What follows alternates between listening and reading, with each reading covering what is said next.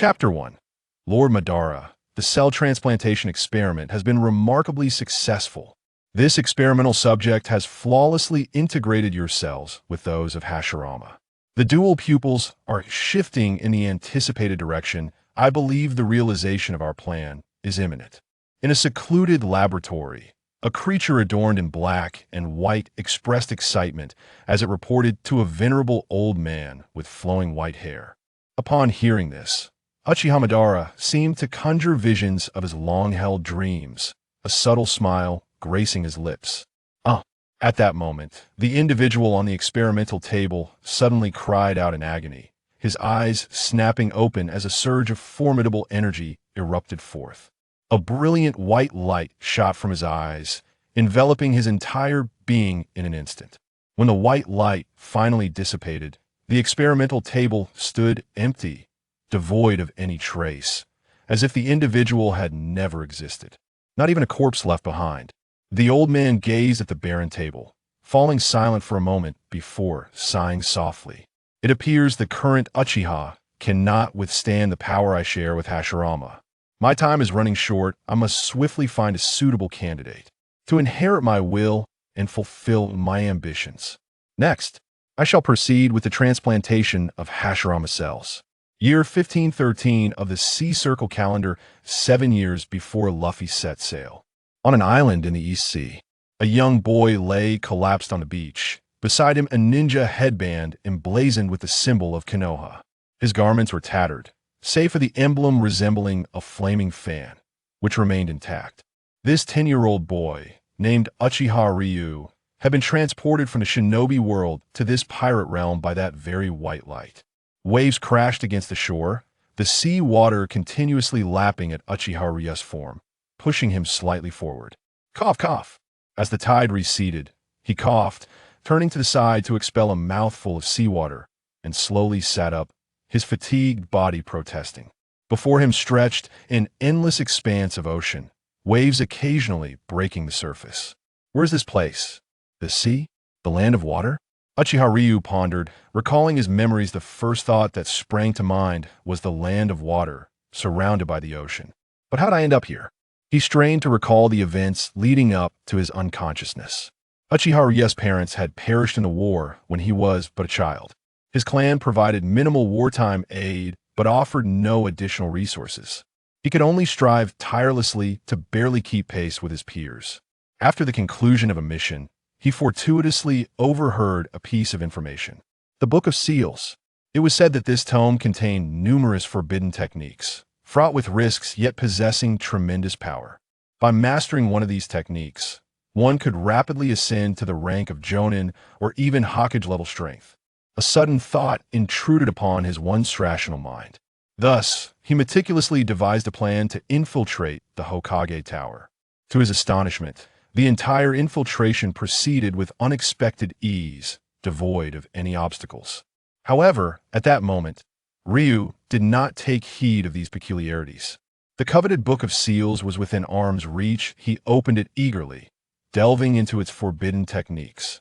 Yet before he could absorb all the content, an assault ensued. In a moment of panic, he could only catch a fleeting glimpse of a shadowy figure before losing consciousness. In the haze, I seemed to hear the sound of machinery whirring, and also, Madara. It felt as though someone called that name. He shook his head, immediately dismissing the notion. Impossible, it must be merely a dream. He retrieved the headband beside him, binding it to his arm, concealing it with his attire, and then stood up. Next, I must find a way to return to Konoha. That dark figure was certainly not from Konoha. How could they infiltrate the Hokage Tower unnoticed? The village may be in danger. I must swiftly report this intelligence to the third Hokage. Gurgle. Ryu's stomach emitted a discontented growl, and he sighed in resignation. I should first fill my belly. I will devise a plan once I ascertain my current situation.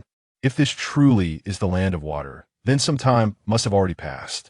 If my assailant has any schemes against the village, even if I rush back now, as a mere genin, I cannot effect any change.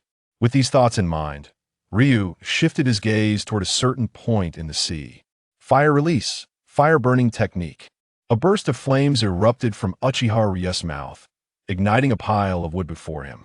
I never imagined that the fire release technique, a source of pride for the Uchiha clan, would now be employed to roast fish. Ryu could not help but exclaim, then drew a kunai, beginning to slice the fish meat. After a brief respite, Ryu glanced at the remnants of the large fish. He had consumed. The image of the gigantic sea creature he had glimpsed earlier resurfaced in his mind, still sending shivers down his spine. This vast ocean is indeed perilous. He vigorously shook his head, banishing the vision of the sea beast from his thoughts, his expression hardening once more. Regardless, what matters most is gathering intelligence. I hope to return to Konoha soon. Ryu silently set forth toward the land, maintaining the vigilance expected of a competent ninja. Although he was uncertain of his current location, he was certain it was not within the Land of Fire. Should he be mistaken for a spy, his hopes of returning to Konoha might well be dashed.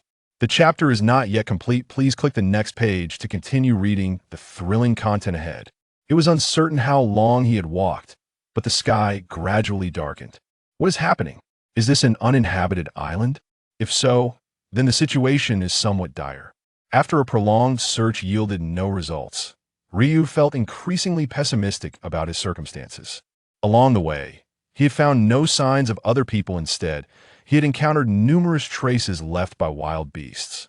Feces, claw marks, and remnants of skeletal remains all indicated the presence of large creatures. Crack! Just as Ryu was about to conclude that this was indeed a deserted island, a sound emanated from a certain direction, accompanied by a flurry of voices. Yet still at a distance, Ryu could not discern the content of their conversation. At last, he had discovered traces of humanity. Ryu felt a wave of relief wash over him as he stealthily approached the source of the voices, minimizing his presence. Boss, the nobles of the Silver Moon Kingdom, and those pirates must be in cahoots. Otherwise, those pirates wouldn't be so brazenly collecting protection fees.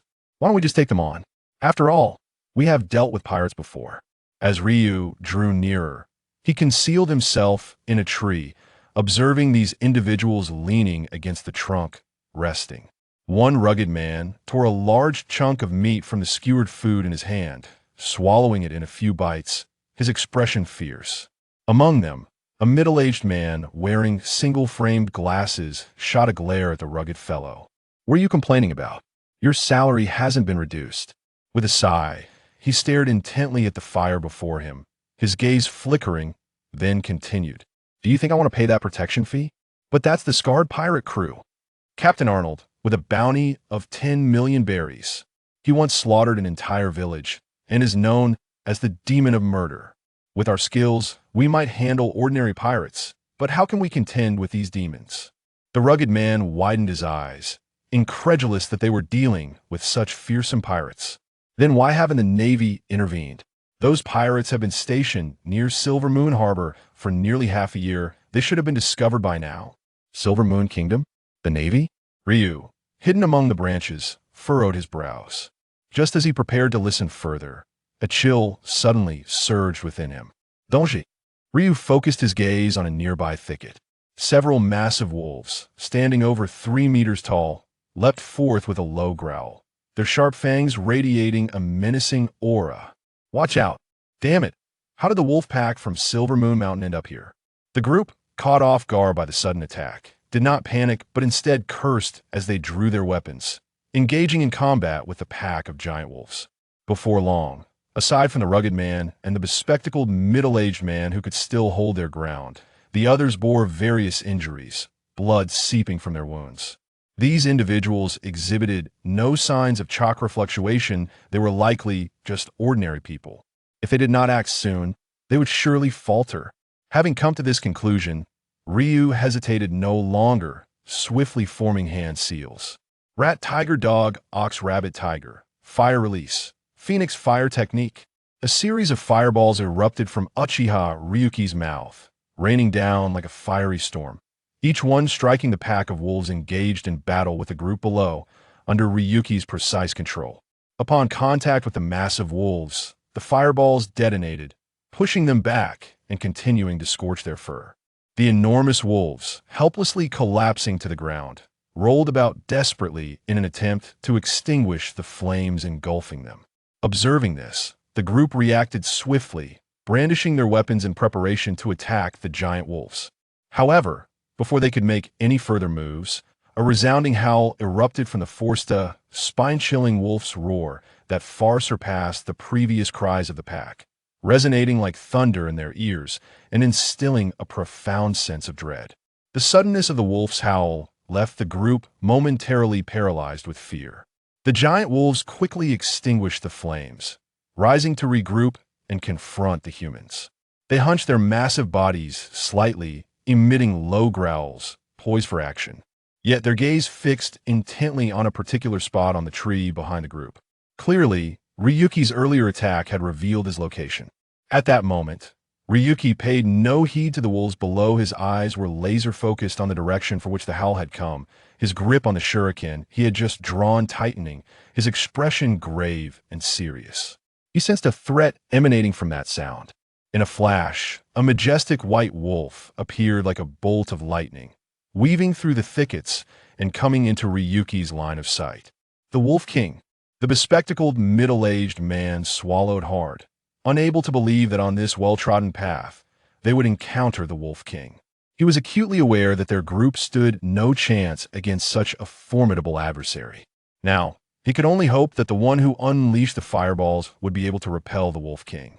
As if in response to the man's silent prayer, Ryuki leaped down from the branches, landing firmly between the wolves and the group. Having already exposed his position, he chose not to hide any longer, presenting himself boldly before them.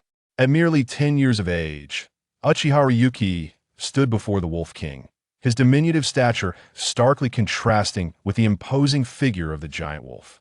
Undoubtedly, had an ordinary person been in his place, they would have been reduced to a mere smear under the Wolf King's paw, utterly defenseless. The men behind him evidently shared this sentiment. They had anticipated a powerful savior, yet were met with nothing but a frail child. Disappointment crept into their hearts, as they believed Ryuki would stand no chance against the Wolf King. "Little brother, you should flee. Their target is us. We will buy you some time." He stepped forward, anxious to persuade Ryuki to escape the impending danger. Upon hearing this, Ryuki's previously solemn face broke into a faint smile.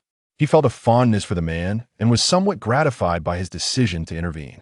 He gestured for them to retreat, his demeanor shifting to one of unwavering focus as he fixed his gaze on the Wolf King, declaring with an air of defiance, "You are no match for me. Depart with your pack at once, and I shall spare you." Ryuki's confidence was palpable.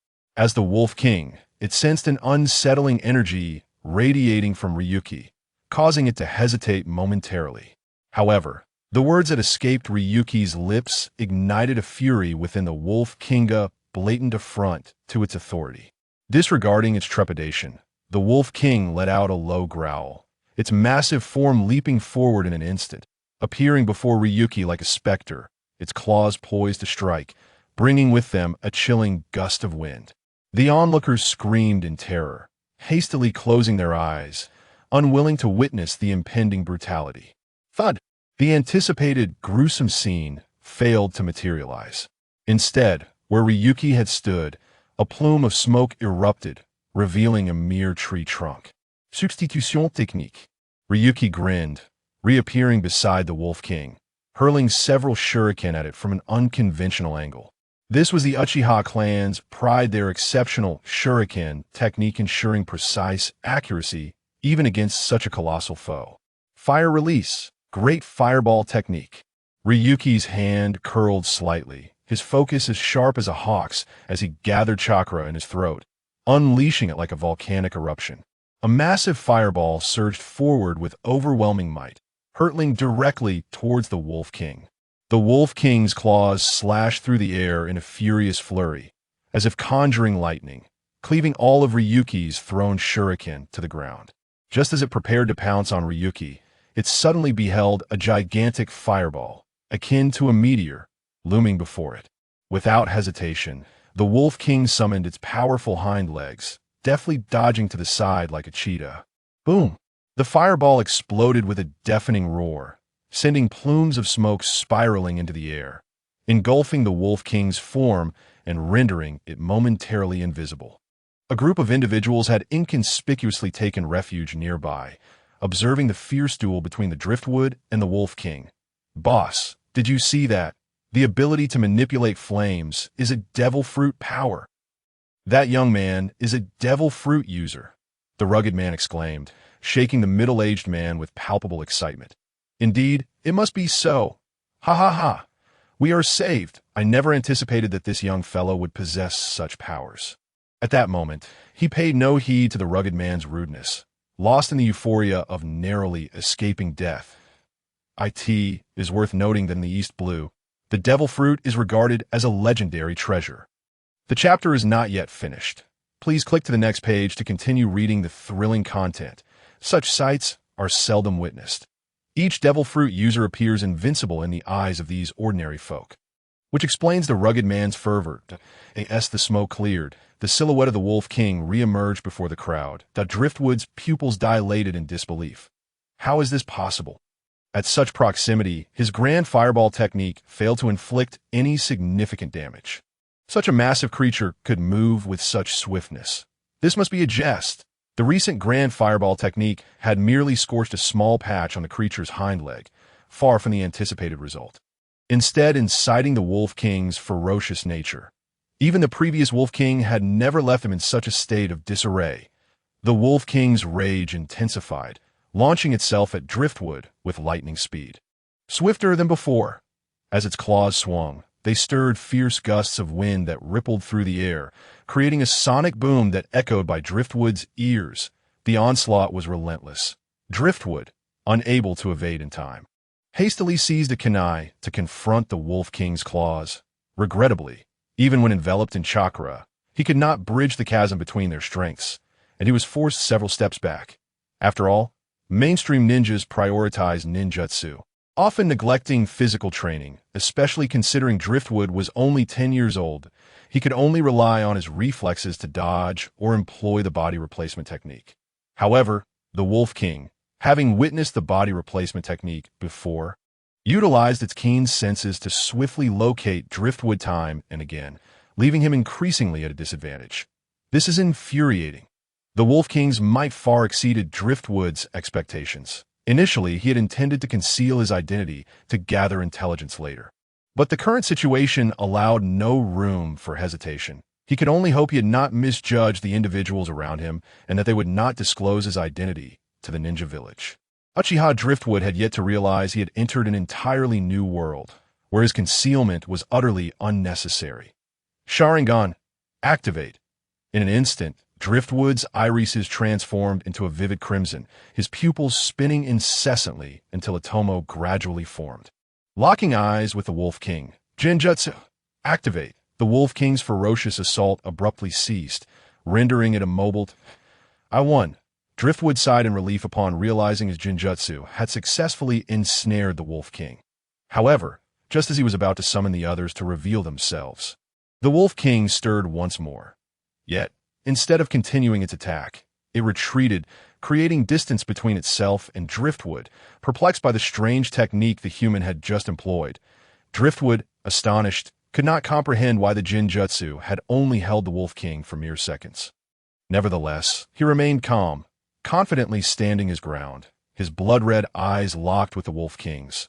The Wolf King emitted a low growl, its gaze filled with trepidation and caution. Moments later, it let out a howl, and the pack of wolves followed suit, retreating in unison. Before disappearing completely, the Wolf King cast one last glance at Driftwood, seemingly intent on remembering this human who had bested it. Once the pack was entirely out of sight, cheers erupted from the crowd behind Driftwood. "Oh, we won. I thought this was the end for us. Who could disagree? I was terrified when that Wolf King showed up. Ha ha. I could smell something foul and thought someone had stepped in dog waste. Only to realize it was you. You rascal. Hey, boss, since we survived this ordeal, we should throw a feast to celebrate. Rest assured, tonight the food and drink will flow abundantly.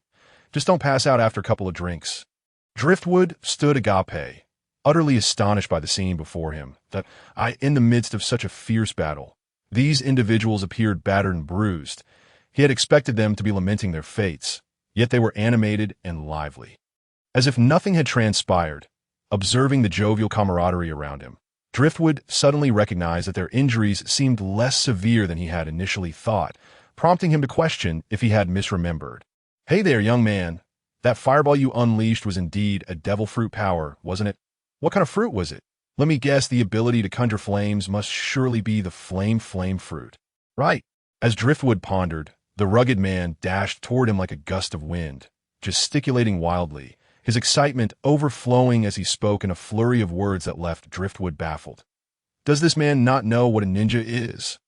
He doesn't recognize my Uchiha clan's Sharingan, and he is unfamiliar with the common fire release technique in ninjutsu as well. Devil fruit. What is that?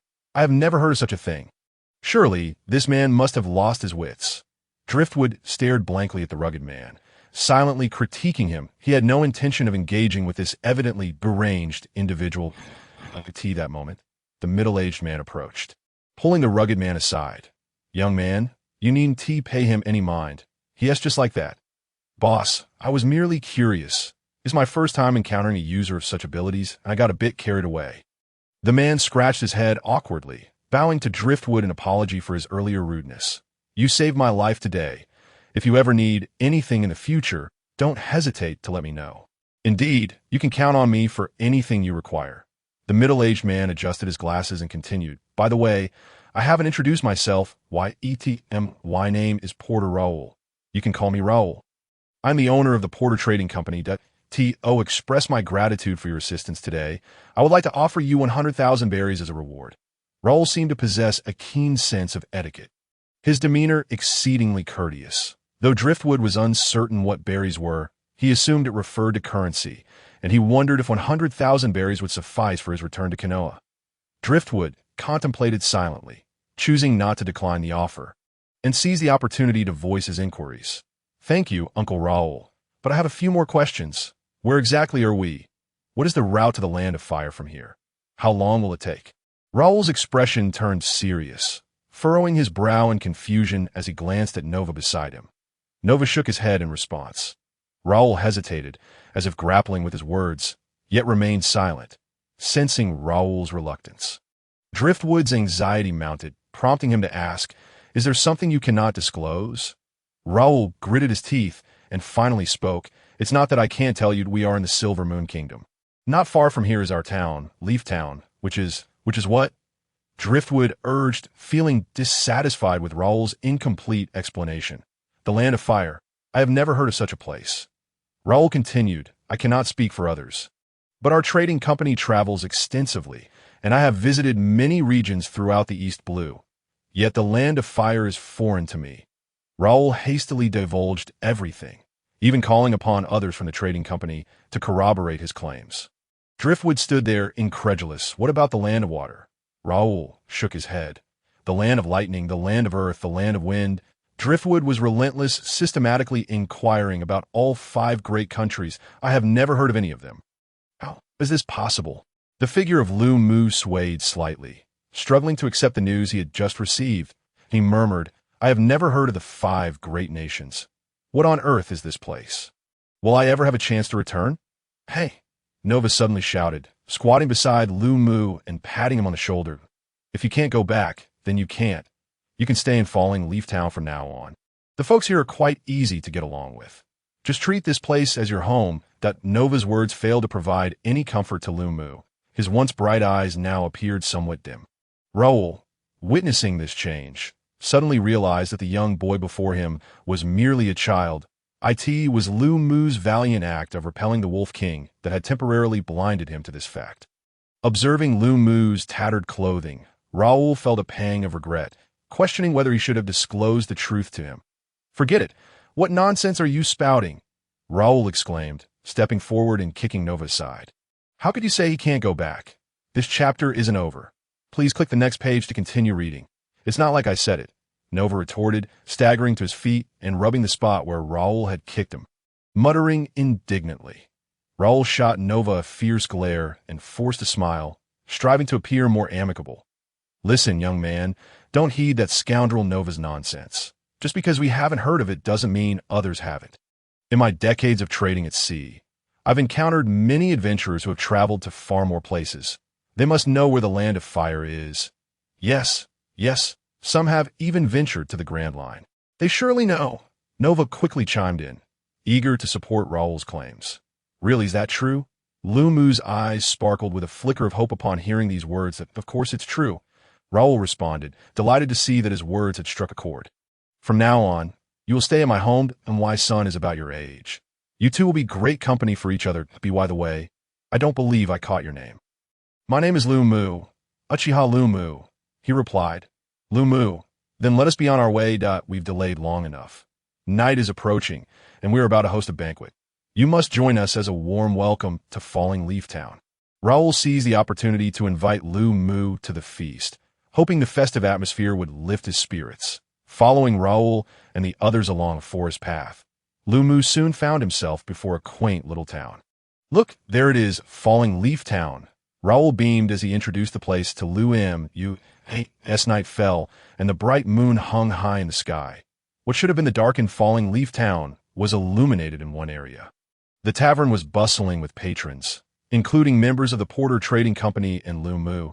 Though the tavern was quite spacious, it now felt somewhat cramped. However, Nova and the others paid little mind. Their eyes fixated on the fine wines and delectable food laid before them. Jesse, bring out all the drinks and food in the tavern. Tonight, we shall celebrate. Raoul commanded the tavern server, Jesse. Let us welcome Lu Mu to Falling Leaf Town and express our gratitude for his life-saving assistance. Yes, boss, Jesse replied dutifully. As the wealthiest individual in Falling Leaf Town, Raoul's ownership of the tavern was evident, as it was clearly a property of the Porter Trading Company. Lu Mu, my friend, come and try our local specialty wine. I guarantee you will never forget its taste. Nova exclaimed enthusiastically, draping an arm around Lu Mu's shoulder and placing a glass of wine before him, then downing his own drink in one go. Nova, you scoundrel, how can you give Lu Mu alcohol? He is still a child. Raoul bellowed from the side, immediately intervening and handing Lu Mu a glass of juice. Upon hearing this, Nova quickly retorted, Boss, this is a tavern. What's the harm in having a drink here? My little brother Beck started drinking at 3. In 2 years, I'll be the one passed out from his drinking. In his defense of drinking, Nova stood firm, showing no signs of backing down even in the face of Raoul's authority. How can you even say that? Do you not realize why Beck is like that? What father weans his child with alcohol? Raoul scolded, leaving no room for Nova's argument as he laid bare the truth, sparing him no dignity.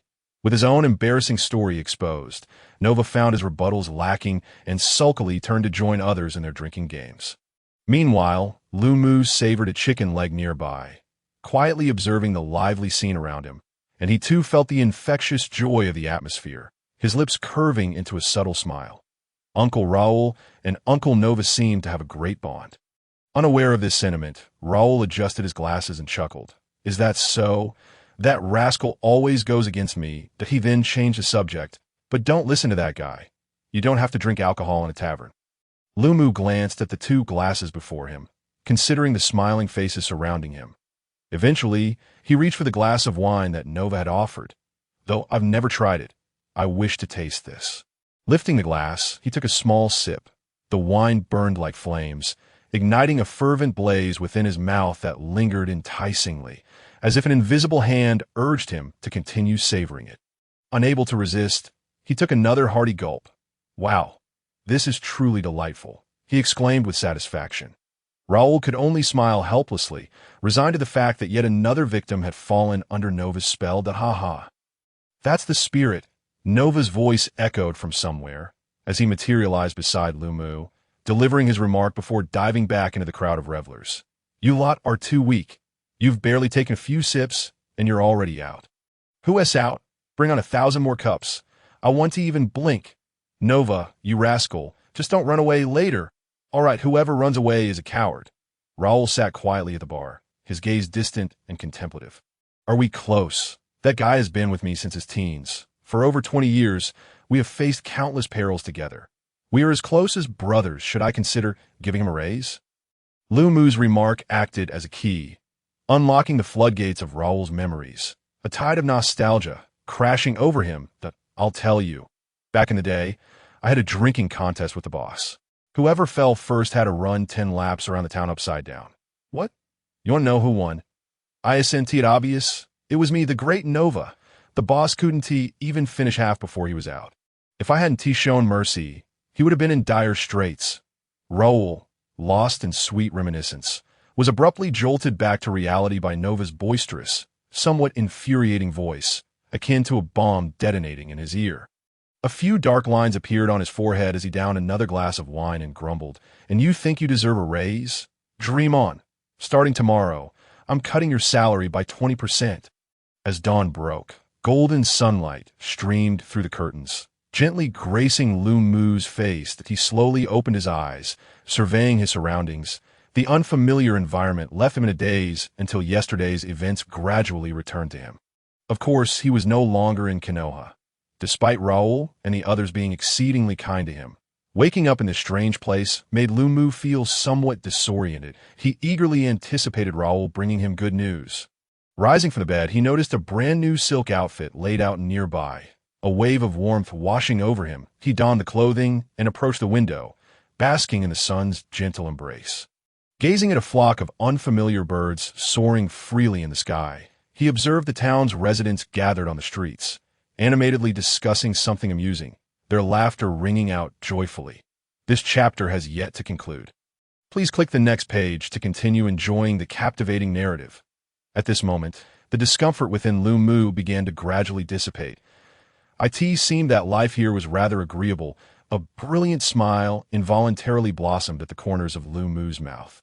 Suddenly, a series of footsteps echoed from outside the door, accompanied by two youthful voices. "Brother Wayne, do you think that the one inside?" "Lu Mu. Yes, that fellow named Lu Mu can really defeat the Wolf King in Silver Moon Mountain?" "It must be a lie. Brother Lester isn't even a match for the Wolf King. He's the most formidable person in Falling Leaf Town and currently serves as the captain of the Kingdom's Guard. Surely my father is merely trying to deceive me. With my intelligence, how could I possibly be fooled? Brother Wayne is truly impressive. But what are we doing here? Didn't Uncle Raoul say we shouldn't disturb his rest? Now that father is out, if I take this opportunity to defeat Lu Mu, he can become my little brother. Then I'll make him call you second brother. I'll count to 3, and we'll kick the door together. This might not be a good idea. Uncle Raoul will be angry. Don't worry.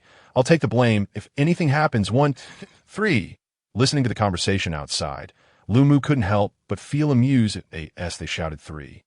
He swung the door open. Bang! The two boys fell face first onto the floor, making intimate contact with it.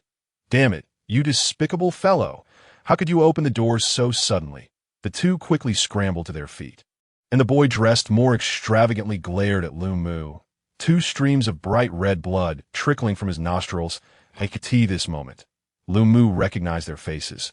The one who had been speaking bore a hint of heroism in his brow, resembling Raoul to some extent.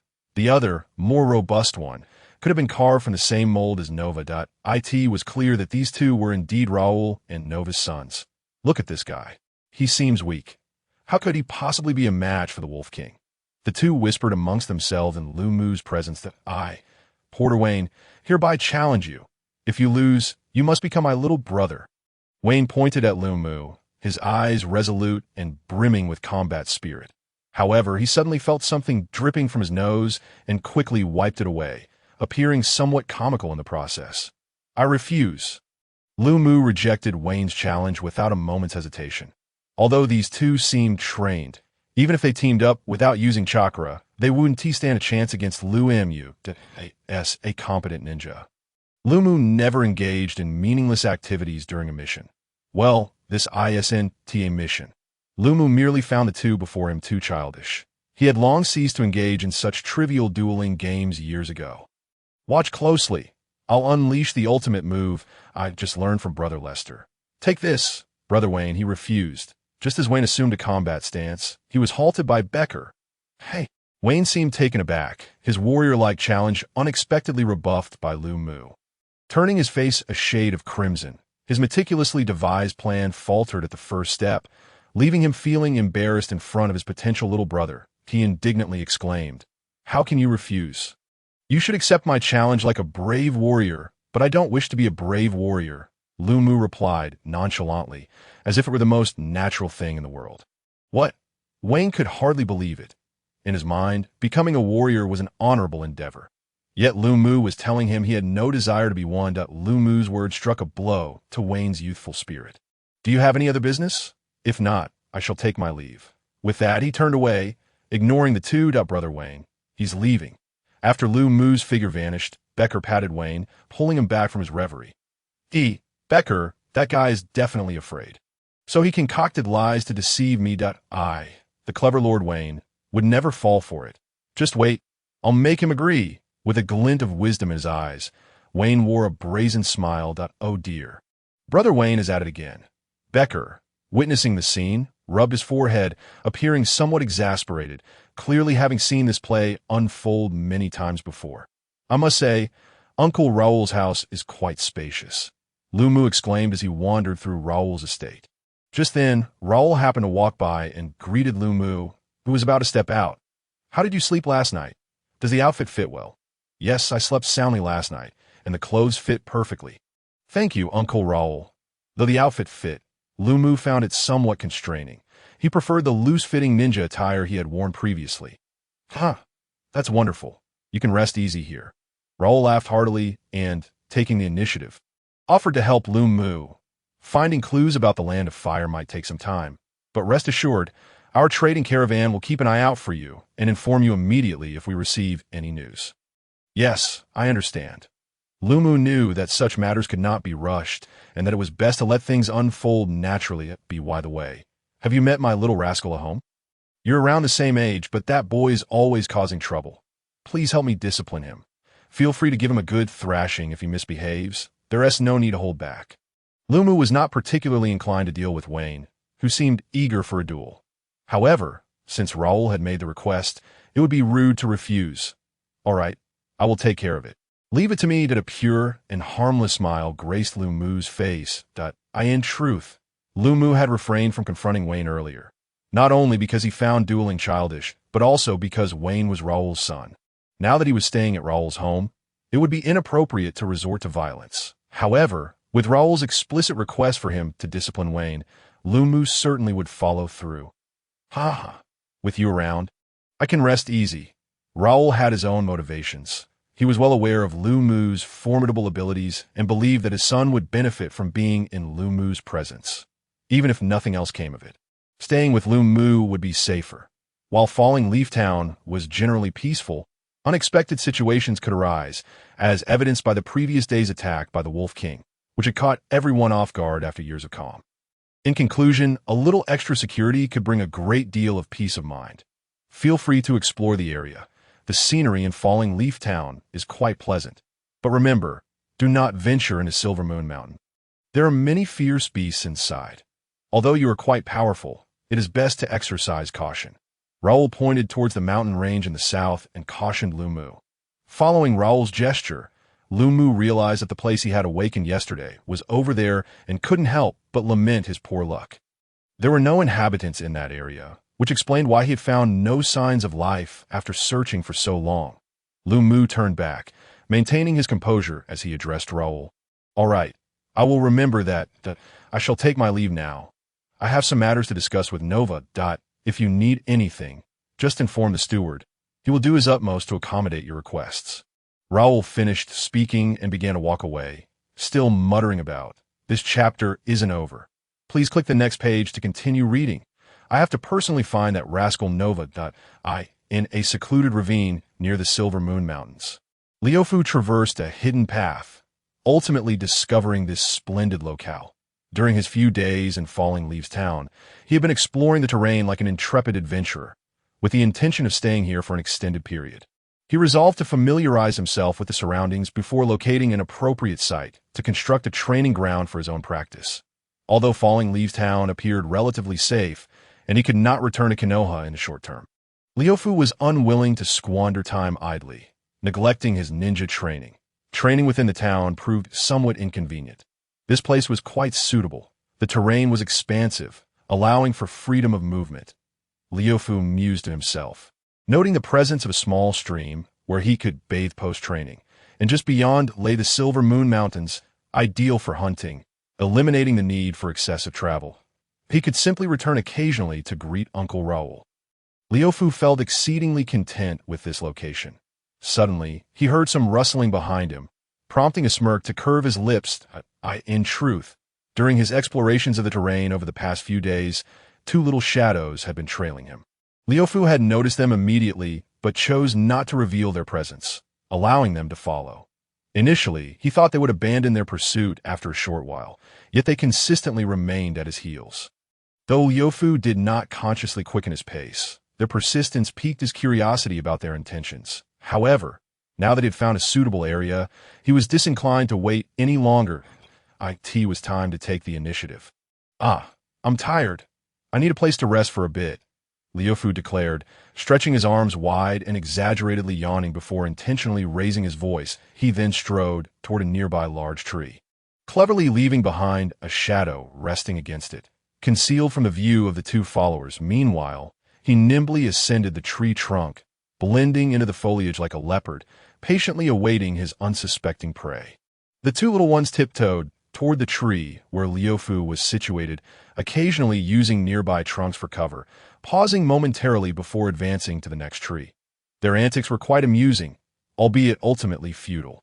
Liufu watched their performance with great interest. After a period of stealthy movement, they finally reached a vantage point from which they could see Liufu. "Beck, he must be asleep. Look at him, completely still," one whispered. Fearing Beck might awaken Liufu, Wayne swiftly covered his mouth and glanced at the still sleeping figure, then quietly urged, "Shh, keep it down. If we wake him, our long-awaited opportunity will be wasted." Beck complied, lowering his voice. "Oh, so what should we do?" "Look at this." Wayne proudly brandished a paintbrush, waving it triumphantly in the air, not allowing Beck a chance to respond. "That will paint his face like a big calico cat. And then threaten him to duel with me. If I defeat him, he'll have to become my little brother." Wayne chuckled gleefully, but quickly stifled his laughter, casting a guilty glance at the still sleeping Liufu, relieved he had not yet been disturbed. "Why don't we just threaten him to become our little brother without the duel?" Beck innocently posed a profound question. Wayne halted, turning to stare at Beck incredulously. He could hardly believe that this fellow, typically known for his drinking, could propose such a constructive idea. Simultaneously, he felt dismayed for not having thought of it himself. However, as the elder brother, Wayne quickly feigned indignation, declaring, "Beck, I never imagined you to be the sort. Our dream is to become valiant warriors. We can only determine victory through battle. We cannot resort to such despicable tactics. You need to reflect on this." "Apologies, Wayne. I shouldn't have thought that way," Beck replied, momentarily taken aback by Wayne's words, sensing a radiant aura emanating from him. "Let us set aside this matter for now. You must not repeat such thoughts in the future." Wayne was pleased with Beck's reaction and continued to observe Liufu. "Soon, when he is sound asleep, we shall act." Wayne believed he had seized upon a prime opportunity, unaware that Liufu was keenly aware of their every move. Liufu, concealed in the tree, stifled a laugh, thoroughly entertained by the antics of the two. But could someone truly be threatened into submission by having their face painted like a cat? He glanced down at the duo, crouched in the bushes. Nodding to himself, it appears they really could. As time slipped by unnoticed, the two deemed the moment right, exchanged knowing smiles, and nodded before stealthily approaching Liufu. With mischievous grins, they brandished a paintbrush, reaching towards the sleeping figure. However, as the brush made contact, it passed straight through Liufu's head, striking the tree trunk behind him. Wayne, what just happened?" Beck stammered. "Liufu. Could he be a Gigi ghost?" Beck seemed momentarily paralyzed by the scene, his eyes wide and voice trembling. "And no, that's impossible. There are no such things as ghosts in this world. Even if they existed, a brave warrior would not fear mere specters." Wayne's demeanor was slightly steadier than Beck's, yet the slight tremor of his frame betrayed his inner turmoil. "Is that what you consider a ghost?" A deep voice suddenly resonated from above. Both boys looked up abruptly, only to be met with a ghastly, fearsome visage hovering in the air. "A ghost!" they shrieked, their eyes rolling back as they fainted. Such a fright was truly unexpected. Liufu descended from the tree, gently nudging the two fallen figures, his terrifying countenance slowly reverting to his original appearance. observing Wayne and Beck sprawled beneath the tree. Liu Fu shook his head in exasperation. The turn of events had entirely caught him off guard. He had merely intended to discern their purpose. Yet, they had mistaken his shadow clone technique for a ghost, and he had unwittingly played along with their misconception, albeit perhaps a bit too enthusiastically. This chapter is not yet concluded. Please turn to the next page to continue reading. Ghost. There's a ghost. Wayne lay on the ground, flailing his legs and shaking his fists at the air. Wake up and come eat something. Liu Fu called from the other side, where he was tending a fire and grilling meat. Wayne glanced at Liu Fu, puzzled. Aren't you supposed to have been eaten by ghost? Liu Fu's forehead was instantly adorned with a series of black lines that you're the one who was eaten by ghost. It was merely a basic shadow clone technique. Shadow clone technique? What's shadow clone technique? Wayne asked, confused, looking around to discover Beck nearby, mumbling another drink. This fellow was dreaming of drinking again. Wayne sighed, relieved to see Beck unharmed. Then turned to Liu Fu. Liu Fu, hurry up and duel with me. All right. Having previously promised Raoul to discipline Wayne, Liu Mu did not refuse this time. Wayne had prepared himself for rejection, contemplating alternative methods to force Liu Mu into a duel. However, to his surprise, Liu Mu readily agreed. Humph. Although my plan did not succeed, I achieved my ultimate goal. I am indeed the most formidable, Wayne narcissistically exclaimed before gearing up for battle, declaring, prepare yourself, in response to Wayne's bravado. Liu Mu showed no reaction, casually holding a roasted piece of meat in one hand while continuing to cook with the other. Seeing Liu Mu's blatant disregard for him ignited a flicker of anger in Wayne, who charged at Liu Mu with a raised fist, determined to teach him a lesson. Watch how I punish you. Liu Mu, catching a glimpse of Wayne's movement, quietly assessed he shows promise, likely trained by the Lester they spoke of before. Nonetheless, he paid little heed, continuing to enjoy his roasted meat, slightly shifting his body to effortlessly evade Wayne's attack. Da-da! Behold my aerial punch. As Wayne's attacks continued to miss, he unleashed what he believed to be his strongest move. Leaping fiercely toward Liu Mu, Liu Mu's expression hardened. In a flash, he seized a branch with a meat skewer and pointed it at Wayne's forehead, decisively subduing him. You've lost. After being effortlessly overpowered by Liu Mu, Wayne had no choice but to acknowledge him as his elder brother, given that it was his own request. Yet his youthful face was filled with resentment. Despite his defeat, he could only acquiesce. Aspiring to be a valiant warrior, Wayne refrained from retracting his words, demonstrating a commendable determination. However, he declared, though I am your younger brother now, I will challenge you at any moment. The day I defeat you will be the day I reclaim the title of elder brother. Thus, every so often, whenever Wayne felt an increase in his strength, he would challenge Liu Mu, wagering the coveted title of elder brother. One could only wonder why he was so fixated on this title. Liu Mu, prepare to meet your demise. This time, I shall surely defeat you. And so, amid Wayne's persistent challenges and subsequent defeats, Liu Mu had been in this place for a year. During this time, he engaged in more than mere training. He sought to understand this world through various means: news, books, or the accounts of travelers who settled in Fallen Leaf Town. Most notably, he gathered information from Raoul and his companions, who brought back tidings upon their returns from voyages, although they never delivered the news Liu Mu yearned to hear. He would sit in the tavern, accompanying everyone as they shared tales of their maritime adventures. Each time he witnessed their jubilant toasts and lively discussions about their exploits at sea, Liu Mu felt a stirring within him, planting the seed of a desire for adventure upon the ocean. Gradually, he integrated into the small town's community, joining in their revelries, sharing drinks, and vying for food on the table, as he absorbed more knowledge of this world, of the seas, the Grand Line, devil fruits, the Navy, the world government, celestial dragons, and the 7 warlords. Alongside the utter lack of awareness regarding the contract with the spirit beast, Liu Mu gradually comprehended that he seemed to have arrived in an entirely different world.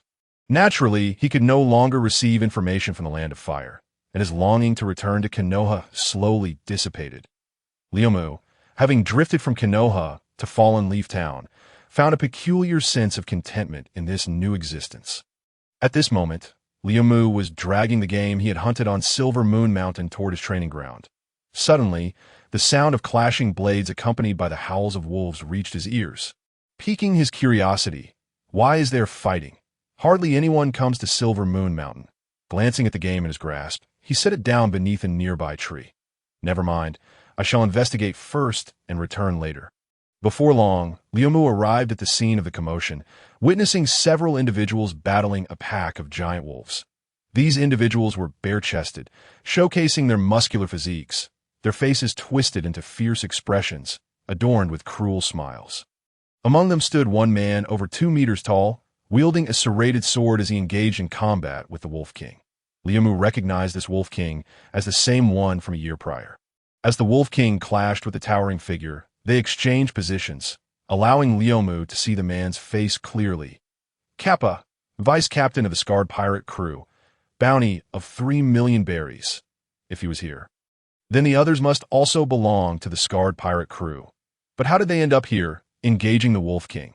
Liumu pondered that a year and a half ago, after the Scarred Pirate crew arrived in the territory of the Silver Moon Kingdom. They had been stationed near the eastern Silver Moon port, collecting protection fees from nearby towns without causing further trouble. This information had come from Raoul, who had also shown Liumu the wanted posters of the 2 bounty hunters. Initially, Liumu had proposed to help drive away the Scarred Pirate crew, but Raoul had declined. The reasoning was that they could still afford the protection fees, and since the Scarred Pirate crew had not caused any other issues, there was no need to instigate conflict. Having spent time together, Raoul and the others understood that Liumu was not a devil fruit user to owe them. He was merely a child with some unique abilities. Not a match for the Scarred Pirate crew. Furthermore, they treated Liumu as one of their own, preferring to shield him from unnecessary risks despite his insistence that he could handle it, concealed among the trees. Liumu watched the fierce battle unfold, astonished that Kappa could hold his ground against the Wolf King without faltering. What level of strength must their captain, Arnold, possess? At that moment, Liumu felt a wave of relief that Raoul had not acquiesced to his earlier request. After all, at that time, he had merely held his own against the Wolf King, having initially underestimated him and refrained from activating his Sharingan. However, confronting an entire pirate crew seemed beyond his capabilities at that moment. Yet, that was a year ago. Now Liumu felt a newfound confidence. Primarily, he had yet to encounter Arnold and remained unaware of his specific strength, making it difficult to assess the situation. Over the past year, Liumu had experienced substantial growth in his abilities, both physically and in terms of chakra capacity. What astonished him most was his effortless mastery of the nature transformations of earth and water attributes. His training speed had accelerated remarkably, seemingly on the verge of surpassing the Uchiha clan's innate fire attribute. Although he had discovered his aptitude for all 5 chakra natures during the initial chakra test, the other 4 were relatively weak compared to his fire affinity, which had led him to focus solely on fire training. Now, with the sudden enhancement of his earth and water attributes, Liumu was determined to embrace them all. As the fierce clash between the pirates and the wolves raged on, the pirates gradually gained the upper hand. Several giant wolf corpses lay strewn across the ground, while the pirates suffered only minor injuries, leaving the battle between the Wolf King and Kappa in a deadlock. Frustrated by the Wolf King's continued survival, Kappa bellowed, "Brothers, speed up! This beast is tougher than I imagined." "Yes." The rest of the pirates responded in unison, their eyes glinting with ferocity as their attacks grew increasingly brutal. They exchanged injuries to avoid the lethal strikes of the wolf's claws, allowing other attacks to land upon themselves. Under such relentless assault, the remaining giant wolves fell one by one, and the pirates joined forces to encircle the Wolf King. With the assistance of his fellow pirates, Kappa effortlessly severed the Wolf King's head. "Let us go. We can report back to the captain." Kappa hoisted the Wolf King's severed head, gesturing grandly as he led the way back to their camp. The other pirates followed suit, carrying their own trophies, leaving the remnants behind to become prey for other beasts. Haha! The first mate is finally about to set sail once more. It is truly exhilarating. Indeed, having spent over a year in this wretched place, with the captain sternly forbidding us from venturing outside under the pretext of evading naval pursuit, has been dreadfully tedious. In my opinion, what is there to fear from the Navy? We have not hesitated to spill blood before. Are we finally departing from the Scarred Pirate crew? It is a stroke of good fortune for Uncle Raoul and his companions, though I wonder where calamity will next befall.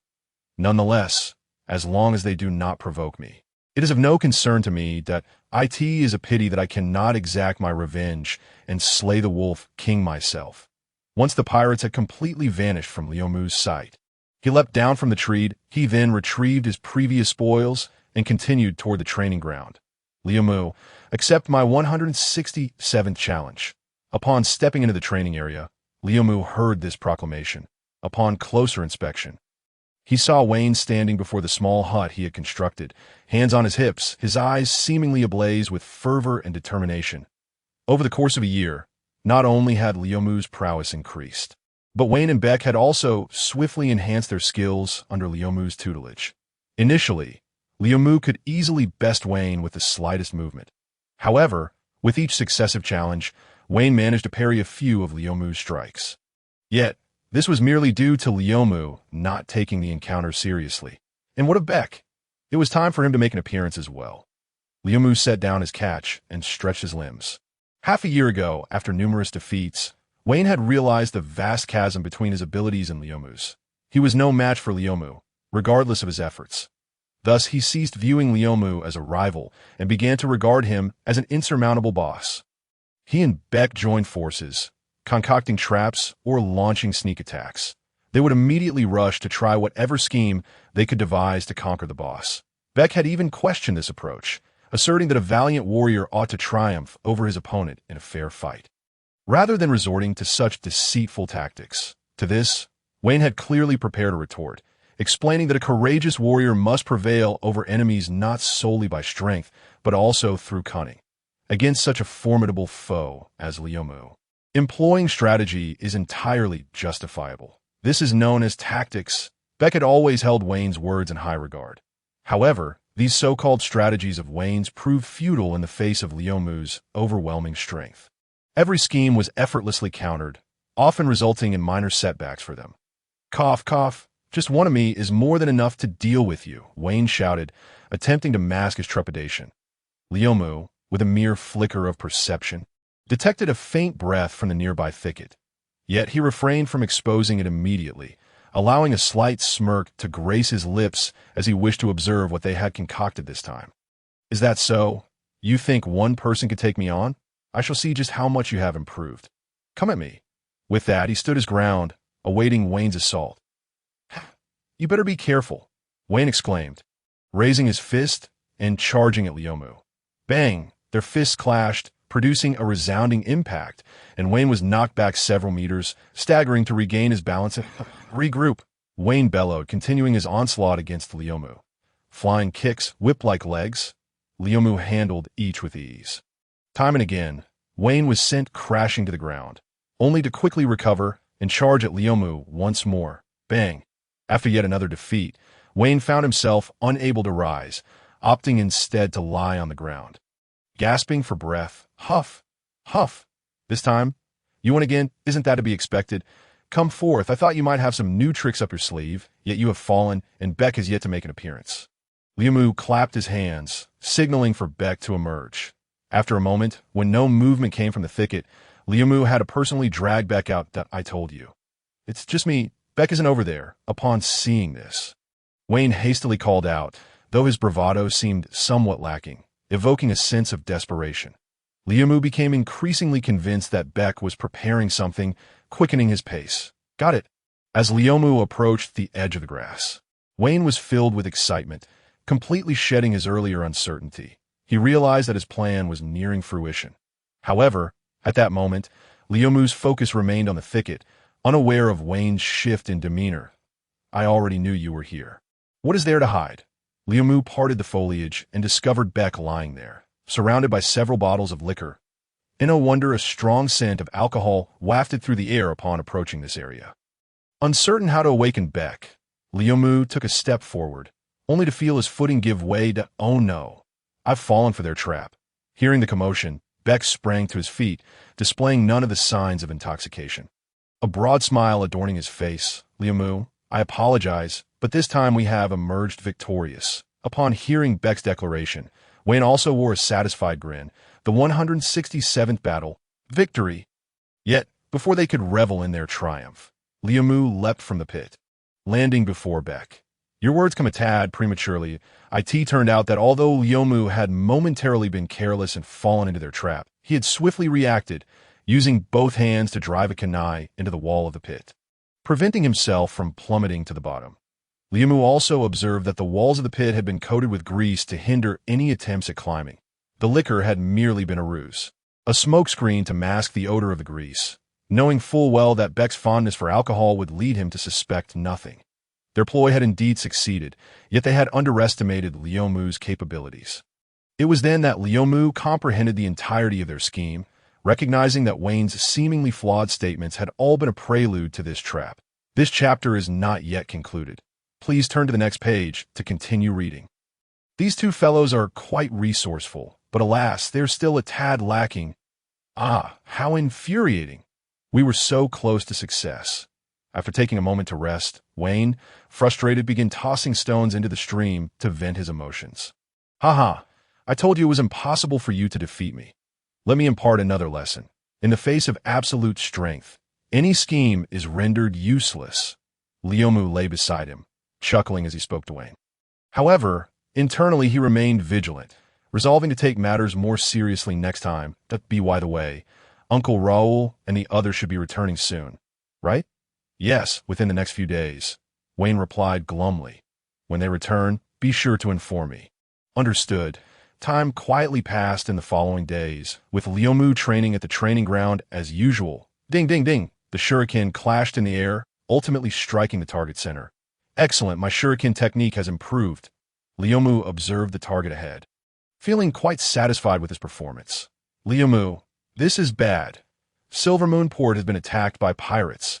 Wayne and Beck shouted as they ran toward him. Following closely behind was a person clad in the garb of the kingdom's army, visibly wounded. The pirates are attacking, and they seek Lest. Isn't he the captain of the kingdom's squad? What do they want with me? Lyomu hurled another shuriken at the target, his expression unchanged, as if he were entirely unconcerned about the pirate assault. The general has already fallen in battle against the scarred pirate crew. Captain Lest sent me to seek your assistance, stating that only you possess the hope of repelling the pirates. I implore you to lend your aid. The soldier from the kingdom had tears glistening in his eyes, his gaze filled with a mix of sorrow and fervent hope. Lester, hailing from Fallen Leaf Town, later joined the kingdom's army and became the captain of a small squad. On one occasion, when Lester returned to Fallen Leaf Town, the two engaged in a friendly spar, where the more relaxed Lumber emerged victorious. This was also the reason Lester sought his assistance. Lumber curled his lip in disdain and flatly refused, stating, too troublesome, not interested. However, scarcely had the words left his mouth when he caught sight of Wayne nearby, and an urgent thought crossed his mind. Where's Uncle Raoul? The soldier promptly replied, the members of the Porter Caravan are currently trapped in Silver Moon Harbor. Lumber could disregard the plight of others in the kingdom, but he could not abandon Raoul and the others. He quickly slung his ninja pouch over his shoulder and instructed the soldier. Keep an eye on those two. Do not let them follow. With haste, Lumber sped away, having donned his familiar combat attire, adorned with the Uchiha clan's fan symbol on his back, equipped with ninja shoes, and wearing the Leaf Village headband. Apart from the headband, the entire ensemble was custom-made for him by Raoul, allowing for ease of movement while providing a degree of protection. Lumber felt a twinge of regret. He should have permanently left the Kappa gang behind on Silver Moon Mountain. This would have made things easier for the kingdom's army and ensured Raoul's safety. After a prolonged and frantic dash, Lumber finally arrived at Silver Moon Harbor. Yet, the scene before him filled him with dread. Numerous buildings lay in ruins. Cries for help, curses, and the sounds of battle echoed through the streets of Silver Moon Harbor. As pirates, like demons, ravaged and pillaged, their smiles twisted and cruel, Lumber's heart raced with urgency as he darted across rooftops, yet he could not find any sign of Raoul and the others. Ultimately, he reached the harbor, where he finally spotted a familiar face, Lester. Several three-masted ships were docked, their flags bearing a fearsome scarred skull, fluttering in the wind.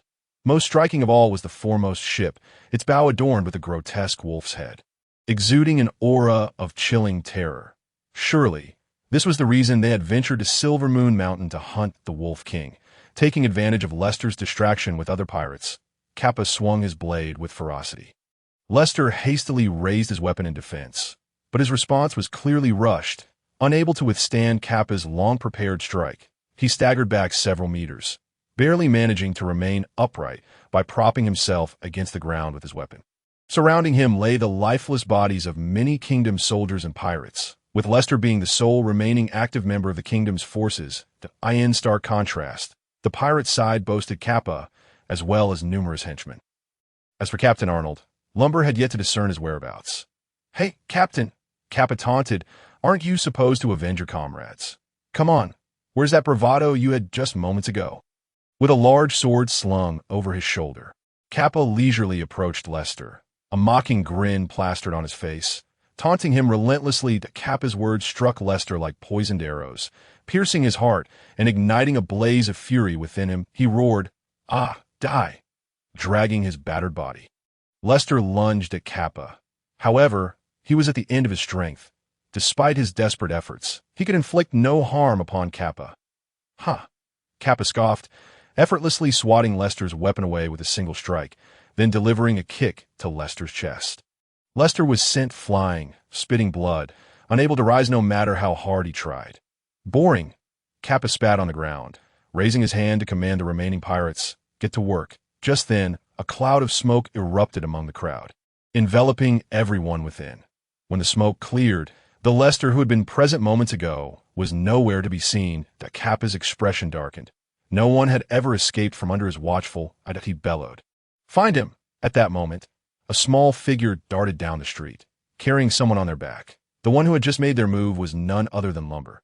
First, he had used a smoke bomb to obscure the pirate's vision, then employed the body flicker technique to rescue Lester. Although he had only recently mastered the technique and struggled to apply it in the heat of battle, he had enough time to prepare in that situation. Lumber inquired, "How are you holding up? Can you still manage? Don't worry, I'm not dead yet. Just ignore me. Those pirates are still here. If we leave them be, they'll harm more people. If it's you, you can handle it." Lester, still fixated on driving the pirates away, was truly living up to his attire. "Have you seen Uncle Raoul?" Lumber disregarded Lester's question. His intention in saving Lester was not only for convenience, but primarily to locate Raoul and the others. As for the rest, they were of little concern to him, and he would decide what to do once he found Raoul. If he could help, he would. If not, he could not be blamed for his ruthlessness. After a moment of silence, Lester finally spoke. "I know where they are. I'll take you there." He gestured toward the direction. Under Lester's guidance, Lumber eventually discovered Raoul and the others in a concealed underground warehouse. Here, many residents of Silvermoon Harbor had gathered, with a few kingdom soldiers maintaining order and a doctor tending to the injured. Clearly, this was a makeshift refuge, established to respond to such dire situations. "Captain Lester," the kingdom soldiers greeted him, and upon learning their purpose, led Lumber to Raoul's group.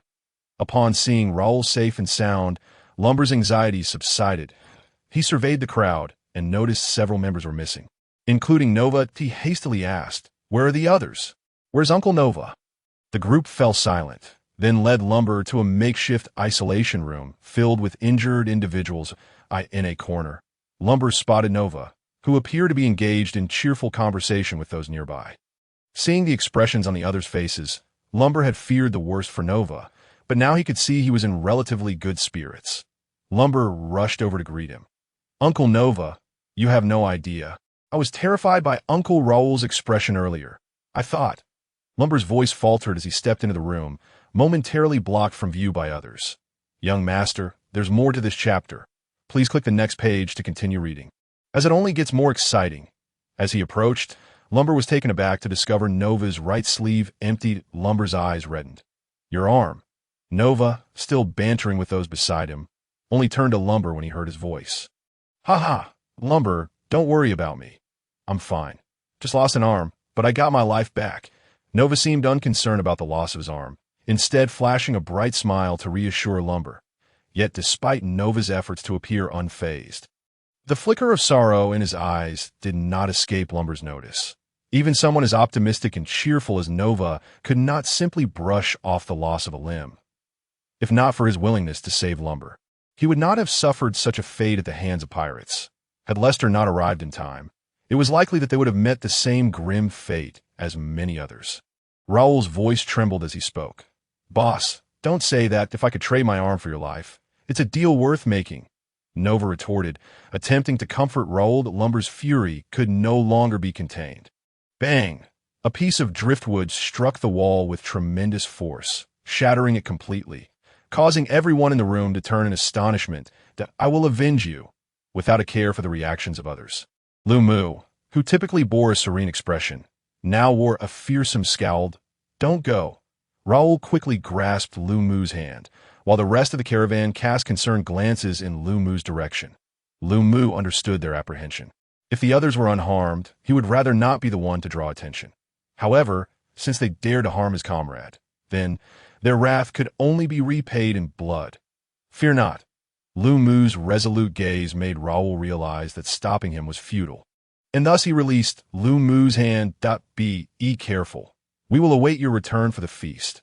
Meeting their concerned stares, Lu Mu nodded solemnly and turned to head towards the port at Silver Moon Port. First mate, no sign of the target. I have not found anything either. That a few pirates were reporting their search results to Kappa. Seething with rage, Kappa ground his teeth and spat. Damn rat, don't let me catch you. Let us head to the captain. Just as Kappa prepared to lead the remaining crew in search of Arnold, one of his subordinates suddenly shouted, First mate, someone's coming. Someone with poor eyesight.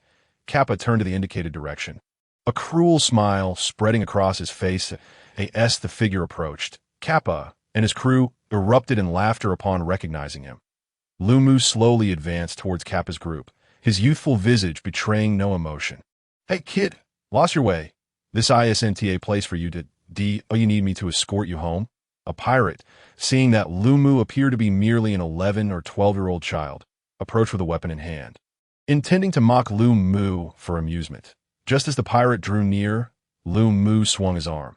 The pirate failed to react in time, still frozen in his previous motion, a smile etched on his face. While a deep gash appeared on his neck, blood gushing forth, some droplets even splattering onto Lu Mu's face. Lu Mu flicked the bloodied kunai, the crimson droplets cascading to the ground like a vibrant flower.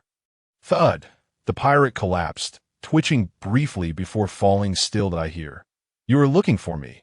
Lu Mu gazed at the remaining pirates, a smile creeping onto his lips, although the blood on his face rendered it a terrifying sight. Kappa's eyes fixed on Lu Mu, his brows furrowed, his expression grave. Danger.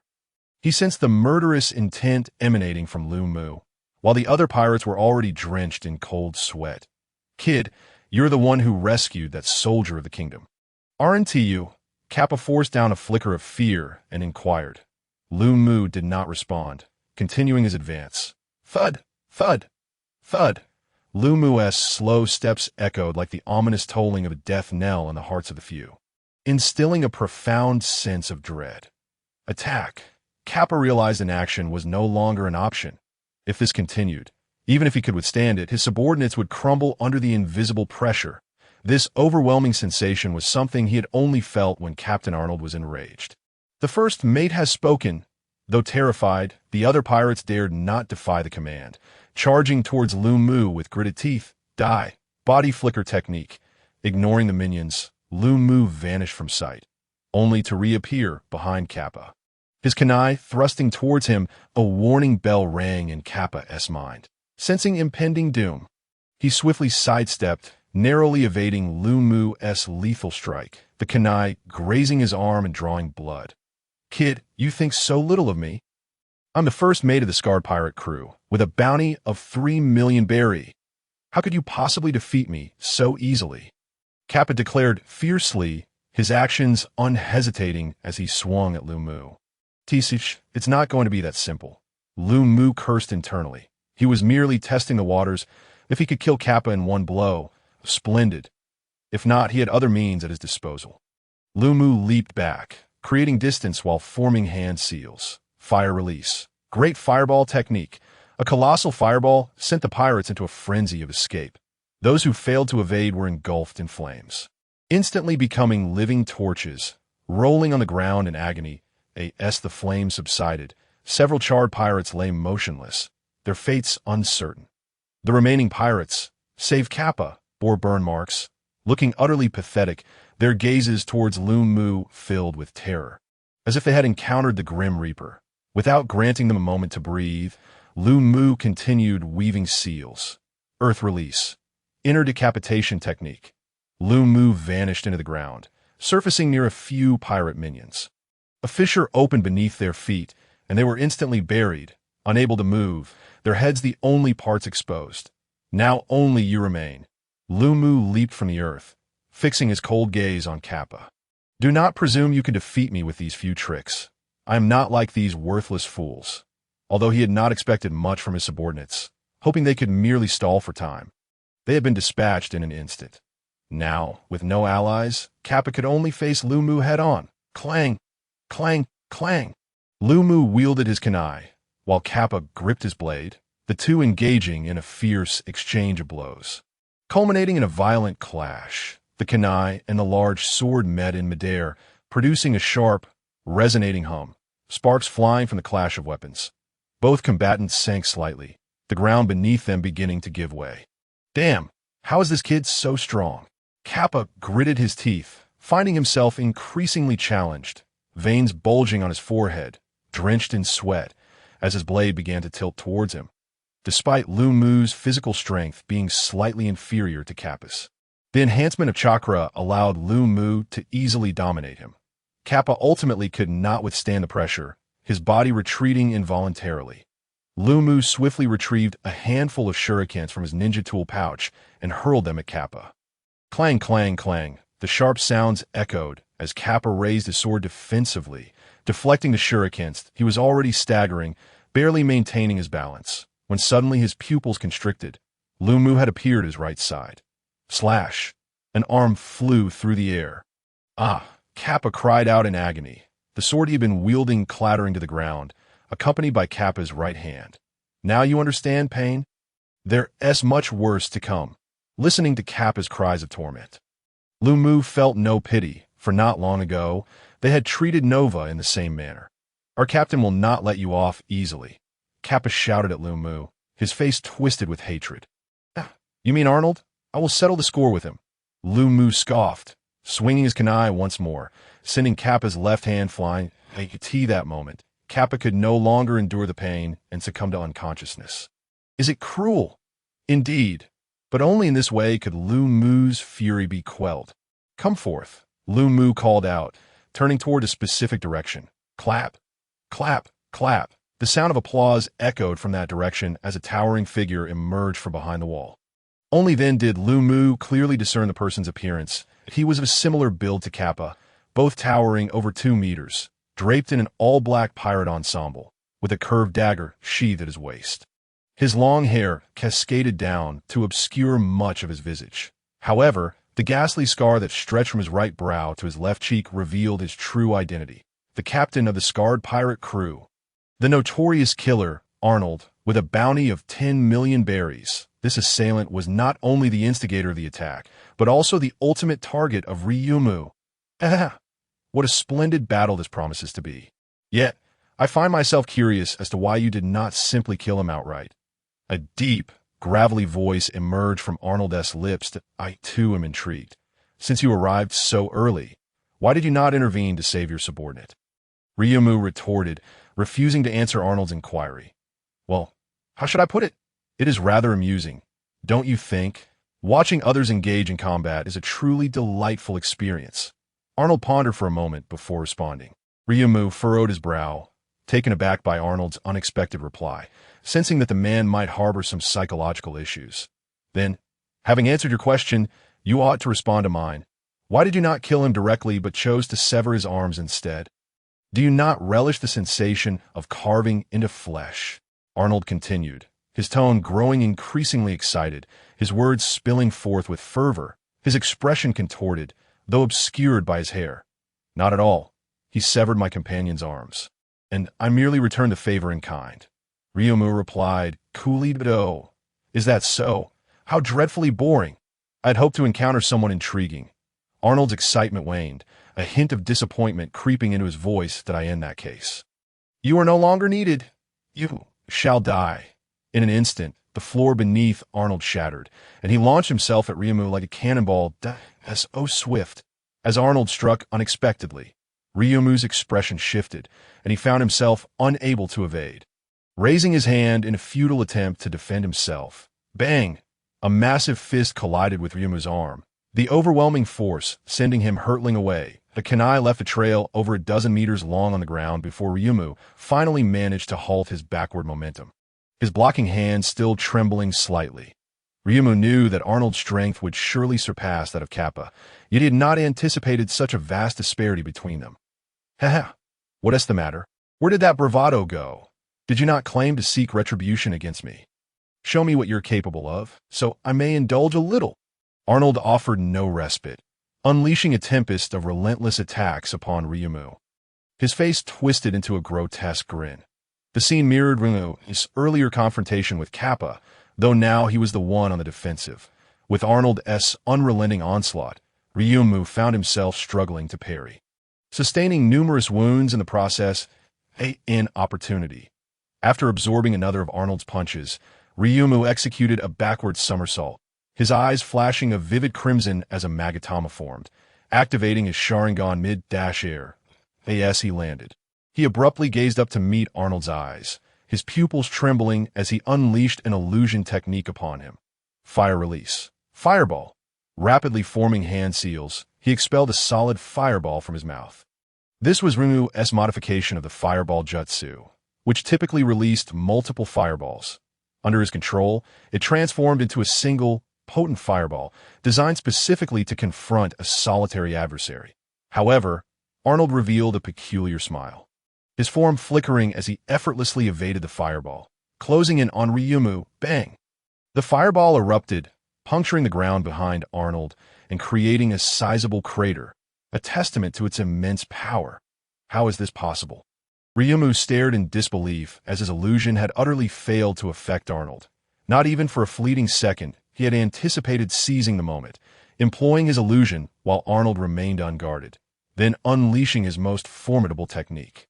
Yet, he had not foreseen that his illusion would bear no fruit against Arnold. After dodging Ryumu's fiery assault, Arnold simply strolled toward him, inexplicably refraining from launching another attack. Given the previous exchange, it was evident that if Arnold maintained his earlier pace, Ryumu's defeat was merely a matter of time. With a grave expression, Ryumu regarded the advancing Arnold, choosing not to strike. Although uncertain as to why Arnold had ceased his assault, he refused to squander this opportunity. Hoping to regain some stamina and chakra. What a beautiful pair of eyes you possess. Were you attempting to control me just now? Is this the capability of your eyes? Alas, how unfortunate, for it is of no use to me. No one can manipulate me. Not even I myself. Ha! Arnold seemed to divulge some astonishing information. He could not even control himself. Though his visage remained twisted, he appeared even more agitated. His hands incessantly clawed at his own clothing, and in no time, his pirate attire lay in tatters, exposing a torso riddled with scars. Even so, he did not cease, his nails dug into his flesh. Crimson blood seeping forth, that Ryumu's eyes widened in disbelief as he beheld Arnold's scarred body.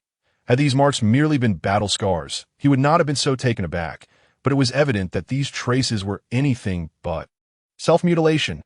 The term flashed through Ryumu's mind in an instant. Indeed, observing Arnold's actions made it clear that these wounds were self-inflicted, sending a chill down Ryumu's spine. It was not fear that gripped him, but a profound sense of revulsion, of visceral loathing. In that moment, Ryumu comprehended the meaning behind Arnold's earlier statement, that Arnold's mental state was gravely unstable. At times, he could not even govern his own actions. That it was abundantly clear that this was one of those times, rendering Arnold exceedingly dangerous. After inflicting wounds upon himself, Arnold paused, his eyes glimmering as he gazed at Ryumu, as one would behold a rare treasure. Yet you seem to have showcased your worth. I find myself reluctant to kill you. Ah, what a dilemma. To slay you or not to slay you. To kill or not to kill. Arnold became ensnared in a conflict over whether to take Ryumu's life. Resuming his earlier actions as blood flowed freely from his wounds, yet he appeared entirely impervious to pain. Suddenly, Arnold's internal conflict ceased, erupting into a fit of manic laughter, the sound jarring to Ryumu's ears. Ha ha ha! I have conjured an excellent idea. What is your name? Arnold inquired of Uchiha Ryuki. Though uncertain as to why Arnold had suddenly posed such a question, Ryumu saw no harm in revealing his name. Uchiha Ryuki, a fine name indeed. Little master, there is more to this chapter. Please turn the page to continue reading, for the ensuing events are even more thrilling. Arnold echoed Ryumu's name before uttering an unexpected proposition. Join my scarred pirate crew, and I shall spare your life. I will overlook your previous actions. What do you say? A splendid suggestion, is it not? Should you become my subordinate, you would assume the role of vice-captain of the scarred pirate crew. Arnold awaited Ryumu's response with eager anticipation. Fortunately, Kappa remained unconscious. Otherwise, he might have been driven to madness. Earlier, he had hoped the captain would avenge him. Now, he could scarcely preserve his own position as vice-captain. Ryumu had not anticipated Arnold's sudden invitation to join his crew. After all, just moments ago, the man had been intent on killing him. However, Ryumu was evidently uninterested in Arnold's seemingly enticing proposal, simply replying with a dispassionate, not particularly appealing. Without delving into the previous actions of the scarred pirate crew against Raoul and his companions, it is inconceivable that Ryumu would agree to join them after Arnold's bizarre behavior. Were it not for the peculiar circumstances at hand, he would completely wish to avoid Arnold's company, even for a fleeting second. Why? Is it a reluctance to become a pirate? In this grand age of exploration, becoming a pirate is a most commonplace affair. Pirates are the freest souls in this world. Arnold sought to persuade Ryumu. The freest souls in this world? Ryumu echoed softly, seemingly swayed by the words. Arnold's eyes brightened at this sign of persuasion, and he pressed on. Indeed, to become a pirate means to escape the oppression of this world. Do you believe those so-called kingdoms and navies are benevolent? Wrong. Quite the contrary. The multitude of pirates exist precisely because of their oppression. You may not know, but during our time in the Silver Moon Kingdom, the Scarred Pirate crew has operated under the tacit approval of the nobility. Even today, as assault, they could have summoned powerful reinforcements, yet they chose not to. In their eyes, it is only themselves that matter. Commoners are merely tools, expendable and inconsequential to their interests, and those navies? Merely the lapdogs of the world government. As Arnold's fervor mounted, half to convince Ryumu and half to vent his own frustrations, Ryumu, though not fully informed, recognized that some of Arnold's assertions held truth. Albeit with an air of generalization, I believe you may have misunderstood something. I simply do not wish to join your scarred pirate crew. As Arnold grew increasingly agitated, his expression darkened upon hearing Ryumu's declaration. His voice returned to its original low, hoarse timbre, tinged with a hint of rage. Why? I initially had no intention of involving myself in these matters, yet your crew dared to harm those I value. Now, you expect me to invite you to join us? Do you not find that a delusion? Ryumu's spirit ignited fiercely. After stalling for so long, he had not only regained much of his stamina and chakra, but had also devised a battle plan in his mind, which explained why he proactively provoked Arnold following their earlier clash. Those you value? A fleeting softness appeared in Arnold's eyes upon hearing those words, quickly replaced by a hint of regret as he replied. What a pity! I had high hopes for you, but since you seek death, I shall have to escort you on your journey. However, to preserve those beautiful eyes of yours, I have decided to extract them for safekeeping. No sooner had he finished speaking than Arnold vanished from his position, appearing in front of Ryumu in an instant, delivering a powerful punch. Having prepared for this moment, Ryumu was determined not to allow Arnold the advantage. Body flicker technique. Ryumu evaded Arnold's attack. From their previous engagement, he understood that his strength and speed paled in comparison to Arnold's. Thus, for this second round of combat, he opted for a war of attrition. Maintaining distance, he relied on ninjutsu and shuriken to wear Arnold down, seeking an opportunity to defeat him. This was the most familiar combat style for a ninja. Earth release. Rock spike. Ryumu placed his hands on the ground. Summoning sharp rock spikes under his control, each point deadly enough to pierce Arnold's body if it struck. Arnold dodged the rock spikes while continuously closing the distance. Realizing this, Ryumu abandoned the earth technique. Fire release. Phoenix fire technique. The continuous bursts of flames slowed Arnold's advance, as Ryumu circled him, hurling shuriken. Each time Arnold drew near, Liumu employed the substitution technique or body flicker technique to create distance again. Repeating the process. Although the frequent use of ninjutsu rapidly drained Liumu's chakra, he felt compelled to persevere for the sake of his strategy. Curse that pesky mouse. Do you think those flimsy shuriken and petty flames can defeat me? No. All you do is incite my wrath, and you will meet a gruesome end. Arnold, accustomed to toying with others, found himself increasingly enraged by Liumu's antics, causing his speed to accelerate further. What? That wasn't even his limit.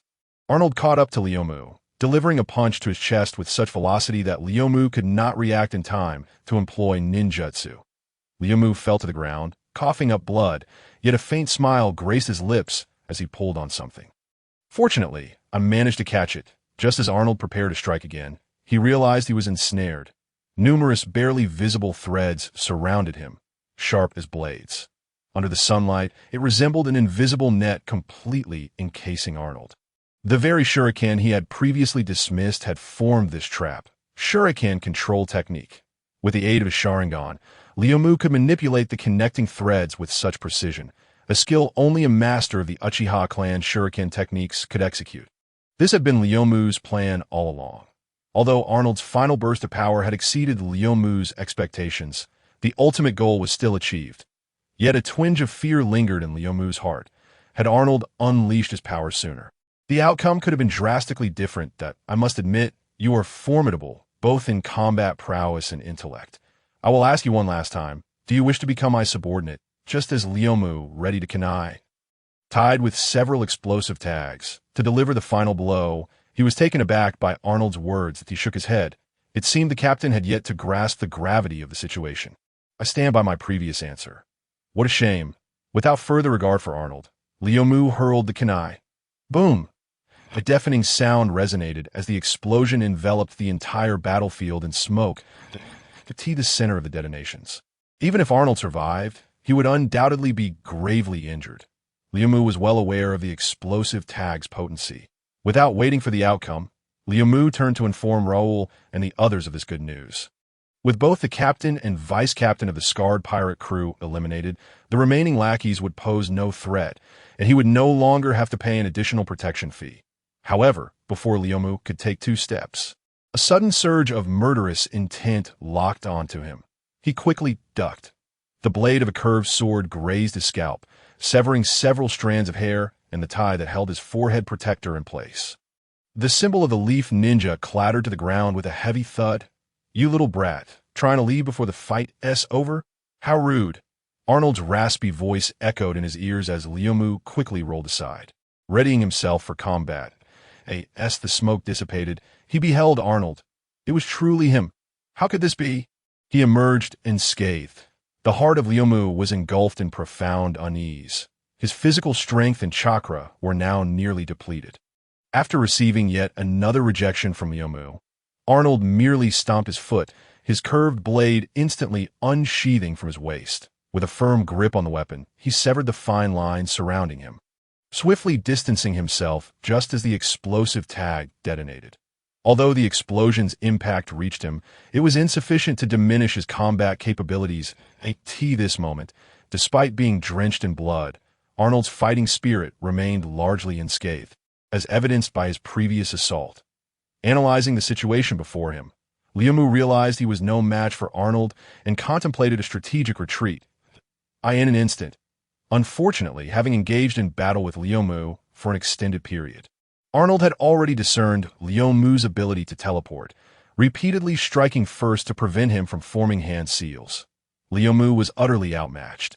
Even with the observation afforded by his Sharingan, he found himself unable to evade in time, suffering continuous lacerations from Arnold's curved blade. Regret washed over Liumu as he lamented his previous disregard for physical training. Had he prioritized it, he might not have been reduced to a state where he couldn't even complete a hand seal. Resolute in his decision to dedicate himself to physical training henceforth, he understood that first he must survive this ordeal. Arnold granted Liumu no respite, unleashing successive strikes until Liumu reached his limit. Ultimately, he could no longer withstand the onslaught and was struck in the chest. Blood soaking his garments, A haze enveloped Liumu's mind as he recalled the concerned gazes of Raoul and the others before their departure. No, Raoul and the others are waiting for me to return and host the banquet. I cannot fall here. I must not. A fervent conviction propelled Liumu into a state of heightened determination that I end this fervor. The tomo beside his pupils began to spin rapidly, gradually forming a second tomo. Thus, Liumu's Sharingan underwent its evolution. The two-tomo Sharingan. As the Sharingan transformed, Liumu perceived that Arnold's movements seemed to slow. Dodging the strike that came from Arnold's left, Liumu effortlessly sidestepped to the right. Arnold attacked. Liumu evaded. Just moments ago, such an assault had been difficult for Liumu to counter. Now, however, he could evade with ease. No, it was not that Arnold's actions had slowed. Rather, Liumu had accelerated. His reflexes and speed had both increased dramatically. The Sharingan, renowned as the pinnacle of bloodline limits in the ninja world, had bestowed upon Liumu not just enhanced insight, but an overall augmentation of perception, physical skills, ninjutsu, and more. Liumu now possessed the means to contend with Arnold. As he dodged Arnold's relentless strikes, Liumu adapted to the rhythm of Arnold's attacks. In fact, he had completely deciphered Arnold's movements. Once more evading Arnold's frenzied slash, Liumu thrust the kunai in his hand forward, piercing Arnold's arm. Arnold, armed with only one hand while the other hung limply, gasped for breath, unable to fathom how the boy he had previously subdued was now effortlessly evading his attacks, and had even managed to injure him. This transformation had occurred in a mere few minutes. Huh.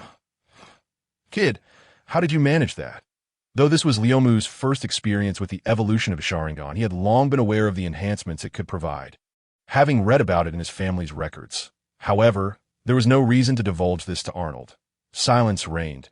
The dynamics of their confrontation had completely reversed. Arnold was now utterly outmatched by Liumu. Forced to defend himself while pleading for mercy, "Spare me. If you let me go, I will give you all the treasures of the scarred pirates. This wealth will last you a lifetime. We had no enmity to begin with. It was my subordinates who harmed your companions that I did not take part in this assault. Just let me leave, and you may deal with the others as you wish, so this so-called killer experiences fear when faced with death." Listening to these words, a glimmer of disdain flickered in Liumu's eyes, yet his actions remained suspended.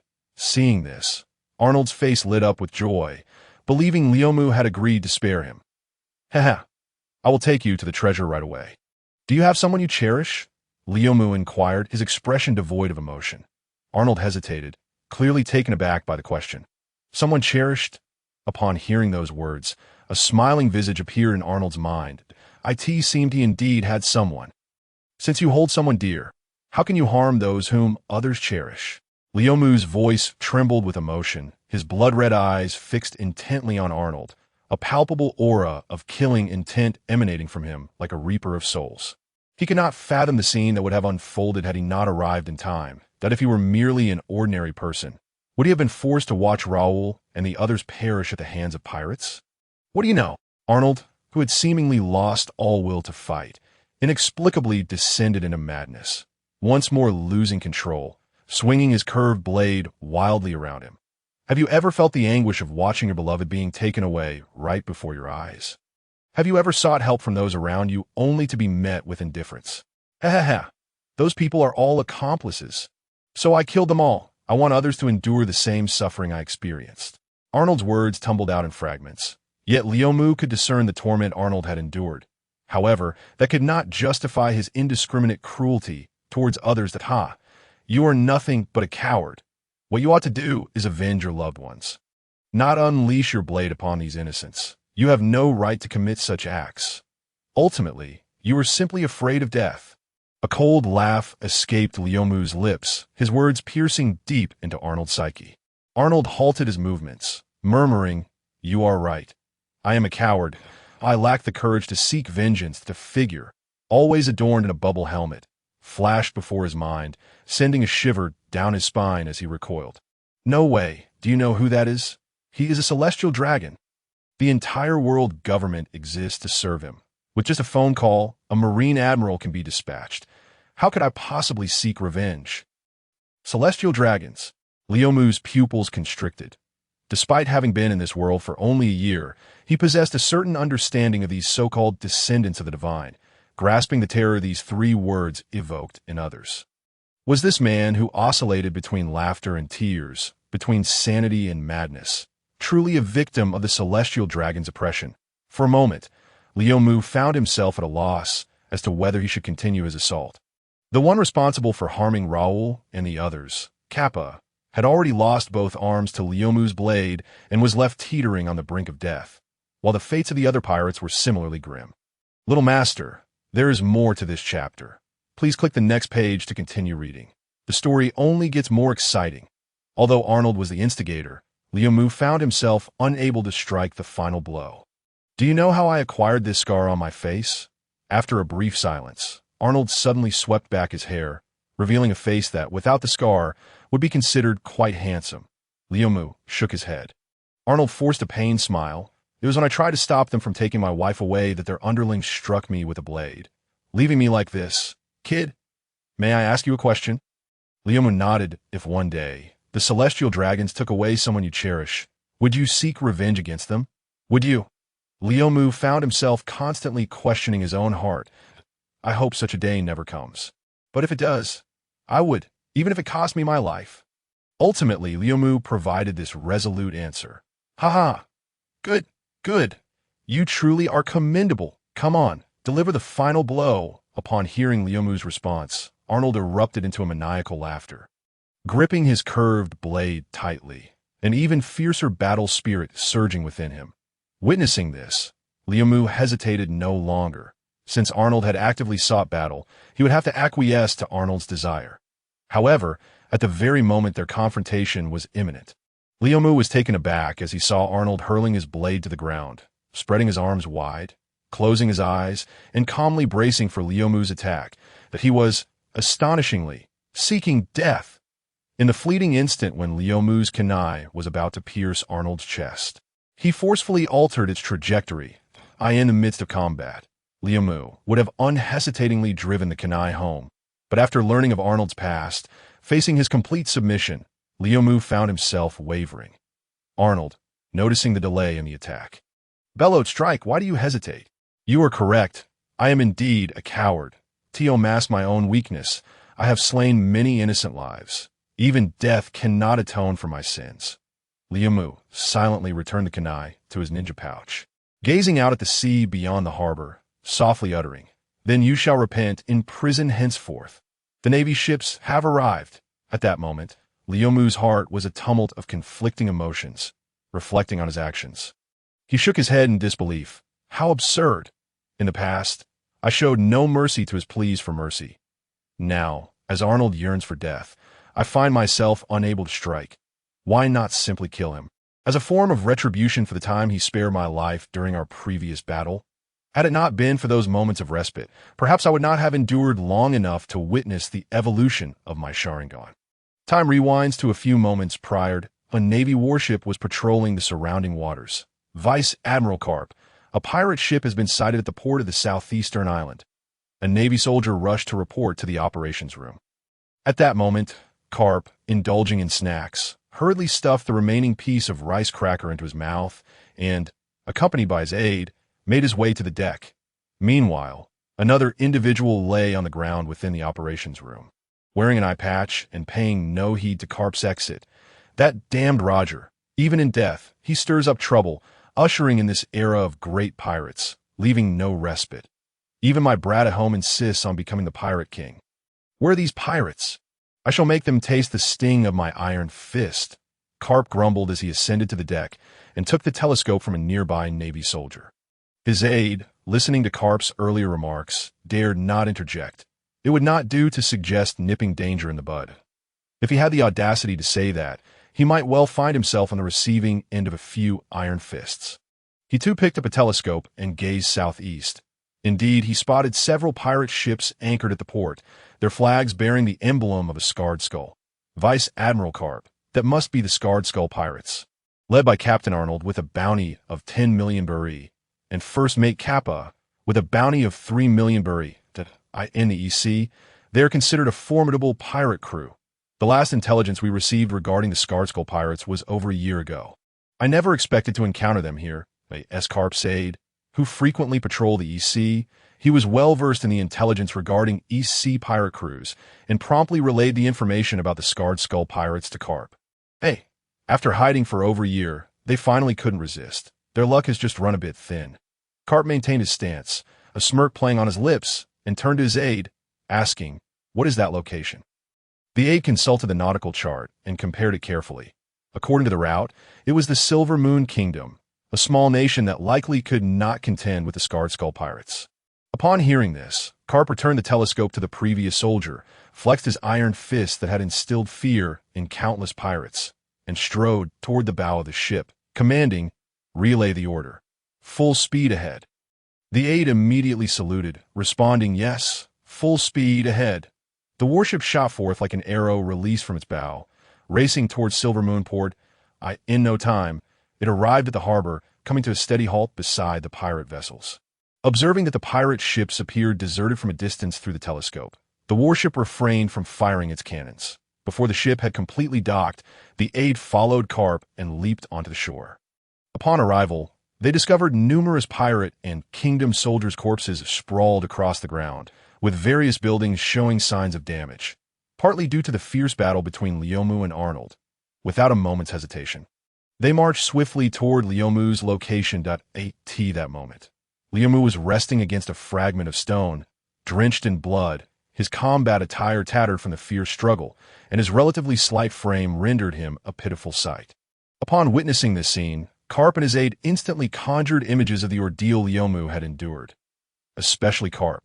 Seeing that Lyomu was of a similar age to his grandson, Luffy, he could hardly contain himself and dashed forward to embrace Lyomu tightly. "Child, do not fear. We are the Navy and shall swiftly eliminate those pirates." Lyomu was momentarily stunned. Had it not been for the elderly man's Navy officer uniform and his lightning-fast speed, he would have instinctively unleashed a powerful fireball technique. "Old man, release me at once. I can hardly breathe."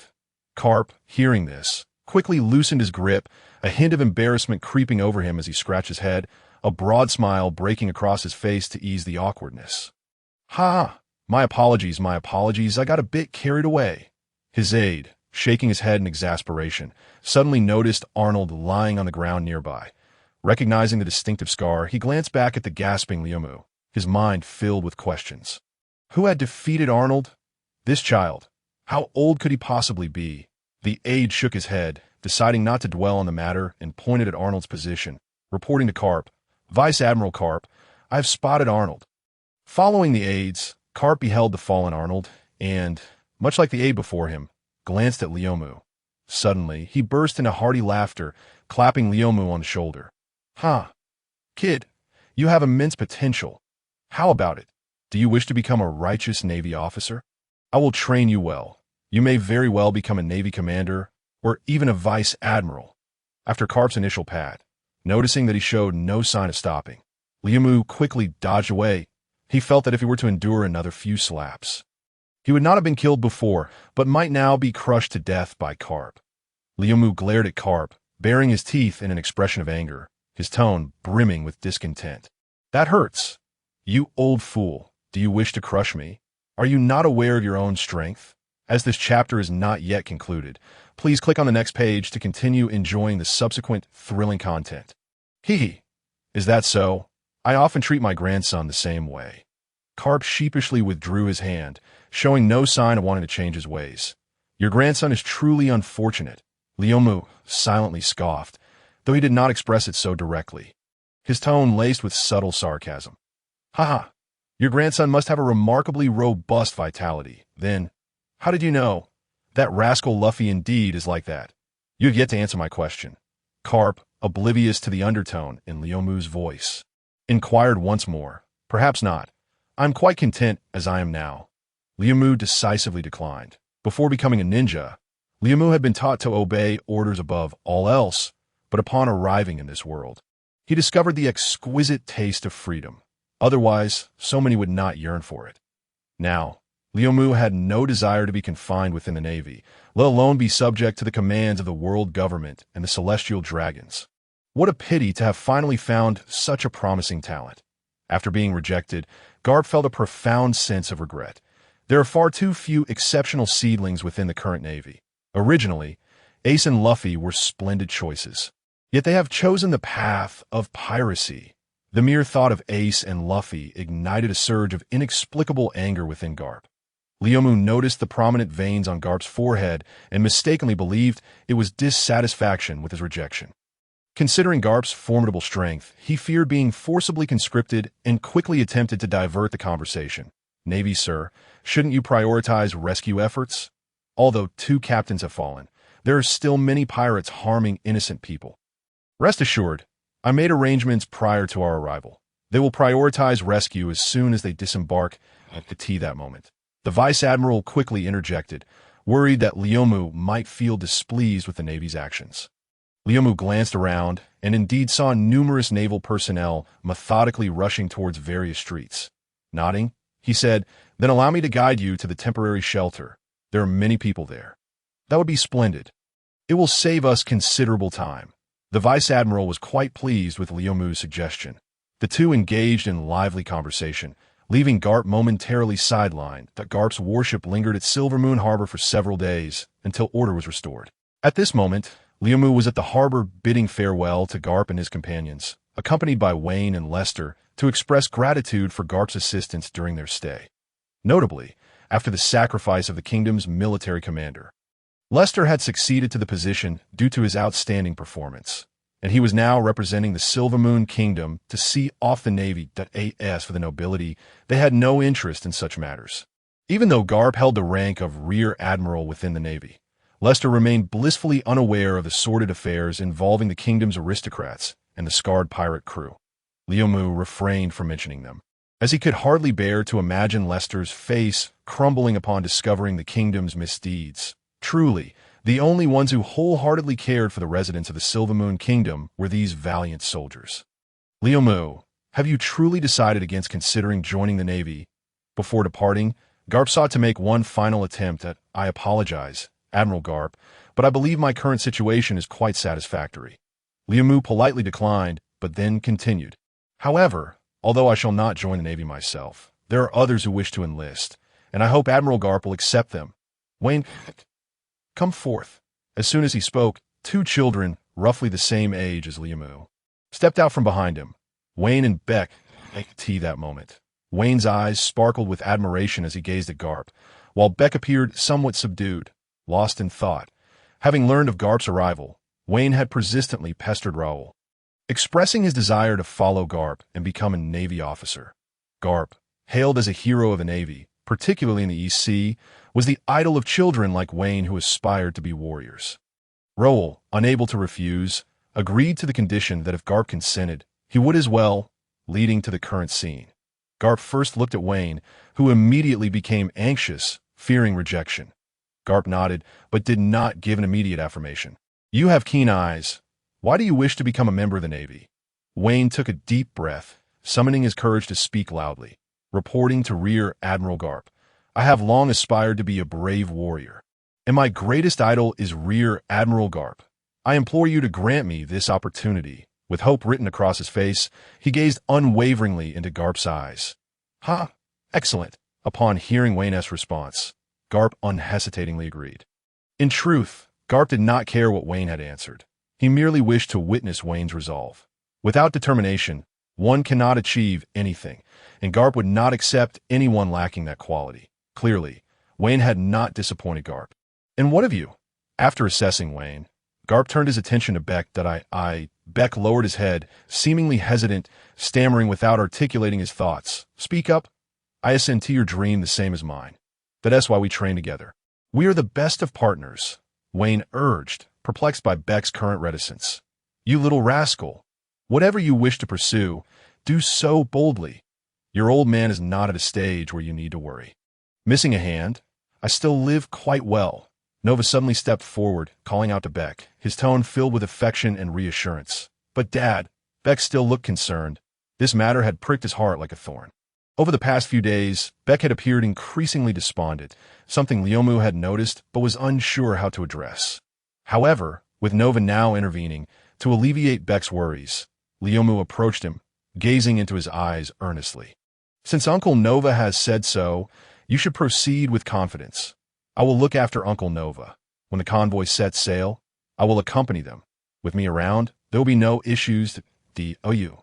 Trust me? Thank you, Brother Lyomu. Beck nodded earnestly. Gaining the support of Lyomu and Nova, Beck no longer hesitated. Tears welled in his eyes as he called out to Garp, "Yes, Rear Admiral Garp, I wish to become a member of the Navy. Please accept me. I will not let you down." "Excellent, excellent. You two are remarkable." Garp expressed his satisfaction with both boys, addressing Lyomu and the others. "Rest assured, I will take good care of them. I will ensure they become exemplary sailors." Raoul and Nova smiled genuinely, as they had awaited these words. After all, one could simply find any branch to join the Navy, but following Garp would guarantee the best development. Watching the warship depart, Raoul and Nova's eyes glistened with tears of pride, reflecting on the growth of the children. "Admiral Garp, is it truly wise to let that boy go? I sense a remarkable power within him." Within the operations room, a man wearing an eye patch lounged lazily in the cabin. Addressing Garp as he entered, this languid demeanor would lead any unfamiliar observer to be utterly unaware that he was one of the highest combat powers of the Navy. "The Marine Admiral Akiji. Akiji, I didn't realize you were still here. I thought you'd already left. Ha ha ha. As for that boy, if he is unwilling, I cannot simply abduct him." Garp replied nonchalantly, maintaining his jovial demeanor. "Young master, there's more to this chapter. Please click to the next page to continue reading. It gets even more exciting." "Ah, well, since you put it that way," Akiji rose, retrieved a bicycle, and leaped off the warship. His parting words echoed through the operations room. "Please inform Admiral Sengoku that I'll take a stroll outside before returning." That Akiji, always slacking off. Garp chuckled, shaking his head, reaching into his drawer, and upon inspection, found it completely devoid of senbei. The smile on his face vanished instantly, and he bellowed in fury, "My senbei! You little brat Akiji! I want to let you off easily." Akiji leisurely pedaled across the sea, suddenly sneezing. "Ah, will I catch a cold too?" At the foot of Silver Moon Mountain, Lyomu's training ground, Lyomu lay by the riverbank, a leaf clenched in his mouth. Alas, the physical constitution of people in this world is remarkably robust. Reflecting on the previous days spent alongside the Navy, clearing the battlefield and aiding the injured, Lyomu couldn't help but sigh. The fallen soldiers of the kingdom and pirates he had thought were beyond saving. Yet aside from those who suffered fatal injuries and perished on the spot, the rest, regardless of the severity of their wounds, had recovered after treatment and a few days of rest, appearing as lively as ever. At most bearing a scar, it seemed that, barring the inability to regenerate severed limbs, there was no injury that could not heal. I must enhance my physical training. Otherwise, when I encounter stronger foes in the future, I might find myself unable to utilize my techniques. In that moment, Lu Mu recalled the segment of the sealed book he had consulted prior to arriving in this world, which chronicled numerous formidable techniques. The multi-shadow clone technique demanded an immense quantity of chakra from its user. Otherwise, it could swiftly deplete their chakra reserves. The Flying Thunder God technique required the practitioner to possess an extremely refined control over their chakra, as even the slightest misstep could result in injury or even death. Among these techniques, there was one known as impure world reincarnation, capable of resurrecting the deceased. However, due to the incompleteness of this technique and the necessity for extensive human experimentation, Lu Mu chose to bypass it altogether. Additionally, the content he had perused included other equally powerful techniques, each with its own set of stringent requirements and considerable risks, which Lu Mu currently could not meet. Yet there existed a physical technique that demanded far fewer prerequisites, the most critical being perseverance. This technique was named the Eight Gates. The Eight Gates technique was akin to an unparalleled divine weapon concealed within the human body, unlocking 8 doors to unleash earth-shattering power. A practitioner must endure rigorous training to gradually unlock all 8 gates. Each open gate would release an overwhelming force akin to a surging spring. But as one ascends through the gates, the peril multiplies, akin to traversing a precipice. Upon opening the final gate, the Death Gate, one could unleash power that transcends human limits. However, the price for such power was the user's life. Reflecting upon the account of the 8 gates in the sealed book, Lu Mu profoundly grasped the inherent dangers of this forbidden technique. This understanding clarified why the village preferred to seal away such potent techniques rather than disclose them. Nevertheless, Lu Mu had no intention of mastering the 8th gate. He merely aspired to cultivate the initial gates, firmly believing that no one in this world could thwart his ability to wield ninjutsu. He remained haunted by the memory of being unable to unleash even a single jutsu during a previous defeat.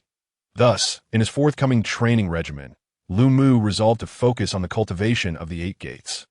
This did not imply abandoning his ninjutsu training. Rather, he intended to allocate greater energy towards physical training while simultaneously attending to ninjutsu.as with the Sharingan. Lu Mu felt a sense of helplessness. His clan had no specialized training methods for the evolution of the Sharingan. This recent evolution occurred entirely without explanation. Hence, Lu Mu could only adopt a laissez-faire approach. Time flowed inexorably in the year 1517 of the Hyuan calendar. Lu Mu had resided in this world for 4 years. Throughout these 3 years, he adhered strictly to his training regimen, and as for the 8 gates, he could only lament the escalating difficulty of its mastery. He dedicated an entire year to the first 3 gates, while the 4th gate, the damage gate, had only been barely completed a little over 6 months ago, thanks to 3 years of diligent training. Lu Mu's physical prowess had undergone a qualitative leap. Other aspects, such as hand seal speed, chakra volume, and chakra control, had also seen significant improvement. In terms of ninjutsu, he had newly acquired several powerful techniques. Regrettably, Lu Mu's Sharingan had not experienced much change during these 3 years, which left him somewhat disheartened. On this day, as usual, he engaged in his training. Lu Mu was clad in a black combat uniform, emblazoned on the back with the flaming fan emblem of the Uchiha clan, donning ninja shoes and wearing the forehead protector of Konohagakure. Although he possessed a similarly adorned black cloak, he deemed it inconvenient for training and chose not to wear it. Ever since he had commissioned Raoul to create multiple suits of the same design, Lu Mu's attire had remained virtually unchanged, and even as he grew taller, he merely requested Raoul to adjust the sizing accordingly. Raoul had often suggested that Lu Mu experiment with different styles, but Lu Mu maintained that this attire was more suitable for training and combat, allowing for swift reactions in unexpected situations. However, he had not mentioned that this outfit served as a reminder of his identity as a ninja from the Uchiha clan of Konohagakure. Even though he could not return, he still yearned to encounter familiar elements in this world. Consequently, many areas in his training grounds bore engravings of the Konohagakure symbol or the flaming fan emblem. At this moment, having completed several training tasks, Lu Mu found himself at the edge of a cliff along the coast. Practicing one-handed climbing, as he ascended halfway up the cliff, he suddenly heard someone calling out to him from the beach below. Peering down, his Sharingan enabled him to clearly see that the figure was Lester. As the newly appointed captain, Lester typically delegated his patrol duties to others, thereby affording him ample free time, most of which he devoted to seeking Lu Mu's counsel and occasionally running errands to relay messages. Upon spotting Lester, Lu Mu calculated the time and realized it was nearly time to set sail, gesturing for Lester to wait a moment. Throughout these 3 years, Lu Mu had not forgotten his promise to Becker to ensure Nova's safety. In truth, even without Becker's request, Lu Mu intended to accompany the Porter merchant convoy on their voyage. Firstly, he had come to regard them as family, feeling a duty to provide protection. Secondly, he was eager to explore the world beyond and refresh his spirits, curious to see if the tales he had heard of its wonders were indeed true. However, during the journey, Lu Mu only intervened during moments of danger encountered by the merchant convoy. Otherwise, he dedicated his time to training in designated training rooms. Otherwise, his strength would not have surged so rapidly, especially since each return from a voyage typically allowed for less than 10 days of rest. Maintaining his previous pace to complete this training plan, Lu Mu had no intention of extending his training further, especially with Lester waiting below. With a sudden leap, Lu Mu hurled himself from the towering cliff, plummeting hundreds of meters as his descent accelerated. He remained unfazed, forming several hand seals in mid-air. Wind release. Breakthrough, a powerful downwards wind pressure erupted from Lu Mu, slowing his fall, and he ultimately landed with remarkable steadiness, the sand beneath his feet showing no signs of displacement.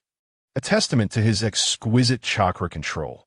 Indeed, ninjutsu proved to be a remarkable asset, serving not only in combat, but also in everyday applications that in front of the ever-serious Lester, who was keen to maintain the dignity of a captain. He approached Lu Mu with a cheerful demeanor, his eyes gleaming with envy. This chapter is not yet concluded. Please click the next page to continue reading. In fact, over the years, Lu Mu had taught the method of chakra extraction to those close to him, including Lester. However, whether due to the chakra not belonging to this world or other reasons, none of them succeeded in extracting chakra. Lu Mu could only express his regret and promptly inquired about Lester's purpose for coming, hoping to redirect the conversation. Haha, what brings Captain Lester here to seek my counsel? When it came to serious matters, Lester indeed shifted his focus away from the ninjutsu topic and promptly replied, "It's not about me. Uncle Raoul sent someone to inform you that they're preparing to set sail and that you should get ready, that I happen to have some free time, so I volunteered for this task." "Well then, let's go. I was just about to head back, and I apologize for burdening you with a message relay." With that, Lu Mu and Lester set off towards the direction of Fallen Leaf Town. The azure sky and white clouds illuminated by the bright sun heralded an opportune time for sailing. The merchant ship of the Porter Convoy glided smoothly across the vast sea. "Lu Mu, the small town ahead is where we will dock for the night. You should go take a look. Even training requires some relaxation." Raoul knocked gently on the door outside the training room, his tone imbued with genuine concern for Liu Fu. Previously, Raoul had inquired why Liu Fu was so diligent in his training, especially considering his already formidable strength. Yet, training seemed to be ingrained in the very essence of every ninja, Liu Fu included, and he found himself at a loss for words to explain this phenomenon, often resorting to vague responses. After several such inquiries, Raoul ceased to press the matter, instead frequently seeking excuses to encourage Liu Fu to relax a bit. A gesture of care that Liu Fu graciously accepted. Before long, as Liu Fu stood at the bow of the ship, savoring the sea breeze, he beheld a vibrant and colorful little town. The town was adorned with an abundance of flowers, and even from a distance he could catch a whiff of the faint, sweet fragrance wafting from its direction. "Uncle Raoul, what is the name of this town?" Liu Fu casually inquired, resting his hands on a railing beside Raoul. "Flower Town," Raoul replied, glancing at the nautical chart in his hand. Although the Porter Trading Company had previously established specific trade routes, Raoul had been acquiring nautical charts and exploring new routes since 4 years ago, all in the hope of gathering information about the Land of Fire for Liu Fu. Even after Liu Fu discovered that this world was not the ninja realm, Raoul persisted in his efforts, for which Liu Fu felt a deep sense of gratitude, silently vowing to ensure Raoul's safety. Thanks to the newly opened trade routes by the Porter Trading Company, and with Liu Fu's covert protection, the company boldly expanded its trading scale. The Porter Trading Company had prospered considerably and had gained a modest reputation in the East Sea. Flower Town, indeed a fitting name for such a place. Liu Fu nodded in agreement after Raoul's response. "It seems delightful." Shortly thereafter, the ships of the Porter Trading Company glided gracefully into the port of Flower Town. Along the streets, colorful flags and floral garlands adorned the scenery like a vibrant rainbow, while the windows of every home resembled stages for flowers, showcasing an array of blossoms competing in beauty. Creating a breathtaking panorama, in the central square, an elegant statue of a woman, akin to a flower fairy, was adorned with a myriad of vibrant flowers. However, her outstretched, empty palm appeared somewhat incongruous against the backdrop of such floral splendor. The large floral exhibition before the statue resembled a splendid garden, displaying various rare and exquisite blooms. Liu Fu strolled along the streets with the members of the Porter Trading Company, reveling in the unique beauty of the town. Given the atmosphere, it seems this town is gearing up for a grand festival. Our timing couldn't be bettered. I must carefully observe which goods would be suitable for trade here, so that we can make more targeted purchases on our next visit. Raoul beamed with a radiant smile, his eyes darting around as he spoke animatedly. Liu Fu knew all too well that Raoul's old habit had resurfaced, having accompanied Raoul on many voyages over the years. He understood that as a shrewd merchant, Raoul meticulously evaluated the local investment potential and scarce resources whenever they arrived in a new place. This had become a familiar routine for Liu Fu. And it was precisely this diligence that had propelled the Porter Trading Company to such remarkable growth in recent years. It seemed that the constraints they faced previously were not external factors, but rather a lack of strength within the company itself, which had rendered them cautious of large-scale pirate attacks. Noticing that Raoul was on the verge of an unstoppable tirade, Liu Fu promptly interjected, "Uncle Raoul, didn't we come here to relax? It seems everyone is feeling a bit weary. Perhaps we should head to a tavern for a respite." Raoul, upon hearing this, slapped his forehead in realization. "Oops, my apologies. I can't help but get carried away in new places and momentarily forgot our purpose for being here." As Liu Fu and his companions settled into the tavern, they were greeted by the cheerful voice of a serving girl. "Welcome, esteemed guests. I presume this is your first visit to Flower Town." The group expressed their satisfaction with her warm greeting. After receiving their response, the serving girl smiled brightly, brimming with youthful exuberance. "In that case, you must try our local specialty, flower brew. Each brew made from different flowers has its own unique flavor." Upon hearing the word specialty, Raoul's eyes sparkled with excitement, and without a moment's hesitation, he agreed to sample it. As soon as the flower brew was served, Raoul eagerly filled his glass to the brim. He gulped it down in a few swift swallows, a look of satisfaction spreading across his face as he declared, "Feast to your heart's content. Everyone, I have a matter to attend to." With that, he hastily approached the serving girl, murmuring something to her before ascending the stairs to the second floor. Suddenly, a loud crash echoed from somewhere within the tavern, capturing everyone's attention. The patrons turned their heads in unison, including Liu Fu's group.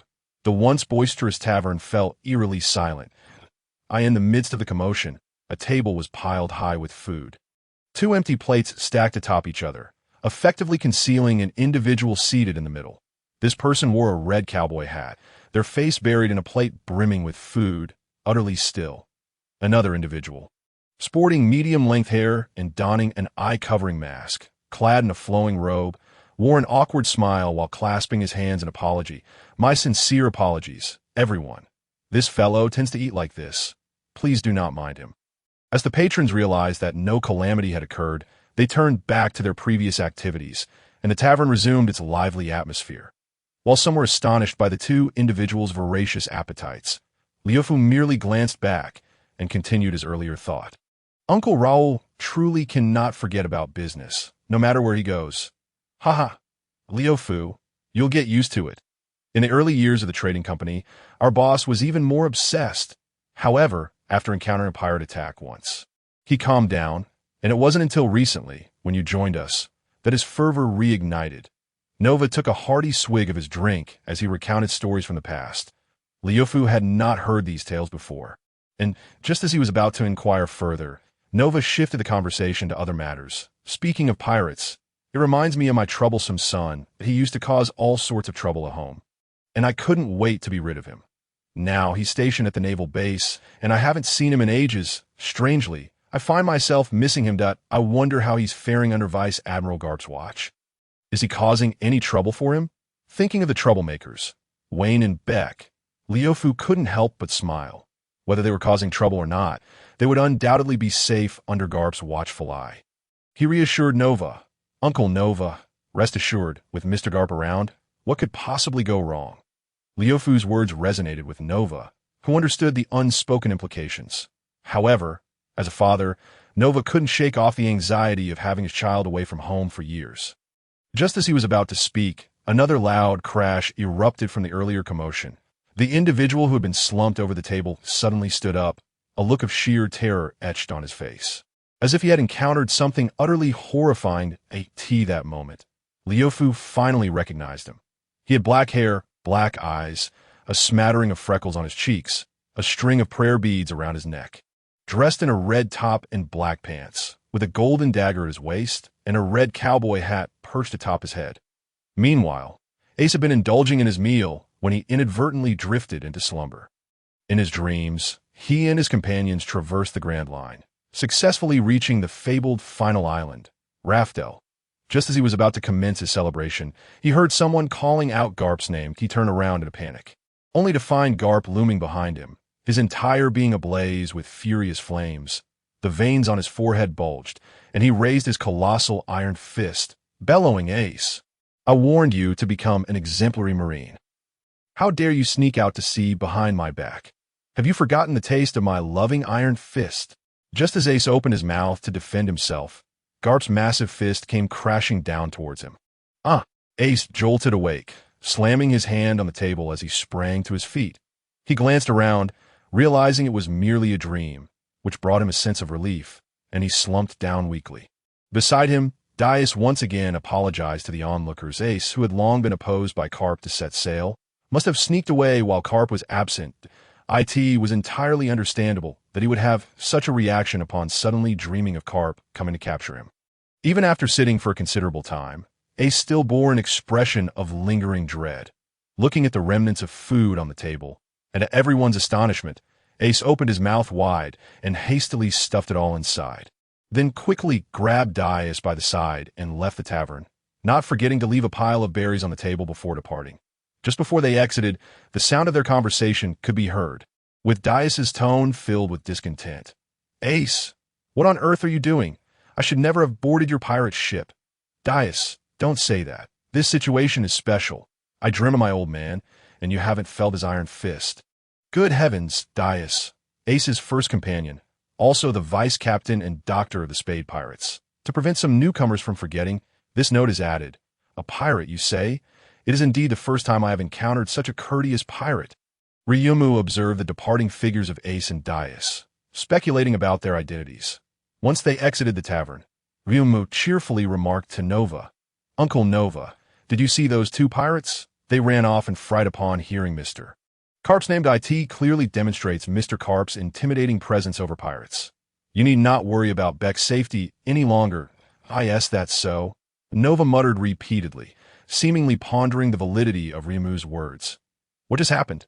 I seem to have heard some commotion downstairs." Unbeknownst to him, Raoul had approached Nova from behind, appearing to have concluded his business, and the uncontainable smile on his face indicated a favorable outcome. "Nothing much, just a couple of pirates causing a stir," Ryumu stated nonchalantly as he took a pastry exuding a floral aroma and popped it into his mouth. Raoul nodded, seemingly unconcerned. After all, he had encountered numerous pirates over the years and frequently conducted transactions with them. Pirates came in all varieties. Not all resorted to plundering whenever they arrived in a new place. Among them were adventurers in search of treasures and those pursuing dreams of freedom. Sometimes, these pirates would even lend a hand when encountering others engaged in pillaging. "Can you guess what I just went to do?" Raoul asked, feigning mystery with a grin. "What else could it be?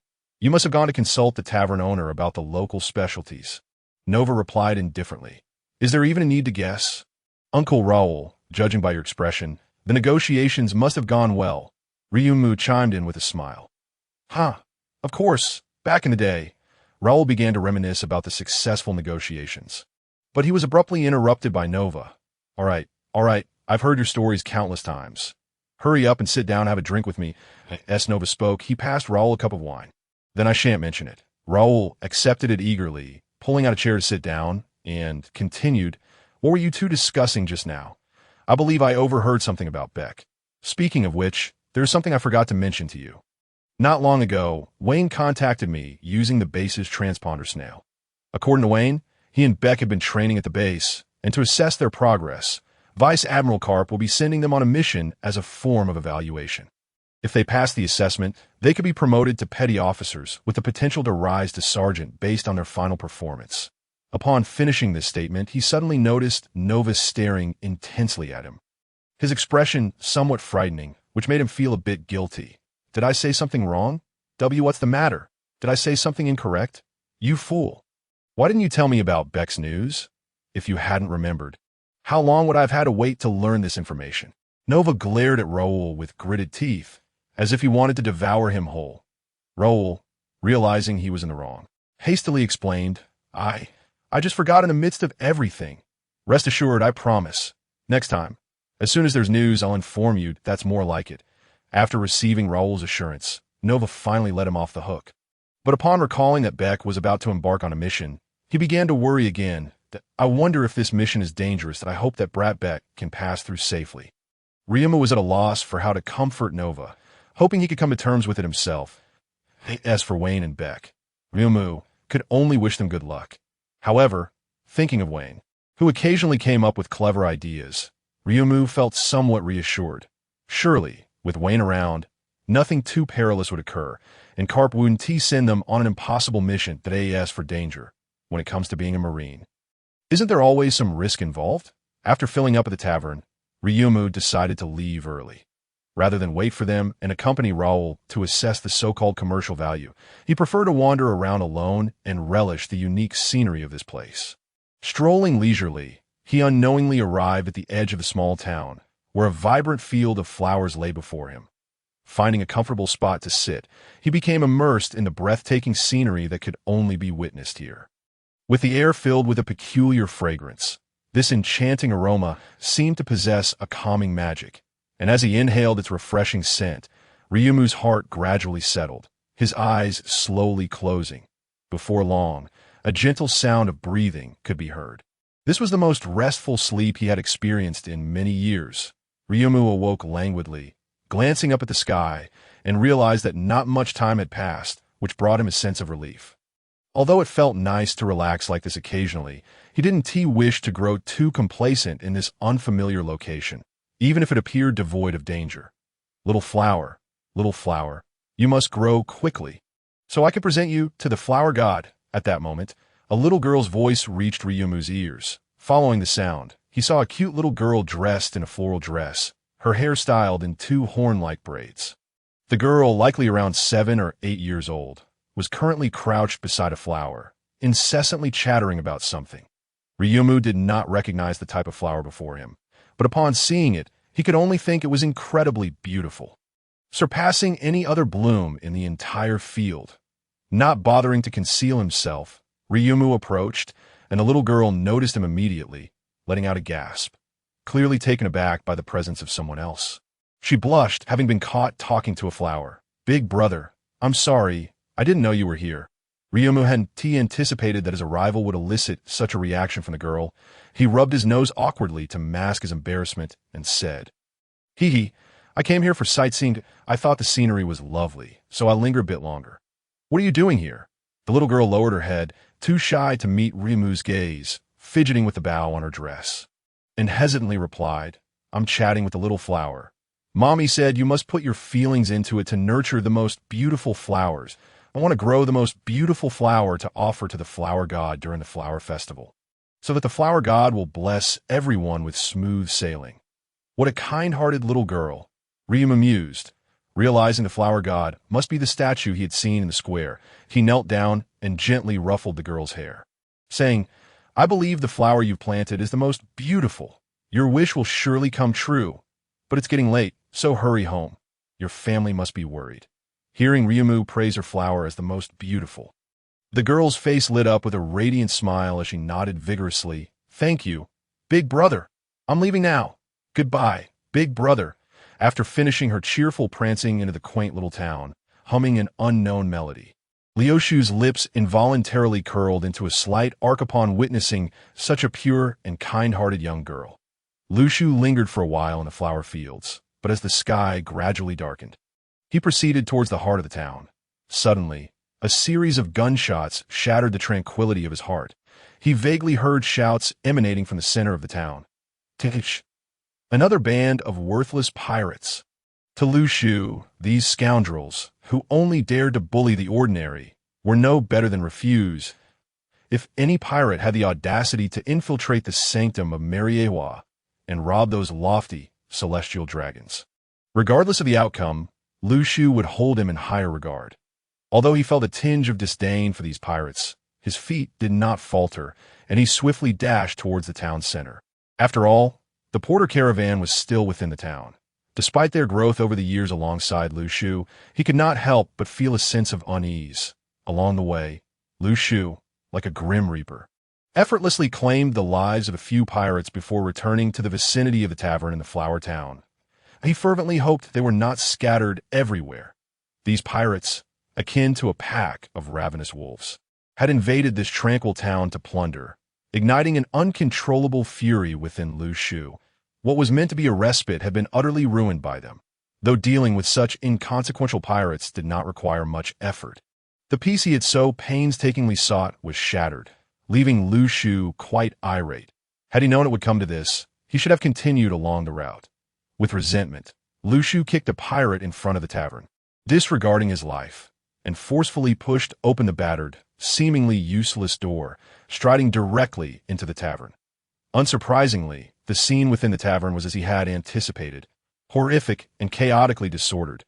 The tables and chairs appeared as if ravaged by a tempest, askew and marred with deep scratches, narrating the tale of the fierce scuffle that had just transpired.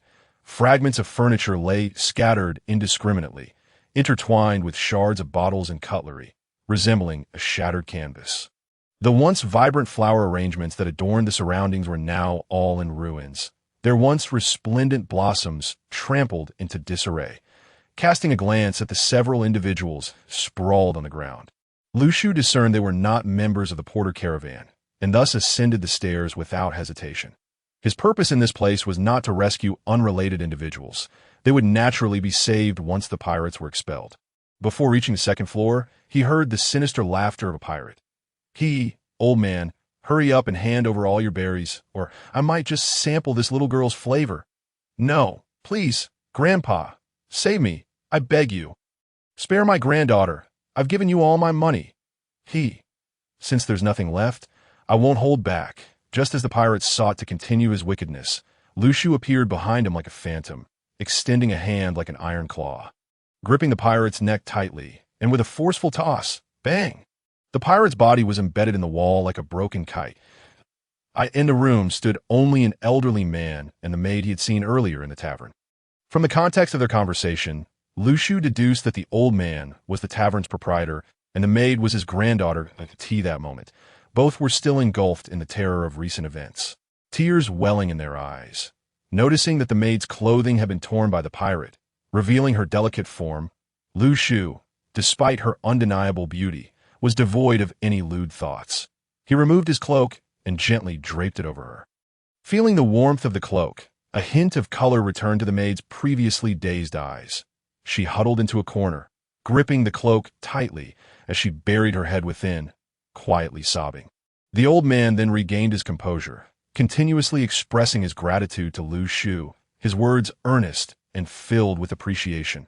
Witnessing this scene, Lu Shu felt a sense of vexation. He thought of Raoul and his companions, who were likely unaware of the peril they faced, and disregarding the emotions of the two, he coldly interrupted them, his tone as frigid as ice, devoid of any sentiment. That's enough.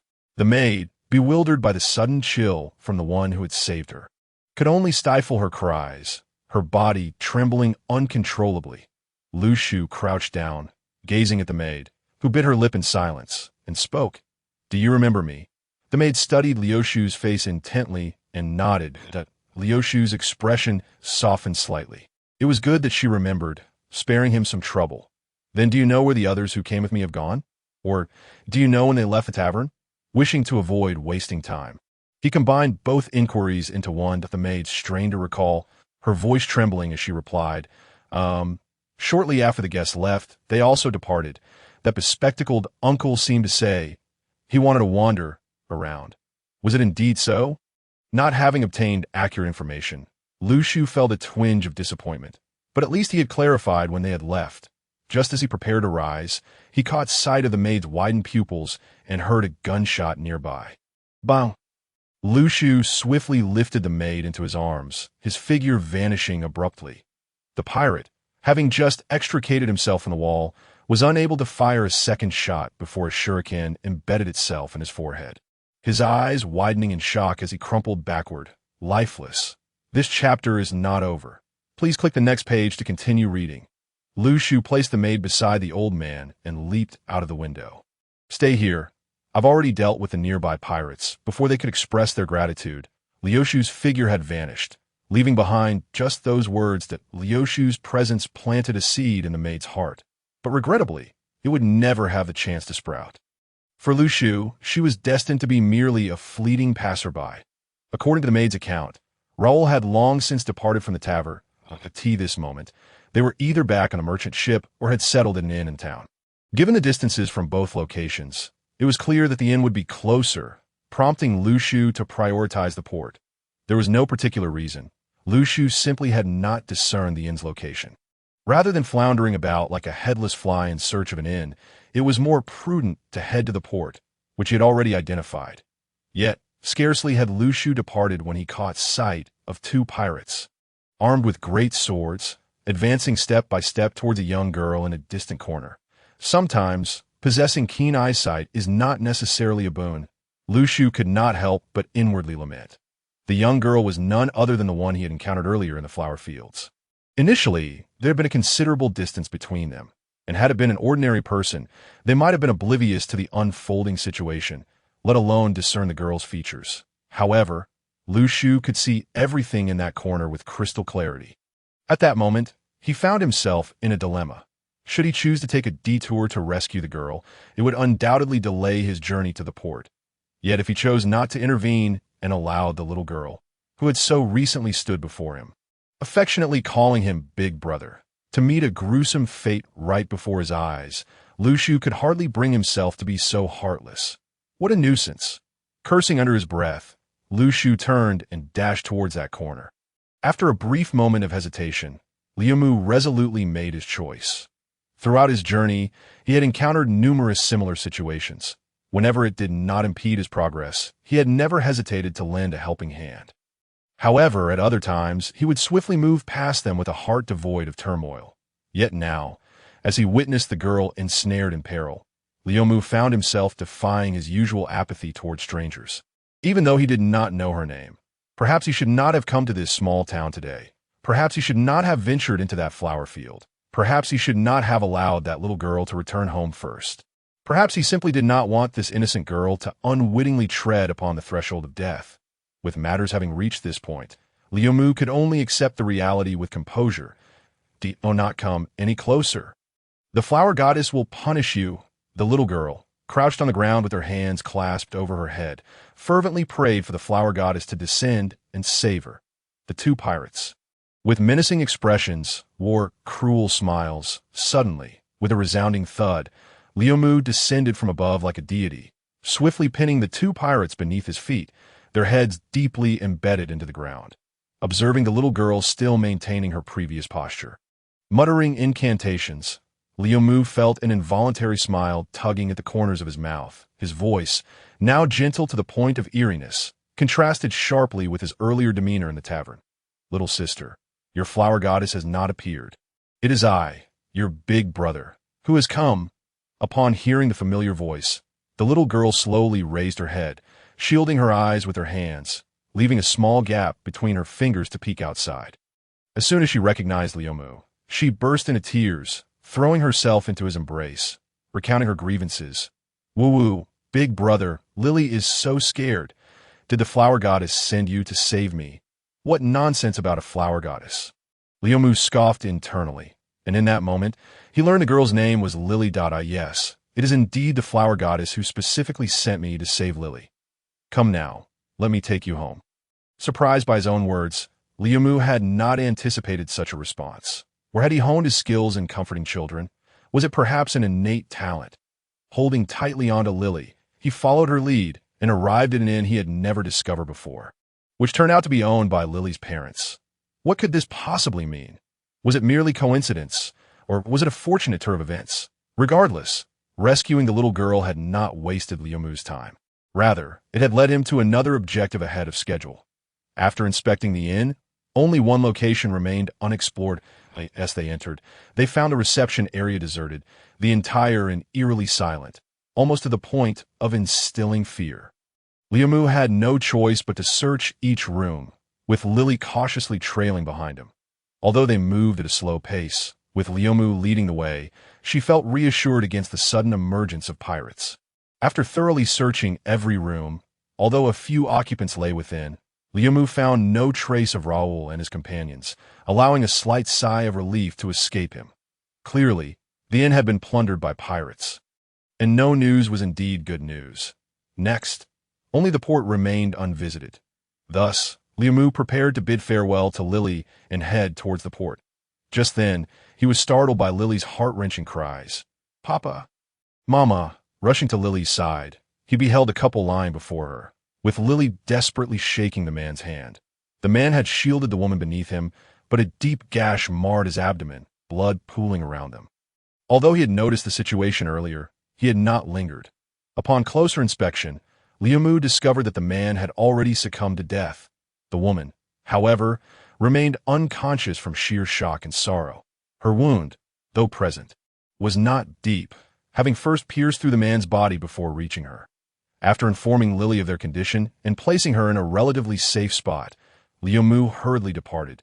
The journey ahead was uneventful, with hardly any sight of pirates, leading Liu to speculate that some had ventured into town to loot while the remainder lingered at the port. Finally arriving at the port, Liu paid no mind to other distractions, heading straight for the location where the Porter Trading Company's ship was docked. However, he found no sign of Raoul and his companions. Instead, he was astonished to discover that the merchant ship had been overtaken by pirates. A man donning a red cowboy hat perched on the railing, the very same Ace he had encountered in the tavern. Below, a throng of pirates looked up at him with obsequious expressions. The leader brandishing a chest of treasures, his face adorned with a broad smile. Though too far away to hear their conversation, Liu deduced that Raoul and his party had vanished, yet he had already dispatched several pirates in the town, leaving only those at the port who should not pose a significant threat. Contemplating his next course of action, Liu regarded Ace as the captain of this pirate crew, and watching the sycophantic demeanor of the pirates stirred a sense of disdain within him. The ability to command such servility from his subordinates suggested that Ace's true strength was likely limited, explaining why he had fled upon hearing Mr. Garp's name. Liu, unwilling to waste further energy, resolved to launch a surprise attack to eliminate them. He swiftly retrieved a shuriken from his pouch and hurled it towards the pirates aboard the ship. The shurikens collided mid-air, seemingly guided by an unseen force, striking their respective targets with unerring accuracy. Oblivious to the impending doom, the pirates continued to flatter Ace, pleading for his mercy, completely unaware that the scythe of death was stealthily approaching their throats. With a sharp sound, the shurikens pierced the bodies of the pirates like lightning, eliciting piercing screams as they collapsed upon the deck. Shurikens lodged in their foreheads, their eyes wide with shock. They could not fathom how they had met their end. Ace, standing aloof above, observed the scene with cold indifference, having never intended to spare these pirates. Now, their demise conveniently saved him the trouble. Ace did not evade the shuriken aimed at him. Instead, a smirk appeared on his lips. Unperturbed, he remained motionless. The shuriken grazed his forehead. The point of contact ignited in flames, the weapon passing through Ace and embedding itself into the deck. What? The shuriken clearly struck him. How could he remain unharmed? Although Liu had heard tales of devil fruits, he had never witnessed them firsthand, and Ace's fire vanished in an instant, its small area eluding his notice, leaving him oblivious to the truth of the devil fruit's power. However, his confusion was short-lived, for Ace soon provided an explanation. After being struck by the shuriken, Ace leaped off the ship, sending a shockwave rippling outward. Moments later, he approached Liu, an incredibly self-assured smile gracing his face, displaying no intention of concealing his abilities. Isn't it fascinating? I have consumed the Mara no Mi, the flame fruit. I am now a flame human. My body can transform into flames, rendering any attack against me ineffective. No sooner had he spoken than Ace spread his arms wide, his limbs partially transforming, engulfed in roaring flames, as if the Flame Emperor had descended. Initially, upon sensing impending danger, Ace had assumed it was the pirates' accomplices, but the shurikens indiscriminately targeted everyone aboard. He quickly realized that the assailant had mistaken him for one of the pirates. However, he saw no need to explain himself. After all, who would remain calm after being inexplicably ambushed? Another reason was that Ace, judging by the meteoric speed of the shurikens, discerned that the thrower possessed considerable strength. Having recently consumed the devil fruit, Ace welcomed the opportunity to hone his control over its powers against such a formidable opponent. As he witnessed Ace demonstrate the might of the flame fruit. Liumu recalled the devil fruits, treasures of the sea, and finally understood why his earlier shurikens had failed to find their mark. A natural type. Is it? The devil fruits are intriguingly categorized based on their abilities. Elemental transformation, for instance, is evidently a characteristic of the Logia type. I'm left wondering what other varieties of devil fruits exist. This world is indeed endlessly fascinating. Liumu's understanding of the devil fruits has deepened.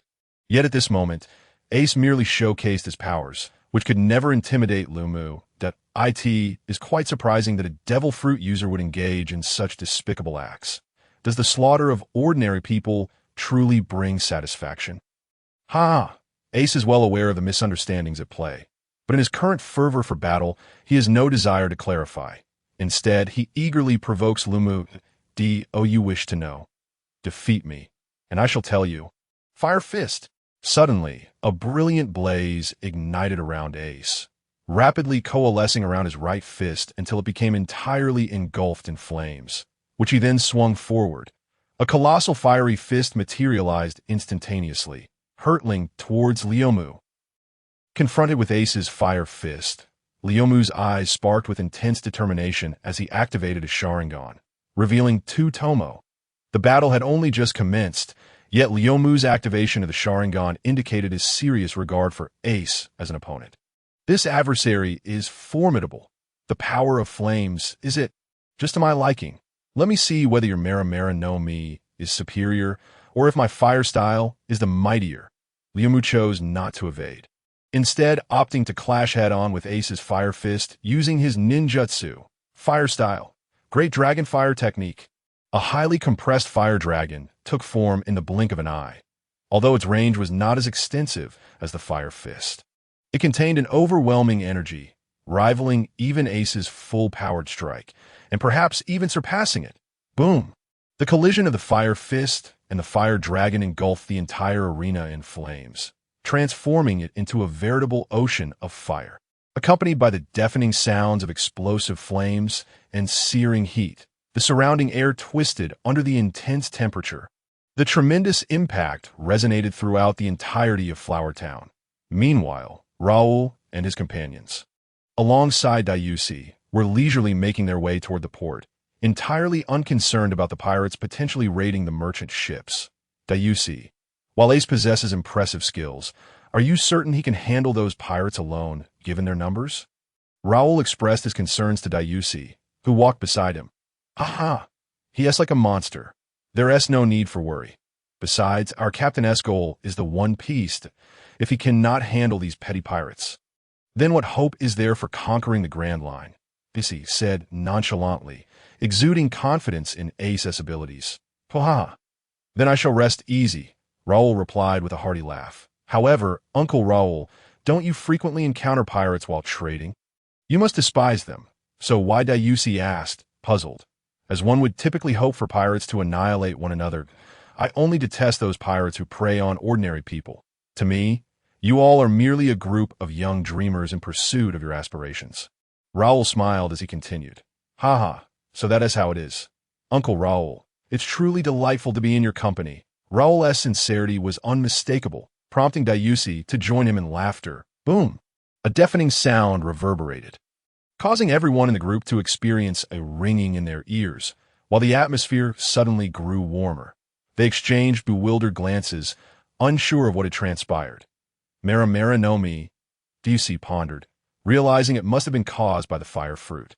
Yet, none of the pirates should have been capable of provoking Ace to such seriousness. Could there be a hidden powerhouse among them?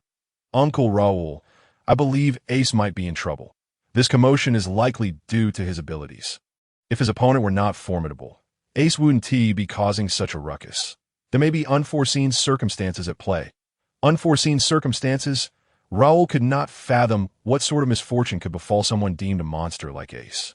Suddenly, a figure flashed through his mind, and Raoul jumped as if jolted by electricity. How could he have forgotten Liumu? If Liumu returned to the ship first, he might just encounter the rushing Ace.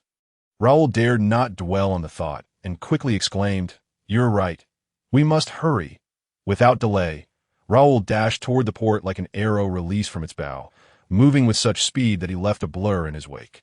He had likely never run this fast in his life. The others in the porter caravan, observing Raoul's urgency, immediately grasped the situation and followed closely behind, leaving Dayusi alone, bewildered in the wind.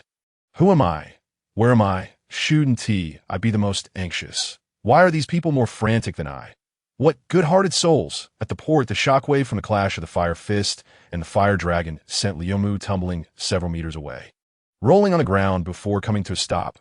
Ace, on the other hand, transformed into a mass of flames, effortlessly absorbing the impact and landing firmly on his feet.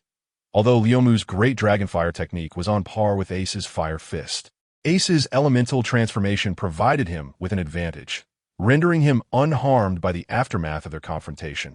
The abilities granted by the devil fruits are indeed a testament to one's strength. In this initial exchange, Liumu found himself slightly at a disadvantage. Ha! I never expected your flame abilities to rival my Mera no Mi. You truly are a worthy opponent. Ace felt exhilarated to encounter such a formidable adversary. Elemental transformation. Indeed, a rather troublesome ability. Liumu sprang to his feet, wiping away a drop of blood from the corner of his mouth, realizing that this ability presented quite a challenge. In truth, Liumu also possessed earth and water styles. Using these elements against Ace's fire fruit could potentially yield an advantage, but he was determined to experiment with fire style. Phoenix fire technique. A barrage of fireballs rained down upon Ace, controlled deftly by Liumu.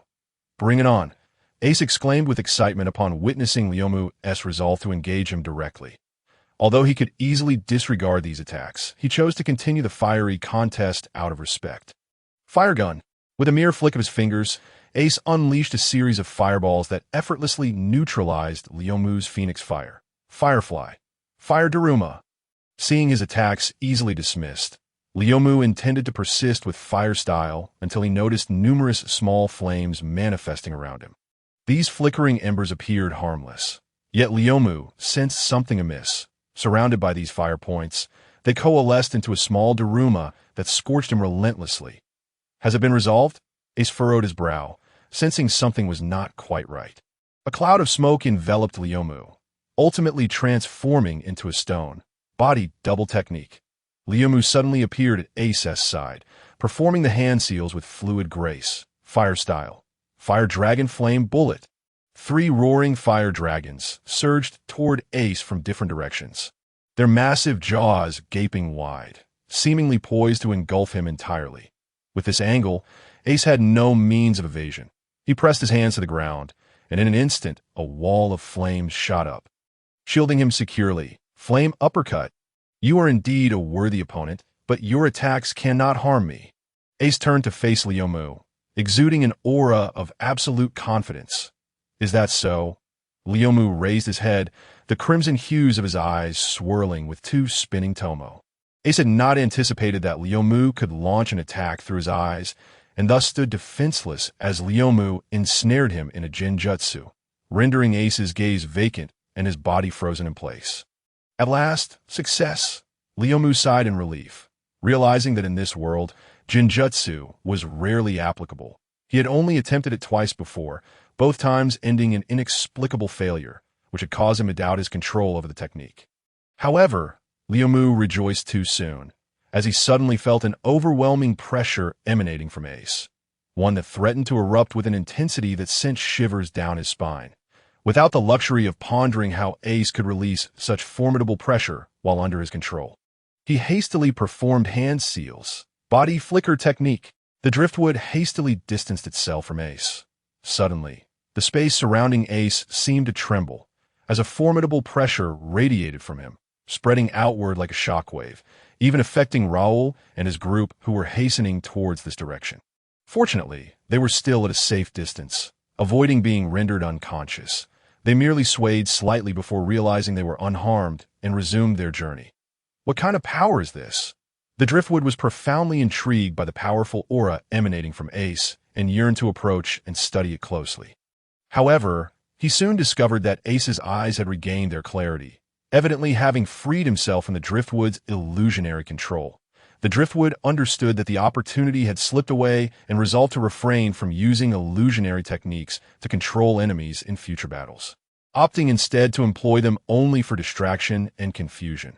The illusionary control that had proven effective time and again in the shinobi world had failed thrice in this realm, leaving the driftwood with a sense of disillusionment. "Where did you run off to so quickly?" Ace had fully awakened, yet remained unaware of the events that had just transpired, his memory halting at the moment he had spoken. He was astonished by the driftwood's sudden shift in position. Could it be that he was oblivious to what had just occurred? The driftwood's speculation was correct. Ace indeed did not comprehend the recent happenings. Although he had awakened his Conqueror's Haki at the age of 10, he was still unable to wield it actively. Conqueror's Haki, a power that manifests in 1 out of a million, destined to become a ruler of the seas. A ruler cannot be subjected to control. Thus, when Ace was ensnared, the latent power within him surged forth, forcibly breaking free from the driftwood's grasp. Noticing Ace's expression was devoid of jest, the driftwood opted not to explain, with the illusion having failed. Was there truly no way to defeat him?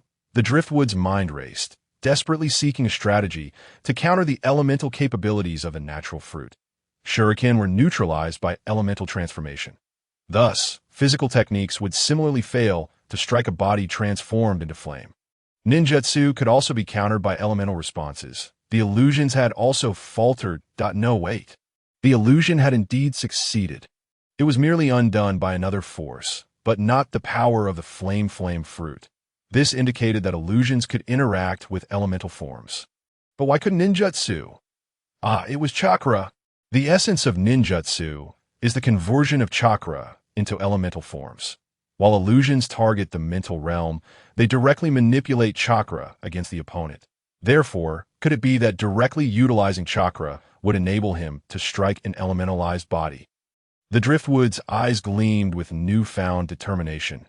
Believing this hypothesis was worth testing, the chances of success were exceedingly high. Through a series of trials and battles, he had arrived at this final solution, showcasing the driftwood's exceptional combat intelligence. You think being a natural devil fruit user equates to invincibility? With a plan forming in his mind, the driftwood began to channel his chakra. Suddenly, he blurted out a thought, leaving Ace momentarily bewildered. However, after consuming the flame fruit, Ace possessed unwavering confidence in his abilities. Even if he was not invincible, he was at the very least undefeated. With my current ability to transform at will, no attack can harm me. Ace's entire being ignited in flames, his intent unmistakably clear. Feel free to attack and see for yourself. Nothing in this world guarantees one's invulnerability. True strength lies in self-belief. A devil fruit may enhance one's power, but it must never be relied upon. 8 gates. First gate. Open. 8 gates. Second gate. Open. 8 gates. Third gate. Open. With each gate that opened, the driftwood's momentum intensified, though he could unlock the 4th gate. The subsequent toll on his body would be considerable, and he felt it unnecessary at this juncture. The steadily rising pressure emanating from the driftwood caused Ace to flinch slightly, but he dismissed it. After consuming the flame fruit, he had effortlessly overwhelmed every adversary he encountered.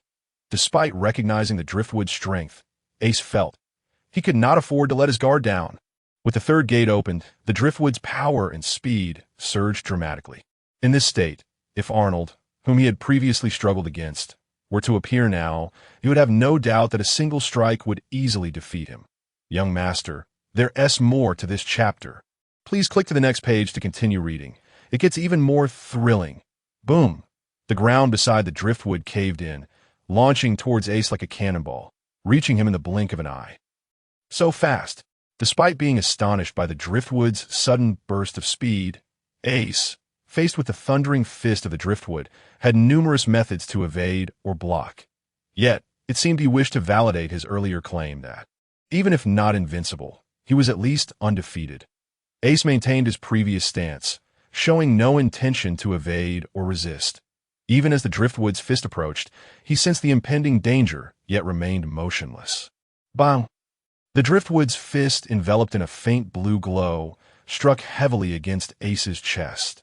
The power of the flame fruit which had evaded countless attacks through elemental transformation, failed to activate this time, just as the driftwood had anticipated. His chakra-imbued fist ensnared the flame-transformed Ace, akin to the application of armament hockey that had yet to be tested between them.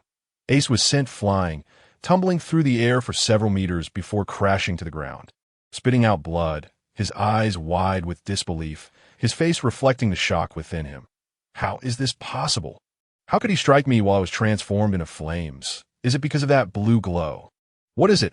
How could it capture my flame-formed body? Before Ace could ponder further, the driftwood's assault came again, still radiating the blue glow. Having learned for his previous misstep, Ace swiftly regained his footing. Flames erupting from his arms. Mirror fire. Ace was engulfed in searing flames. The driftwood was enveloped in a pale blue light. The two figures resumed their combat, flickering across the port. Boom, boom, boom. Crimson flames clashed with azure chakra, creating craters wherever they battled. The aftermath of their conflict left the entire port in ruins. The residents of Flower Town, upon witnessing this scene, would be unsure whether to express gratitude for driving away the pirates or to scold the two for their destructive behavior. The driftwood grew increasingly astonished as the battle progressed. He had not anticipated that Ace would not solely rely on the power of the flame fruit.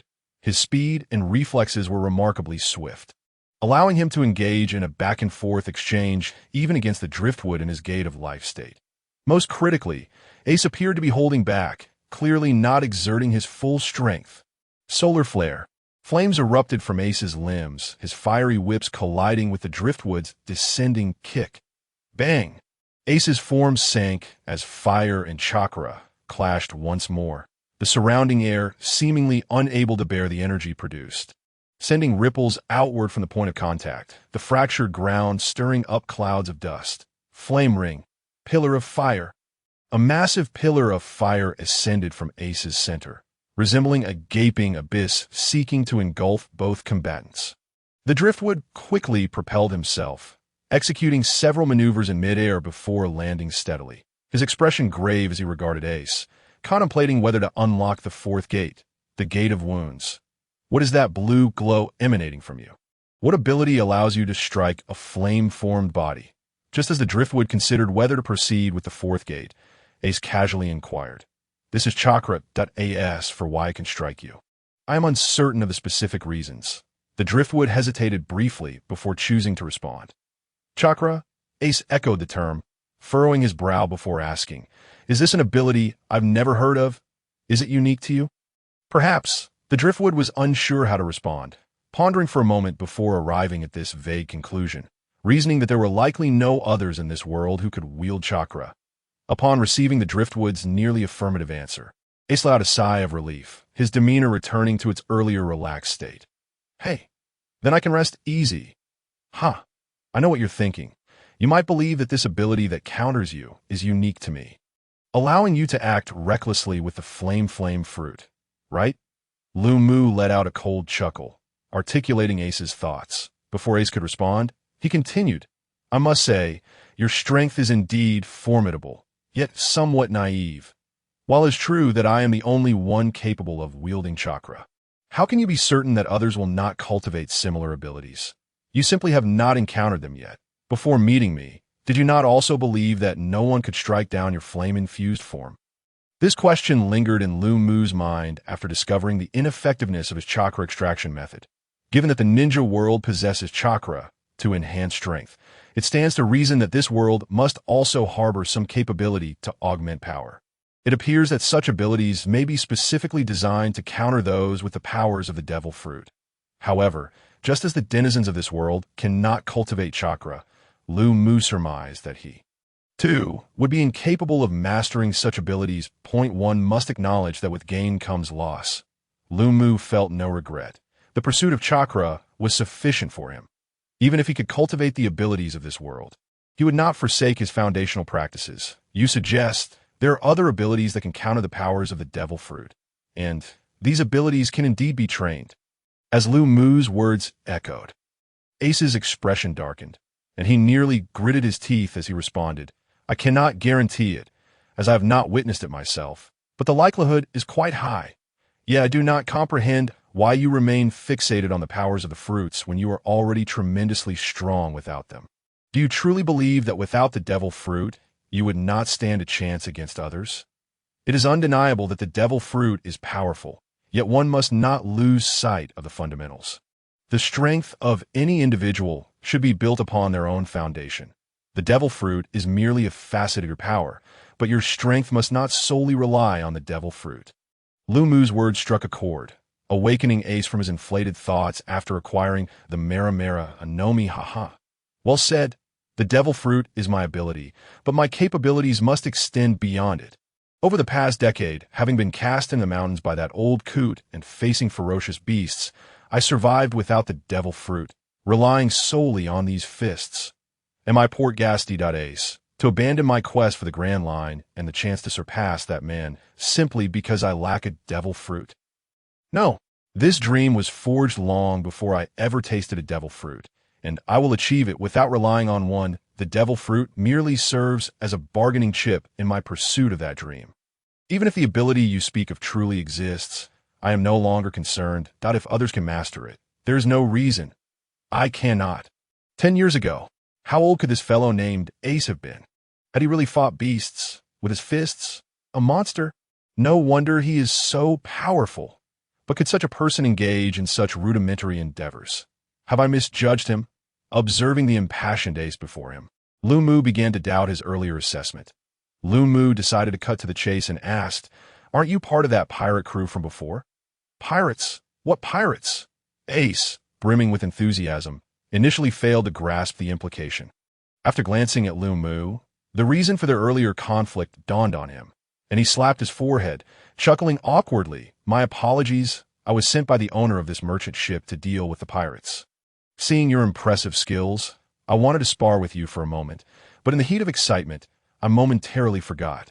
However, you initiated the confrontation, so I cannot be blamed." Lu Mu was taken aback to discover that Ace had engaged him for such a reason, causing him to burst into laughter. Pointing an accusatory finger at Ace, he intended to scold him, but ultimately held back, recognizing the truth in Ace's words. "Enough of this standing around. Let me buy you a drink as an apology. My name is Ace. I can't believe I fought you for so long without knowing your name." Ace, a friendly soul, approached Lu Mu and draped an arm around his shoulder, inquiring, "Lu Mu, Uchiha Lu Mu." Lu Mu replied tersely, "Haha, Lu Mu, you seem to be about the same age as my younger brother, yet your strength far surpasses his," Ace remarked. Although this was meant as a compliment, Lu Mu felt as though Ace was taking advantage of him. Prompting a question, "Your younger brother?" "My brother is Luffy, always wearing a straw hat and proclaiming that he will become the Pirate King. Yet he is destined for disappointment, for the one who shall become the Pirate King will be me." As Ace spoke of Luffy, a tender expression filled his face. Although he claimed he would surpass Luffy in the quest for the title, his tone suggested that he did not view it as a competition. Ace, still with his arm around Lu Mu's shoulder, led him toward the town, eager to fulfill his promise of treating Lu Mu to a drink, seemingly oblivious to the recent pirate attack they had just endured. "Ace, Lu Mu, please do not continue fighting." A voice called out from a distance that Raoul's words, arriving late, felt somewhat redundant at this moment.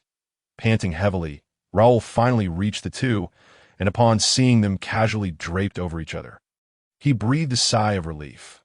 "Upon seeing this scene, I thought it was your doing." "Aha! Old man of the caravan, you are not mistaken. This was indeed our doing. However, you arrived a bit late. We have already finished our exchange." Ace replied with a hearty laugh. "Exchange? You call this an exchange?" Raoul surveyed the surroundings, taking in the numerous craters and the debris of collapsed buildings, utterly perplexed by Ace's characterization of their encounter. Nevertheless, seeing that neither of them appeared harmed, he chose not to dwell on it. "As long as you are unscathed." "What are the pirates?" Raoul inquired, seeking information about the pirates' whereabouts. "Oh, they were dealt with effortlessly. But, old man, given Lu Mu's strength, I didn't even need to lift a finger. He handled those pirates with ease." "Why were you so anxious earlier?" Ace remarked to Raoul. That was because Lu Mu was not present at the time. I was just a bit worried about the situation here." Raoul scratched his head, attempting to ease the awkwardness. "What a hassle." Lu Mu cursed silently, smirking as he addressed the others. "You all continue your conversation. I have some matters to attend to." With that, he formed a seal and vanished from sight. Ace and Raoul exchanged glances, both puzzled about Lu Mu's sudden departure. On the other side of the port, several pirate ships lay anchored, alongside a smaller vessel. If one did not pay close attention, they might easily go unnoticed. I could see this moment. An orange-haired girl was struggling to drag a chest from the pirate ship onto the smaller boat, which already contained several similar chests. After much effort, she finally managed to get the chest to the edge of the pirate ship. With a strong push, the chest slid down the makeshift plank onto the smaller vessel. Smack! She clapped her hands together and wiped the sweat from her brow, excitedly murmuring to herself, "Ha! These few chests should be worth a few million berries. I am one step closer to my goal of 100 million berries. Thank goodness that fiery fellow took care of those pirates. Otherwise, I would never have been able to get my hands on this treasure." However, those two really are absurdly strong. The aftershocks of their battle nearly knocked me out. If not for that, I would have left by now. Remembering how she had fainted momentarily, she felt a twinge of fear. Just as she was about to leap onto the smaller boat, a sudden thought crossed her mind, causing her eyes to redden as she muttered, "If those two are so powerful, could they possibly drive away those damned fishmen?" No, no, no. These two are merely like monsters. The fishmen are the true monsters. Even if they can win, there is no reason for them to help me. Forget it, I won't drag anyone else into this. I'll just work harder. In a few years, I will save up enough berries to liberate the village. She gently patted her face, wiping away the few tears that had just trickled down.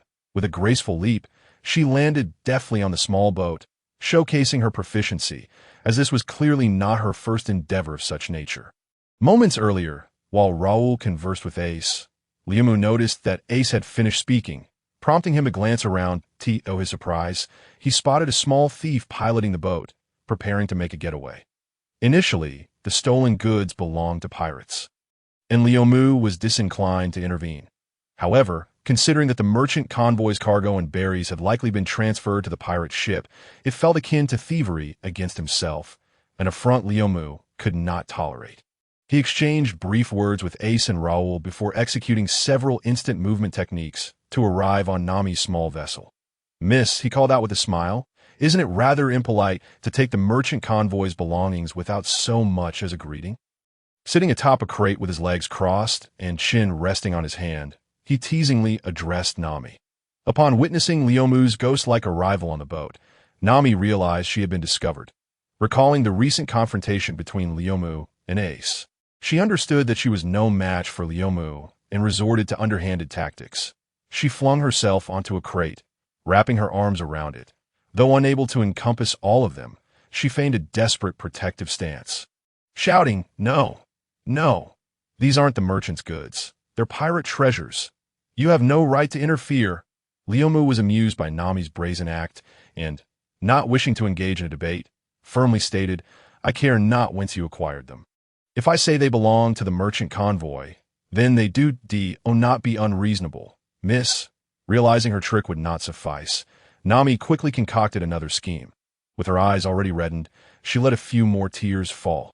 Adopting a pitiable expression as she approached Liumu, her hands clasped together, her large, watery eyes gazed up at him expectantly, her voice choked with emotion as she pleaded, "Big brother, please let me take these things. My younger siblings are waiting for this money to buy food. Can you bear to watch them starve?" Faced with the sight of the girl before him, as delicate as a blossoming flower, in those innocent, sorrowful eyes, Liumu felt a twinge of compassion. "That is impossible." Though Nami's expression of helplessness appeared genuine, Liumu almost believed her, yet he found himself disbelieving her subsequent words. Too contrived. "Do not call me brother. I might not even be older than you." After a moment's contemplation, he continued, "If you desire food, take whatever you can carry. But as for the treasures, not a chance." His cold words struck Nami, who felt an urge to slap herself for mentioning her hunger. Clearly unwilling to concede easily, Nami resorted to her last gambit, one that had proven effective against pirates before. Confident in her charm, she decided this was her only option, for the sake of her village. Apologies, dear reader, but this chapter has more to unfold. Please turn the page to continue reading, as the tale becomes even more riveting. Nami silently expressed her regrets towards Leomu. She swept her hair back with a hand, allowing her fingers to glide downwards. The already cool fabric of her top was tugged slightly lower, bringing her closer to Leomu, her words laced with allure. "Brother, if you allow me to take these treasures, you shall receive what you desire." Leomu's eyes widened in astonishment at Nami's audacious behavior. He had never encountered such a scene before. Well, perhaps not long ago, but the previous instance was entirely different. Observing Nami, though still young, showing such burgeoning allure, combined with her suggestive words, momentarily left Leomu dazed. No man could withstand such temptation. However, he quickly regained his composure upon noticing Nami's other hand concealed behind her, seemingly preparing for something. His expression turned frosty as he swiftly grasped the hand hidden from view. The thud echoed as a 3-section staff clattered onto the boat. Had Leomu lost his resolve moments ago, there was no doubt the staff would have been aimed at his most vulnerable area. With her trick exposed, Nami found herself out of options and resorted to further deceit, struggling against Leomu's grip. "You're so stingy. The Porter merchant convoy is affluent. Surely, they wouldn't miss these paltry treasures. That can't you pretend they were stolen by pirates?" Leomu retorted. "Paltry treasures? You dare refer to these crates as trifles, even if they were indeed trifles. You cannot simply charm your way into taking them." During the struggle, a golden dagger fell from Nami's possession, its previous hiding place a mystery to Leomu. Nami looked at Leomu, offering an awkward smile. Leomu squinted, recognizing the dagger. It was the one Ace carried. During their skirmish, he had not noticed its absence, only now realizing it had been pilfered to have stolen Ace's dagger. This thief possessed some skill. Leomu regarded Nami with a scrutinizing gaze. Nami, sensing the intensity of his stare, felt a wave of foreboding wash over her. She quickly clasped her chest, eyeing Leomu warily. Her sudden change in demeanor puzzled Leomu, who had done nothing to warrant such caution. "Never mind.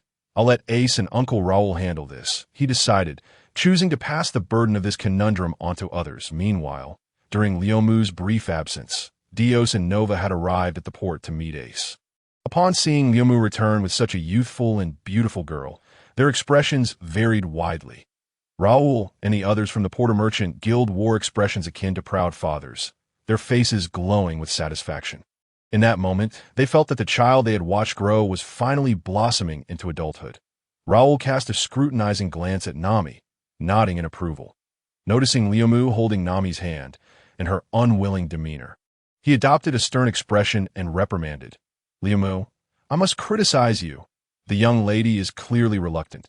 You cannot forcibly hold on her hand. Everything in due course. Let her go." Leomu looked perplexed, wondering why he should not seize a thief when he had the chance, yet be told to take it slowly. Although he did not fully grasp Raoul's meaning, he released her hand, confident she could not escape. "Humph." Nami rubbed her sore wrist, glowering at Leomu, a cold huff escaping her lips as she crossed her arms and awaited her fate. She dared not flee, fully aware of the futility of such an attempt to the onlookers. This scene appeared as a playful quarrel, their amusement barely concealed. Dios, unfamiliar with Leomu, simply observed with an air of curiosity. Ace, however, was more forthright, stepping beside Leomu, throwing an arm around his shoulder and playfully punching his chest, laughing as he remarked, "Brother, you've got good taste. Just a brief outing, and you return with such an enchanting lady." Ace's words were laced with a knowing smile. Leomu, despite his innocence, understood the underlying implications of Ace's statement, as well as Raoul's earlier admonition. His face flushed with a mixture of embarrassment and irritation. He threw off Ace's arm and tossed the golden dagger he had acquired earlier at him, exclaiming in frustration, "It's not what you think." Ace, upon catching the dagger, instinctively checked his waist, realizing the dagger was indeed missing. His expression became one of confusion as he stared at Leomu, as if questioning the origin of the weapon. Leomu proceeded to recount the events that had transpired to the gathered crowd, merely stating that a thief had been apprehended, without divulging any specific details. Upon hearing Leomu's claim that she had stolen treasures from the Porter Merchant Group, Nami quickly interjected, attempting to defend herself, asserting, "The pirates stole your treasures. Why not pursue them instead? Why are you capturing me? I only took the pirate's loot, not yours. Absolutely not. Her tone was fervent and righteous, showing no signs of embarrassment. The crowd, however, chose to disregard her protestations. It was Ace, upon discovering that Nami had stealthily pilfered the dagger he had been carrying without his knowledge, who gazed at her with curiosity, somewhat incredulous. Raoul, on the other hand, cast a regretful glance at both Lyomu and Nami, silently lamenting the situation. Following the pirate attack, the Flower Town Festival, which was originally slated to commence, was inevitably postponed. Nami faced no punitive actions, despite her objections and the glances of resentment she cast. All the stolen treasures were confiscated. The treasures that did not belong to the merchant group were handed over to the mayor of Flower Town, leaving the specifics of their distribution to weigh on the mayor's mind. Lyomu and the members of the Porter merchant group lingered in Flower Town for several days to discuss future collaborations. The merchant group sold the goods they had brought at nearly original prices to Flower Town, establishing an agreement to continually supply essential goods to the town in a time of crisis. The Porter merchant group had provided warmth to Flower Town, thus securing their friendship and establishing a long-term cooperative relationship. "Thank you. You shall always be the best of friends to Flower Town," exclaimed Lyomu's elder brother. "Please visit Lily often. I shall miss you," as the residents of Flower Town bid a warm farewell. The merchant ship of the Porter Group sounded its horn to signal its return voyage. The originally planned route had been abruptly altered due to a spontaneous decision for relaxation. They had not even reached the first destination before retracing their path. It remained uncertain whether this journey could be deemed a successful trade. Lyomu recalled Raoul, who had worn a perpetual smile over the past few days, noticing that a few more lines had appeared on his face. Leading Lyomu to find clarity in his thoughts, leaning against the railing, holding a flower brew gifted by the townsfolk, he relished the sea breeze at the ship's bow, feeling utterly at ease. By the way, why are you all still aboard?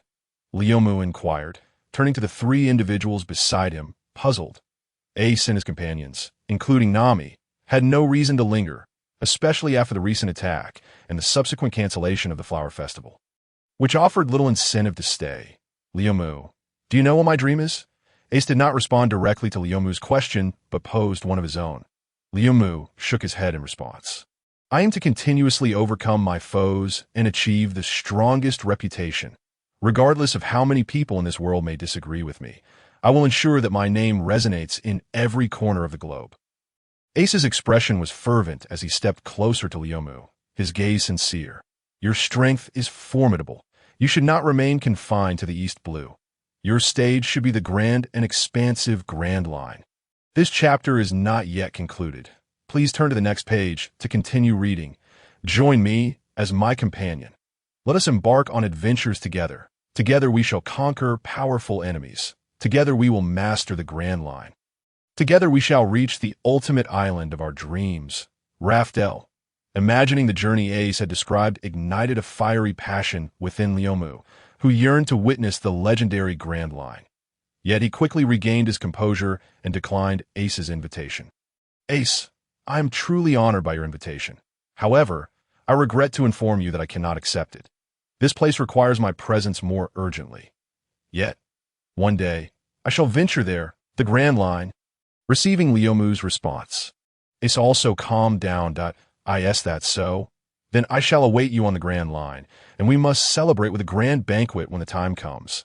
Though they could not become companions, they remained friends, and Ace established a pact for their reunion. Turning to Nami, he inquired, "Beautiful Miss Nami, would you be interested in joining me on an adventure?" In the days that had passed, they had formally gotten to know Nami. "No, I detest pirates," Nami replied without a moment's hesitation. "How disheartening, to be rejected twice in a row." Ace feigned sorrow, although his tone made it clear he was jesting. "Haha. Ace, since they are unwilling, we should take our leave. Our purpose for these past few days was this. Since our goal remains unfulfilled, we have no reason to stay." Dias handed a small speedboat, which had been resting nearby, to Ace, stating, "Let us depart." Ace did not dwell on the matter, laughing heartily. "Ha ha ha. Indeed, let us go, Dias. Lyomu, we shall meet on the Grand Line." Ace tossed the small boat into the sea, and with a leap, He and Dais sprang onto the boat, moving without hesitation, after promising to meet Lyomu on the Grand Line. Flames erupted from beneath Ace's feet. The speedboat surged forward, leaving a white trail on the ocean until it vanished from Lyomu's sight. You really need not remain. I know you desire adventure as well, Raoul remarked as he approached Lyomu from the deck. Ha! Uncle Raoul, my motives are not entirely for your sake. Once I grow stronger, I too wish to experience the wonders of the Grand Line. Lyomu reassured Raoul with a smile. Whether it was Lyomu's own strength or the merchant group's fortitude that would grow stronger remained a secret known only to him. Raoul made a resolute decision to recruit and strengthen the merchant group, no longer hindering Lyomu's progress. And what of you, Miss Nami? Why do you linger? Are you still fixated on the merchant group's treasures? Lyomu teased. You imbecile, I've already stated that I will only steal from pirates. Once we reach the next island, I shall take my leave, Nami retorted, making a fist gesture at Lyomu with a disgruntled expression. She genuinely believed this. Yet there was another reason. Should they encounter pirates along the way? With Lyomu's strength, she would not only be safe, but could also take advantage of the chaos. After all, the likelihood of the merchant group encountering pirates during their voyage was relatively high. Ultimately, Nami's hopes were dashed. No unwelcome pirates attacked the merchant group until they reached the next island. With no gains to show, Nami resolved to seek out her next target to amass the 100 million berries she needed. Before parting ways, Nami turned back every few steps, battling with her thoughts about whether to ask Lyomu for assistance. In the end, her kind heart prevailed, and she decided to bear the burden alone. Ensuring she would not involve Lyomu in the year 1520 of the Sea Circle calendar, the sun cascaded down like shards of gold upon the sea, while seagulls soared freely in the azure sky. A passenger ship navigated the cerulean waters, where the sailors aboard began playing a game of retrieving barrels. Inside the ship's grand hall, however, a different scene unfolded. A lavish ball was underway, filled with revelry and merriment. Attendees, dressed in splendid attire, comprised wealthy young lords and ladies from various regions, opportunistic climbers seeking to ascend the social ladder, and those hoping to take advantage of the occasion. And of course, there were also ordinary passengers like Lyomu, who had fortuitously boarded the vessel at that moment. Lyomu had shed his usual appearance. Abandoning his customary combat attire, he donned a formal suit befitting the occasion to avoid drawing attention to himself. What a dreadful outfit. It is truly uncomfortable to wear. As Lyomu tugged at the bow tie around his neck, he muttered under his breath. Time swiftly passed, and 3 years had elapsed since the incident in Flower Town. Under Raoul's leadership, the Potter Caravan had evolved into the Potter Guild, with branches scattered across the East Sea. Nowadays, the Potter Guild had earned a reputation as a prominent merchant association in the East Sea, employing numerous bounty hunters and formidable free agents. This was a deliberate endeavor by Raoul over the past few years, even at great expense, aimed at ensuring that Lyomu would no longer worry about them. Allowing him to embark on adventures at sea and pursue his own desires freely did a year ago, at Raoul's insistence. Lyomu ceased accompanying the guild on voyages. 6 months prior, Raoul suggested that Lyomu set sail. Yet Lyomu still declined, citing a desire to strengthen his capabilities further. Half a month ago, Raoul forcibly expelled Lyomu from Loya town. Indeed, he was expelled, perhaps due to excessive concern for Raoul and the others. Lyomu could never shake off the feeling of unease at being apart from them, compelling Raoul to adopt such a forceful approach. He even declared that unless Lyomu made a name for himself outside, he should not return. In response, Lyomu could only bury Raoul's good intentions deep within his heart. "My young sir, may I have the pleasure of a dance with you?" A melodious invitation broke into Lyomu's reverie. Pulling him back to the present, T17, Lyomu possessed an attractive visage, radiating a unique charm from within. Even while seated in a relatively secluded corner, savoring fine wine alone, he attracted numerous young women seeking to dance with him. Observing the beautiful maiden before him, her face alight with anticipation, Lyomu politely declined once more. "Sigh, how much longer until we arrive?" he whispered, overwhelmed by a sense of ennui for such occasions and unable to respond with composure. Yearning instead for the swift arrival at the voyage's destination. Boom! Boom! Boom! The successive sounds of cannon fire shattered the atmosphere of the Grand Hall, causing the ship to rock violently. "Captain, we're in trouble." "Pirates!" A sailor burst into the hall in a state of panic, his voice laden with terror. Screams erupted throughout the hall. Whether the socialites or the wealthy young men, they could no longer maintain their decorum and dignity, frantically scurrying about like headless chickens in search of a potentially safe corner. What a nuisance, Lyomu thought, incredulous that the seemingly innocuous vessel he had boarded would encounter a pirate attack. Wasn't the East Sea supposed to be the safest of waters? Although Lyomu had no desire to involve himself in the matter, he realized that if left unchecked, the ship would be left without a captain, compelling him to reluctantly stretch his limbs. However, upon witnessing the crowd surrendering their treasures without hesitation to save their lives under the threat of the pirates, he quietly slipped out of the hall, nimbly leaping up to the lookout of the passenger's ship. Well, no need for trouble. Lyomu shook his head helplessly, closing his eyes, clearly wishing to disengage, for those who had completely abandoned the will to resist. He felt no inclination to offer assistance. After all, once the pirates departed, the ship could continue its journey. Suddenly, a loud crash interrupted Lyomu's moment of respite. Isn't there supposed to be no one resisting? Why is there commotion? Lyomu pondered, turning his gaze toward the source of the disturbance, where a figure caught his attention, a boy wearing a straw hat. Gum Gum Rocket, a youth clad in a red vest and black shorts, sporting a pair of oversized flip-flops with a scar at the corner of his eye, was launching himself toward a group of pirates, sending them sprawling. "Huh!" The boy suddenly burst into laughter, spreading his arms wide, exclaiming, "I am Monkey D. Luffy, the man who will become the Pirate King." "The Pirate King? You, a mere child? Impossible!" came the mocking voice of Arlita. "This isn't about possibility, it's about my desire to do so. I am resolute in my determination to become the Pirate King. If it leads to my demise, then so be it," Luffy declared, clutching his straw hat with conviction. "Then go die." Arlita swung a metal rod toward Luffy. Bang! Arlita's rod struck Luffy's head with a resounding thud. "Such attacks are ineffective against me, for I am made of rubber." Luffy smirked, utilizing the powers of the Gum Gum fruit to stretch his arm back several meters. The Gum Gum pistol. Once his arm reached its limit, it rapidly retracted, striking Arlita in the abdomen with tremendous force, propelling her into the air. After soaring several dozen meters, Arlita finally plummeted into the sea, her considerable bulk creating a massive splash. "So it's you?" Ace's brother, observing Luffy send Arlita flying. Lyomu's lips curled into a slight smile. During their time in Flower Town, Ace spoke most frequently of his younger brother, who incessantly declared his ambition to become the Pirate King. Now, he finally stood before Lyomu. Although Ace often dismissed Luffy as unreliable, the affection in his tone was unmistakable. Perhaps he had no desire to conceal it, determined to become the Pirate King, even if it leads to death. "Is that so?" Lyomu echoed Luffy's proclamation from moments ago, reigniting the adventurous spirit that Ace had sparked in him 3 years prior.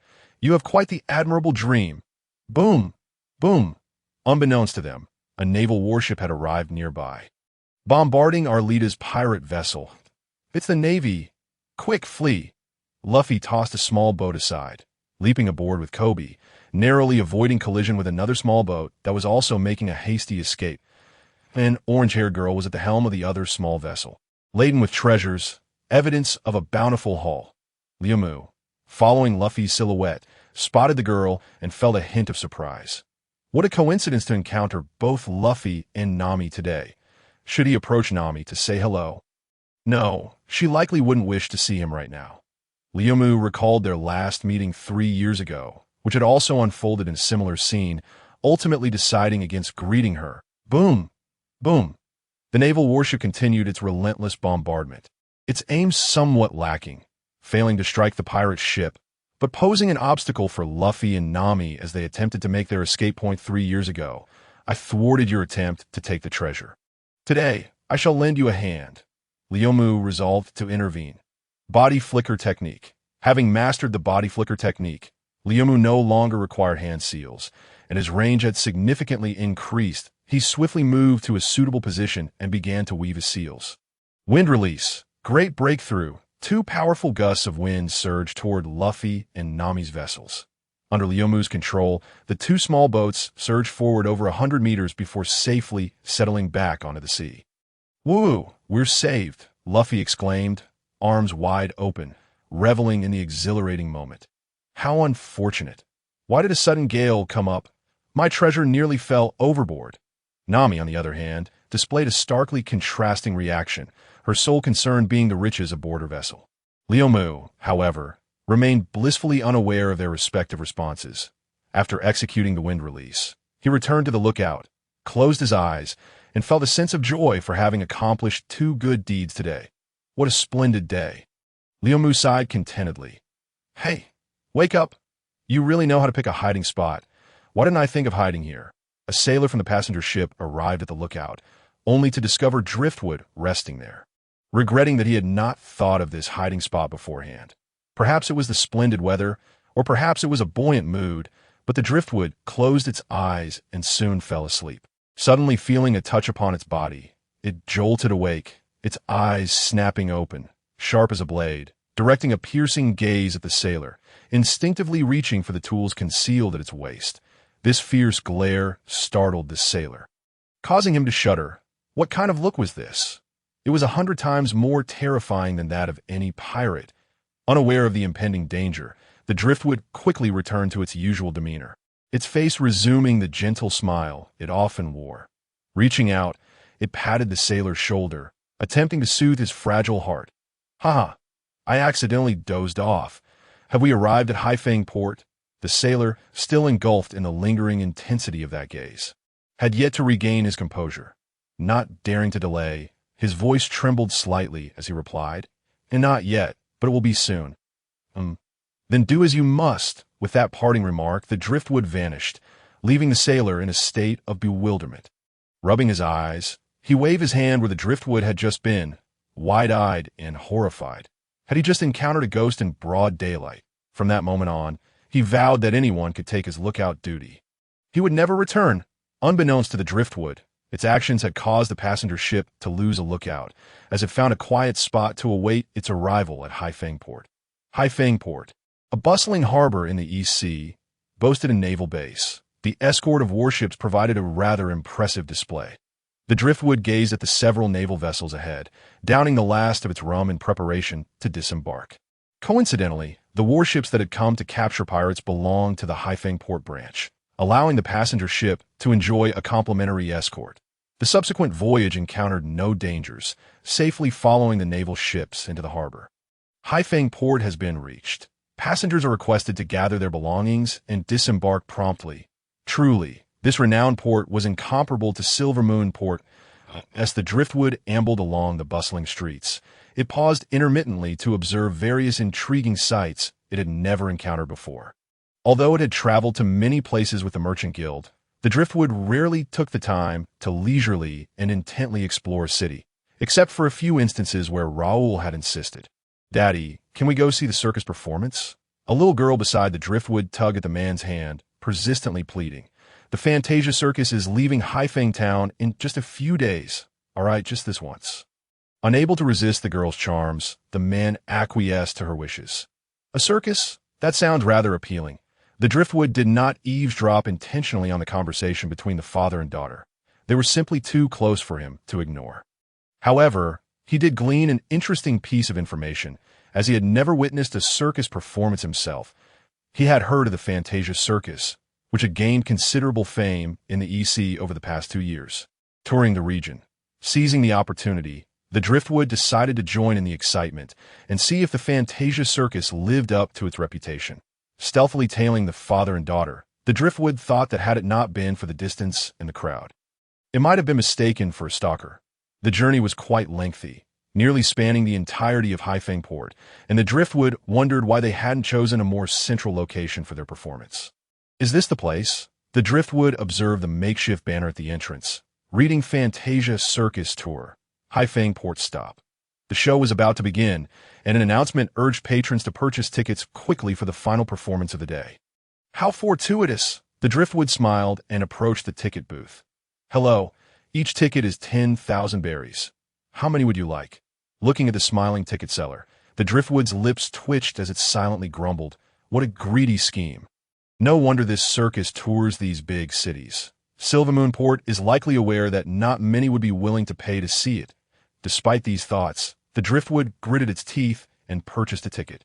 After all, it had come all this way, and it would be unreasonable not to take a look. It wasn't that the driftwood lacked the 10,000 berries. Although Raoul had pushed it out for this journey, he had still provided a substantial sum. However, funds were finite, and the journey ahead was long. The driftwood believed it prudent to save where possible and had even considered taking occasional bounty hunting jobs to earn some extra cash from a navy. As for the driftwood's small fortune over the past few years, all expenses had been arranged by Raoul, and whenever something was needed, Raoul would procure it, meaning the driftwood rarely needed to use berries, resulting in no personal stash. The grand exhibition hall, accommodating over 1,000 people, was already filling up, even though the show had been running for several days. Initially, it had been packed to capacity, with tickets in great demand. Goodness, the profits from this single performance far surpassed those of a dozen merchant voyages from a few years back. Perhaps Raoul should consider a career change, just as the driftwood pondered this. The performance commenced. Animal taming, fire rings, juggling. The array of acts was quite extensive, and the audience's reactions were fervent, especially during the final interactive segment, where the magician's hypnosis left the participating children amazed and exuberant. Their spirits still soaring even after descending from the stage. As for the driftwood, it was on the verge of dozing off. It found the performances exceedingly dull, lacking any spark of interest. Back in Konoha, the driftwood had witnessed countless summoning beasts.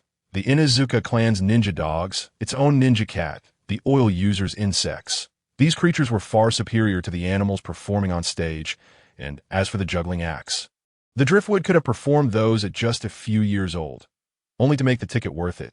The driftwood endured, leaning back in its seat to stave off sleep, though its eyelids were already beginning to flutter. As the performance concluded, the driftwood grumbled as it exited the venue, vowing never to trust so-called renowned performances again. With a heart full of grievances, the driftwood wandered near the exhibition hall. Although deeply dissatisfied with the content of the show, it could only helplessly accept that perhaps its expectations had been too lofty. Before long, it found itself in a narrow alley. Upon reaching a corner, the driftwood looked around and realized it seemed to be lost. Preparing to retrace its steps, just then, a woman wearing sunglasses and clad in a revealing outfit suddenly emerged from the corner, her expression frantic, and without noticing the driftwood, she collided directly into its embrace. Had it been an ordinary person, they might have been knocked to the ground. "I'm so sorry. I'm so sorry." The woman hurriedly apologized, glancing back at the path from which she had come, her face exhibiting a palpable panic. As if some monstrous threat were pursuing her, the sound of hurried footsteps echoed from that direction.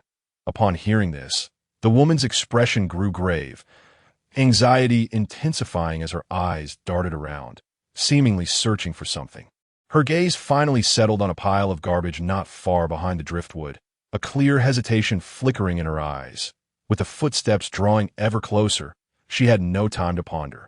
Mustering her courage, clack, clack, clack, in her high heels, she dashed into the pile of refuse, leaving the driftwood astonished.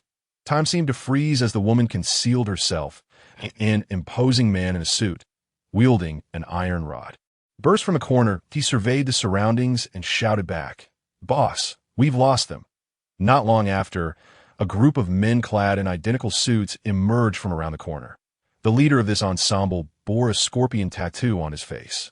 Apart from the fact that he wielded no weapon, the rest of the men brandished iron rods, exuding an air of menace that suggested they were not to be trifled with. The man with the scorpion tattoo ignored Lu Mu completely and directed his gaze towards a heap of garbage, gradually making his way over, followed closely by his companions.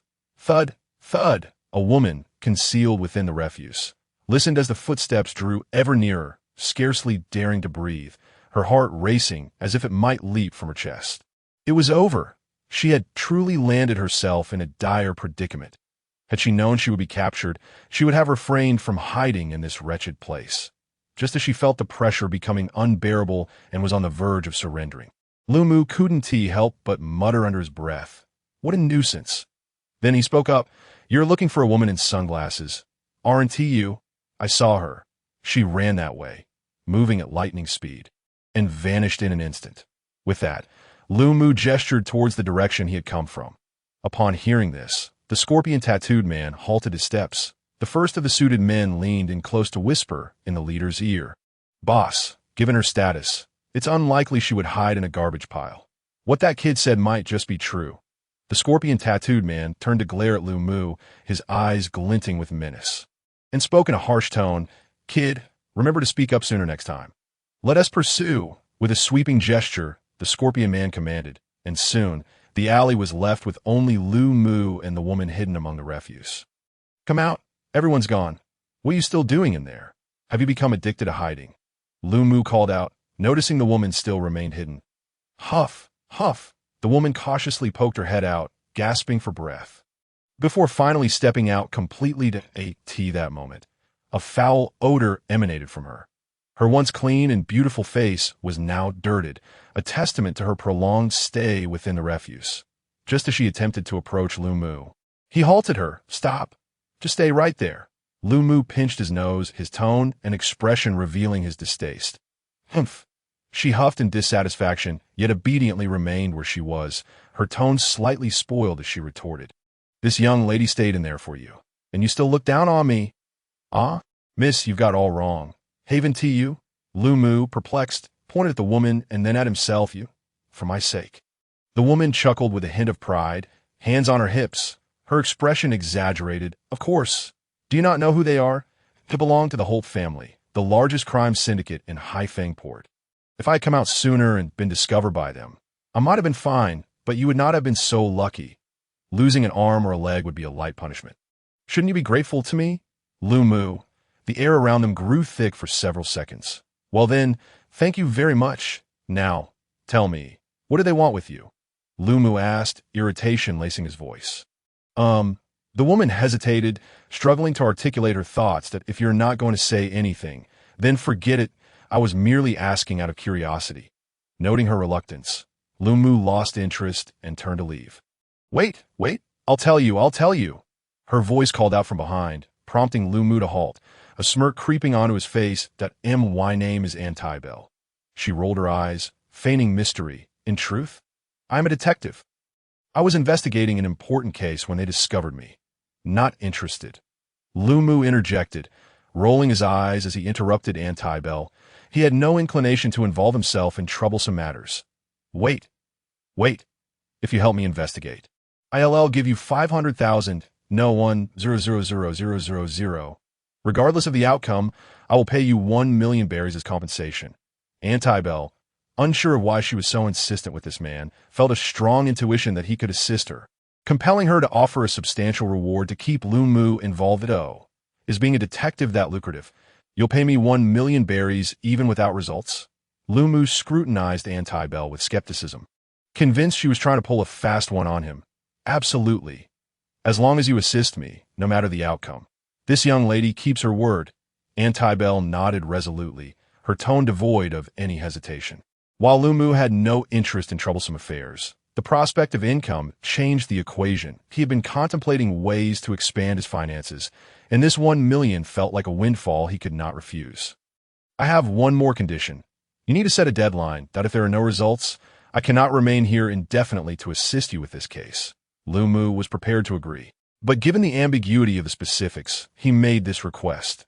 "This incident is related to the Fantasia Paradise Circus, so let's set the deadline for the day the circus departs." After a moment of contemplation, Antibel acquiesced to Lu Mu's condition.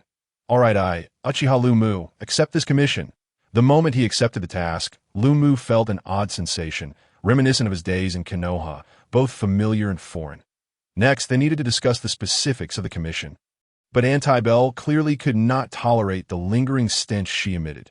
She sought out an inn to freshen up and change into a new outfit, after which they ventured to a high-end tavern. Of course, Antibel was footing the bill.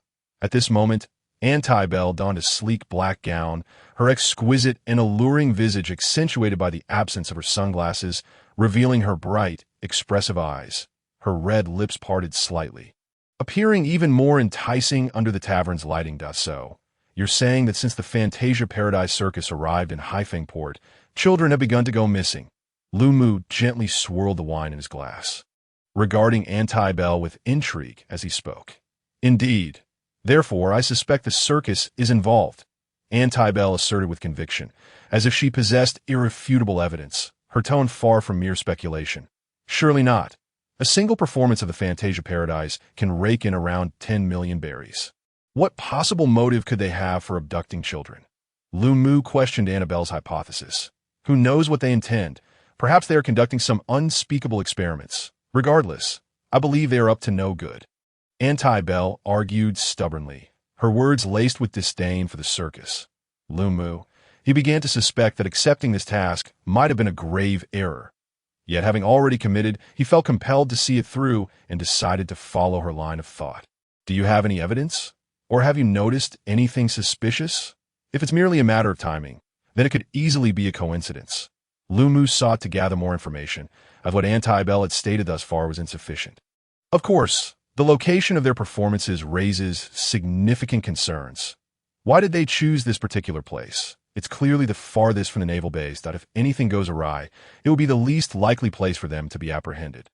Anti-Bell animatedly explained her theory, presenting her argument with compelling logic. Originally, Lu Mu had prepared to start from scratch, thinking Anti-Bell's involvement was merely a fleeting whim, with little groundwork laid.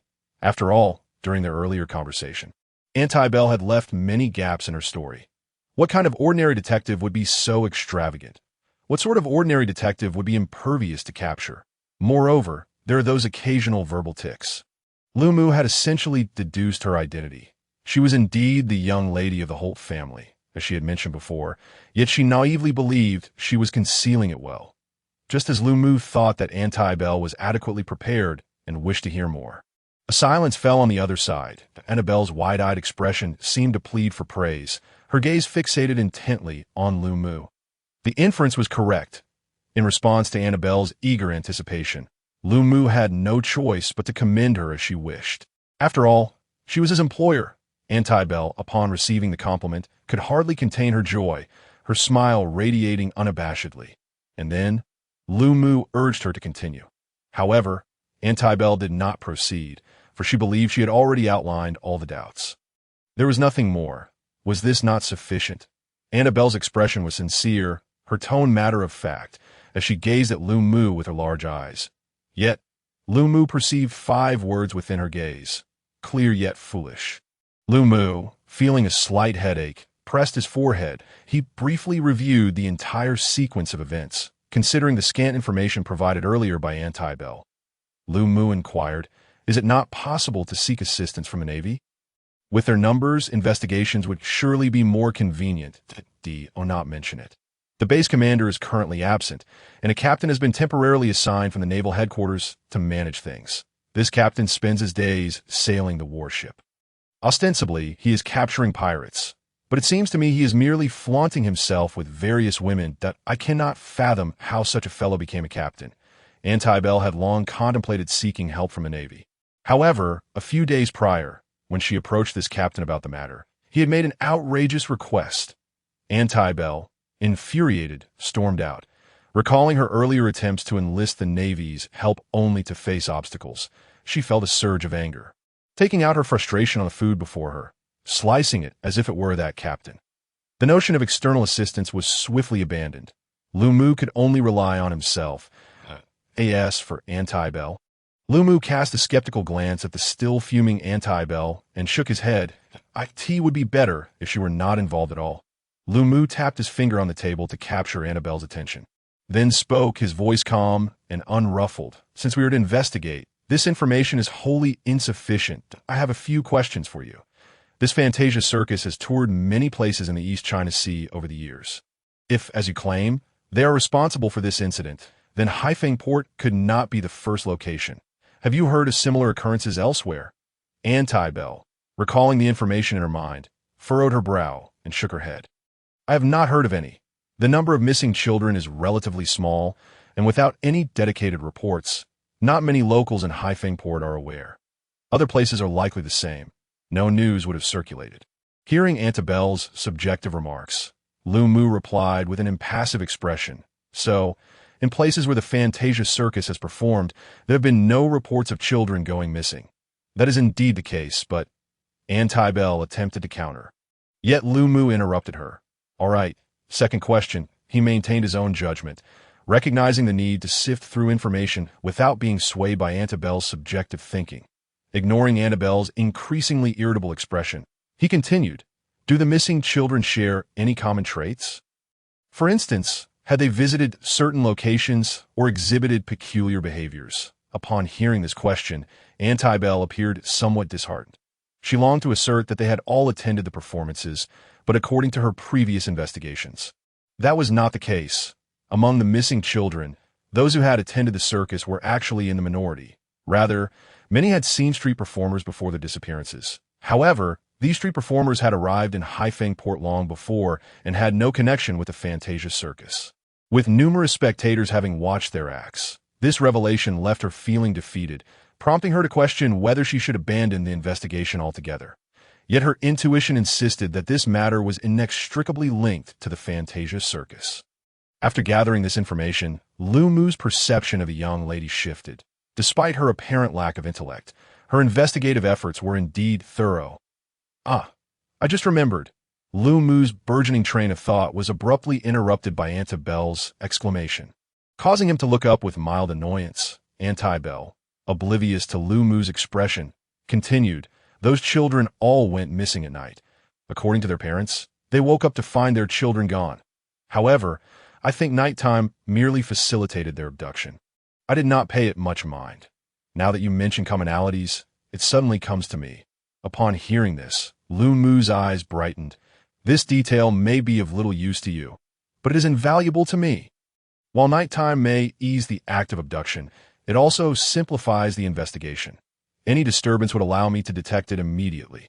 Though nighttime inquiries may be arduous, they're acceptable to me. Lu Mu had already formulated a plan for his next steps. I am now aware of the situation, but are you certain you wish to continue the investigation? Lu Mu suddenly questioned. Antibel looked puzzled. Had she not paid for this very purpose? Meeting her inquiring gaze, Lu Mu elaborated, there are two possibilities. First is not the Fantasia Circus, and another party is responsible. This can be easily resolved by handing the matter over to the Navy. Second, if it is indeed the Fantasia Circus. It complicates matters. Lu Mu did not entertain the notion of a failed investigation, demonstrating his confidence. Antibel inquired, why would it be more troublesome if it were the Fantasia Circus? We could simply pass it on to the Navy. Lu Mu did not withhold the answer, stating directly, if it is confirmed to be the Fantasia Circus, then this is evidently not their first offense. Over the years, I refuse to believe no one has noticed. Yet, not only has it gone undiscovered, but their notoriety has also ascended, indicating a formidable backing. And those who have uncovered the truth, did they fail to investigate? Were they silenced? Or did they simply fear to intervene? Consider why the Navy's base commander happens to be absent at this juncture. Is it mere coincidence? Or is it deliberate? Lu Mu lightly tapped the table, his expression laced with mockery as he regarded Antibel. He was curious whether, with this understanding, the woman before him would still possess the courage to press on. Should the second possibility prove true, it would undoubtedly complicate Lu Mu's investigation. The absence of incidents over the years suggested that the forces behind this were not only significant, but that those involved in the actions must be exceptionally vigilant and possess unique methods. Antibel was taken aback by Lu Mu's words, her mouth agape. She had not anticipated so many ambiguities entangled within the situation, and no wonder, when she had made no progress and prepared to leverage her family's influence for the investigation. Her father had sternly intervened. He had even prohibited her from pursuing the matter, confining her for a time. This had led to her evading capture, as she had sneaked out, after several minutes of stunned silence. Antibel finally regained her composure, yet her response was not one of fear as Lu Mu had anticipated, but rather excitement. Investigate. Why not? Otherwise, my 100,000 berries would be wasted. Antibel felt as if she were immersed in a fantastical tale. At that moment, she envisioned herself as the valiant hero, with Lu Mu as her loyal sidekick, embarking on a quest against the forces of evil. Lu Mu regarded the inexplicably animated woman before him with a bemused expression. She remained oblivious to the gravity of the situation. However, Lu Mu was unconcerned. Regardless, he would complete the task and collect his reward before departing, leaving the aftermath to others. All right, the next steps are mine to handle. As long as the Fantasia Circus remains active before their departure, I can provide you with a satisfactory answer. After receiving Annabelle's affirmative response, Lu Mu decisively took on the subsequent investigative task. As for Annabelle, to accompany her is akin to carrying a burdensome weight, and one must constantly divide their attention to tend to her needs. The greatest fear in undertaking a mission is not an opponent of divine prowess, but rather an employer whose whims are as erratic as a nervous tick. Thus, it would be prudent for her to simply retreat into slumber, awaiting favorable news from Liubmu. Annabelle gazed expectantly at Liubmu, eagerly anticipating the arrangements for her next course of action, her eyes sparkling with an undeniable eagerness. Liubmu, however, chose to disregard Annabelle entirely, leisurely consuming the food before him, exhibiting no inclination to speak. Annabelle, left with no choice, finally broke the silence, her tone brimming with barely contained excitement. "Hey, what about me? What should I do next? This young lady is itching to showcase her talents." Liubmu picked up a napkin, wiping the remnants of food from his mouth, and slowly uttered 2 words, "Sleep." After waiting for what felt like an eternity, Annabelle was met with such a dismissive response, igniting a sudden flare of anger within her. She plunged a knife in her hand into a piece of meat on her plate with fervor, her eyes glinting with fury as she gritted her teeth. "Are you implying that this young lady is of no assistance? Do you think I would hinder your progress?" Liubmu noted that Annabelle had abandoned her usual speech patterns. Perplexed by the source of her ire, "Isn't it better to simply lie back and await the outcome? But if you insist on being involved, I shall begrudgingly assign you a surveillance task," he said, slightly refining his approach. "However, let me finish. Why are you so agitated? Tonight, you shall rest well, as in the coming days, I will need you to monitor every move of the fantasy paradise. This is of utmost importance. Carelessness is not an option." Upon hearing this, Annabelle's excitement surged once more, and she eagerly accepted the daunting assignment. Her transformation swift and remarkable, something Liubmu had never witnessed before, even in accepting a commission. He found himself tasked with appeasing his employer's spirits, which he could only endure in silence. After a hearty meal, the two had just risen when Annabelle pulled them back down to sit once more. She buried her entire face beneath the table, as if hiding from some unseen presence that a few minutes later she cautiously raised her head, glancing furtively around. Then, shielding one side of her face with her hand, she leaned closer to Liubmu and whispered, "Look at that man with the pink hair on the left. He is Captain Finn Booty, temporarily assigned to the naval base. I believe he goes by the nickname Iron Fist." At the sound of this moniker, Liubmu could not suppress a laugh, spraying the wine in his mouth across Annabelle's face. "Iron Fist? Does Mr. Garp know about this? What are you doing? Don't draw his attention. I do not wish to be spotted." Annabelle glared at Liubmu. Snatching a napkin to wipe the wine from her face, Liubmu quickly apologized. I'm sorry. I was simply taken aback. How dare he bear such a title?" Annabelle rolled her eyes at him. "How would I know? That's just what the Navy at the base calls him." Finn Booty was currently raising his glass, engaging in animated conversation with a striking woman across from him. Clearly accustomed to such social gatherings, Annabelle noticed that his gaze remained fixed on the beautiful lady, and he had not noticed their presence, which relieved her greatly. Recalling their previous unpleasant encounter, she wished to have no further dealings with Finn Booty. With Liubmu as assistance, they managed to leave the tavern without being detected. 2 days later, in the inn where Liubmu was lodging, he was resting in preparation for the night ahead. Over the past 2 days, his schedule had completely flipped, venturing out at night to investigate and sleeping during the day. Unfortunately, his efforts yielded little fruit, as there had been no reports of missing children. A sudden, urgent knocking at the door roused him from his lethargy. With a heavy heart, he dragged himself out of bed, his weary steps leading him to the door, his eyes betraying his profound fatigue. Upon opening the door, he was greeted by a beautiful yet extremely irate face. "Good morning." Upon seeing Annabelle, and sensing no immediate danger, He greeted her before collapsing back on a bed that a single night without sleep had little effect on him, yet to ensure the mission's success. He had expanded his surveillance to encompass the entirety of Seafoam Port. Clearly, he could not oversee the entire city alone. Thus, he summoned 3 shadow clones. Apart from the southeastern corner, where the naval base was located, each of the other 3 corners was assigned a clone, while his main form conducted investigations in the center, allowing for easy support if needed as for the area surrounding the naval base. Although Liubmu had previously harbored suspicions regarding the Navy, it was merely a concern about their inaction. He could not fathom that the forces behind the scenes were potent enough to compel the Navy's assistance. The celestial dragons, possessing such power, would not require such convoluted methods to capture children. Consequently, he did not assign a shadow clone to the naval base, thus lightening his load. While shadow clones are undoubtedly convenient, their drawbacks were also painfully evident. Once the reconnaissance mission concluded, the accumulated fatigue from the 3 additional bodies weighed heavily upon him, far surpassing the exhaustion of 4 consecutive sleepless nights. Even Liubmu could not withstand it, and he collapsed into a deep slumber upon returning to the inn. Liubmu, after accepting this young lady's payment, is this how you conduct business? As the employer, I dare not indulge in laziness, fearing I might miss any suspicious characters. Yet here you are, hiding away in sleep. Get up. We agreed you would deliver good news.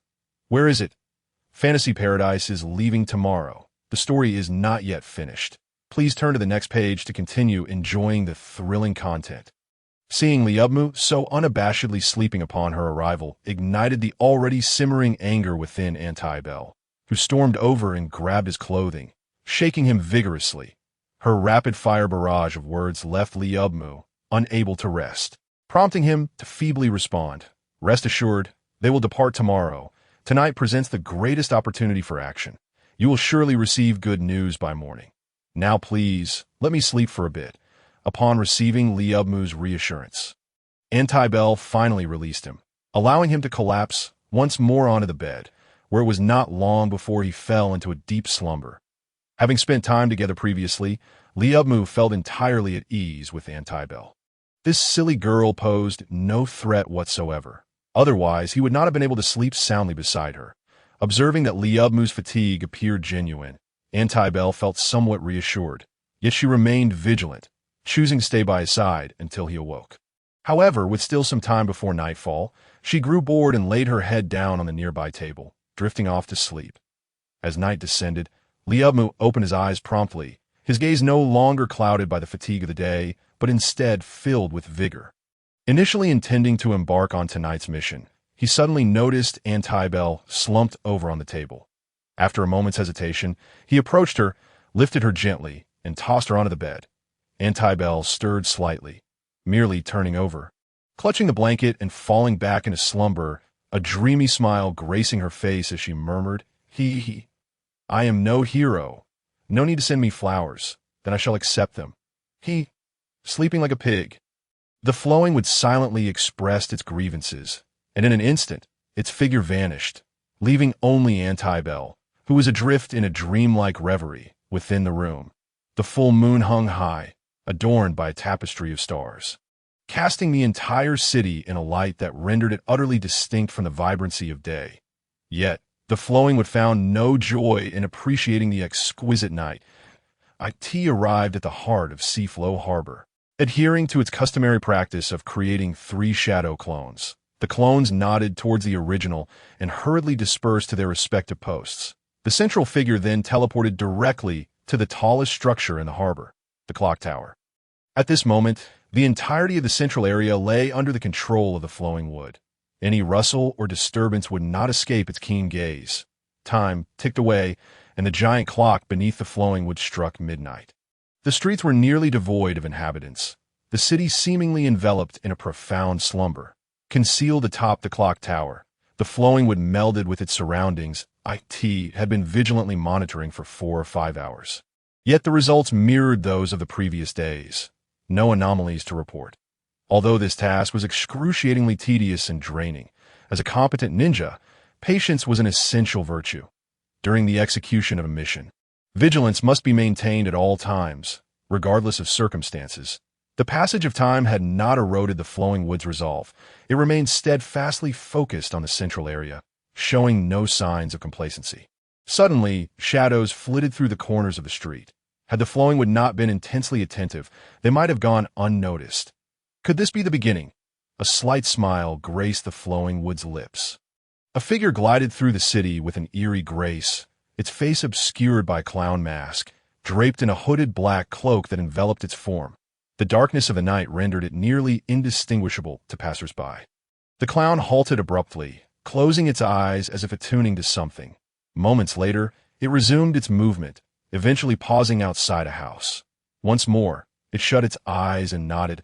It placed a hand upon the wall and, in a bizarre manner, began to scale it, arriving at a grand door in mere moments. With a casual flick of its hand at the lock, the door swung open effortlessly, proceeding to rummage through its garments. It produced a cylindrical object, bringing it to its lips that a plume of smoke billowed forth, wafting into the doorway. The clown lingered at the entrance for several minutes before stealthily stepping inside. Though the house contained numerous rooms, it moved with purpose towards a particular bedroom. Just like the front door, this door posed no obstacle, as it replicated its earlier actions to gain entry. The bedroom was adorned with a cozy ambience. Filled with various plush dolls, evidently a girl's room on the bed. A young girl clutched a stuffed bear, her face radiant with a smile, seemingly lost in a delightful dream, unaware that danger lurked nearby. The clown produced a pocket watch from its cloak, extending it towards the girl, the watch hovering before her, its hands spinning incessantly. Tick-tock. The clown emitted a sinister whisper, "Come with me, to the fantastical paradise, where you can have everything you desire." The girl, as if responding to the whisper, slowly rose from her bed, disregarding the beloved stuffed animal that tumbled to the floor. Upon closer inspection, it became evident that her eyes remained tightly shut, her face still adorned with that blissful smile. Whether she was still immersed in her dreams or had succumbed to the demon's allure remained uncertain. The clown, clutching the pocket watch, began to retreat, the girl trailing closely behind, akin to a puppet responding to its master, the string connecting them being that very watch. To the flowing wood's astonishment, the clown moved with remarkable speed, the ordinary girl managing to keep pace. Throughout the journey, the flowing wood pondered this anomaly until it followed the clown to the northeastern coastline of Seaflow Harbor. The location of the Fantastical Paradise performance was also in this area. The farthest point from the naval base, the flowing wood observed as the clown handed the girl to a figure adorned with a raven mask, the very magician of the Fantastical Paradise. Who would have thought that Annabelle's foolish intuition was quite accurate? Upon sighting the magician, the flowing wood couldn't help but exclaim in admiration. One by one, the clowns gathered, and the flowing wood's shadow clones also converged at this spot. As the shadow clone technique dissipated, the memories of the past few hours flooded into the flowing wood's consciousness, accompanied by the weariness of its body. This chapter is not yet concluded. Please turn to the next page to continue reading. The flowing wood swayed slightly, shaking its head vigorously. After resting momentarily to digest the memories of the shadow clones, it realized that there was little new information. It was largely consistent with what the original had witnessed. Ultimately, 18 clowns and the magician had assembled here, along with the 18 children the clowns had brought. The investigation had progressed to the point where the true orchestrators behind the children's abduction were glaringly apparent. The Circus of the Fantastical Paradise. According to Annabelle's prior commission, the flowing wood had technically completed its task and could return to report its findings. However, it chose not to do so, although the commission did not entail rescuing the children. Having arrived at this juncture, and recognizing that these individuals could not possibly pose a threat to the flowing wood, it felt remiss to refrain from intervening. Moreover, the flowing wood harbored a curiosity regarding how these clowns had temporarily bestowed such extraordinary speed upon these ordinary children. A sailboat, though modest in size, was docked along the coastline, more than capable of accommodating the individuals present. The flowing wood pondered why these individuals, having achieved their goal, remained stationary as if awaiting someone. This curiosity did not linger for long, as the flowing wood sensed another group approaching, and their numbers were considerable. Yet, the flowing wood remained unfazed. It had not yet revealed its presence, and it possessed unwavering confidence in its own abilities. After a brief wait, a throng of individuals arrived beside the magician. The flowing wood narrowed its eyes, recognizing a familiar face, Scorpion Man. Another clown appeared, similarly clutching a pocket watch, followed by 30 or so children. It seemed the previously lost children had yet to be transported.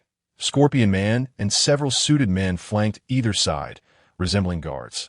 The presence of Holt family members at this location implied their involvement in the children's disappearance. Even if they were not the masterminds, they were undoubtedly accomplices. However, given their hierarchical arrangement, the flowing would deduce that their role was likely that of mere henchmen. Point 1 could only speculate how Anti-Bell would react upon learning this news. On the coastline, just as the magician began to grow impatient, the awaited individuals finally arrived, delayed as if by a cruel jest. Clown 1, why are you so late? The magician toyed with the playing cards in his hands. His voice calm, yet laden with suppressed discontent. I apologize for the unforeseen incident. A little imp nearly escaped my control.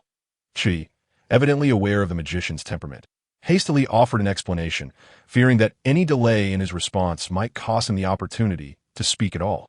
A closer inspection of the jester's mask perched atop his head would reveal a pattern emblazoned with a numeral 1 in the upper left corner. If there is a next time, rest assured someone will assume your responsibilities. The magician halted his actions, maintaining his placid demeanor. Bring me that little imp you mentioned. Yes, I assure you there will be no next time. Chi, relieved to have narrowly escaped disaster, promptly promised to avoid any future missteps. He fetched a boy from the group of children and brought him before the magician.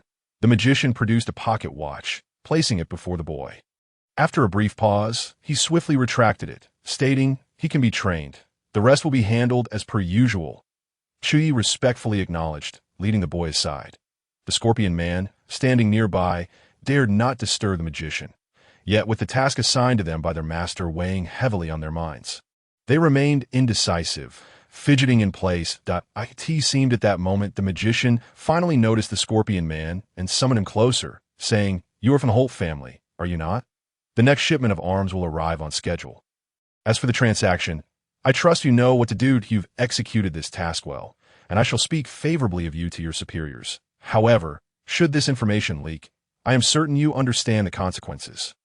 The Scorpion Man, trembling with fear, hastily assured him, his voice quivering as he expressed his dread of the magician.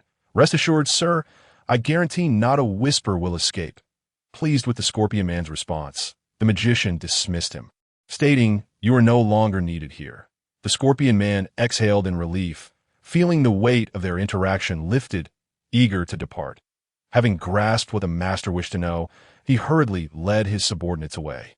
Nearly fleeing, Liu, hiding in a concealed spot, observed the entire scene unfold, gaining a clearer understanding of the situation. The whole family primarily engaged in arms trafficking, while the magician and his jester specialized in abducting children. As for the purpose of these kidnappings, Liu was still a loss based on their conversation. It appeared these two factions belonged to the same organization, and with the arrival of the fantasy paradise in Haifeng Port, they required the local underworld assistance to mask their activities. It was no wonder that, despite years of touring, there had been no reports of missing children. Likely, every area had similar criminal elements akin to the Holt family aiding their cause. It seemed evident that the organization behind them was quite formidable, extending its influence throughout the entire East Sea region. Contemplating this, Liu felt a sense of difficulty, although he was not intimidated by the forces backing them. Provoking them without cause could lead to unnecessary trouble, something Liu dreaded above all, unless a mutually beneficial solution presented itself, one that could rescue these children without drawing suspicion upon himself. Suddenly, a figure flickered in Liu's mind, and a plan swiftly took shape. Before the Scorpion Man and his subordinates could escape too far, they were struck down by a figure descending from above, sent flying in an elegant parabolic arc straight into the sea. The remaining subordinates, faces etched with wariness, stared in disbelief at the pink-haired man who had just dispatched their leader. They could not fathom why this man had appeared, wondering if they had been exposed. I have a slight vendetta with this Scorpion Man. You may proceed as you wish, the pink-haired man declared, stepping aside to allow their escape.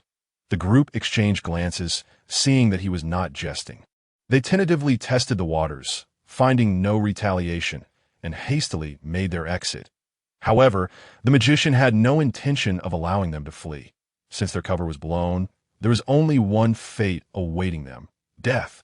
The magician raised his hand, and a dozen jesters instantly understood the signal, charging toward the suited men. Yet the pink-haired figure was determined to thwart their plans, his ghostly presence flickering with agility. With each position he occupied, a scream would echo through the air. Dusting off his collar with a nonchalant gesture, the pink-haired man smirked, his tone dripping with mockery.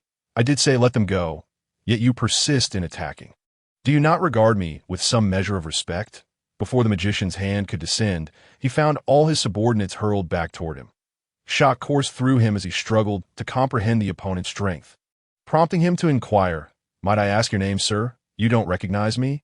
I am Lieutenant Finbuddy of the Naval Headquarters, known as Iron Fist." Finbuddy swept aside his lengthy bangs with an air of ostentation.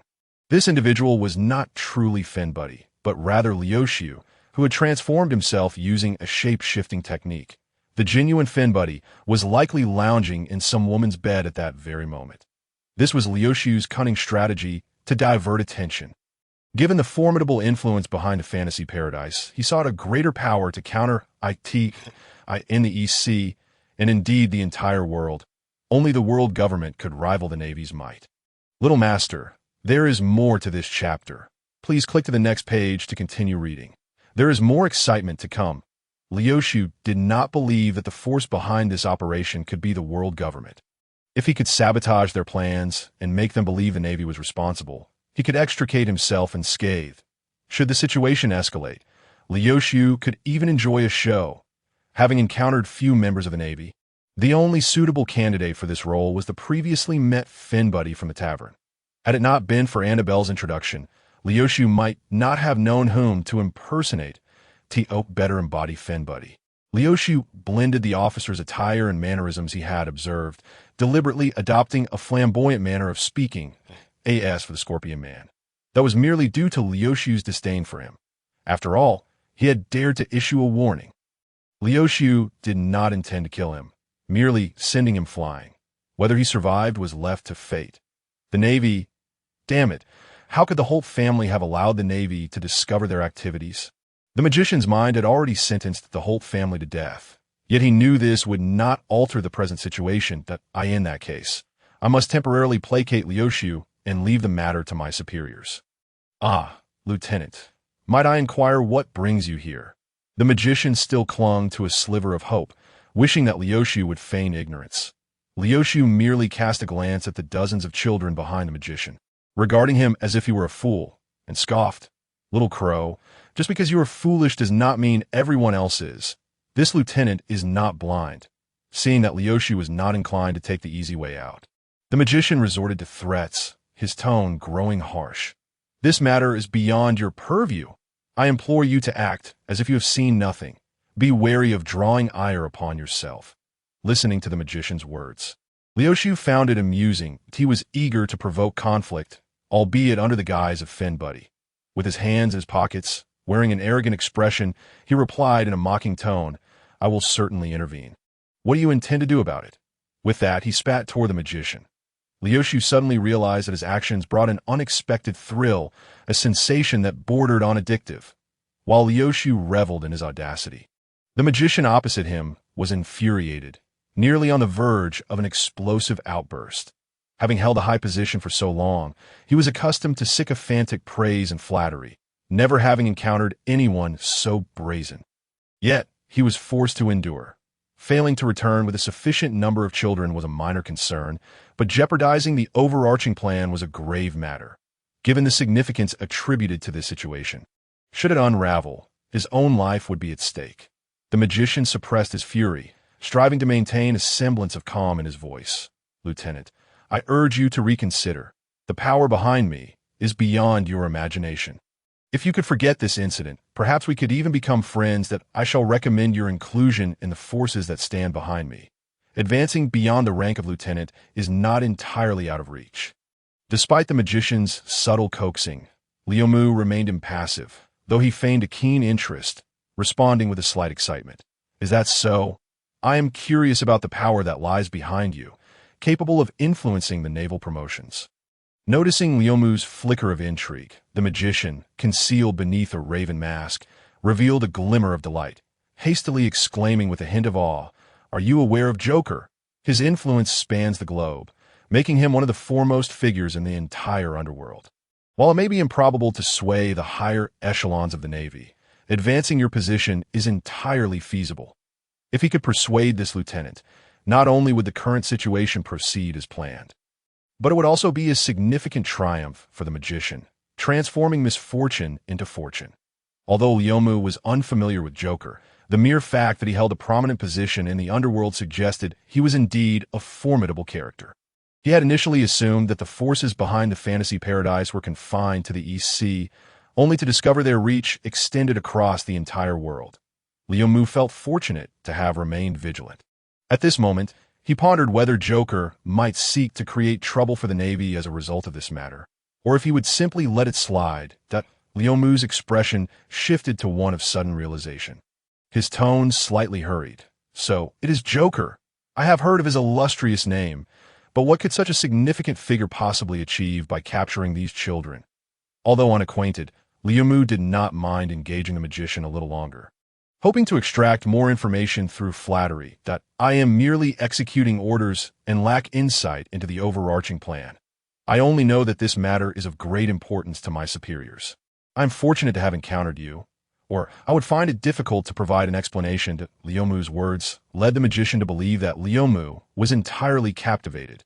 The magician affectionately referred to Liumu as brother and was willing to divulge what he knew. "If you have nothing to explain, then you needn't worry." Since no further information could be gleaned from the magician, Liumu decided to drop the pretense and confronted him directly. However, he did not revert from his transformation, maintaining his identity as Fin Beauty to prevent any special means of communication from being employed. Surprised by Liumu's sudden assault, the magician remained alert. Narrowly evading the attack, he angrily exclaimed, "What is the meaning of this?" Liumu shrugged nonchalantly, responding, "Nothing much. I simply have no interest in your proposition." Observing Liumu's demeanor, the magician realized he had been outwitted. The other had no intention of cooperating, merely fishing for information, since cooperation was off the table. He resolved to ensure Liumu remained here indefinitely. The magician had long harbored intense anger towards Liumu, but had refrained from taking action due to uncertainty regarding Liumu's naval affiliation. Now that the facade was completely torn away, he saw no reason to hold back. At some point, he had produced several playing cards, hurling them towards Liumu with all his might. The cards flew forth like blades, slicing through the air with a sharp sound. Swish, swish. Watching the incoming cards, Liumu merely smiled. Was it not foolish to toy with flying objects before a member of the Uchiha clan? Liumu effortlessly caught all the cards, pinching them between his fingers, his lips curling into a smirk. "Allow me to show you how these are meant to be used. Here, catch." Before his words faded, Liumu sent the cards flying back, though they appeared less swift than those thrown by the magician. The magician, believing Liumu possessed some unique technique, was taken aback when the cards behaved like those of an amateur. It seemed he had overestimated Liumu. The magician mentally downgraded Liumu's threat level and planned to replicate the action.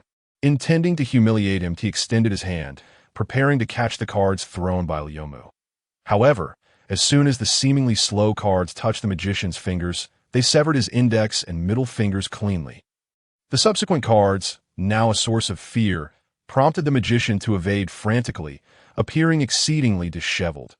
In a state of shock, the magician gazed at the broken stones and severed tree trunks, cold sweat pouring down his back. He understood that employing conventional methods would render him no match for Liumu. "Stop pretending to be dead." The magician bellowed, producing a pocket watch from his breast, murmuring incantations under his breath as the sound of the watch grew increasingly loud. Tick-tock, tick-tock, this chapter is not over. Please turn to the next page to continue reading. As the sound of the ticking hands resonated, the clowns previously defeated by Liumu miraculously began to rise, as if unscathed. Liumu did not interfere with the magician's actions, standing still and observing with a raised brow. Pondering, is he using hypnosis to deceive his own brain into forgetting pain? How intriguing. while it may pose a risk to one's health.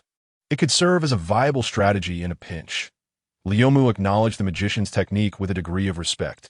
The group of clowns swiftly encircled Lyomu, their movements synchronized as they produced identical pocket watches, their lips moving in unison, as if reciting an incantation. Tick-tock, tick-tock. The sound of the ticking hands reached Lyomu's ears, and he distinctly felt a force attempting to disrupt his mental state. Is this the hypnosis of this world? Its principles seem akin to illusions, yet it appears to be somewhat weaker. Lyomu compared the clown's hypnosis with his own illusions in his mind, that he calmly observed the clowns, refraining from dismantling their hypnosis. However, to the magician, it appeared as though Lyomu was gradually succumbing to their control. Yet Lyomu's intention was merely to satiate his curiosity regarding this hypnosis, eager to discern what other abilities the clowns possessed. But aside from circling around Lyomu, they made no further moves. Lyomu was on the verge of dozing off. He reached up to rub his ears and looked at the magician outside, disdainfully commenting, "Little crow, aside from circling, do they possess any other moves? I am nearly bored to tears."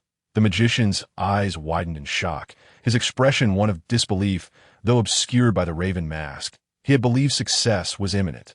Only to find his efforts utterly fruitless, he had no choice but to join the clowns in their circular dance. Observing the magician's actions, Lyomu felt a flicker of anticipation, only to find that he had merely added another participant to the circle. He felt a sense of humiliation. "Since you have no other tricks up your sleeve, I shall no longer indulge you." A crimson flash flickered in Lyomu's eyes. All the clowns, including the magician, were struck by backlash, each violently spitting blood, their vitality waning, to employ illusions against a member of the Uchiha clan. "This is the consequence." Lyomu chuckled coldly, his gaze fixated on the magician, who appeared somewhat better off, managing to remain upright. The magician staggered to his feet, regarding Lyomu as if he were a demon from hell, his voice weak and raspy.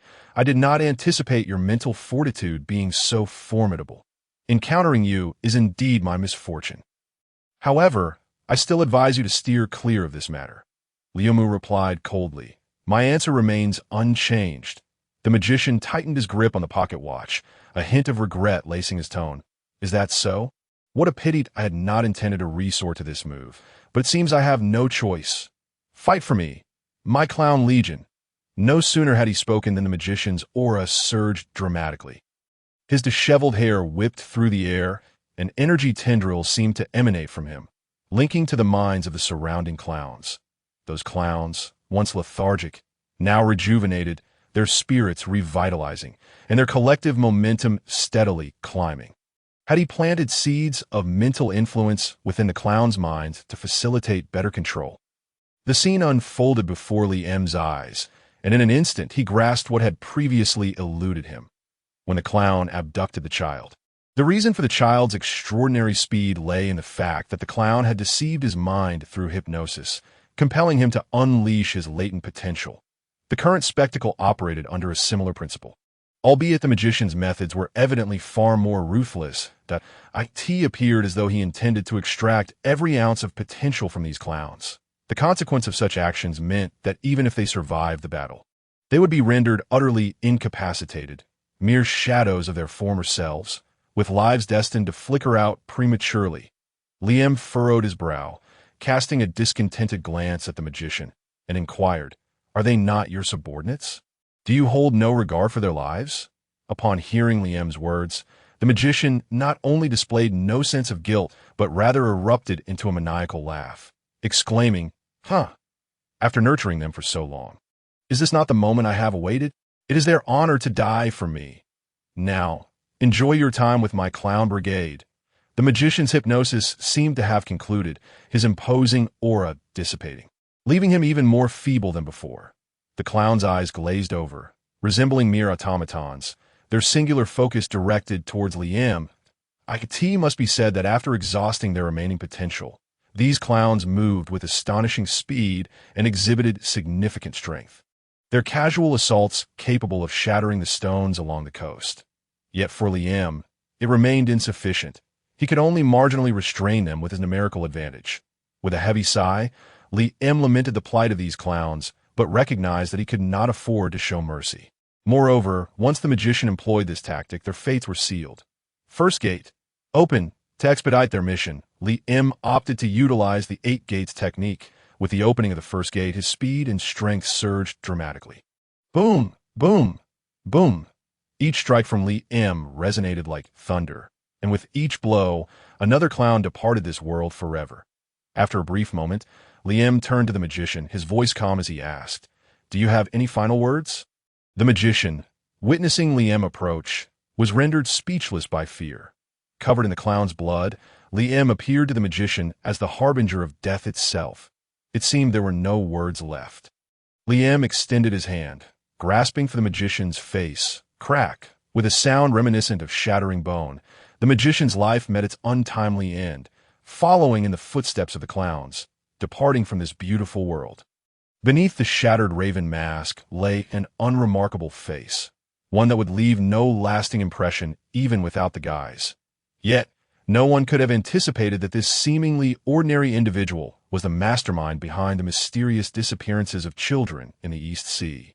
As the magician fell, Li M keenly noticed a faint glimmer emanating from beneath his collar, and he retrieved it, holding it in his palm, a mini-image transponder. Furthermore, it appeared to be one way. Without a doubt, the individual on the other end was the magician's superior. Though it was unclear when it had been activated, Lim felt no need to speculate. After all, he had always concealed his identity behind Fin Beauty's visage, making exposure impossible. He discarded the device, crushing it beneath his foot. Simultaneously, in a clandestine base somewhere within the Grand Line, a tall man wore a grim expression. Cradling a woman exuding charm in his arms, he glared furiously at the now-silent image transponder, his grip tightening as he crushed the wine-filled goblet in his hand. The bright red liquid splattered across the woman's delicate dress, soaking it through. Yet she dared not utter a sound, trembling slightly in fear of inciting the man's wrath. With a violent motion, he flung the woman aside and overturned the table before him, venting his frustrations through kicks while muttering curses. Useless! Useless! You can't even handle a mere naval lieutenant, and you've allowed this information to leak. Only when the table lay in ruins did his fury begin to subside. And he coldly declared, "Get out. If you wish to live, you ought to know what to say and what to keep silent." The woman hastily complied, fleeing the room in a panic. Now, the vast chamber echoed with an eerie silence, leaving the tall man alone. After a long moment, he inhaled deeply and retrieved a transponder snail. Boo-boo. The call connected, transforming into the visage of a gentle woman. The man's demeanor shifted, adopting a tone of utmost respect as he spoke. Moshi, Miss Monai, I deeply apologize. There's been an incident with this batch of children, and they may not arrive on time. The person in charge of the EC has been eliminated. A soothing voice responded from the other end of the transponder. Then simply replace him. You need not trouble me for such trivial matters. Herdo, if you feel your abilities are lacking, I can arrange for you to switch positions. Herdo immediately felt a wave of discomfort wash over him, hastily responding, "My subordinate understands. I should not have disturbed you, but this matter involved a Navy officer named Fin Beauty," and he paused for a moment, steeling himself to continue, "and his identity has been compromised. He is now aware that this was orchestrated by our leader." Herdo understood well that remaining silent could lead to a dire fate, and thus he spoke up. After a prolonged silence on the other end, Herdo's heart sank as he awaited his verdict. In that case, the operation in the EC is cancelled. Tell the others to keep a low profile. As for that Navy officer, if the opportunity arises, eliminate him. The call was abruptly disconnected. Herdo exhaled in relief, collapsing to the ground as if the conversation had drained him of all energy. Fin Beauty, you had best not fall into my hands. A glimmer of determination flickered in Herdo's eyes that on the other end of the transponder, Monai, with her wavy green hair and thick-framed glasses, lounged languidly over her desk, propping her chin on her hand as she contemplated the implications of the newly acquired information. With fewer experimental subjects being delivered, Caesar would undoubtedly voice his complaints. Moreover, the Navy was now aware of the situation, which posed a bit of a dilemma. Should she inform the young master, or perhaps refrain? Given that it was solely the EC involved, the repercussions would be minimal, and even if the Navy were aware, it would likely not affect their operations. It was best not to disturb the young master. Her deductions proved accurate, considering the Navy's stance towards Doflamingo. Capturing a few children would likely go unnoticed. The northeastern corner of the seaside port. Li M picked up the magician's pocket watch, scrutinizing it closely, yet finding nothing of note. Aside from its exquisite craftsmanship and costly materials, it bore no distinction from an ordinary timepiece. If his illusions were enacted through chakra, how was hypnosis realized in this world? Ultimately, it seemed futile to unravel. After all, hypnosis paled in comparison to illusion. Unable to find clarity, he simply discarded the pocket watch into the sea and turned to check on the children. After all his efforts, he felt compelled to show some concern. With the caster now dead at Liam's hands, the hypnosis placed upon the children had been lifted, leaving them merely stunned from the psychological shock, with no lasting harm. Having resolved the matter, he deemed it prudent to leave subsequent affairs to the Navy. Such troublesome tasks, even if offered 1,000,000 berries next time, he would refuse. Li M regarded the children sprawled across the beach, silently grumbling as for whether he would intervene again should a similar situation arise. Only he could know. Shadow clone technique. Upon summoning a shadow clone, the original stayed behind to await developments, while the clone proceeded to the naval base to rally the Navy. Of course, under the name of Funbuti, as the clone approached the naval base, it suddenly dawned on Lyoku that if Fin Beauty were currently at the base, it would expose their presence, although it was within Fin Beauty's character to possibly spend the night out. Lyoku decided, just in case, to transform into the guise of a naval officer, feigning urgency as he rushed to the entrance of the base, breathlessly inquiring of the sentry, "Is Captain Fin Beauty here? I have urgent matters to report."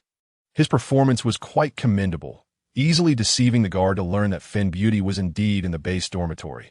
Despite encountering no obstacles, the fact that it was still nighttime meant that Lyoku took some time to reach Fin Beauty's dormitory door.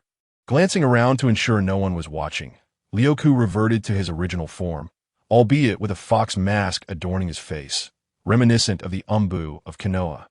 With no intention of knocking, he instantly teleported into Fin Beauty's room. A glance at the still slumbering Fin Beauty led Lyoku to harbor doubts about the naval promotion system. How could such a lack of vigilance lead one to the rank of captain? Turning his back to Fin Beauty, Lyoku sat down casually in a chair.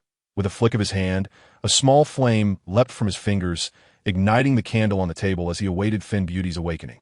However, after a while, there was no sign of movement. The candle burned quietly. "Fin Beauty, this is it. ZZZ. Lyoku." Even as the room was suddenly illuminated, Fin Beauty showed no signs of waking, his thunderous snores reverberating through the dormitory, as if mocking Lyoku. With his face turning slightly red beneath the mask, it seemed Lyoku had overestimated Fin Beauty's alertness. Enraged by embarrassment, he seized a cup from the table and hurled it at Fin Beauty's face. Perhaps overly concerned with that visage, Fin Beauty abruptly opened his eyes, catching the flying cup just a breath away from his face. Who dares to assault the handsome face of this captain? Fin Beauty, filled with rage, tossed the cup back and swung his iron fist toward Lyoku. Lyoku effortlessly caught the cup and returned it to its original place, nonchalantly raising his palm to block Fin Beauty's furious punch. To Fin Beauty's astonishment, his hand was firmly grasped, unable to be freed no matter how hard he struggled. Gritting his teeth, he demanded, "Who the hell are you? Let go of me. I'm a captain of the naval headquarters." Lyoku shook his head, releasing his grip, and coldly replied, "Do you not consider your own predicament before threatening me?" Fin Beauty staggered back a few steps, collapsing onto his bed. After processing Lyoku's words, he suddenly realized the peril he was in and silently praised his good fortune. This individual had infiltrated so easily. Had he harbored ill intentions, Fin Beauty would have been long gone. After coming to this realization, cold sweat poured from Fin Beauty as he tremulously asked, "Might I inquire why you have come here?" Since he was clearly not here to take his life, there must be a reason for his midnight intrusion. Lyoku replied, "I bring you a grand opportunity. You might even receive a promotion. Such a stroke of luck?" Fin Beauty looked at Lyoku, bewildered. Lyoku, disinterested in elaborating, Simply stated, you will take the Navy to the northeastern coast. Once you arrive, you shall understand.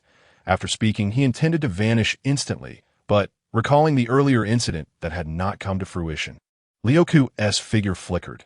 Finn Beauty suddenly perceived darkness enveloping him, feeling as though a heavy object struck his left eye, only to find that the individual had vanished. Ryoku appeared atop the naval dormitory, keen to confirm whether Finn Beauty was following his instructions. Upon witnessing Finn Beauty emerge from the dormitory, sporting a pair of panda eyes as he began gathering the Navy for action, Ryoku formed a hand seal, transforming his body into a cloud of smoke, disappearing from the spot. While the shadow clone informed Finn Beauty, Ryoku's original self remained occupied. He reasoned that since the illusion paradise was so lucrative, the magician, as the foreman, must have embezzled some treasures.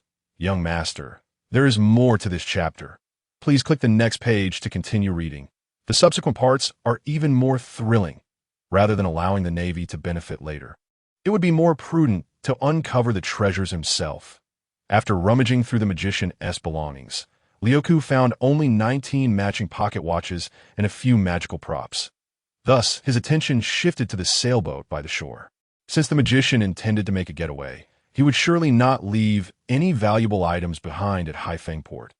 Having found nothing on the magician, the treasures must be aboard that vessel.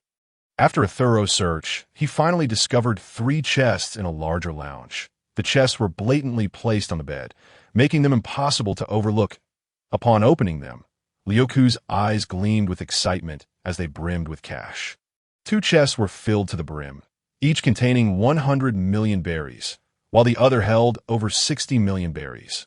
Ryoku surmised that this must be the entirety of the earnings from the Illusion Paradise Circus during its performance at Haifeng Port. Without hesitation, Ryoku packed the money into his savings scroll. His treasury now boasted over 270 million berries, truly making him a minor fortune. With his newfound wealth, Ryoku was elated as he prepared to depart, eagerly awaiting the arrival of the Navy.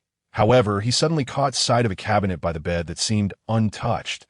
Driven by the notion of having come this far, he opened the final cabinet and retrieved a long, rectangular box. Inside lay a knife of pure silver, save for its hilt, which was a pale blue. Clang. Grasping the hilt, Ryoku drew the knife, feeling a chilling aura emanating from its blade, though it felt refreshingly cool to the touch rather than frostbitten. What a fine blade! Ryoku marveled at the glinting edge. Although his kunai and shuriken were custom-made and quite sharp, they paled in comparison to this knife. Ryoku suspected it to be a renowned weapon, though he lacked the expertise to discern its exact caliber. From his ninja tool pouch, he produced a blank scroll and directly formed a contract with the knife, sealing it within. The character for blade appeared at the center of the scroll. Though he pondered why the magician would possess such a fine weapon, it evidently had fallen into his hands. While the knife's value might not rival that of the chest filled with cash, such quality blades were rare and hard to come by. Having thoroughly plundered the vessel, Ryoku exited the cabin. Fully satisfied with his haul, he felt immense gratification regarding this mission, having forgotten the complaints he had voiced earlier about its tediousness. Just as Ryoku returned to the shore, a sudden influx of memories surged in his mind. Had the Navy already set off? Upon confirming that Finn Beauty had commenced his actions, Ryoku dispelled the shadow clone technique, leaving him unaware of Finn Beauty's subsequent actions. Initially, Finn Beauty had intended to merely bring along a few naval officers for a casual expedition. However, recalling the ease with which Ryoku had subdued him, he summoned nearly the entirety of the base's navy to ensure his safety. This resulted in considerable commotion, attracting many city residents, who foolishly followed the Navy's procession. Ryoku had been resting with his eyes closed on the shore, awaiting the Navy's arrival. Upon hearing the thunderous sound of marching feet, he mistakenly believed a tsunami was imminent. He quickly rose to gaze at the sea, only to find it calm and tranquil. When he finally spotted the naval fleet, a few dark lines appeared on his forehead. He hadn't anticipated Finn Beauty to be so timid. Captain Finn Beauty, what dire emergency necessitates the mobilization of the entire Navy? At this moment, should a pirate assault the base, it would spell disaster. A Navy officer beside Finn Beauty inquired once more. Presumably his deputy. When we arrive, you shall understand. Fin Beauty himself was uncertain about his purpose for coming here, and every time his subordinate inquired, he could only respond with vague excuses.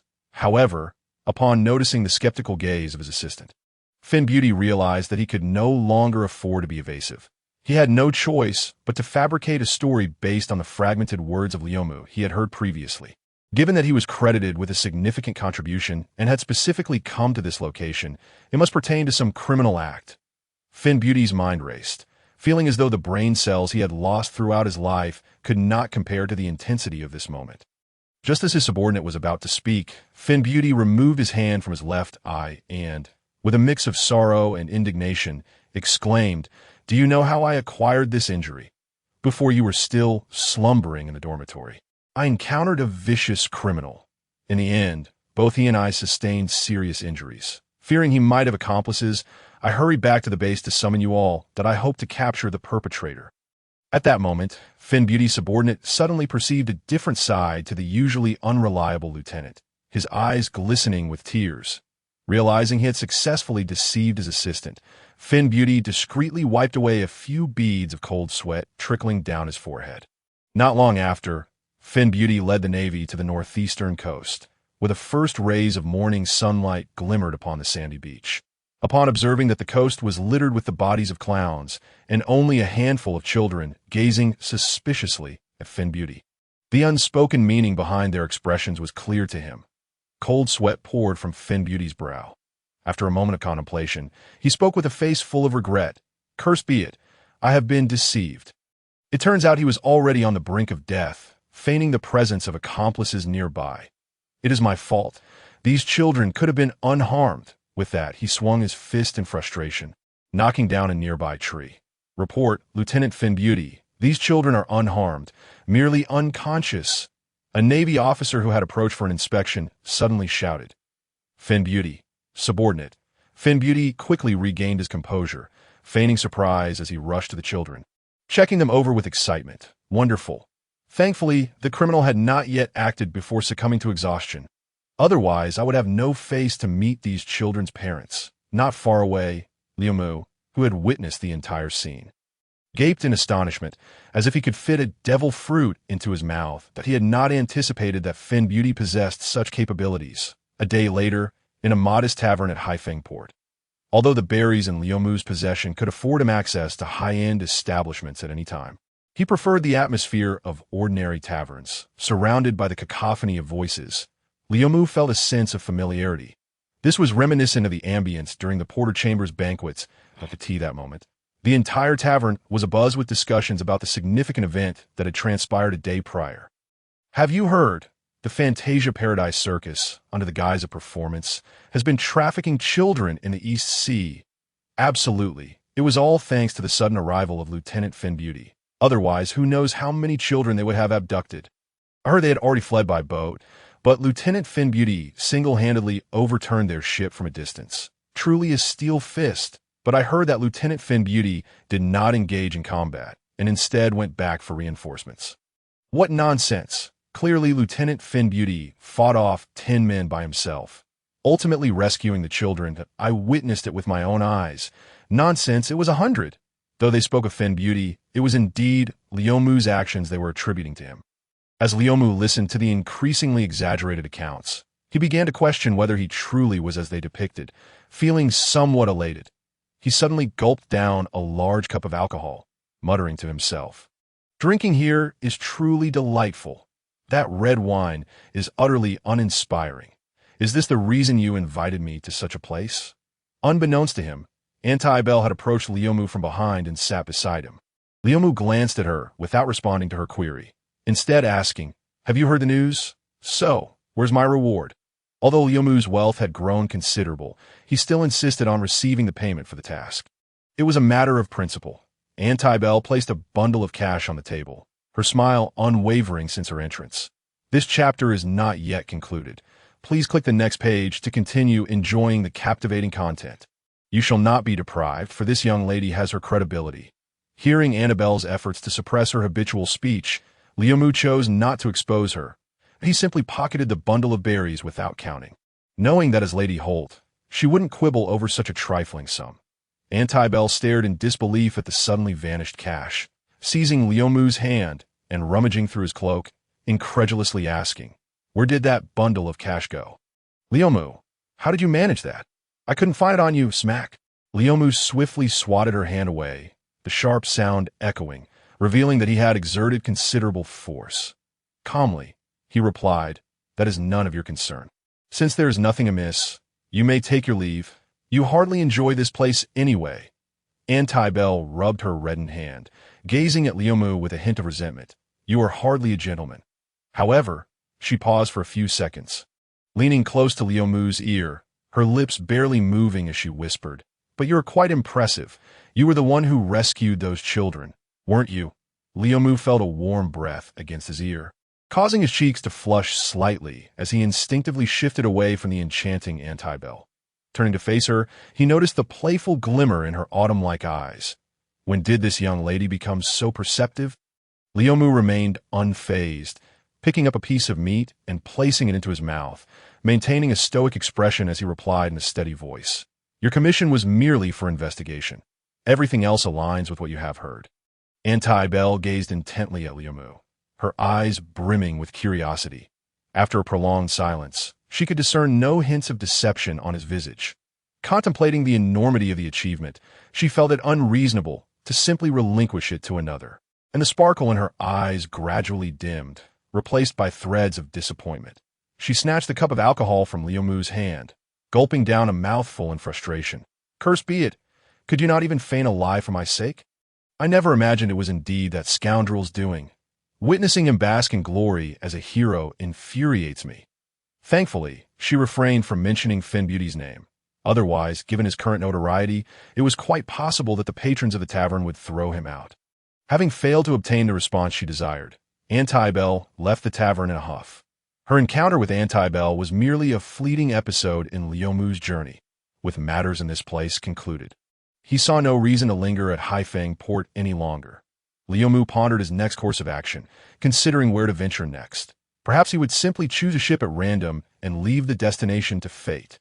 At the Haifeng Port dock, Liumu stood quietly at the edge of the pier, his gaze drifting over the bustling ships, feeling somewhat perplexed. Which vessel should he choose? Just as he was grappling with the next steps of his journey, a little girl approached him, tugging at the hem of his garment. The girl sported two little buns atop her head, dressed in a shirt adorned with cartoon patterns and a pink skirt. Her large eyes fixed on Liumu, with a radiant smile illuminating her face. As Liumu lowered his gaze, he found himself meeting her innocent, wide eyes, and his mood instantly brightened. He crouched down, a smile gracing his lips as he gently asked the girl, "Little sister, is there something you need from me?" Liumu recognized the girl. On his very first day in Haifeng Port, she had been the one who guided him to the Fantasia Paradise Circus. Moreover, she was among the children who had been hypnotized and taken by the clowns. Had she recognized him? Surely not. After all, for the little girl, her acquaintance with Liu Fumu was likely limited to their first day together. Liu Fumu maintained a calm demeanor, having already dismissed the possibility of her recognizing him. The little girl scrutinized Liu Fumu's face for a moment, her brow slightly furrowing in apparent confusion. She then spoke in a soft, melodic voice, "Big brother, have we met somewhere before? You seem so familiar." Her voice was light and crisp, reminiscent of a babbling brook, imparting a sense of freshness and vitality to Liu Fumu. Although he was uncertain as to why the girl felt any familiarity towards him, he deemed it best not to disclose anything. With an unchanged expression, Liu Fumu gently replied, "Not at all, but I too feel a sense of warmth from you." Upon hearing this, the little girl's brows relaxed, and playfully, she retrieved a small food box from her backpack. "Kind big brother, this box of snacks is for you. I made it myself this morning." "Jia, we must hurry, or we will miss sending off Captain Finn Beauty. You must express your gratitude to him." In the distance, a young couple waved to the little girl, presumably her parents. "Mom and Dad are calling me." "I must go," she exclaimed. "Mom said Captain Finn Beauty saved me, but I was never in any danger. Yet, at her insistence, I made this snack, but when I saw you, I felt compelled to give it to you. As for that strange uncle, I have no desire to concern myself with him." Hearing her parents call, The little girl promptly placed the snack box into Liufu Mu's hands and leaned closer to whisper these words to him. Then, with a lively demeanor, she trotted off toward her parents, glancing back to wave at Liufu Mu while cheerfully calling out, "Goodbye, big brother. Remember to eat it all," until she held her parents' hands and gradually faded from view. "Jia, what are you whispering to that brother? It's a secret. Daddy, don't ask." "Ha!" The family of three departed, filled with laughter and joy, leaving Liufu Mu in contemplation.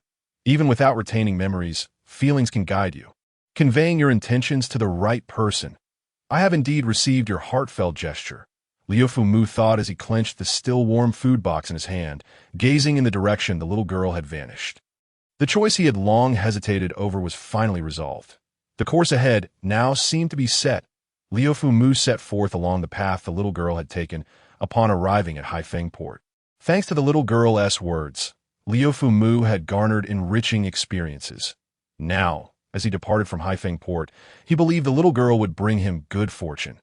Captain Fin Beauty, having been temporarily dispatched to Haifeng Port, was now due to return to the naval headquarters to report. Previously, Fin Beauty had unveiled the true nature of the Fantasia Paradise and rescued dozens of children, earning the respect of the Haifeng Port residents. As he prepared to leave, a multitude of the port's inhabitants gathered to bid him farewell, including the previously missing children and their parents. The crowd surrounded Fin Beauty, expressing their reluctance to see him go. Liufu Mu also spotted the little girl's family, with Jia continuously thanking Fin Beauty at her parents' urging. Yet her perfunctory expressions and actions clearly indicated her reluctance, immersed in the adoration of the crowd. Fin Beauty remained oblivious to this exchange. Clearing his throat, he exaggeratedly gestured, feigning emotion, and proclaimed loudly, "Residents of Haifeng Port, I understand your feelings that I, too, am reluctant to part, but I must obey the orders from headquarters. Although I am leaving Haifeng Port, justice will always accompany you." I believe Liufu Mu, uninterested in continuing to listen to Fin Beauty's speech, promptly teleported to the command room of the warship, donning a fox mask similar to the one he wore when he last met Fin Beauty. "Look how popular I am in Haifeng Port," Fin Beauty exclaimed as the warship set sail, wrapping his arm around a graceful lady, engaging in flirtatious banter as they approached the command room. Bang! As Fin Beauty swung open the door to the command room, he was met with the sight of someone audaciously seated in his designated spot, his smile instantly freezing. "Young master, there's more to this chapter.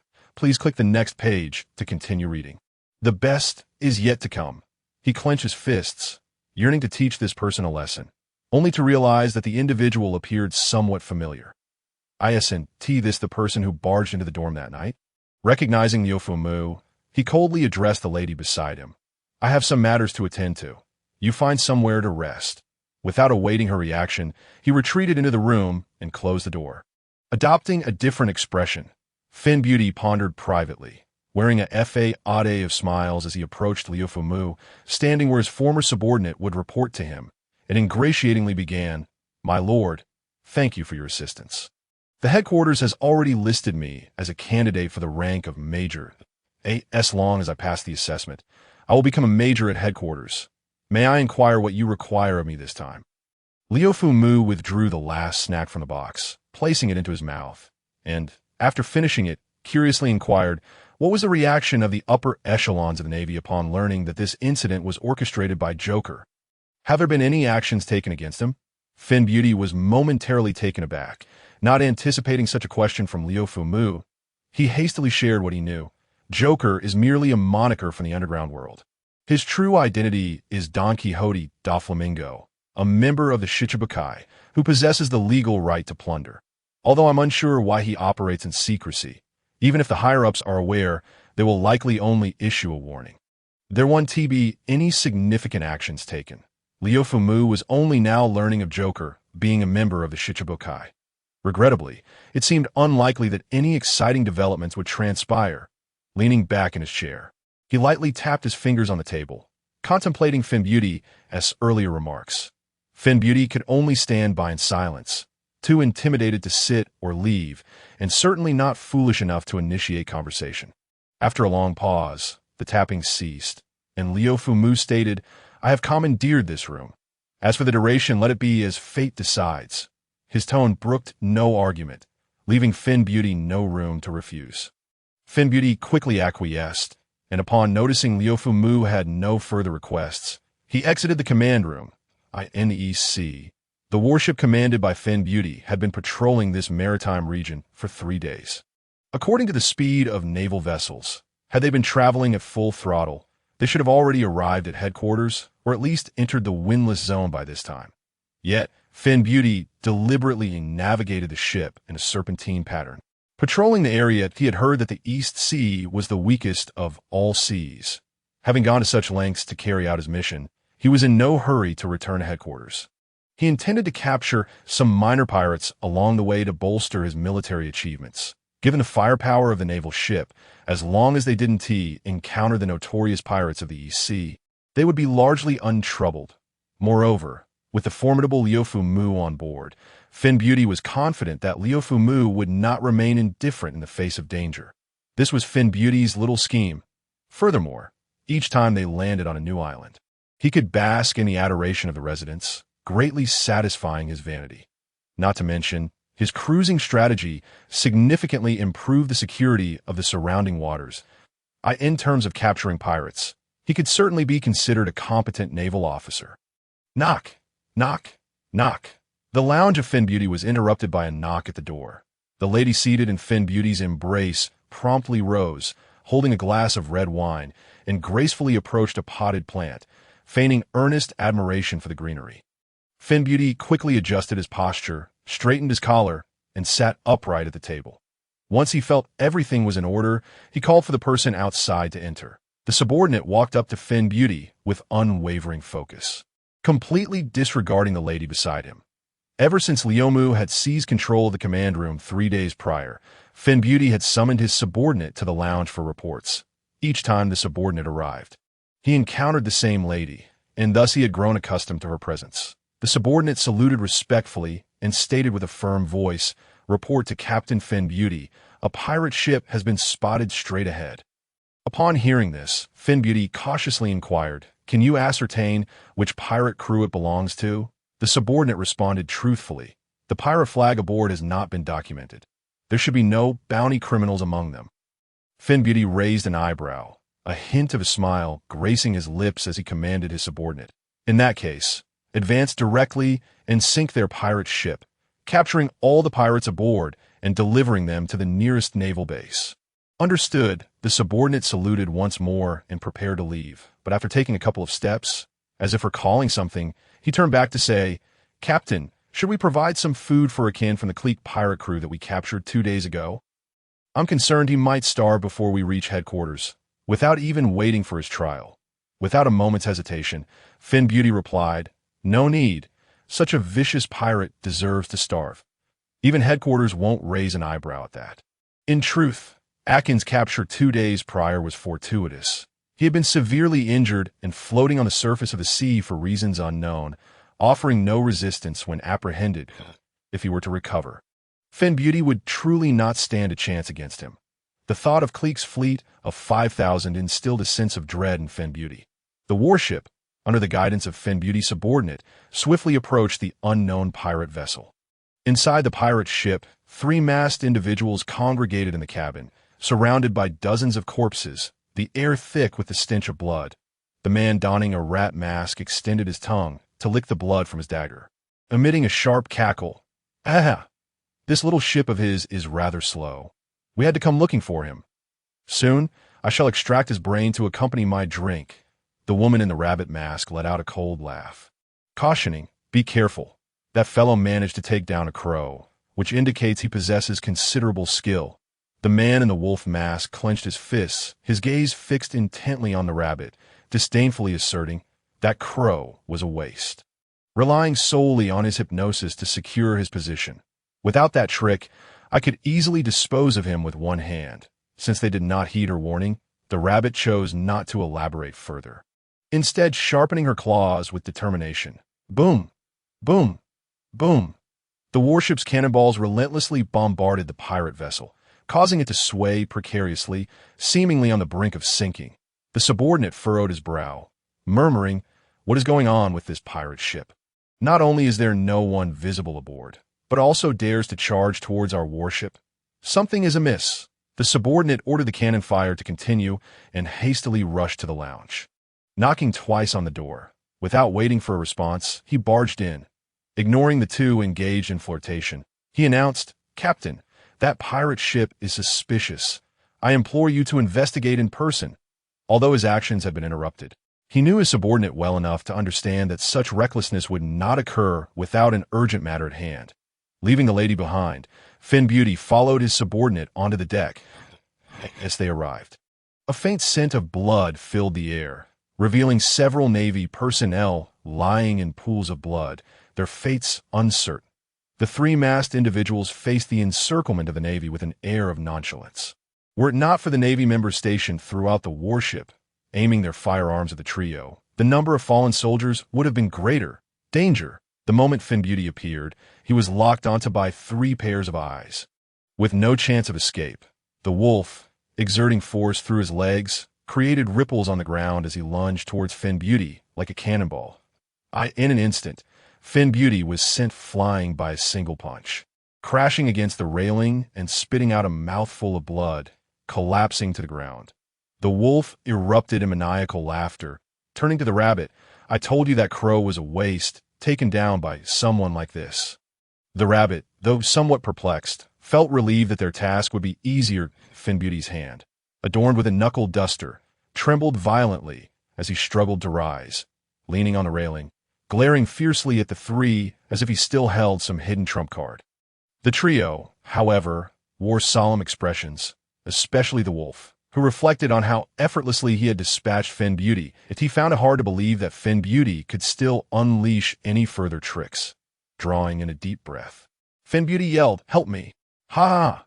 At this, not only the wolf but also the rabbit and the rat erupted into laughter, utterly surprised that Finn Beauty's bold declaration was a plea for assistance. The remaining Navy personnel gaped in disbelief, staring at their hope, Captain Finn Beauty.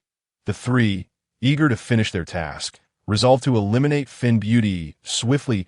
As Finn Beauty beheld the three charging towards him, his expression remained unchanged, yet internally he was in a state of panic, fervently praying for Liumu to arrive and lend aid. Ding, ding, ding! Just as Finn Beauty believed his end was nigh, three shurikens flew from the cabin, striking at such cunning angles that the trio was forced to abandon their attempt to kill Finn Beauty. The shurikens embedded themselves into the deck, penetrating the sturdy warship with astonishing ease. The trio's gaze fixated on the cabin's direction, beads of cold sweat rolling down their foreheads, evaporating upon contact with the deck. "You're being too loud. How am I supposed to sleep?" Liumu strolled out of the cabin, yawning widely. He was clad in black combat attire, draped in a cloak adorned with flame motifs, wearing a ninja headband and a fox mask. The four masked individuals exchanged glances, the atmosphere falling into a brief silence. The wolf scratched his bald head, perplexed, and asked the rabbit beside him, "Did the organization send others?" What an idiot, the rabbit thought, veins popping on his forehead as he gritted his teeth. This person is clearly one of the Navy. Liumu scratched his nose, promptly denying it, his tone imbued with an inexplicable ease as he dismissed the three before him. "Don't get me wrong, I'm not part of the Navy." The wolf, hearing this, subtly inched closer to Liumu, grinning. "I told you, this is clearly a brother from our organization. Look at how similar our masks are." "Is this what you're referring to?"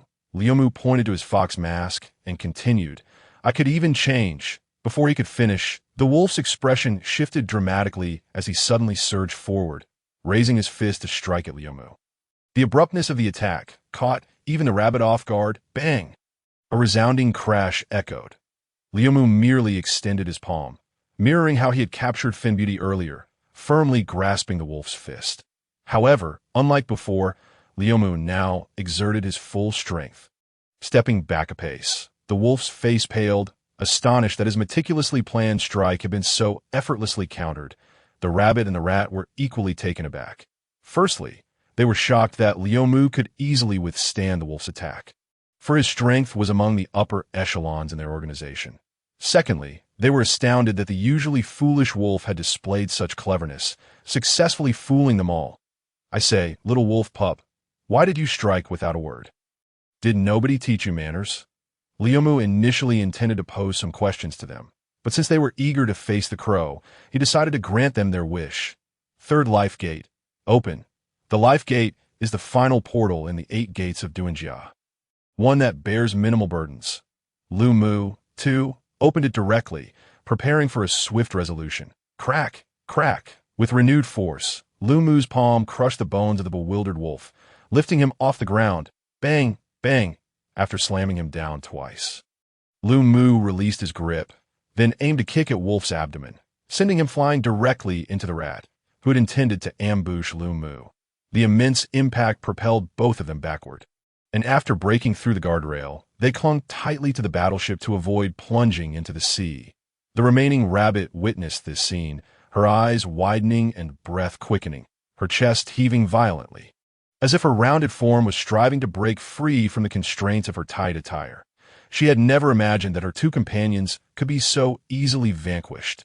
Fully aware of her inadequacy against Liumu, Rabbit shifted her gaze towards the resting Fen Beauty. The objective of this mission was not the masked figure before her, but rather the Navy officer. Eliminating him would fulfill their task and allow for a hasty retreat without further conflict. Liumu turned to Rabbit, a knowing look in his eyes. Having evidently discerned her thoughts, he spoke calmly. I would advise against harboring other intentions. While it may pose some challenges, now that I have intervened, I cannot allow you to eliminate him in my presence. Who cares about you? Despite having her intentions laid bare, Rabbit refused to relinquish this opportunity, letting out a fierce shout. With her calf encased in tight attire, she unleashed a sudden burst of strength, her high-heeled shoe leaving a mark on the battleship's deck before she shot towards Fen Beauty like a bolt of lightning, her claws eager to taste his blood. Quite impressive speed. Seeing Rabbit disregard his warning, Liumu merely shook his head, offering a reluctant compliment before his figure vanished from sight. Success! As Rabbit's claws were about to slice through Fen Beauty's throat, her excitement was palpable. Clang! Her claws collided with a silver blade, unable to advance an inch, no matter how forcefully she pushed. Just a slight movement forward would secure Fen Beauty's demise. Yet Rabbit, filled with unwillingness, attempted to shove aside the obstructing long knife. In the next instant, a black ninja shoe appeared, and Rabbit felt an overwhelming force strike her abdomen, sending her flying backward. Fortunately, the recently freed wolf caught her. Otherwise, she might have met the same fate as him. Liumu, wielding the long knife previously acquired from the crow, noted the absence of a certain individual. With Wolf having escaped, there was no reason for Rat to remain trapped. A slight smirk graced Liumu's lips as he swung the knife behind him. Clang! Rat deftly returned to the side of his 2 companions, staring blankly at the half of a dagger in his hand. Hanswang. The presence of the crow's Hanswang in his possession signified that it was he who had slain the crow. Rabbit fixed her gaze firmly on the long knife in Liumu's hand. Liumu casually waved the blade through the air, expressing satisfaction. So this knife is called Hanswang. Quite remarkable. Then, recalling something, he pointed towards Fen Beauty and feigned innocence. He gifted it to me that I asked for who the crow is. I am not acquainted with him. Fen Beauty quickly interjected. Indeed, it was a gift from me. Regardless of their beliefs, they had to maintain the fa ade. I previously requested the crow to sell me this knife, but he insisted on keeping it. Wolf chimed in, his tone laced with discontent towards the crow. This chapter is not over. Please click to the next page to continue reading. We are no match for this individual. An escape is impossible. We can only fight. Together now. After Rabbit's declaration, she charged towards Liumu, with Wolf following closely, while Rat maneuvered around the periphery, diminishing his presence, waiting for the opportune moment. By now, Liumu had discerned the strengths of the trio. Realizing that this knife exceeded his expectations, he abandoned his earlier intent for a swift conclusion and began the game of cat and mouse. Wielding Hanswang, the blade was perpetually enveloped in an elusive energy that shifted colors, as if it were in the midst of experimentation. The lieutenant's subordinate, eyes glued to the fore in combat, dared not blink. Fearing he might miss a thrilling moment, he inquired, Lieutenant Fen Beauty, what is this person's identity? Faced with this trio, we stand no chance, yet he swallowed hard, adding in his hands, it seems like child-esque play. Fen Beauty, animatedly cheering for Liumu, was filled with excitement, He longed to rush in and personally teach those masked figures a lesson for embarrassing him. But his reason reigned in his impulse. When he heard his subordinate's question, he realized he had no clear answer. After a moment of hesitation, he slowly replied, "I anticipated this ambush, hence I extended an invitation to this individual with the utmost respect and the Hanswang. As for his identity, it is perhaps best for you to remain ignorant." The subordinate speculated that this individual was sent by headquarters on a secret mission and dared not inquire further, merely flattering Fen Beauty before refocusing on the battle at hand. Clang! Lu Mu's Hanswang struck Wolf's arm armor, as a deep blue flow appeared to cascade along the blade. "Prepare to meet your end."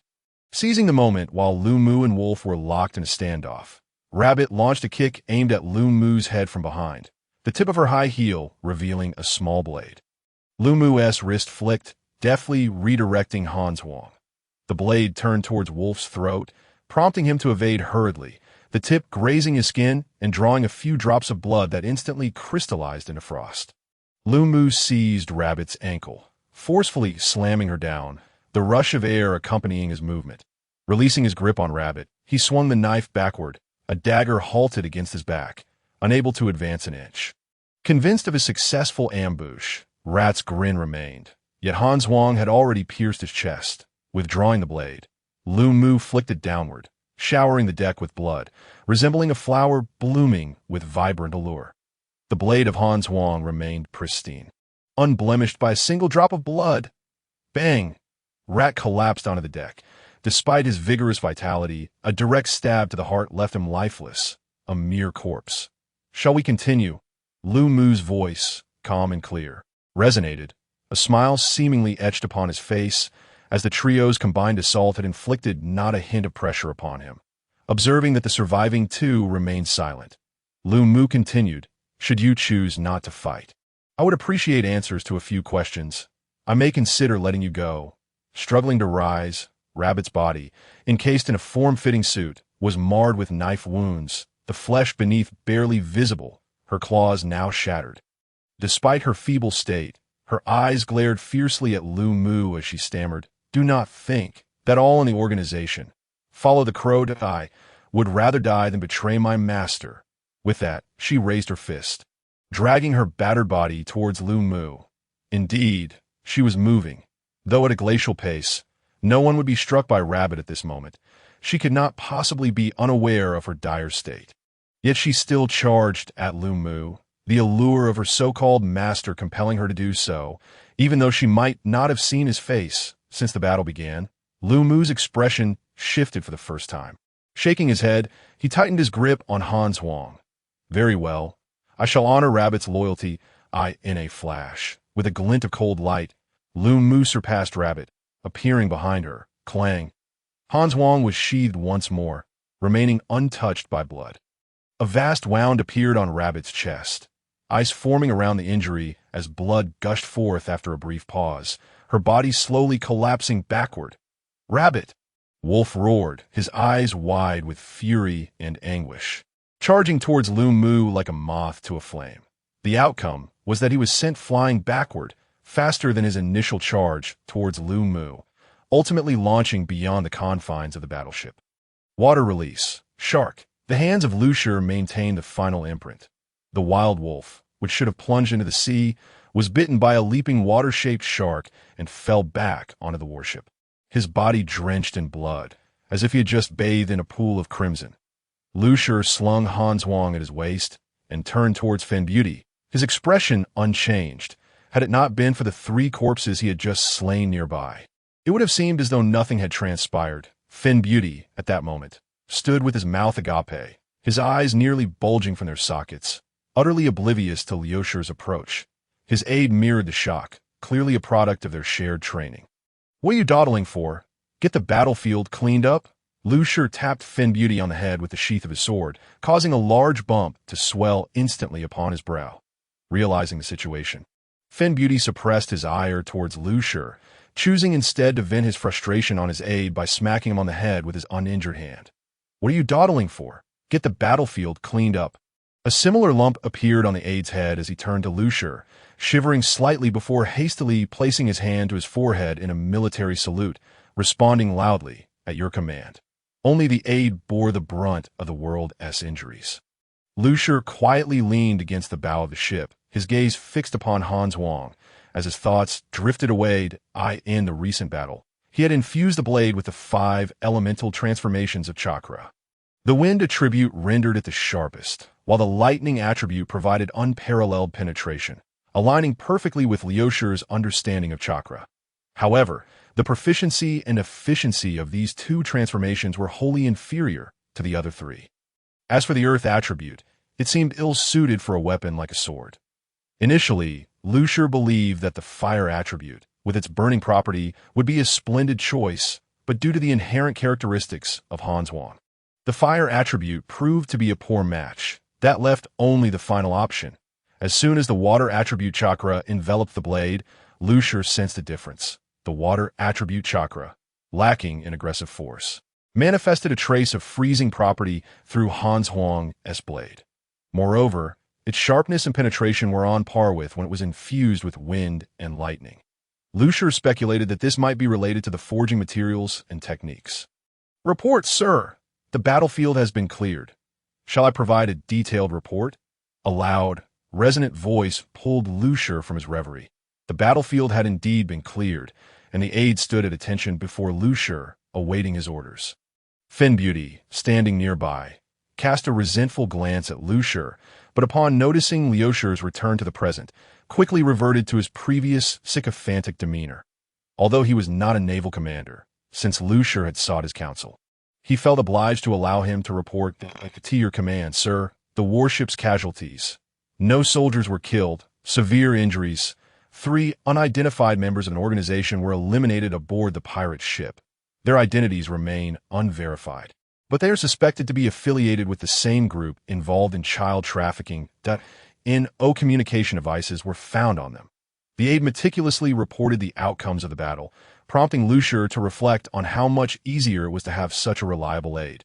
He then turned to the obsequious Finn Beauty, once again questioning the naval promotion system. Were it not for his own non-affiliation with the Navy, he might have been tempted to abscond with this aid. The warship continued its voyage across the East Sea for another day. Knock, knock, knock. The command room door was rapped upon. "Report, sir. The warship will soon pass by the sea restaurant Barati. Should we make a stop?" The aide's voice echoed as he first approached Lucier to report before relaying the information to Finn Beauty, clearly having begun to regard Lucier as a superior officer. "Let's stop there. I will part ways with you at that location." Lucier had visited Barati several times over the years, and many ships specifically aimed for this destination. After spending so much time aboard the warship, he felt it was time to switch vessels. "I can go on my own. If you do not wish to stop, feel free to depart directly." Lucier retrieved a small speedboat from the scroll and tossed it into the sea, addressing Finn Beauty beside him.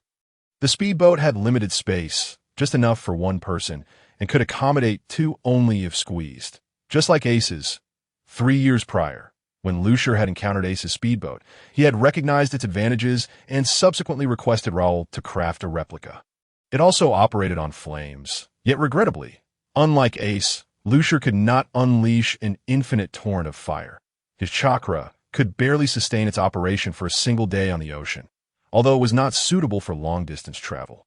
The current circumstances were perfect. Lucier preferred not to arrive on the warship to avoid being mistaken for a naval officer, thus circumventing potential troubles akin to those encountered earlier. "My lord, there is no need to rush our departure. If you have a specific destination in mind, we can escort you there. Traveling by warship would be faster." Finn Beauty gazed at Lucier with eager anticipation, his intentions unmistakable. Lucier shot him a sidelong glance. Leaping directly from a warship to land deftly on the speedboat, his voice flat as he stated, "I am not your free bodyguard. Rather than wasting your thoughts on this, you should focus on enhancing your own strength." Upon hearing Liushir's counsel, Finn Beauty's face flushed with embarrassment, realizing Liushir's departure was inevitable. Reflecting on Liushir's assistance over the past few days, he sincerely offered a military salute, respectfully declaring, "I understand. I bid you farewell." "My lord." Lucier waved his hand behind him. flames igniting beneath his feet as the speedboat glided through the water like a silver shark, leaving a graceful arc upon the shimmering surface. In no time, the speedboat became a mere speck, vanishing from the sight of the naval crew. Slowly sail towards Bharati. Since the Lord has parted ways with us, we shall pretend not to know him when we meet later. Finn Beauty instructed his aide beside him, turning to wrap his arm around the waist of a charming lady. A look of infatuation plastered across his face as he headed towards his quarters. Darling, Bharati is a renowned sea restaurant. Allow me to show you its wonders. Observing Finn Beauty, who had just promised to focus on enhancing his strength, now utterly captivated by Beauty, the aide's lips twitched in exasperation. Yet he could do nothing. Finn Beauty was his superior. Had the roles been reversed, the aide would have ensured Finn Beauty experienced an unforgettable memory. Bharati, the sea restaurant, was officially a dining establishment, but was, in reality, a colossal ship. That moment, numerous small vessels were docked around Bharati, indicating its considerable fame. That a speedboat anchored steadily, and Lucier leapt onto the larger vessel, the speedboat dissipating into a plume of smoke as it returned to the scroll. The moment Lucier stepped into Bharati, Patty, who was busy wiping down the tables, immediately took notice. This is undoubtedly a wealthy patron. A mere glance at Lucier's combat attire led Patty to this conclusion. Esteemed guest, welcome to Bharati. Adhering to the principle of customer, money. First, Patty approached Lucier with exaggerated enthusiasm, his face adorned with a sycophantic smile as he trailed behind Lucier, incessantly promoting the restaurant's dishes. Of course, highlighting the most expensive options. Have your sous chef come to attend to me. Lucier, somewhat disinclined to allow Patty to continue, quickly interjected. Patty's expression shifted, ready to argue that he could serve just as well. But then he spotted the bills clenched in Lucier's hand. Instantly, Patty's face transformed back into a smile as he swiftly accepted the money, bowing and stating, "Very well, esteemed guest, I shall fetch the sous chef at once." After dismissing Patty, Lucier made his way to the second floor, casually selecting a spot to sit. Although he was dissatisfied with Lucier's refusal to let him serve, Patty had no choice but to comply. Having accepted the tip, he found Sanji, who was slacking off outside, and waved the bills in front of him, leaning in close to suggest, "Sanji, a customer specifically requested you to serve them. They are quite generous. Seize the opportunity to make a killing, and I won't hold it against you for always treating women to free meals." Sanji raised an eyebrow, eagerly asking, "Is it a beautiful lady?" Upon receiving Patty's unequivocal refusal, Sanji's expression instantly fell. He pushed Patty's large face aside with a dismissive hand, inhaled deeply from a cigarette, and slowly released a ring of smoke, speaking in a tone laced with frustration. "If you don't want to go, then let whoever wishes to go do so." Patty, unwilling to let such a valuable client as Lu Mu leave dissatisfied, dashed in front of Sanji, roughly seizing his collar, his eyes wide with fury as he exclaimed, "The customer specifically requested you. If you refuse, I shall inform Chef Zepp." With a resounding thud, Patty received a knee to his abdomen, doubling over as he clutched his stomach and fell to the ground like a shrimp. Sanji extinguished his cigarette but reluctantly rose to his feet, adjusted his disheveled collar, and grumbled, "Stop playing dead. Where's the customer?" Upon hearing this, Patty sprang to his feet as if propelled by a spring, his movements betraying no signs of injury. He approached the door, gesturing towards Lu Mu, who awaited on the second floor, still wearing that signature smile as he waved at Sanji. "Right over there. Remember to carve him up well." "Tisich, which bastard interrupted my rest?" Sanji grumbled, originally lost in thoughts of the all-blue, now being compelled to entertain a guest. Had it been a beautiful lady, he might have obliged willingly, but alas, that was not the case. His dissatisfaction was unmistakably etched upon his face. Sanji, with a scowl, approached Lu Mu, brusquely addressing him, "What do you want, you bastard? Eat quickly and scram." Despite Sanji's brusque demeanor, Lu Mu remained unfazed, merely removing his mask with a gentle smile. "You, my friend, still have such a dreadful attitude." Recognizing Lu Mu, Sanji's eyes sparkled, transforming into heart shapes, his face lighting up with a grin. Not because of Lu Mu, but rather due to the anticipation of a certain someone, he darted towards the window to glance outside. then bolted out of the restaurant, calling out repeatedly, "Miss Jessie! Where are you, Miss Jessie?" Jessie had once been a waitress at the tavern in Liyue town, but as the Porter Trading Company expanded, she had joined the fleet on their voyages. Upon first arriving at Bartai, Jessie, a stunning and mature woman, had captured Sanji's heart in an instant. He had almost considered joining the trading company, but that thought had fizzled out. Later, Lumu learned from other chefs that Sanji displayed such behavior whenever he encountered a beautiful woman. Yet it was clear he would never leave Bartai. Sanji, having failed to find Jessie, returned to Lumu's side. His attitude slightly softened as he spoke slowly. "So what do you want?" Despite having witnessed Sanji's mood swings numerous times, Lumu couldn't help but smirk, teasing, "You really treat people differently, don't you?" "I'm a customer too," Sanji replied nonchalantly. "I treat everyone the same, except for beautiful ladies." Lumu mentally filled in the unspoken part of that sentence, but chose not to press the issue. Knowing Sanji's nature well, though Sanji's demeanor was less than pleasant, his culinary skills remained exceptional. Observing the table piled high with delectable dishes, Lumu's appetite stirred. Since arriving in this world, his appetite had notably increased. The spread before him was no challenge, and he needn't worry about waste. Sanji sat beside him, watching Lumu relish the dishes he'd prepared, a slight smile creeping onto his lips.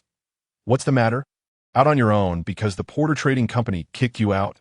Sanji inquired playfully, curious about Lumu's solo appearance, as their previous encounters had always involved the company. Just as Lumu was about to indulge in his meal, he paused, a reflective expression crossing his face as he replied casually, "Indeed, they've grown powerful enough to no longer require my services." Seeing Lumu's nonchalant demeanor, Sanji understood he was merely jesting and pressed on. "So what are your plans now that you're no longer with the Porter Trading Company?" Lumu pondered momentarily, recalling his parting words with Ace. "We'll meet again in the Grand Line." His eyes sparkled with anticipation as he tightened his grip on his knife and fork. Speaking dreamily, the Grand Line. Someone once promised me we would reunite there. He then turned to Sanji, inviting, "What do you say?" Interested in exploring that treacherous sea together. Sanji's expression shifted, and for a moment, he appeared taken aback.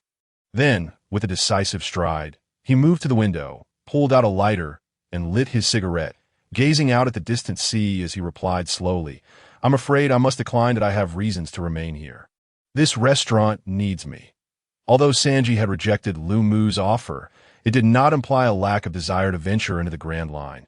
From the slight tremor in his eyes, Lumu could discern that Sanji too harbored dreams of that sea. Yet, as he had stated, there were indeed obligations keeping him here.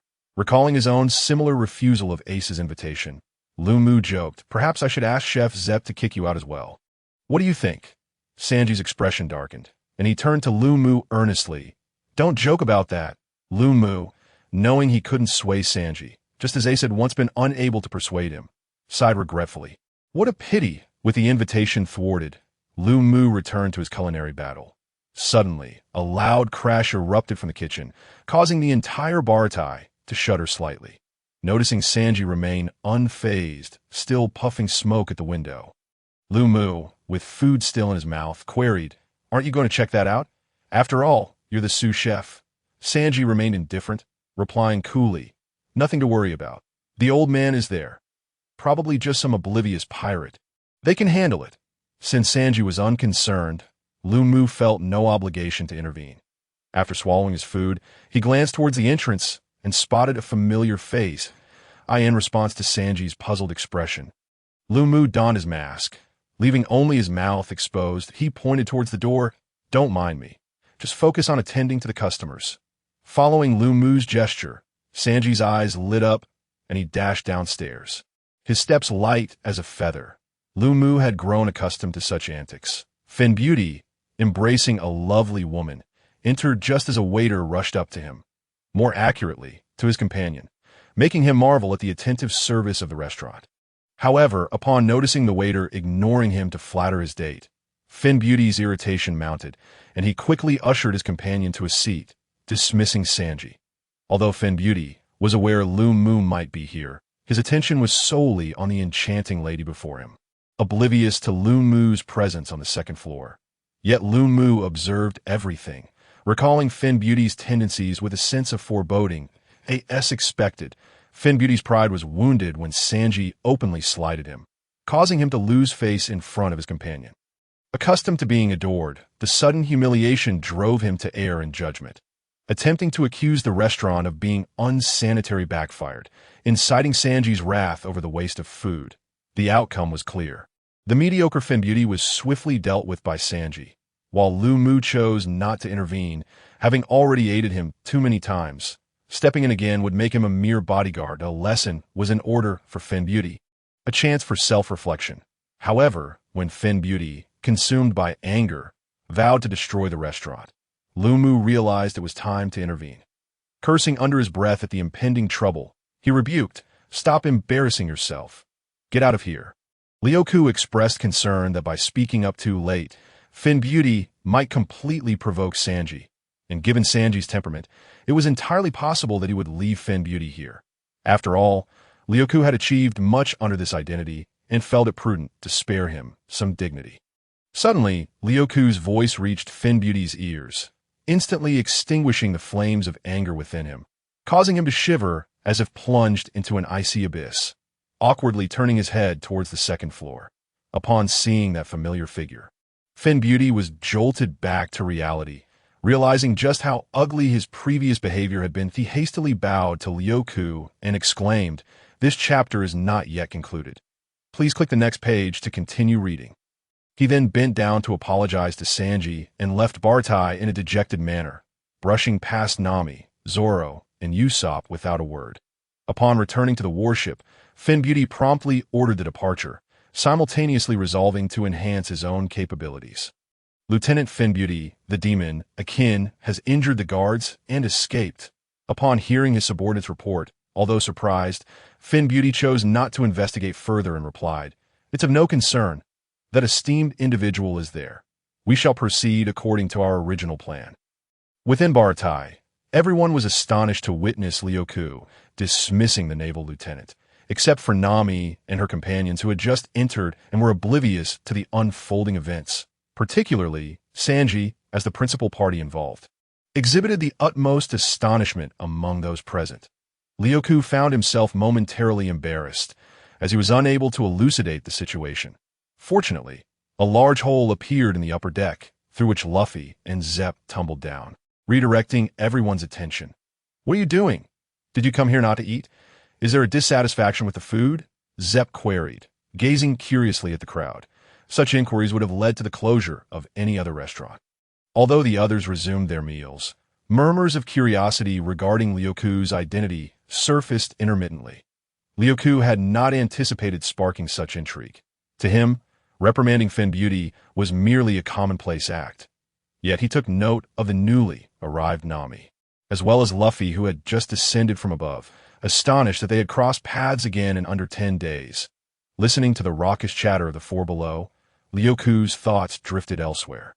That green-haired individual wielding 3 swords seemed to be a rather notable pirate hunter of late.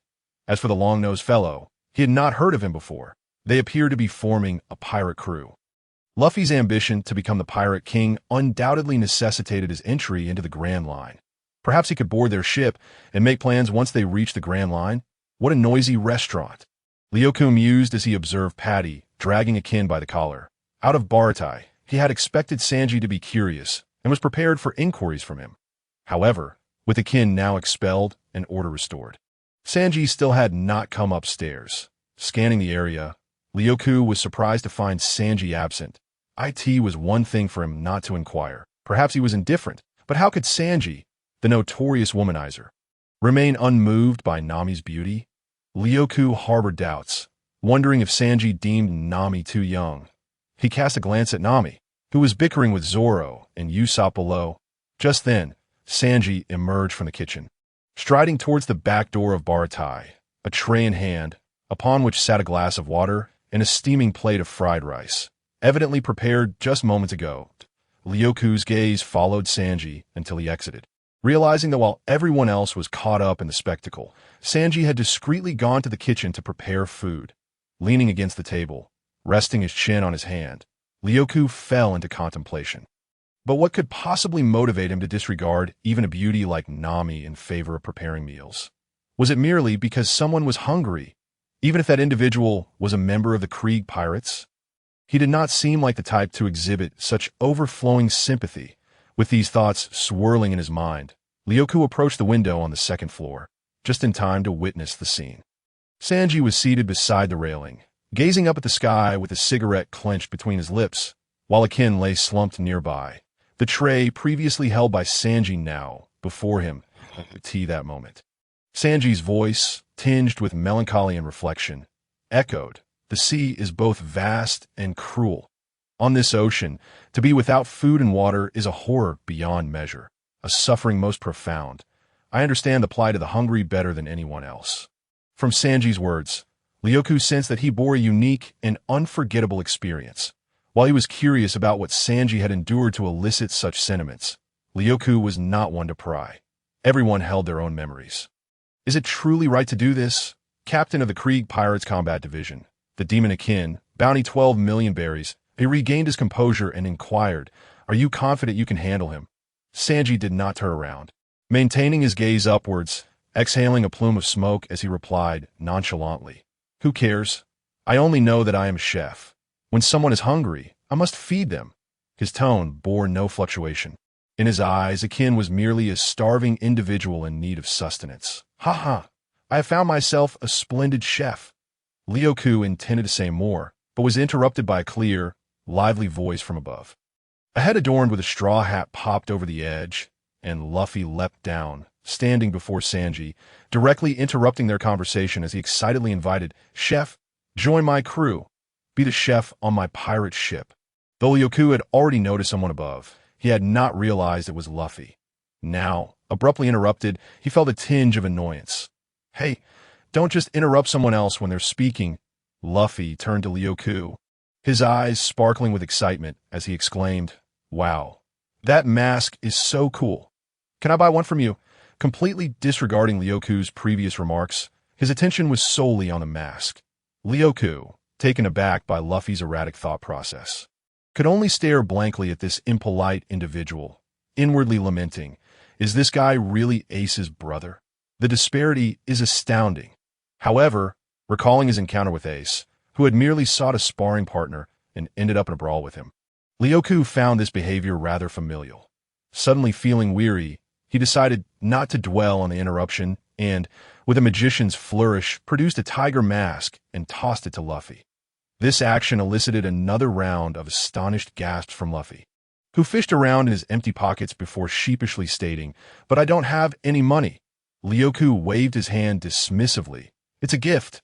Luffy's face broke into an exaggerated grin as he sincerely responded, "Thank you, you're such a good person." After which he promptly donned the tiger mask, gleefully dancing around like a child who had just received a new toy, exclaiming to Sanji, Look, I'm a big tiger." Observing Luffy's unbridled joy over something so trivial, Ryoku and Sanji found themselves infected by his exuberance, their lips curling into smiles. "I can't just pretend I didn't hear what you said." Akin, amidst Luffy's laughter, had finished the food Sanji had provided him, the plate spotless enough to serve as a mirror. He licked the remnants from his lips. Turning to Ryoku, he expressed, "Mr. Sanji provided me with food. He is my savior, and I am profoundly grateful for that. Even though I have recovered now, I have no intention of taking action against this establishment. Not all pirates are ungrateful souls." This chapter is not yet concluded. Please turn to the next page to continue reading. His voice, although calm, betrayed a hint of stubbornness in his gaze, as if he harbored discontent towards Ryomu's previous doubts. Upon hearing Akin's words, Ryomu's perception of him shifted slightly. After all, the Clique pirate crew is notoriously infamous in the East Sea, especially their captain, Clique, who is capable of any treachery. Perhaps Akin's humanity has not been entirely extinguished. Nevertheless, Ryomu's previous remarks were merely reasonable conjectures, and he saw no need for elaboration. He simply chuckled lightly and replied nonchalantly, "Is that so? Your captain may not be what you claim. However, it has little bearing on me. I ask for your gratitude. You might as well express it to Sanji." Ignoring Akin's reaction, and having unraveled the cause of Sanji's peculiar behavior, Ryomu decided not to linger, preparing to observe closely for a more suitable companion for his voyage. Before departing, Liumu recalled that Luffy had previously extended an invitation to Sanji. So he inquired, "Straw Hat Kid, do you wish to invite Sanji aboard?" He then turned to glance at the indifferent Sanji nearby. "Yes, I have made my decision. He shall be the chef on my ship," Luffy replied resolutely, his tone leaving no room for rebuttal, completely disregarding Sanji's opinion. Huh. Liumu laughed heartily at Sanji, relishing the unfolding drama. "Sanji, how will you refuse this time? This fellow seems far more troublesome than I." After jesting with Sanji, Liumu turned and returned to the dining area, the sounds of an argument between Sanji and Luffy following him. "Sanji, just join me. I refuse. I refuse your refusal." Upon learning that Luffy would be working at Bartai for a year to pay off his debts, Nami, Zoro, and Usopp deliberately ordered a sumptuous feast, beginning to eat before Luffy's very eyes. "Hey, you slacker. I heard you'll be a deckhand for a year. Why don't we simply redraw our pirate flag? After all, you likely won't catch up." Usopp and Zoro teased Luffy, showing no regard for the dignity of their captain. Seeing the table laden with delicious food yet not a morsel for himself, Luffy erupted in fury, asserting his captain's authority. "You lot, eating such exquisite fare behind my back is utterly outrageous." The trio burst into laughter, with Zoro being the most brazen, turning away from Luffy and unabashedly grinning. "This is our freedom. You have no say in it." "Exactly." Nami and Usopp chimed in unison. Luffy's rage intensified, and suddenly struck by a mischievous idea. He stealthily extracted a large booger from his nose and placed in Zoro's cup, muttering softly, "What are you laughing at, you three-sword-style fool? Enjoy this." Nami and Usopp stifled their laughter, watching the scene unfold. Meanwhile, Zoro remained blissfully unaware, praising Barity's cuisine, reclining with his legs crossed, slowly bringing the tainted cup to his lips. The three awaited with bated breath, unable to contain their mirth, hoping to witness a grand spectacle. Just as they believed Zoro would fall prey to Luffy's prank, he suddenly erupted, dousing Luffy with the cup's contents, his expression fierce and menacing, bellowing, "You can drink that disgusting thing yourself, you bastard."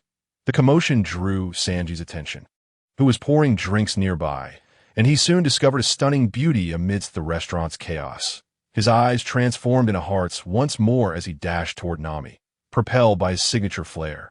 All of this was witnessed from the second floor by Liumu, who, having taken a large sip of his drink, erupted in laughter.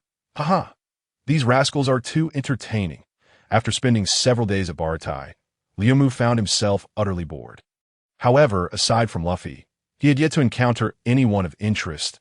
Luffy, mandated to work as a deckhand for a year, was unwilling to leave just yet and reluctant to linger for too long. With no viable options, he could only continue his menial tasks. Liumu was unsure whether to commend his innocence or label him a rogue, especially as he observed Luffy's antics, shattering dishes, consuming astonishing quantities of food. If Luffy were to remain here for a year, the restaurant would surely go bankrupt. Yet, even so, the head chef Zeph remained obstinate, whether out of stubbornness or some other reason remained unclear. Contemplating this, Liumu glanced at Sanji, who was currently fawning over a beautiful woman, and began to understand something. He had initially intended to directly assist Luffy by covering the compensation, treating it as an advance payment for passage, but now hesitated. Zeph was evidently indifferent to such monetary matters. However, Liumu could not linger indefinitely, so he resolved to stay just one more day. If no resolution emerged, he would take a speedboat to the next island and reconsider his plans. The wheels of fate continued to turn, unaffected by Liumu's casual remarks to Akin that a vessel larger than Bartai slowly approached, a three-deck sailing ship known as the Invincible Blade, the flagship of the clique pirate crew, the tyrants of the East Sea. Yet this ship bore little resemblance to one capable of carrying 5,000 souls. Its hull was riddled with cracks, as if it had endured tremendous devastation. Before long, the doors of Bartai were forcefully kicked open by two unwelcome guests. Akin, accompanied by Cleek, who had not eaten for days, arrived seeking sustenance. Cleek lowered his proud head, assuring that once he was fed, he would depart without causing harm. Yet, no one believed the infamous scoundrel, not even Sanji. Nevertheless, he ventured to the kitchen to prepare food and water for Cleek, that if anyone appeared famished before Sanji, he would take it upon himself to provide nourishment, even if that person were Clique. However, Sanji's kindness would yield no favorable outcome with Clique, as expected. The moment Clique filled his stomach, he instantly became arrogant. With his metallic body, he swatted Sanji aside effortlessly, and in his ruthless display, he also crushed Akin's arm. This ship is splendid. It happens that my vessel was destroyed by a scoundrel. I hereby declare. It belongs to me. I will sail it to reclaim the Grand Line. Clique's eyes bulged as he surveyed the chefs of Baratai. A sinister grin spreading across his face as he issued his commands. Prepare 100 portions of food and water for me immediately.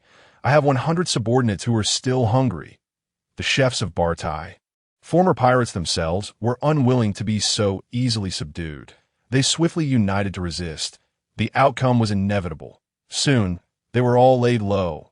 Liu Mu had no intention of intervening. His camaraderie with Sanji was decent enough, or he would not have invited him to join. However, this was ultimately Sanji's choice. Knowing full well the kind of person Clique was, he still opted to provide food. Liu Mu regarded this stubbornness as somewhat foolish. Yet he was curious to see how Sanji would respond.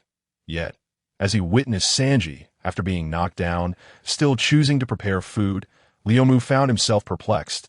Was such persistence truly necessary? At that moment, Liu Mu recalled Luffy's resolute declaration upon their first meeting. I am determined to become the Pirate King. Even if it leads to my death, so be it. Liu Mu began to grasp why these past few days Luffy had been able to sway Sanji while he could not. It turned out they were kindred spirits, both willing to risk their lives for their beliefs. Liu Mu felt compelled to seek out such a conviction for himself, even if it meant risking his very life. Upon witnessing Jipu discard a large bundle of food to dismiss Clique, Liu Mu suddenly erupted into hearty laughter, exclaiming, "Ha ha ha! This restaurant is truly amusing. From the young to the old, they all behave the same." Sanji, filled with indignation, retorted, "Liu Mu, you scoundrel, what do you mean by that?" Liu Mu adjusted the mask on his face and replied nonchalantly, "I simply changed my mind suddenly, although it may pose some trouble. If Clique returns, I shall assist you in dealing with him." Sanji exhaled a puff of smoke, asserting, "You need not concern yourself. I shall handle this matter on my own." Luffy, with unwavering determination in his gaze, declared, "Indeed, Sanji is my chef, and his affairs are my own. Leave Clique to me." Zoro chuckled nonchalantly, since the captain has spoken. "We must proceed." Usopp, trembling with fear, added, "You're right. A brave warrior of the sea shall not falter." Liu Mu's gaze swept across the group, pondering, "It seems I have worried unnecessarily. I shall wait for you aboard the ship." With that cryptic remark, Liu Mu vanished from sight. He was convinced that following this incident, Sanji would choose to set sail. Liu Mu had also resolved to remain on Luffy's ship until they entered the Grand Line. Sensing that accompanying Luffy's crew would lead him to the perseverance he sought, as for Clique, for reasons unknown. Gazing upon Luffy's confident visage, he felt that Clique was insignificant in comparison. Perhaps Luffy truly could become the Pirate King. So thought Liu Mu. At Baratai, everyone was fully prepared, ready to confront the impending assault from the Clique pirates and on the deck of the battered ship. The remaining members of the Clique pirates ravenously stuffed food into their mouths. In no time, these ferocious pirates were fully rejuvenated, standing upon the deck, rejoicing in their survival from the treacherous waters. Observing their revival, Clique knew the moment for battle had arrived. A smirk formed at the corners of his lips as he issued the command to attack, his words imbued with the authority of a fleet captain. "This ship can no longer sustain our journey. Go. Seize that vessel before us, and we shall embark on our journey through the Grand Line once more." "As you command." Clique's subordinates, upon receiving the order, revealed vicious grins, shouting loudly as they brandished their weapons and charged towards Baratai. They were enraptured by Clique's grand vision, oblivious to the impending crisis. Not far from the dilapidated sailboat, a coffin-like vessel, adorned with flickering candles, drifted slowly toward them, carrying the formidable figure of Dracul Mihawk, known as the world's strongest swordsman, drawing the world's mightiest black blade. Yuru, from behind him, he casually swung it, unleashing two devastating slashes that cleaved the ship in three as everyone readied themselves for the forthcoming battle. None could have anticipated such a scene. Gazing at the massive vessel now, split into three. All were struck with disbelief, struggling to comprehend the sheer power of such an attack. With the grand ship sinking, enormous waves surged across the waters surrounding Barati. The Going Merry, flying the straw hat pirate's flag, quietly began to set sail into the distance. Johnny and Joseph clung to a plank, drifting before Zoro, their faces etched with sorrow as they cried out, "Big bro, I'm sorry." Nami-sama has fled with all the treasure. Standing atop Barati, Liumu, having heard their words, gazed toward the receding Going Merry. Puzzled. Isn't Nami part of Luffy's crew? Why would she escape? Initially believing she was merely evading the massive waves, it now seemed there was more to the story than he realized. Having resolved to board Luffy's ship, he felt compelled to act, yet hesitated as he surveyed the slowly drifting coffin boat. He had already caught sight of those iconic, hawk-like eyes, instantly recognizing the figure. Although Liumu was not a swordsman, he yearned to witness the strength of the world's greatest. With both paths laid before him, he chose not to linger. He immediately created a shadow clone. His original self dashed off to pursue Nami, while the clone remained behind to seek an opportunity to spar with Mihawk, alleviating the concern of being overpowered and left behind. Liumu marveled at the usefulness of the shadow clone technique, pondering the brilliance of its second-generation inventor. Just as Zoro was about to set forth in pursuit of Nami, he suddenly caught sight of the eagle-eyed Mihawk in the coffin boat, his expression shifting to one of seriousness as he turned to Luffy and said, "Apologies, Luffy. The pursuit of Nami must wait. There is something I must do." Luffy, eyeing the man in the coffin boat, inquired, "Who is that guy?" Zoro, visibly agitated, beads of sweat trickling down his forehead, responded, "He is the one I've been searching for all along. Dracula Mihawk, the world's strongest man." Clenching the sword at his waist, Zoro recalled his promise to Kuna, realizing how fortuitous it was to encounter him now. The moment of their vow had arrived. Zoro stepped forward, excitement coursing through him. "I set sail to meet you." Mihawk inquired coolly, "What is your objective?" Removing the headband from his arm and tying it around his head, those familiar with Zoro understood that he only donned it when facing a worthy opponent. "To become the strongest," Zoro declared, drawing his sword and pointing it at Mihawk. "Let us duel." Mihawk cast a sidelong glance at Zoro, dismissing him entirely. If you were a top-tier swordsman, there would be no need for combat. "The gap between us is so vast that you should be able to perceive it." In the face of Zoro's provocation, Mihawk, with no other recourse, removed the cross from his neck and produced a small knife. Scoffing, "How unfortunate. I have no smaller weapon than this." Zoro seethed, "Don't regret it when you're dead." Mihawk retorted, "You are but a frog in a well. Come, witness the vastness of the world." Zoro shouted, "Onigiri." Clang! Mihawk merely extended his small knife, casually, effortlessly deflecting Zoro's prideful attack, rendering Zoro unable to advance a single inch, no matter how fiercely he tried. The sudden blow left Zoro in disbelief. The world could not be so distant. Zoro's feared three-sword style, wielded against Mihawk, was akin to a child brandishing a toy, as he was repeatedly knocked to the ground. The memory of his promise took burned vividly in his mind. Though utterly exhausted, he continued to swing his swords. Mihawk, perplexed by the relentless determination, questioned, "Weakling, what burden do you carry upon your back? What is it that you yearn for?" Nearby, Luffy, his eyes ablaze with fury, intervened to save Johnny and Joseph, who were eager to join the fray. "This is Zoro's battle. You must not interfere." Struggling to rise, Zoro assumed an offensive stance, declaring, "I absolutely cannot lose." "Tiger Hunt!" Thud! Mihawk's small knife pierced Zoro's chest. "Why not retreat?" Blood trickled from Zoro's lips as he gasped for breath. "I don't know, I just feel that here. Even if I take a step back, everything I've borne, my dreams, my vows, will vanish." Mihawk withdrew his small knife, remarking, "What formidable resolve you possess. Boy, state your name." Zoro swung his three swords once more, Rorinoa Zoro. At that moment, Mihawk began to regard Zoro seriously, drawing forth the black blade Yoru from his back. "I shall remember you. A long-lost formidable opponent.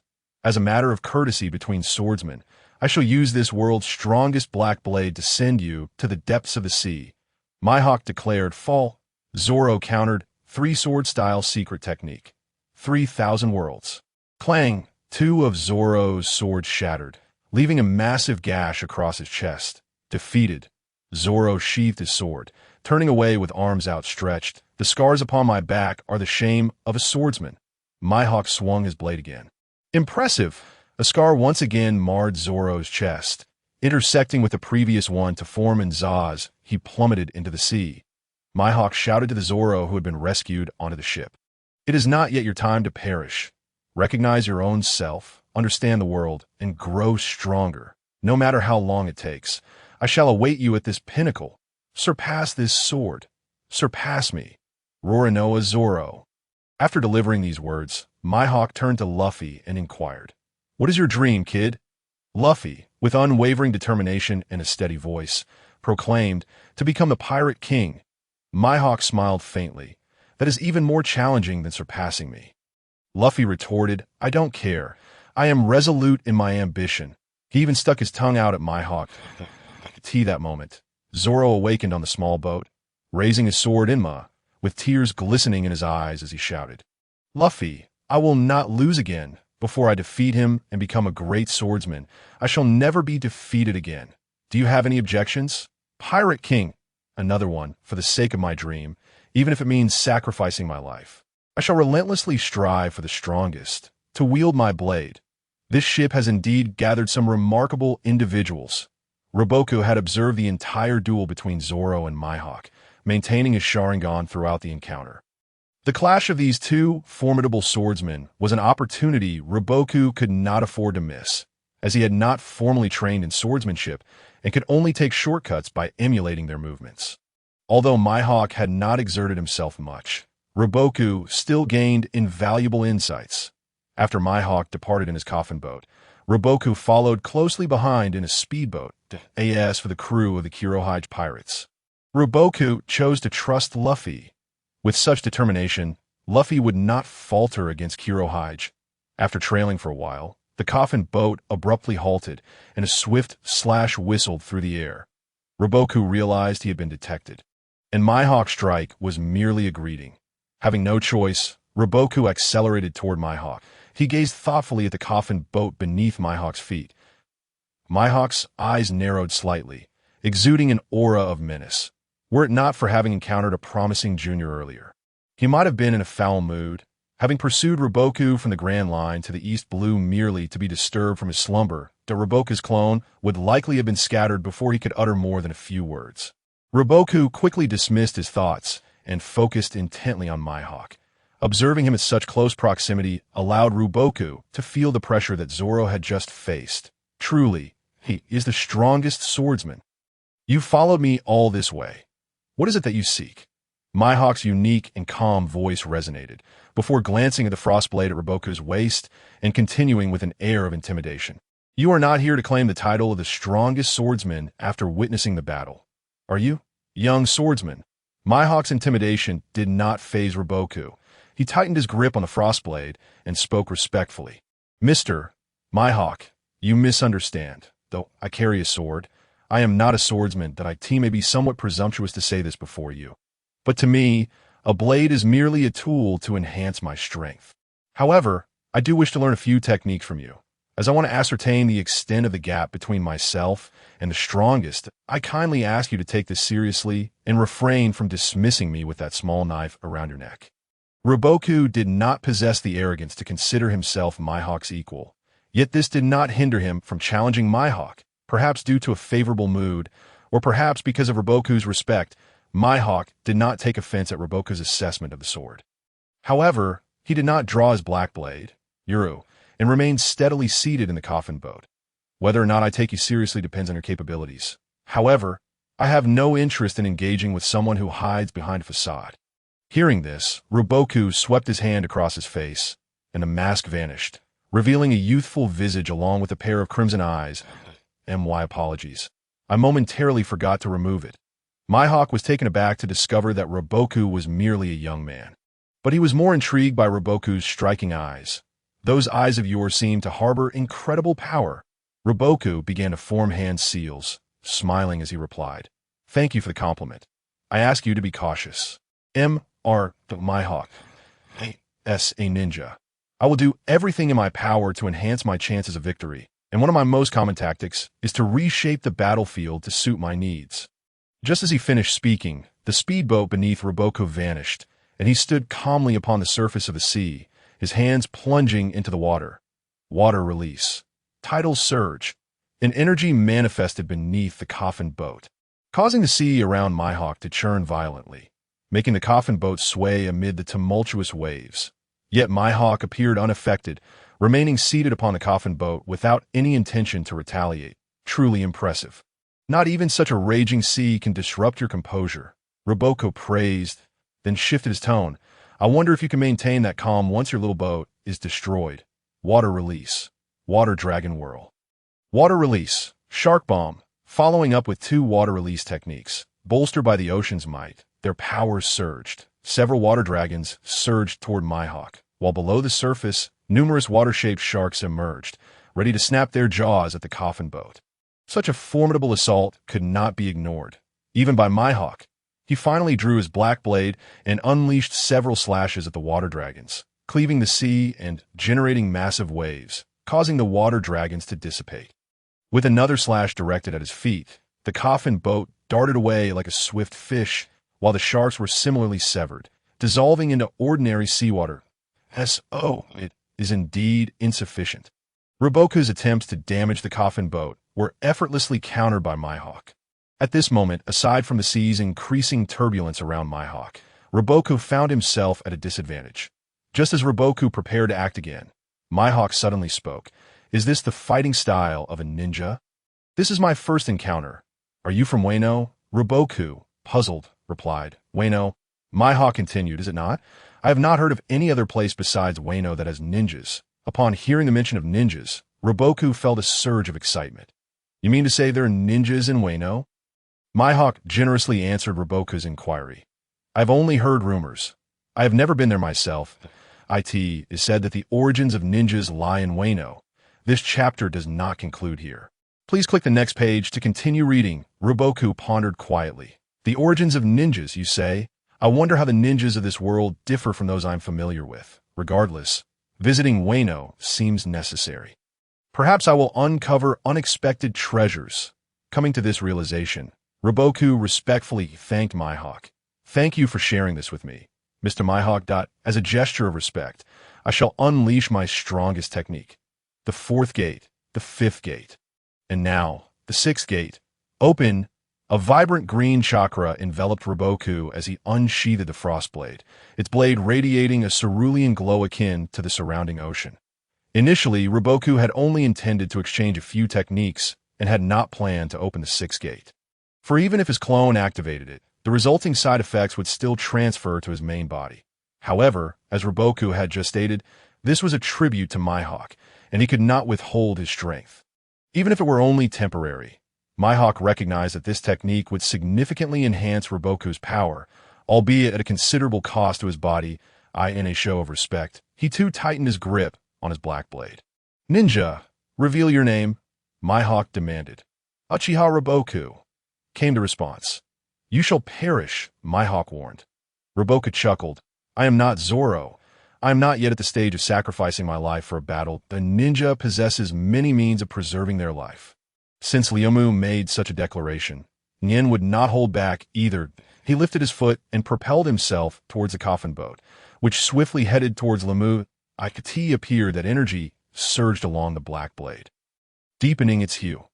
Lyomu stood directly on the surface of the sea, charging at Yen, mirroring his movements with a swing of his sword. The frost emanated a terrifying energy, causing the temperature around them to plummet.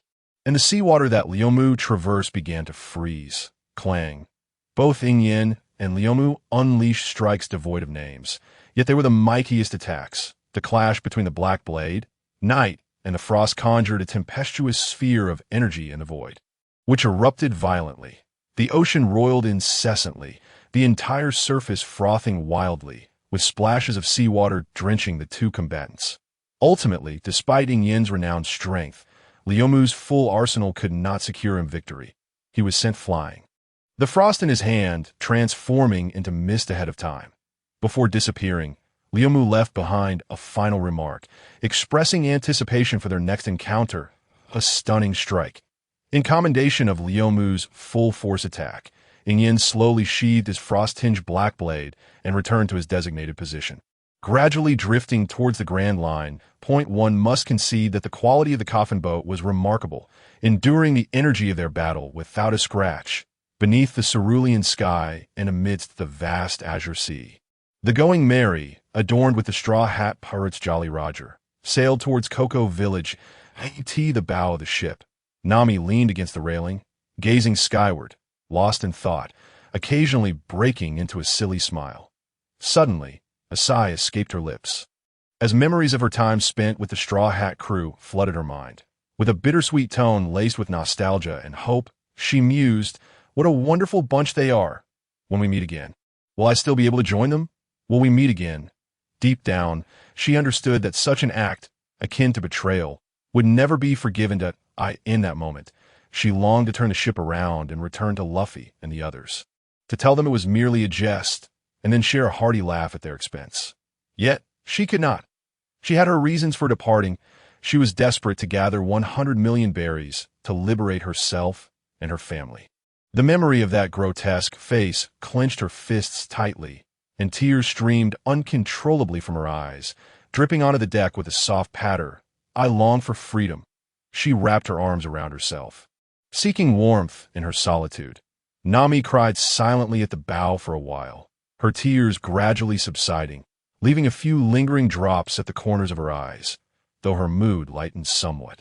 Her body still trembled slightly from the earlier bout of crying. At that moment, a hand extended towards her, offering a tissue.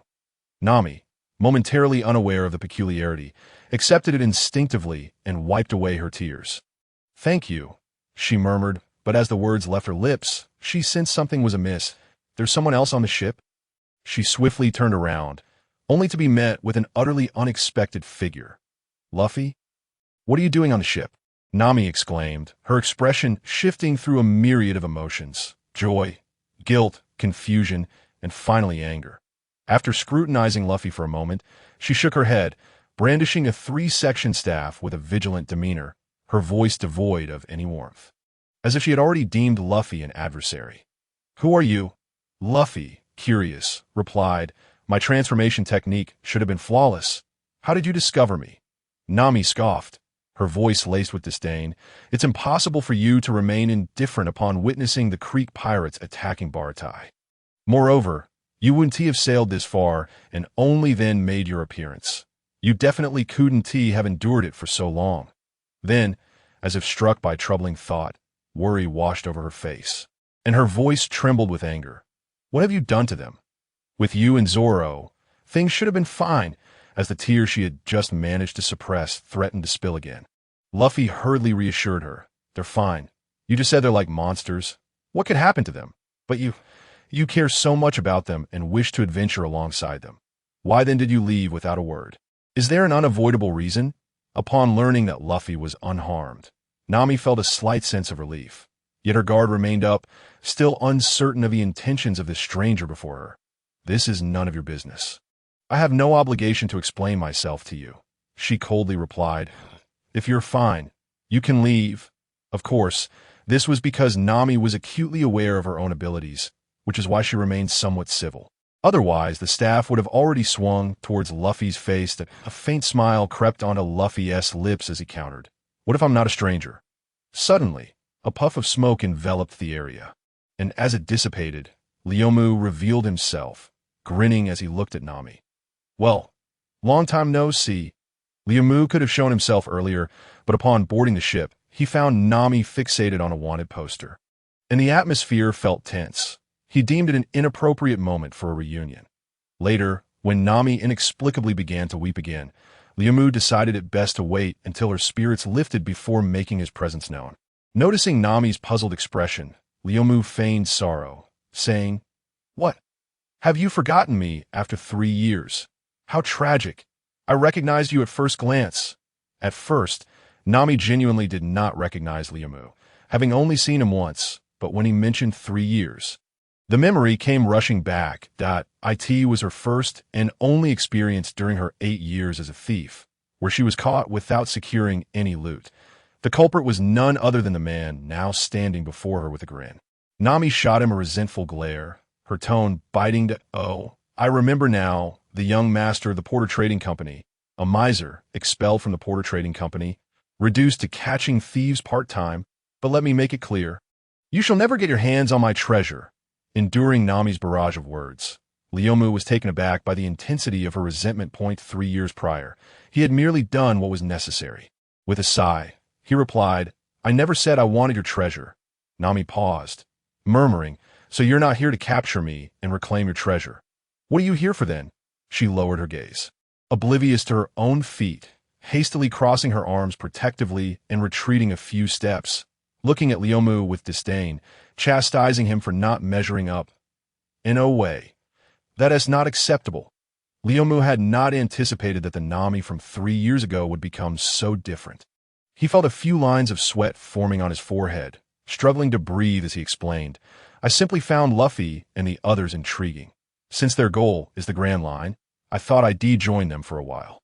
Nami scrutinized Leomu for a long moment, finding no signs of deceit, and reluctantly chose to believe him, stowing away her staff and lowering her guard. "If that is the case, once we reach my destination, you can set sail on your own." Leomu shook his head, stepping closer to Nami, speaking earnestly. "No. When I said them, I meant you too. I want to take you along as well. During our time at Bartai, I could see how happy you were when you were with them. Nami, you truly wish to stay. You want to sail with them." The words of Leomu pierced Nami's defenses once more. Nami, suppressing the anguish within her, held back her tears before Leomu, feigning composure as she stated, "Everything you see is merely an act. You've known me long enough to understand that. 3 years ago, I told you that my greatest disdain is for pirates. My presence on this ship is solely for their treasure." Leomu observed Nami performing before him, unaware of the burden she bore. Yet he could not help but feel a profound sympathy for the girl before him. Leomu calmly remarked, "The current course leads to Cocoa Village, does it not?" Nami looked at Leomu in confusion, unable to fathom the meaning behind his words, but she simply nodded in response. "I shall help you eliminate him," Leomu declared, pointing to the bounty poster of the evil dragon beneath Nami's feet, his voice low and filled with menace. Although he lacked clarity on the specifics, Leomu understood enough.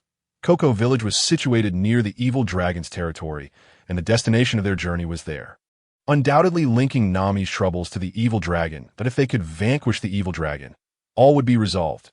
Nami hastily picked up the bounty notice and concealed it behind her, her tone icy as she retorted, "My matters are of no concern to you." Leomu, perplexed, inquired why. "Do you believe I am no match for the evil dragon? You need not worry about that. I cannot speak for other places, but in the East Sea, there is no one who can contend with me." As he spoke the last sentence, Leomu's voice brimmed with confidence, exuding an extraordinary aura. However, this conviction waned momentarily as he recalled the formidable Mihawk he had encountered not long ago. And then the legendary marine hero, Garp, who occasionally returned to the East S.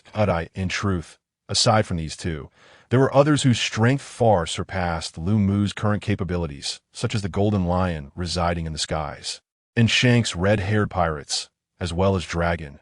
Numerous powerful figures frequently roamed the East Sea, yet they tended to remain low-key, leaving Leomu unaware of their activities. Upon hearing Leomu's words, a flicker of hope briefly illuminated Nami's eyes. Yet, the shadow cast by the evil dragon pirates loomed too large, instilling within her an image of an unbeatable foe, leading her to prefer a peaceful resolution over confronting the evil dragon. Unbeknownst to her, the very method she envisioned was merely a deception woven by the evil dragon. After a prolonged silence, Nami exhaled deeply. She acknowledged Leomu's concern, yet the more she felt it, the more she could not allow him to take risks on her behalf. "Forget it. You have not encountered the evil dragon and cannot comprehend his might." However, she forced a light-hearted smile, jesting, "If you truly wish to assist me, how about lending me 7 million berries? As the young master of the Porter Trading Company, surely you can spare such a trifling amount, with just 7 million berries remaining to reach her goal of 100 million. Nami felt that making such a jest could yield immediate results. From Nami's expression, Lu Mu discerned her disbelief in him, yet it mattered little. Since Nami had permitted him to assist her, she would not refuse his company to Koko Village. At that point, they would confront the evil dragon directly, proving to Nami that he was not as invincible as she imagined.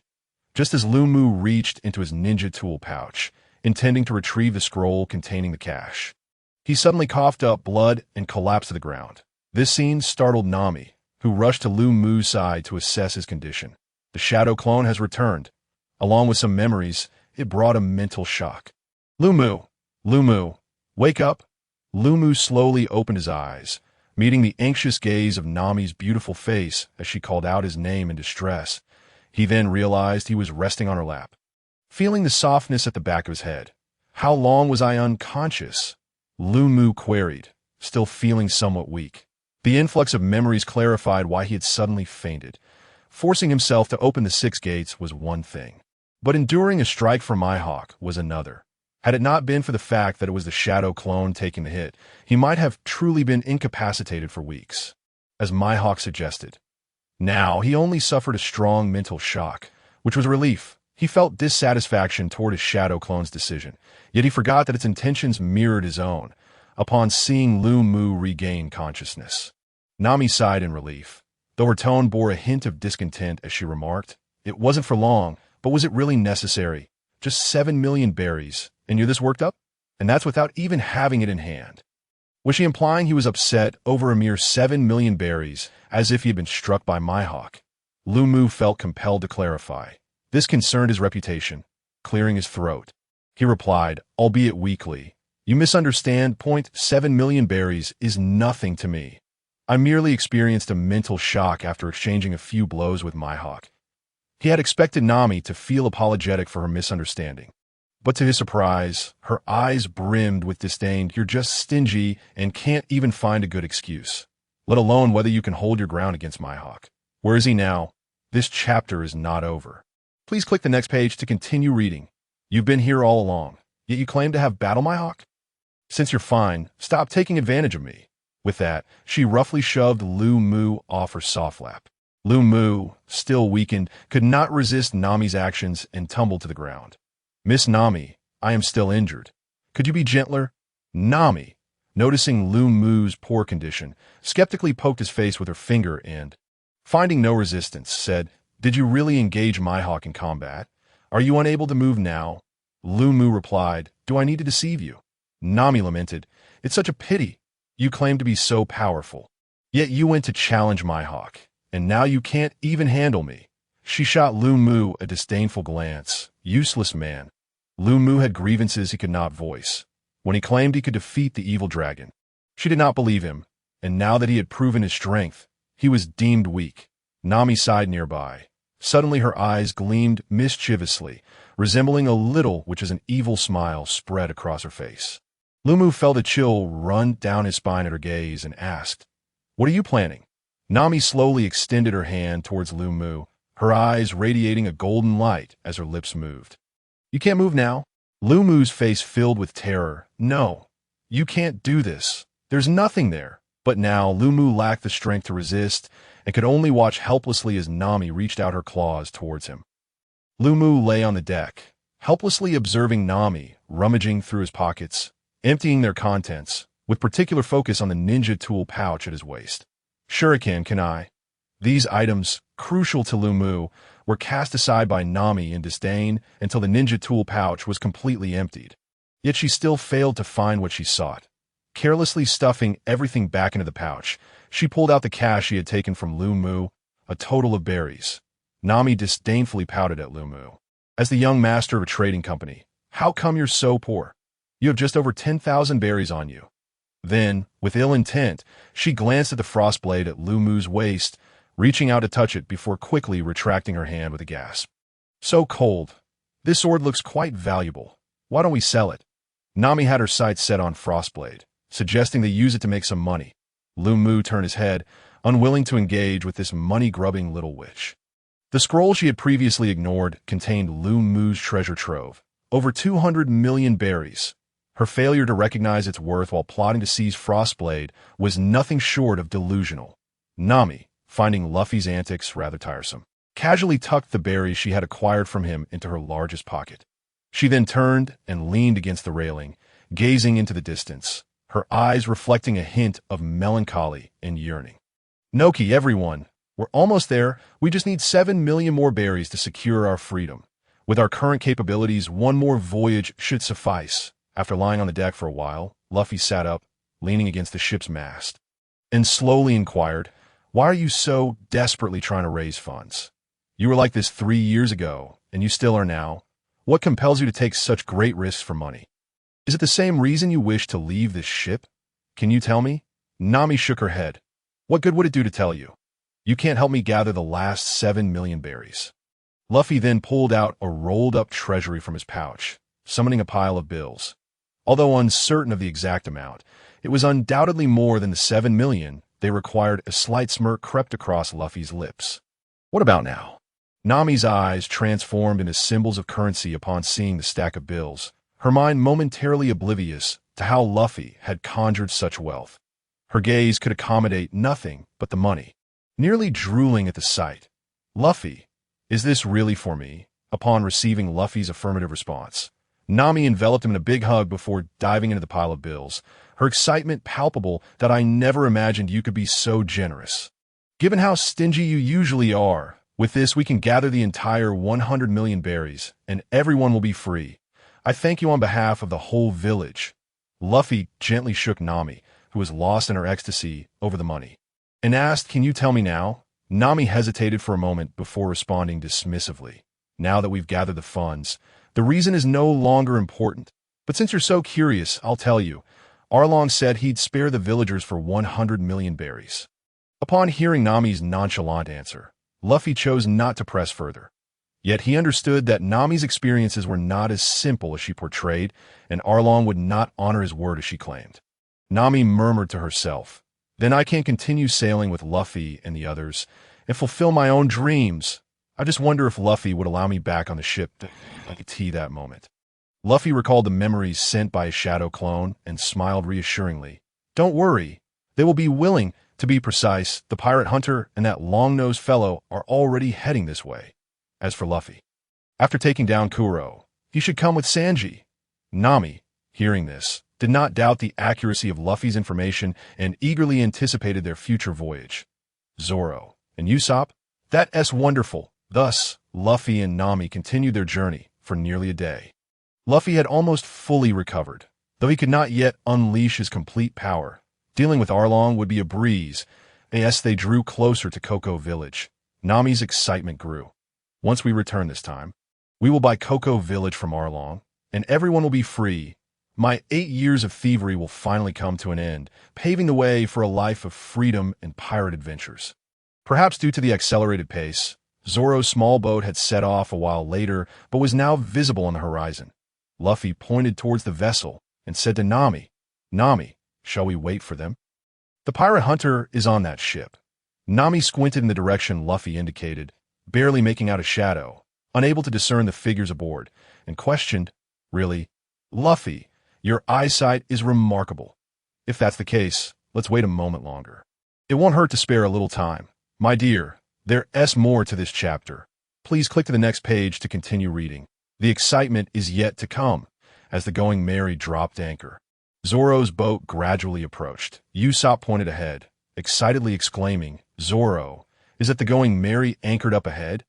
Zoro slowly opened his eyes. "It indeed is, but why has it stopped?" Johnny chimed in eagerly. "It must be that Nami finally had an epiphany and decided to wait for us." Usopp, feeling the urgency, struck the paddles against Zoro and Johnny, already exerting himself to paddle quickly, urging, "Forget that. Let us hurry over. That's the ship Kaya gifted us. I'm injured." Zoro retorted angrily, yet his paddling did not slow. With their united efforts, the small boat finally reached the side of the Going Merry. As soon as they boarded, Usopp rushed to Nami's side, oblivious to Luffy nearby, and confronted her with a fiery glare. "Nami, why did you silently take away the ship that Kaya gave us?" Nami had anticipated this confrontation and placed her hands together in front of her chest, her eyes shimmering with innocence. Her expression pitiful, her voice sweet enough to raise goosebumps on the four men aboard. "I'm terribly sorry. I realize my mistake now. Will you forgive me?" Usopp and Johnny immediately fell for her charm, exclaiming in unison, "We forgive you! We forgive you!" Zoro's face flushed slightly, sharing Usopp's sentiment, as the goal was merely to bring Nami back. The means were of little consequence. Nami's adorable antics proved effective once again. Meanwhile, Luffy silently reeled in the anchor and remarked, "Since you are all done, let us set sail.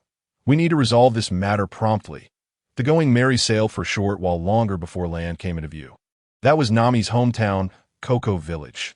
However, long under the oppression of the Arlong pirates, the village appeared devoid of vitality. Zoro keenly sensed that the smiling Luffy before him was incredibly dangerous. He demanded sharply, "Who are you? Why are you on the Going Merry?" Zoro had already placed his hand on the hilt of his sword, the blade slightly drawn, his expression filled with wariness towards Luffy, ready to unsheathe at any sign of trouble. The other two also watched Luffy with caution, causing the atmosphere aboard the ship to grow tense. Bang! A large bump appeared on Zoro's head.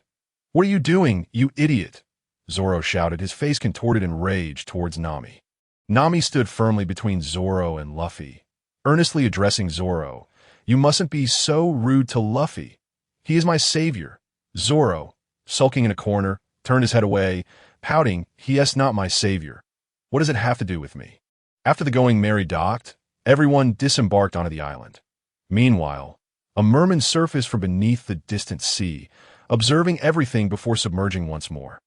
Arlong Park, at the tea this moment, Arlong was entertaining guests, a Navy officer adorned with a rat mask. Judging by the expressions on their faces, it was clear they were having a delightful discussion, each obtaining what they desired.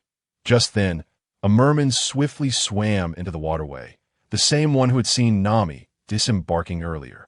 He leaped out of the water and approached Arlong, reporting, "Brother Arlong, Nami has returned, bringing several people and a treasure trove. However, they headed straight for Cocoa Village and have no intention of coming over." The merman was dispatched by the dragon to keep watch over Kokoyashi Village, while also reporting on Nami's whereabouts. In the past, Nami would always return from her voyages to boast about her spoils at Dragon's Paradise and assist in charting maps. However, this time she returned directly to Kokoyashi Village with several outsiders. The dragon couldn't help but feel a twinge of confusion. Could she have enlisted others to confront me? Impossible! That woman is far too astute to engage in such foolishness. The dragon inquired of the merman, "You say she brought back a vast treasure. How much?" The merman replied, "She carried an abundance of bags, even more than before." The dragon pondered silently. More than before? In 8 years. Could she have amassed 100 million berries? This unusual behavior surely indicates as much. No one can compare to the sea chart she draws. I truly cannot bear to let her go. At that moment, the dragon glanced at the still present Captain Mouse, and a devious plan surged into his mind. He grinned widely, his face adorned with a sinister smile, and addressed Captain Mouse, "I have a splendid gift for you. If you might be interested."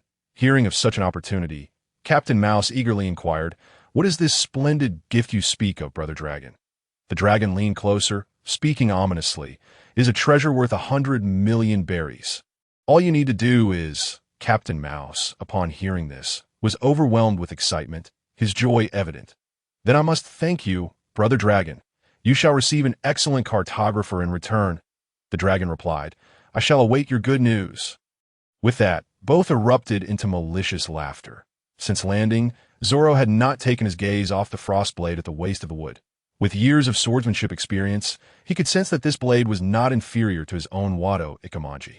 Under Zoro's watchful eye, the wood felt increasingly uncomfortable and turned to him, saying, "Zoro, if you have something to say, just say it. There's no need to stare so intently." Eagerly, Zoro responded, "Does your sword have a name?" "May I see it?" Surprised, the wood realized Zoro's prolonged gaze was merely a desire to inspect his sword. Without hesitation, he unsheathed it and tossed it to Zoro. Frostblade. He doubted Zoro would abscond with the sword. Even if he did, retrieving it would be easy. Zoro was taken aback by the wood's nonchalance and quickly caught the frostblade as he grasped it. A chill surged through his hand, and with a flash of inspiration, he drew the blade, swinging it through the air with satisfaction, exclaiming, "Frostblade, fitting of its name, truly a magnificent weapon." He performed several slashing motions, reluctantly sheathing the sword and returning it to the wood. "You are a swordsman, aren't you? Care for a duel?" The wood turned away, replying coolly, "I cannot claim to be a swordsman. To me, a sword is merely a tool to enhance strength. However, if you wish to duel, there will be opportunities once our business here is concluded." Zoro, filled with regret, remarked, "What a pity, such a fine sword in your hands." The wood paused, slowly responding, "What is there to lament? Is it not possible to wield a fine sword without being a swordsman? If you were unarmed, would you simply surrender to an enemy? Be they swordsmen or others, weapons are always just tools.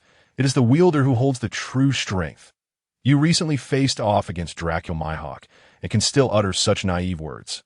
This chapter is not yet concluded. Please click the next page to continue reading. The wood's words seemed profoundly insightful at first glance, leaving Zoro momentarily speechless. Just then, Nami's voice called out impatiently, "Hurry up. We might leave you behind."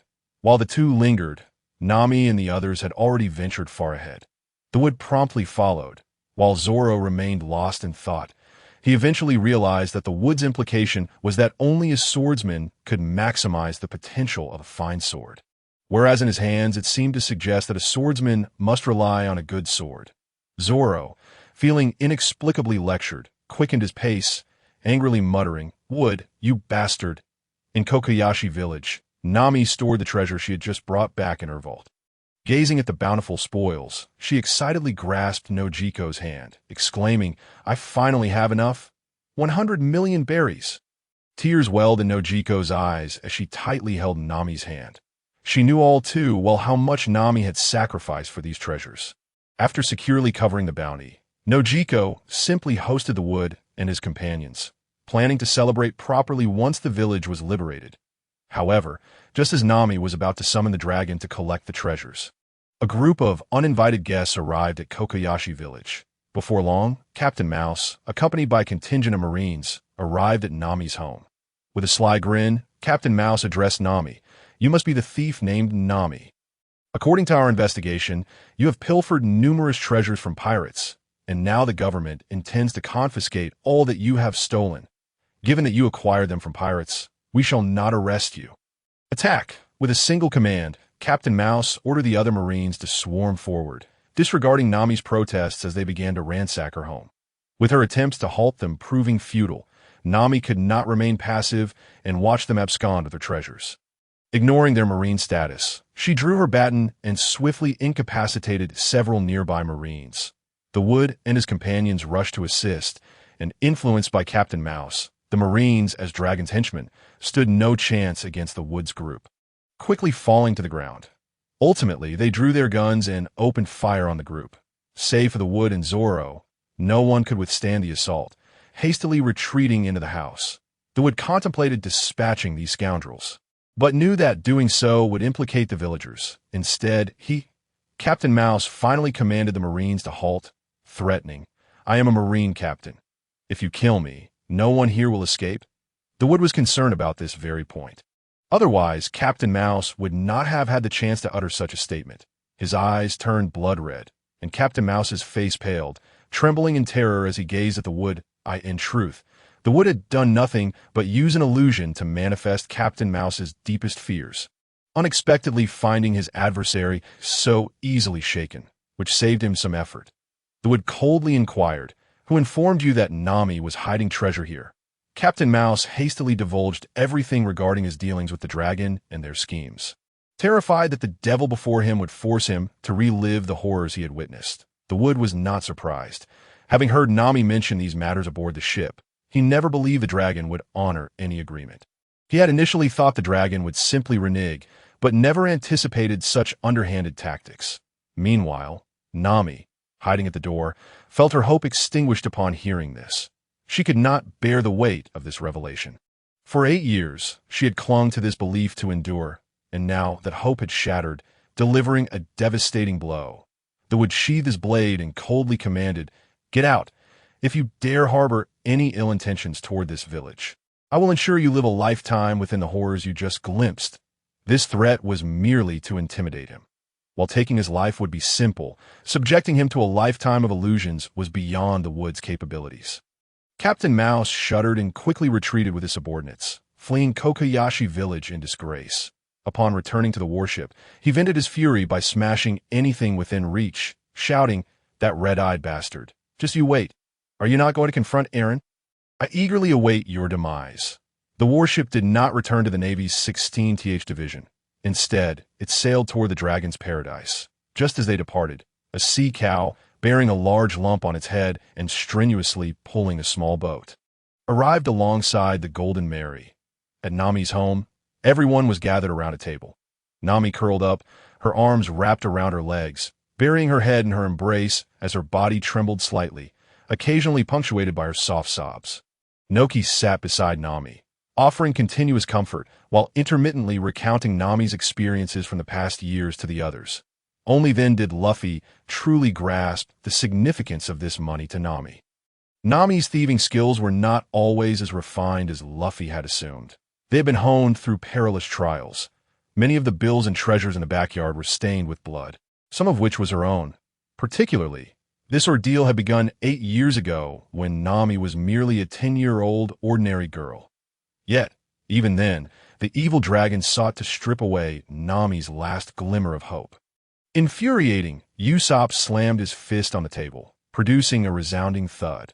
After hearing Nami's tale, even he, who was usually timid, could no longer contain his rage. His eyes ablaze, he turned to Zoro and exclaimed, "Zoro, let us take down the dragon pirates. We cannot allow them to continue their reign of terror here." Despite the notorious reputation of the dragon pirates causing his legs to tremble instinctively, it was evident from his determined gaze that he genuinely wished to aid Nami in battling the dragon pirates. Zoro shared this sentiment. The blade at his waist yearned for the blood of these fishmen, a cruel smile gracing his face as he spoke ominously. "Of course, I don't see any difference when it comes to slicing these fishmen." Johnny was already in tears, his anger undiminished by his sorrow as he drew his blade, declaring, "Count me in. I've had my eye on that 20 million bounty for the dragon for a long time." Luffy remained relatively composed, dismissing the dragon pirates entirely from his thoughts. However, he refrained from voicing his stance, sensing an important presence approaching. "Is Nami's home here? Finally found it. Why are there so many people? Is there a feast going on? Nami, are you home? I've come to take you away." Just as the atmosphere inside the house reached a breaking point, an ill-timed voice rang out from outside, accompanied by a lewd tone. "Miss Nami, my heart has followed you here." Luffy, Sanji, and Joseph wove through the residents of Cocoa West Village. Upon entering the doorway, they were met with an oppressive atmosphere, as Usopp and Johnny stood. Blocking Nami from view, Luffy and the others momentarily failed to spot her. This chapter is not over. Please click the next page to continue reading. Observing Zoro and Usopp's expressions and stances, Luffy, filled with excitement, inquired, "Zoro, Usopp, are you going to fight? Take me with you. Where's Nami? Have you found her?" Then Luffy noticed Luffy, recognizing him by his attire, his eyes sparkling. "Kind-hearted masked man, what are you doing here? Why aren't you wearing your mask? You look so much cooler with it on." Luffy, oblivious to the current atmosphere, rambled on. Luffy turned to Luffy, cutting to the chase. "Luffy, someone has made your navigator cry. What will you do about it?" Upon hearing the mention of the navigator, Luffy rushed to Luffy, anxiously and worriedly asking, "Navigator? Is that Nami? Do you know where she is? What happened to her?" Luffy said no more, simply turning to look at Nami. Following Luffy's motion, Luffy caught sight of Nami curled up in a ball, his expression darkening as he slowly approached her, speaking in a low voice. "Why is Nami crying?" "Who did this?" Zoro interjected. "It was the dragon pirates. We were just planning to settle the score with them." "Luffy, what are you thinking?" Zoro succinctly expressed their intentions, as there was no time to elaborate on the reasons. "The dragon pirates? Huh." Luffy removed a straw hat and placed it on Nami's head. Though he said nothing, everyone sensed the fury radiating from him. "Luffy," Nami glanced up at him, her eyes still red. "Whoever dares to bully my navigator, no matter who they are, I will send them flying." With that declaration, Luffy strode toward the door. Shouting, "Brothers, it's time for battle." The captain's orders have been issued. Zoro tightened his grip on the blade at his waist. "Understood, Captain." Usopp trembled as he followed behind. "Luffy, the dragon is all yours." Sanji tossed his cigarette to the ground. "Extinguishing it. Anyone who dares harm Miss Nami will not escape my wrath." Johnny and Joseph silently followed. Though their strength was lacking, they were determined to contribute. The villagers, long burdened by suppressed hatred, erupted at this moment. Upon learning that the dragon had been deceiving Nami all along, men, women, and children alike rushed to their homes to arm themselves and join Luffy's group. Until this moment, only Luffy and Nami remained in the house. Luffy gently spoke. "What a splendid group of companions they are. Shall we not go witness this? You must want to see the dragon pirates being defeated, don't you?" Luffy possessed an enchanting aura. After Naka's extensive consolations, Nami had shown little reaction. Yet, when he simply placed the straw hat on her head and stated his intent to help her, her demeanor began to normalize. Although the dragon had planted an insurmountable seed of doubt in Nami's heart, gazing at Luffy's face seemed to whisper to her that the dragon was not invincible. Luffy would surely prevail. Nami slowly stood, proclaiming, "Indeed, they are truly remarkable companions. As one of them, even if I do not engage in battle, I should stand by their side." By the time Luffy, Nami, and Noki reached the dragon's paradise, Luffy and his crew had already clashed with the officers of the dragon pirates. Johnny and Joseph stood at the entrance of the dragon's paradise, preventing villagers from entering. The scars on their bodies indicated they had endured a fierce battle, but the disparity in strength forced them to retreat after defeating a few ordinary fishmen. "You all wait here. I will go take a look," Luffy said before vanishing from sight. From the high platform of the dragon's paradise, he surveyed the chaotic battlefield, raising an eyebrow as if he deemed his involvement unnecessary. The battlefield between Zoro and Octopus Little 8 was devoid of any suspense. Although at the onset of their battle Zoro, hindered by his injuries and the absence of two swords, struggled to unleash his full potential, thus granting Little 8 a fleeting advantage, he ultimately triumphed with a single, decisive tornado slash that carried Little 8 away. In the arena between Sanji and Crocodile, the clash was a spectacle of Sanji's kick techniques against the martial arts of the fishmen. Once Sanji maneuvered the fight on his solid ground, Crocodile proved no match for him. Meanwhile, Usopp's confrontation with the Kiss Fish Jew was a battle that Lu Mu held in high regard, as he observed a Jew relentlessly pursuing Usopp. He felt an overwhelming urge to descend from above and rescue Usopp. However, before he could act, the tide turned. Usopp, employing his cunning intellect, reversed the situation and emerged victorious in this seemingly one-sided contest. Reminiscent of a ninja's combat style, that it was a pity that the people of this world could not harness chakra. Otherwise, Lu Mu might have imparted some ninjutsu to Usopp, potentially yielding extraordinary results. As for the clash between Luffy and the evil dragon, Lu Mu shook his head in dismay, questioning whether Luffy was taking the fight seriously. Fully aware that the evil dragon was a fishman and he himself possessed the powers of a devil fruit, Luffy still chose to engage him near the water, resulting in him being unceremoniously tossed into the water. Luffy found himself without any means of resistance, prompting Lu Mu to dive in, dragging him to safety and tossing him onto the shore. "Who are you? Do you dare to oppose the noble fishmen?" The evil dragon bellowed, charging at Lu Mu with his massive saw-like blade, akin to a cannonball in flight. Despite the speed of his assault, Lu Mu regarded it with utter disdain, instantaneously appearing behind the evil dragon and delivering a kick to his head, sending him crashing to the ground. The once proud, serrated blade now lay uselessly embedded in the earth. "Saved? Thank you, kind masked stranger." Luffy gasped for air, expressing his gratitude to Lu Mu. "Luffy, if you don't start taking this seriously, don't blame me for intervening. Nami is watching over there," Lu Mu stated firmly, proceeding to employ Earth Release ninjutsu to prevent the evil dragon from fleeing via the waterway. Earth Release. Earth Flow Wall. The pool before the evil dragon's lair was swiftly filled with rising earth, ensuring that even if the evil dragon attempted to escape, he would have to traverse a stretch of land, allowing Luffy to catch up easily. "Remarkable," Luffy exclaimed, his eyes sparkling with excitement, momentarily forgetting the ongoing battle. You scoundrel! I will tear you to pieces, the evil dragon roared as he broke free from the ground, only to find Lu Mu had vanished from sight, his wrath redirected towards Luffy, igniting a fierce second round of combat between them. Lu Mu chose not to return to the high ground to continue spectating, realizing it was unnecessary. He then spotted a rat lurking in the distance, its intentions unclear, aboard the naval ship outside the evil dragon park. Colonel Mouse furiously smashed his telescope against the deck, cursing, "What a pathetic evil dragon pirate crew, boasting about their might while failing to defeat a group of nobodies, and I've assisted them in so many ways. Useless." Afterward, he retrieved a communication snail. Boru, this is the Navy's 16th Division. I am Colonel Mouse. I have discovered a band of vicious pirates. I am now uploading their photographs. The chapter does not end here. Please turn to the next page to continue reading. Indeed, this is Monkey D. Luffy, captain of the Straw Hat Pirates. The individual below is even more perilous than Monkey D. Luffy. I am now. Colonel Mouse's next words were cut off as the transmission was abruptly severed by a shuriken lodged into the communication snail. I cannot allow you to continue speaking. I am not ready to be wanted just yet.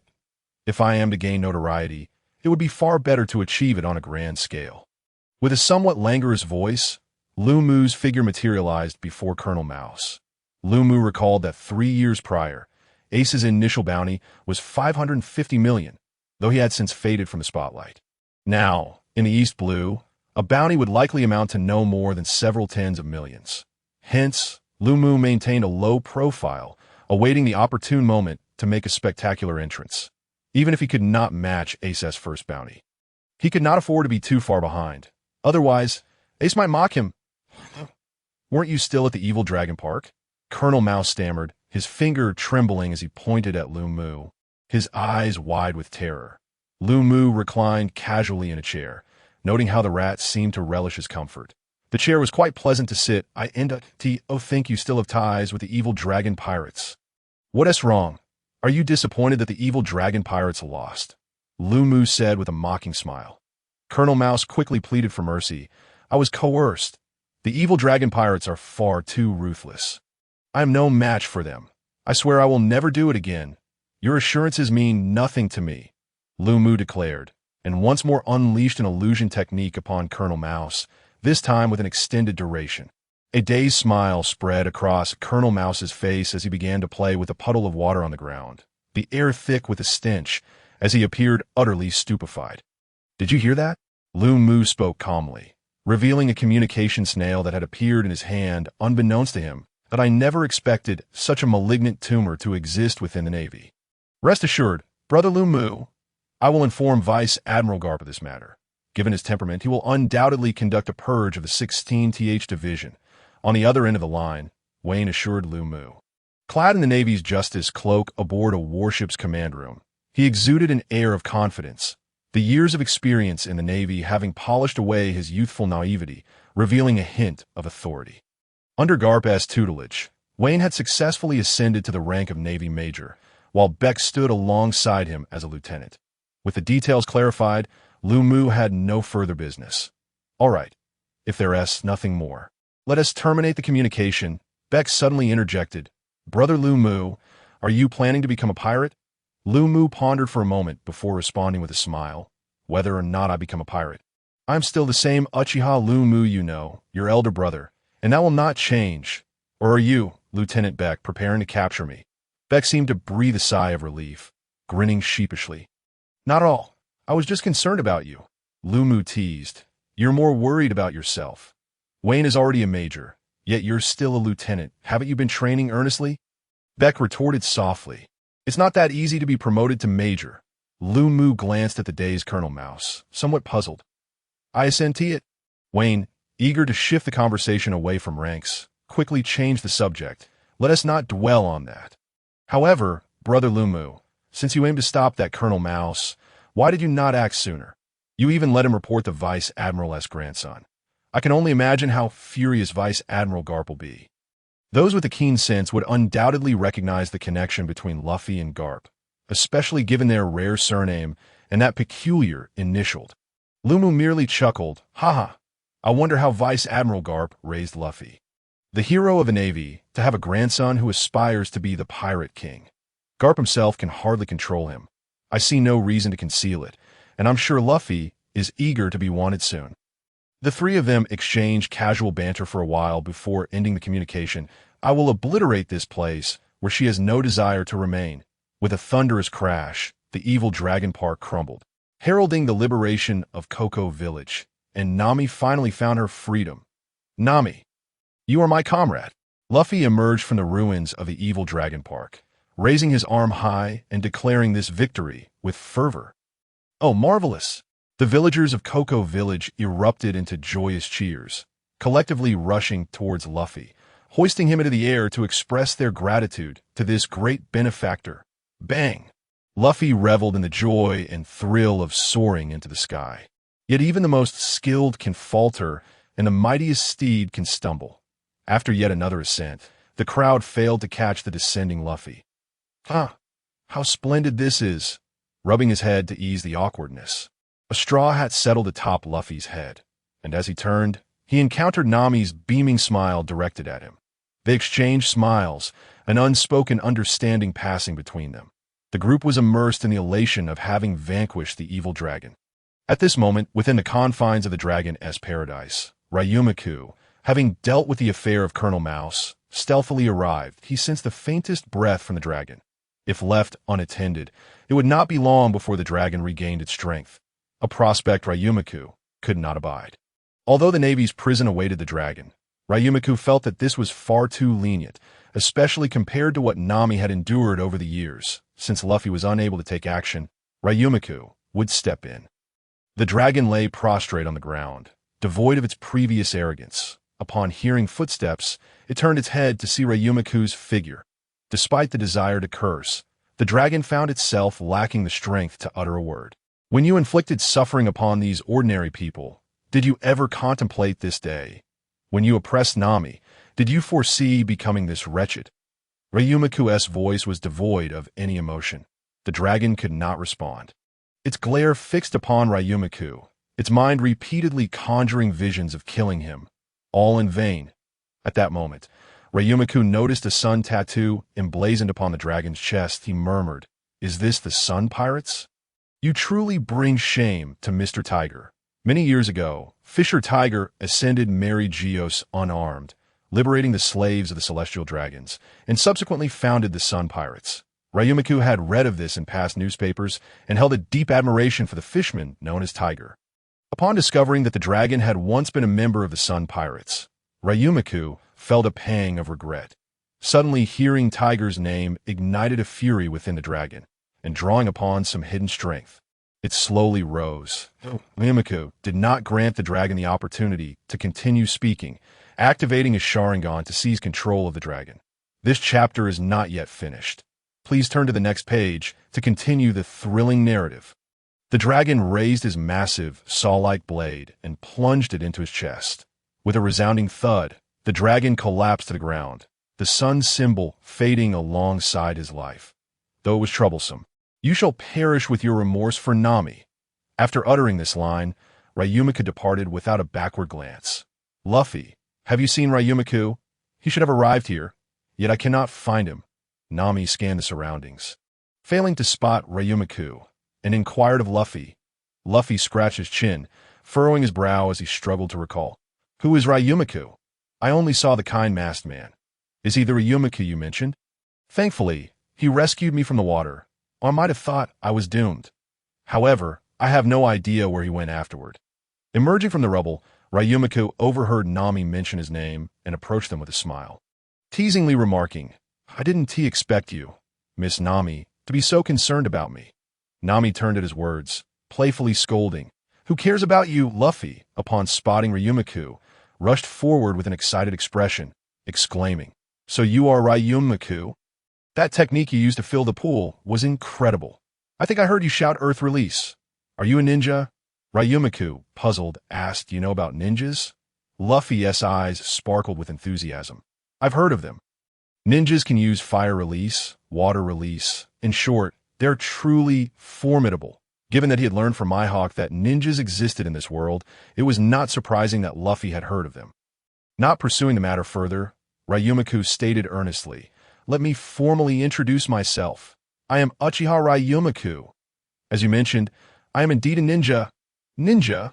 Usopp, hearing this term, broke free from the crowd's adoration and dashed to Ryumiku, his eyes transforming into little stars, while Luffy had already adopted a similar expression. Luffy reached out, poking and prodding Ryumiku, fully displaying his curiosity about ninjas, eager to explore every detail, while excitedly asking, "What kind of ninjutsu can you use?" "I want to see fire release." Ryumiku swiftly delivered a chop to Luffy's head. "You rascal, stop groping me." A large bump appeared on Luffy's head as he raised his hands in apology. "I'm sorry. I was wrong." Usopp, though not as impolite as Luffy, still inquired with great curiosity, "Can you use lightning release?" "I want to see lightning release even more." Zoro, having approached unnoticed, crossed his arms and averted his gaze, haughtily declaring, "If you can use earth release, I'd like to see that too." Sanji, puffing on a cigarette, slowly exhaled smoke and remarked, "Don't listen to that mosshead. I think water release is far superior."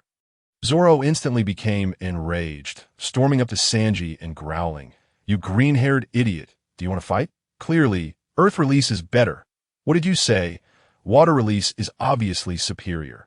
Sanji retorted defiantly, fire blazing in his eyes, their foreheads nearly touching, the distance so close it could almost steal each other's first kiss. Nami, meanwhile, watched the lively exchange with a smile, choosing not to partake in the debate. "Huh. You are all indeed amusing. But ninjutsu is not a performance. It should only be utilized when necessary." Ryumiku appreciated the atmosphere of the Straw Hat Pirates, but still declined. "Why is that? I really want to see ninjutsu." "Ryumiku, you should show us a demonstration. Now would be the perfect time to use it." At that moment, Ryumiku felt something clinging to his thigh.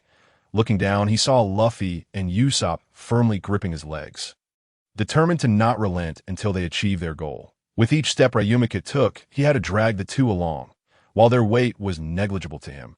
It was both bothersome and obstructive. Zoro and Sanji gazed at Ryumiku with regret.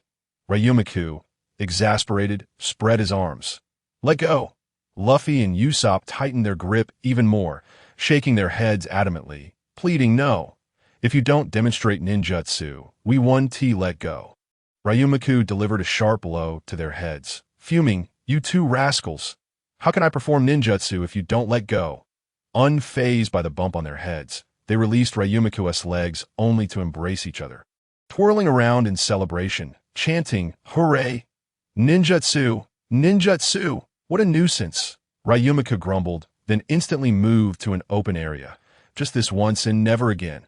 Everyone widened their eyes in anticipation of Ryumiku's ninjutsu, fearful of missing a spectacular moment. For this was the first and possibly the only opportunity to witness ninjutsu, that I shall now perform the Uchiha clan's most renowned fire release technique, Great Fireball Jutsu. As Ryumiku spoke, he began to form hand seals, deliberately slowing his pace for the audience to see clearly, reminiscent of when he first learned this technique. S. Iwei Shun, Haiwu In. Fire release. Great Fireball Jutsu.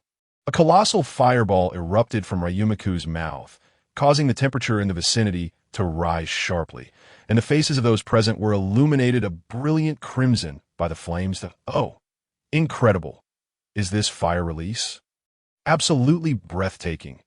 The crowd erupted in fervent cheers, their wishes fulfilled.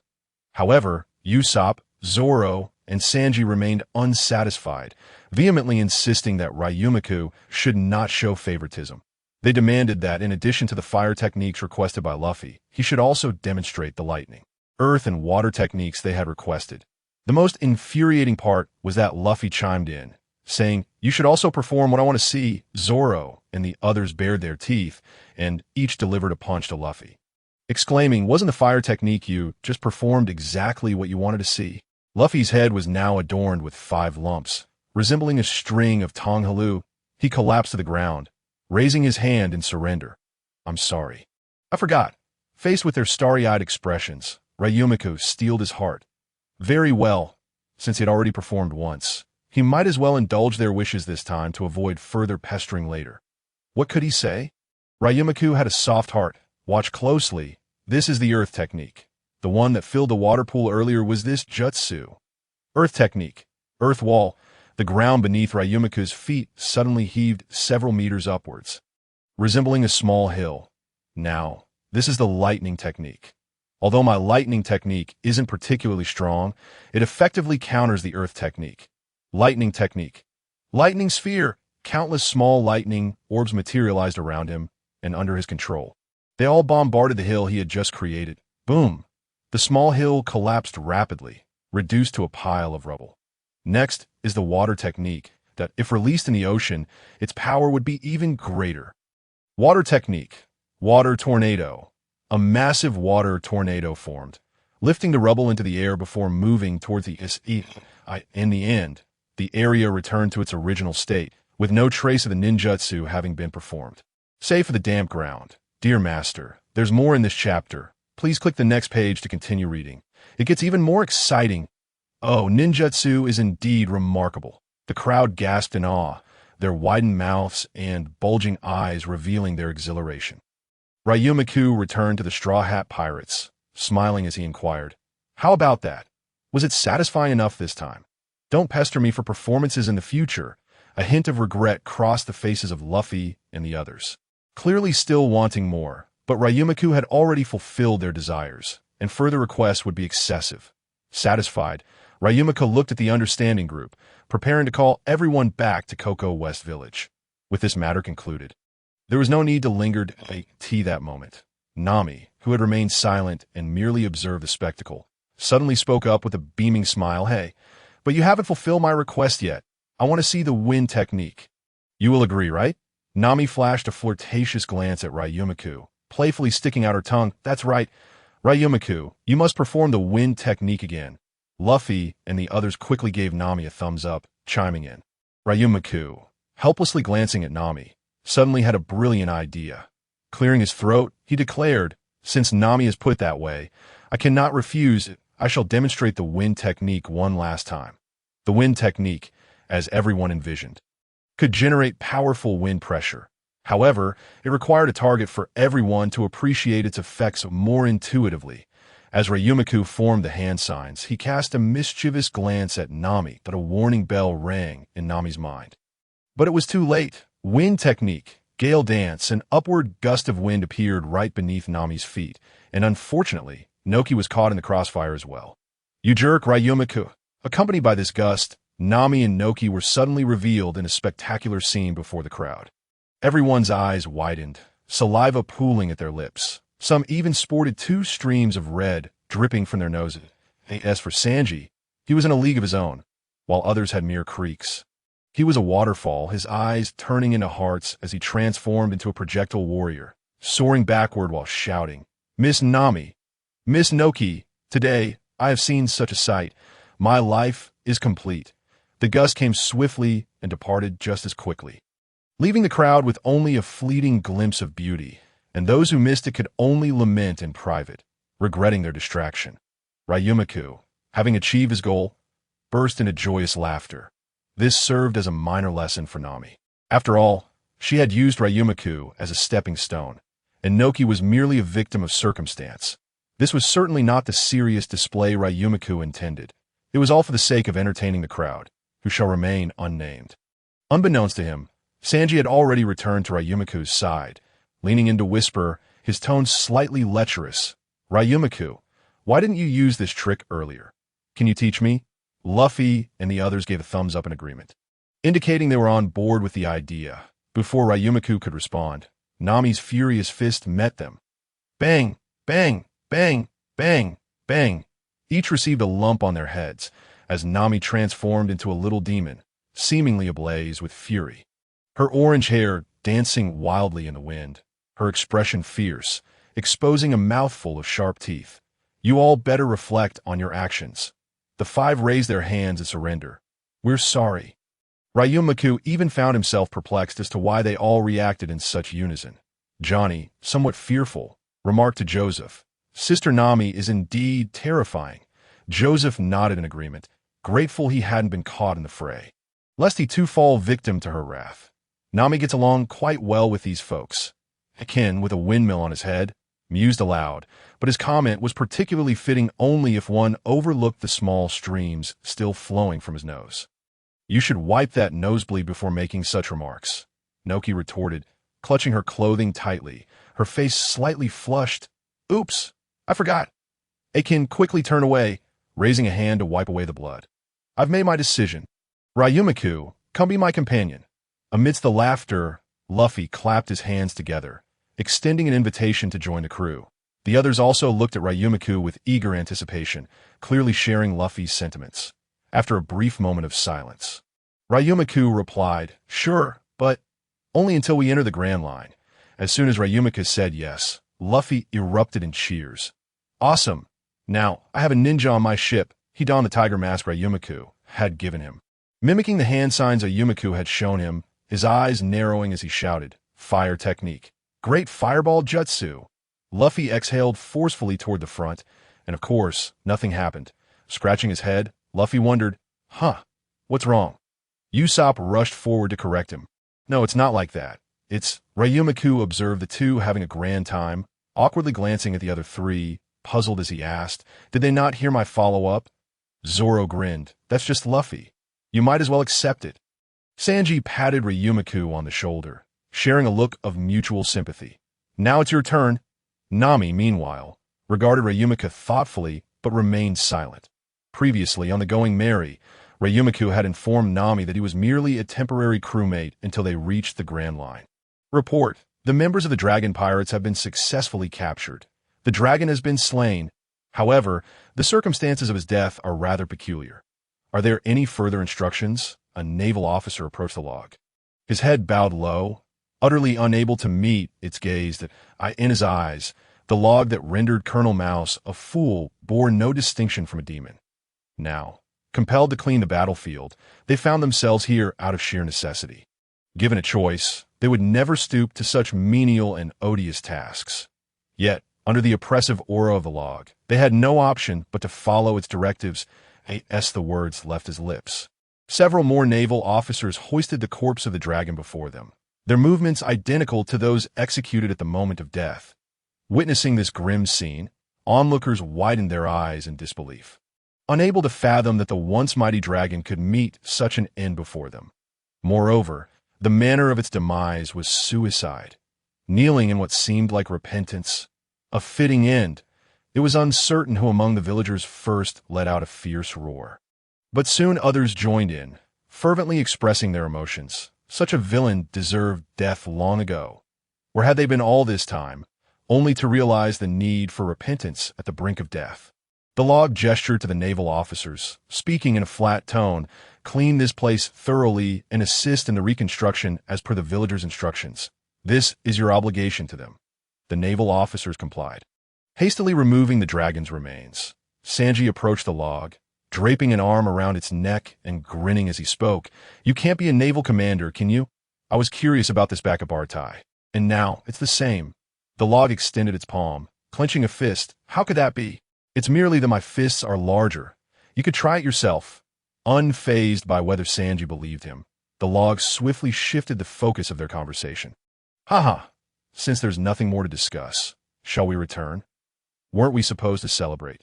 They should have prepared for the celebration long ago, but delays had mounted, and the collective anticipation was palpable. Indeed, this time, a grand celebration was in order. Straw Hat Kid, as the hero who defeated the Dragon Pirates, you must stay a few extra days. Nearby, Luffy and Usopp, upon hearing of the celebration, ceased their discussions on ninjutsu and hurried to join the others. Oh, a banquet is underway. There must be plenty of delicious food. I'm already starving. The log and Zoro did not rush to catch up with the crowd, trailing behind, ever since Zoro had seen the dragon's corpse. His gaze had not strayed from the log. The log, not one for beating around the bush, directly inquired, Zoro, do you have something to say? Zoro replied, You did that, didn't you? Someone like the dragon would never repent. And I recall you coming from the ruins. You truly are perceptive. Only you noticed. The log chuckled. I merely ensured he received the punishment he deserved. There's no need for you to be so tense. After all, we are companions now, are we not? With that, the log smiled at Zoro and resumed its pace with the others, Zoro let out a slight sigh of relief, thinking, what a terrifying man, but he was right. We are companions now. The village of Cocoa West held a continuous celebration for 5 days, rejoicing in their complete liberation and expressing gratitude to the Straw Hat Pirates. The log and the crew lingered for those 5 days. And now it was time to set sail. Hey, Luffy, what is Nami doing? Isn't she coming with us? Usopp asked, carrying supplies gifted by the villagers. Luffy, with wide, clear eyes, shrugged. I don't know. I haven't seen her since this morning. Zoro cast a sideways glance at Sanji, smirking mischievously. Perhaps Nami intends to stay behind. Sanji, tears in his eyes and bared teeth, exclaimed, is Nami-san really not coming? I joined the crew for Nami-san. The log, brimming with confidence, reassured them, don't worry. She will definitely come. Perhaps she just doesn't know how to say goodbye to her family. Previously, when the log had been alone with Nami, she had confided her eagerness to sail with the Straw Hat Pirates.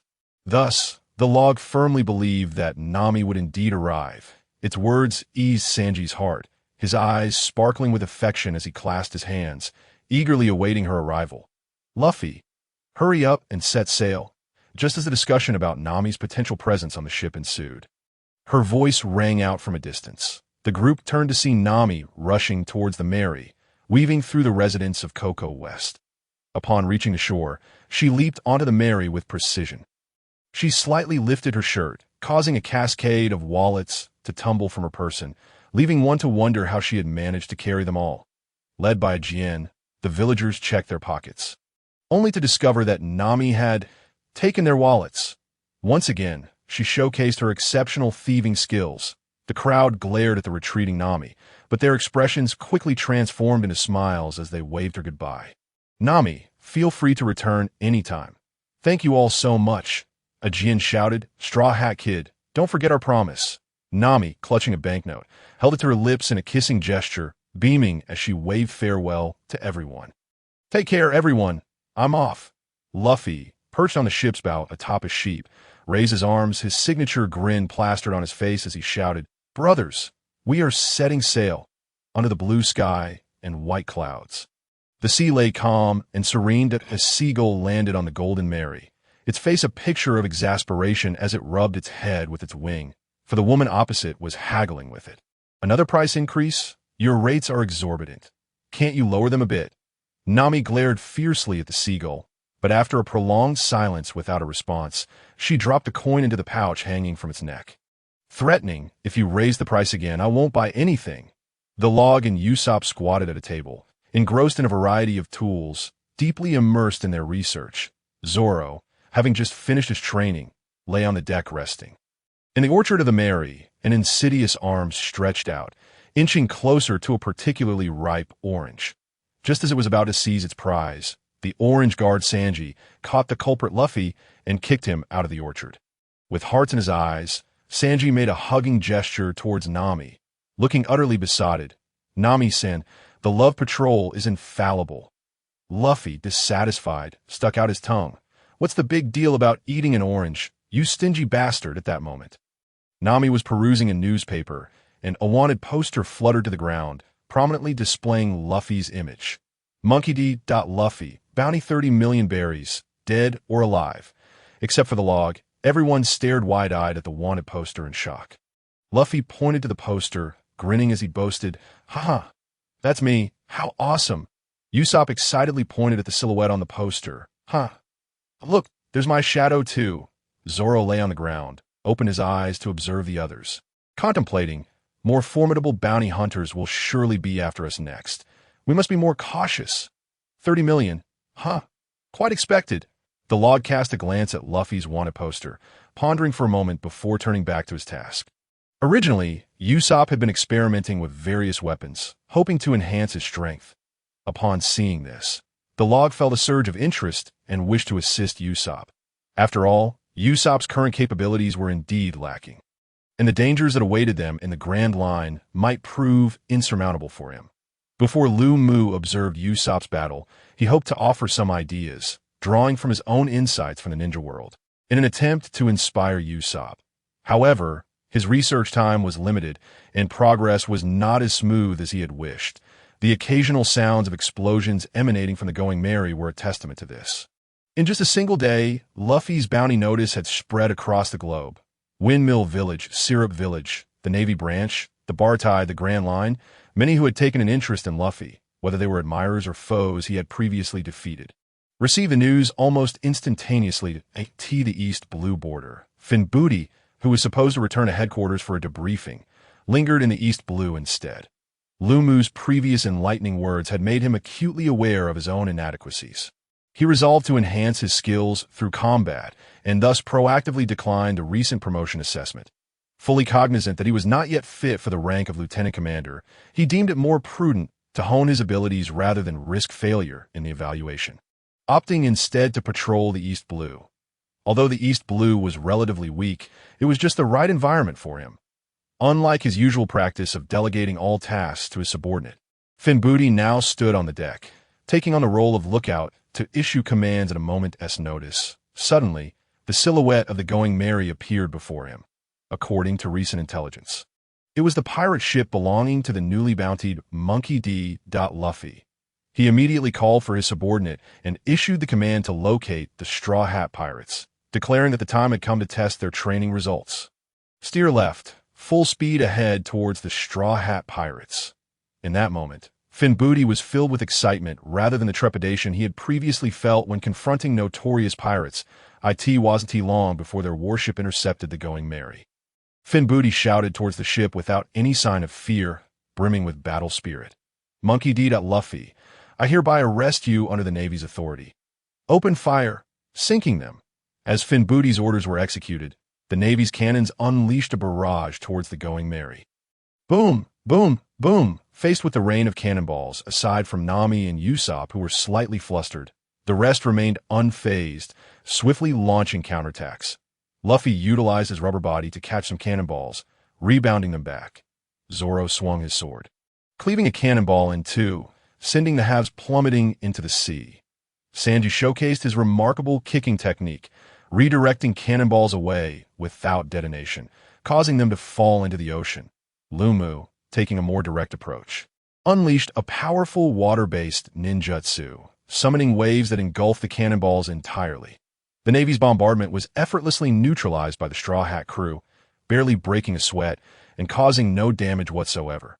Lumu then addressed the warship coolly. Finn Booty, it seems you have grown some courage, daring to challenge a 30 million bounty target. But I wonder if your strength has seen a corresponding growth. Finn Booty, filled with battle fervor, was commanding the Navy to fire when he suddenly recognized a familiar voice and saw Lumu's figure. Although Lumu was not wearing a mask, Finn Booty recognized him instantly and hastily ordered a ceasefire. My apologies, sir. I had no idea you were aboard this ship. I shall order a retreat at once. He approached Lumu, saluting him from a distance, his voice booming in a manner reminiscent of his subordinate. Noticing the change in Finn Booty, Lumu regarded him with a newfound respect. There was no urgency on his part. After all, the trouble was not his to bear. Leaning against the railing with a smile, Lumu slowly spoke. You seem quite eager for battle. Would you care to test the fruits of your training over these past days? He then glanced at Sanji, who was still smoking. Sanji, would you mind stretching your legs a bit? The most effective way to assess one's progress is to engage in a rematch with a former opponent. Sanji casually waved his hand, exhaling a ring of smoke, and with a cheerful expression directed towards Finn Booty on the warship, he replied without a hint of pressure, No problem, just wondering if he has improved at all. In that moment, Finn Booty, brimming with vigor, appeared less detestable than before. Luffy retracted his extended arm and pouted. What? So it's just an acquaintance. Finn Booty then realized that he bore no ill will towards Sanji, who had previously bested him. He acknowledged that he had lost his temper back then. Now that Lumu had initiated the challenge and Sanji agreed, he had no reason to refuse. Then please, Chef Sanji, do not hold back. I'm no longer the person I once was. Finn Booty thumped his chest, eagerly regarding Sanji, his tone devoid of any timidity, seemingly brimming with confidence in his abilities. Lumu, intrigued by Finn Booty's words, wondered if he had indeed made significant breakthroughs in recent days. This sparked a flicker of interest in their impending duel. Sanji kicked the toe of his black leather shoe against the ground, then leapt lightly across the chasm between the two ships, landing before Finbooty. After taking a deep drag from a cigarette, he flicked the butt into the sea and, with his hands in his pockets, casually remarked, "Do you need to prepare? I can start any time." Finbooty cracked his neck, producing a couple of audible pops, then removed his jacket, tossing it back, where his subordinate caught it securely. Displaying a muscular physique, he flexed his wrists, and the brass knuckles on his right hand gleamed ominously in the sunlight. Usopp cupped his hands around his mouth, shouting loudly, "Sanji, go for it! Kick him over!" Luffy, sprawled on the ground, weakly called out, "Sanji, I'm hungry! Hurry up with the food! Lieutenant Finbooty, victory is ours!" At his subordinate's command, the Navy erupted in a deafening cheer, their momentum overtaking the Straw Hat crew's voices. Over these days, Finbooty had won the loyalty of his subordinates through his strength, and the Navy cheered for him with genuine fervor. Usopp was immediately displeased, pulling out a large megaphone to shout, "Sanji, go for it!" However, the Navy's numbers drowned out Usopp's voice, and he hoarsely protested to those around him, "We can't lose in spirit. Why am I the only one shouting?" Zoro teased, "Why don't you call your 8,000 subordinates to help out?" Usopp. The cheers from both sides did not affect the two combatants preparing to engage. Sanji remained with his hands in his pockets, stating, "I'm ready. Let us begin." Finbooty replied, "Here we go." As Finbooty's words fell, he lunged forward, throwing a powerful punch at Sanji, who remained unperturbed, lifting his right foot. Bang! The clash of black leather against brown brass knuckles resounded, creating a shockwave that ruffled the clothing of the onlookers, causing some Navy hats to fly off. Not bad. Lumu silently commended Finbooty. Lumu was well aware of Finbooty's previous strength, and the fact that his punch could now match Sanji's might indicated that Finbooty had indeed made commendable progress. Yet Lumu's praise seemed somewhat premature. Sanji swiftly delivered a second kick aimed at Finbooty's left shoulder, catching him off guard and causing him stagger. The chapter is not yet finished. Please click the next page to continue reading the thrilling content. Having spoken, he leapt back onto the Going Merry. Ryumu once again called out, "Do you wish to send someone for a friendly spar?" It's a rare opportunity. The first mate noticed the gazes of the other Navy personnel converging upon him, glanced at a few individuals aboard the Merry, and promptly shook his head, finding an excuse. "Perhaps not. I still have to look after Lieutenant Finbooty." He subtly wiped the cold sweat from his forehead, inwardly muttering, "What a joke. That woman and the long-nosed fellow are clearly not combatants. The pirate hunter, Monkey D. Luffy, and that esteemed personage are certainly not easier to deal with than this Sanji. Engaging them in a spar would be akin to courting death." Having previously issued orders to depart, the first mate commanded the warship to leave after declining the invitation to spar. The Going Merry resumed its former state. Luffy, who had pilfered some food, was slumped over the railing, looking emaciated as if he had not eaten for days, though this was far from the truth. "I'm just a cook, not a magician. What do you expect me to conjure food from? Ultimately, it's your fault for secretly devouring all the supplies. That was sustenance meant to last 5 days, and you polished it off in just one. Miss Nami, I strongly recommend procuring several sturdy locks and an extra-large refrigerator. And Luffy, you are henceforth banned from entering the kitchen." Sanji, with a cigarette in hand, solemnly accused Luffy of his misdeeds, also wielding a fishing rod. To be precise, all 6 individuals aboard the Merry were seated at the bow, each with a fishing rod in hand, hoping to catch some food to sustain them until they reached the next town. "I agree. 4, I oppose. Opposition is futile." 5 bang. 5 instantly. The other 5 transformed into fierce expressions, raising their fists in anger and striking Luffy on the head, causing a string of candy-coated hawthorns to appear atop his head. He raised his hands in apology. "I'm sorry." Ryumu sighed inwardly, now questioning whether boarding the ship had been the right decision, fearing he might not survive the Grand Line and would starve along the way. "Why is there no food stock on board? If only I had requisitioned some supplies from Finbooty's warship." Ryumu longed for the departed Finbooty. He fixed his gaze on his fishing rod, hoping for a lovely creature to bite. "Ryumu, do you have any ninjutsu to conjure food?" Usopp looked at Ryumu, his eyes filled with expectation, hoping for a satisfactory answer. The other 4 turned to Ryumu as well, clearly sharing Usopp's sentiment. Stop dreaming. Rather than wasting energy contemplating such trivial matters, you might as well pray for a catch. Ryumu responded listlessly, dousing their hopes with cold water. Speaking of food conjuring jutsu, there actually was one. Ryumu recalled a summoning cat from the ninja world, which was his spirit beast. He vigorously shook his head, dismissing this thought. No, that would be a betrayal to my comrades. Although summoning beasts from the ninja world was impossible in this realm, he could not tolerate such wicked thoughts taking root in his mind. But if summoning from the ninja world was out of the question, what if he formed a contract with some animals in this world to serve as spirit beasts to prevent similar situations from occurring again? Wonderful! I think something is bitten, he exclaimed, hoping it was a large fish. Just as Ryumu's thoughts wandered again, Luffy shouted excitedly. He strained to pull back on the fishing rod, attempting to reel in the catch from the sea. His muscles bulging. Oh, it seems to be a massive fish. Even Luffy cannot haul it in. The others, seeing this, felt a surge of hope. Their food prospects seemed bright, and they hurried to assist Luffy in pulling the catch aboard. However, before they could reach him, Luffy slipped, and the creature yanked him into the sea. That moment, the prey partially surfaced, revealing a massive dorsal fin measuring 4 to 5 meters long. Luffy, let go, Nami shouted urgently, her tone filled with concern. And, oh, gurgle, food, gurgle. Luffy bobbed in the water, desperately clinging to the fishing rod despite his lack of strength, unwilling to let the prey escape. What a nuisance! Ryumu's expression darkened as he complained. Yet his hands remained steady. He decisively summoned a speedboat akin to Ace's from his scroll, swiftly leaping aboard. Luffy is a devil fruit user. He cannot stay in the water for too long. I'll chase after it. You all hurry up. Now is not the time to conserve chakra. He unleashed his full power, pursuing the rapidly fleeing creature at breakneck speed. Isamu gazed at the enormous shark-like dorsal fin emerging from the sea. He sensed a familiarity about this behemoth. However, there was no time for detailed reflection as it drew closer. Ryumu began forming seals with his hands. Water release. Shark bomb.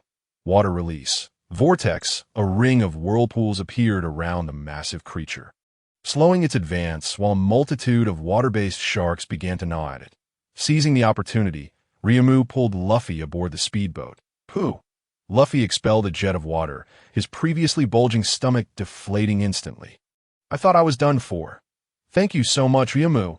You are indeed reliable. He gasped for air, grateful, then turned angrily toward the trapped behemoth, extending his arm to grasp the creature's dorsal fin and propelled himself toward it. You wretched beast! Luffy began pummeling the giant creature with punch after punch. Ryumu, unable to intervene in time, rubbed his forehead in exasperation.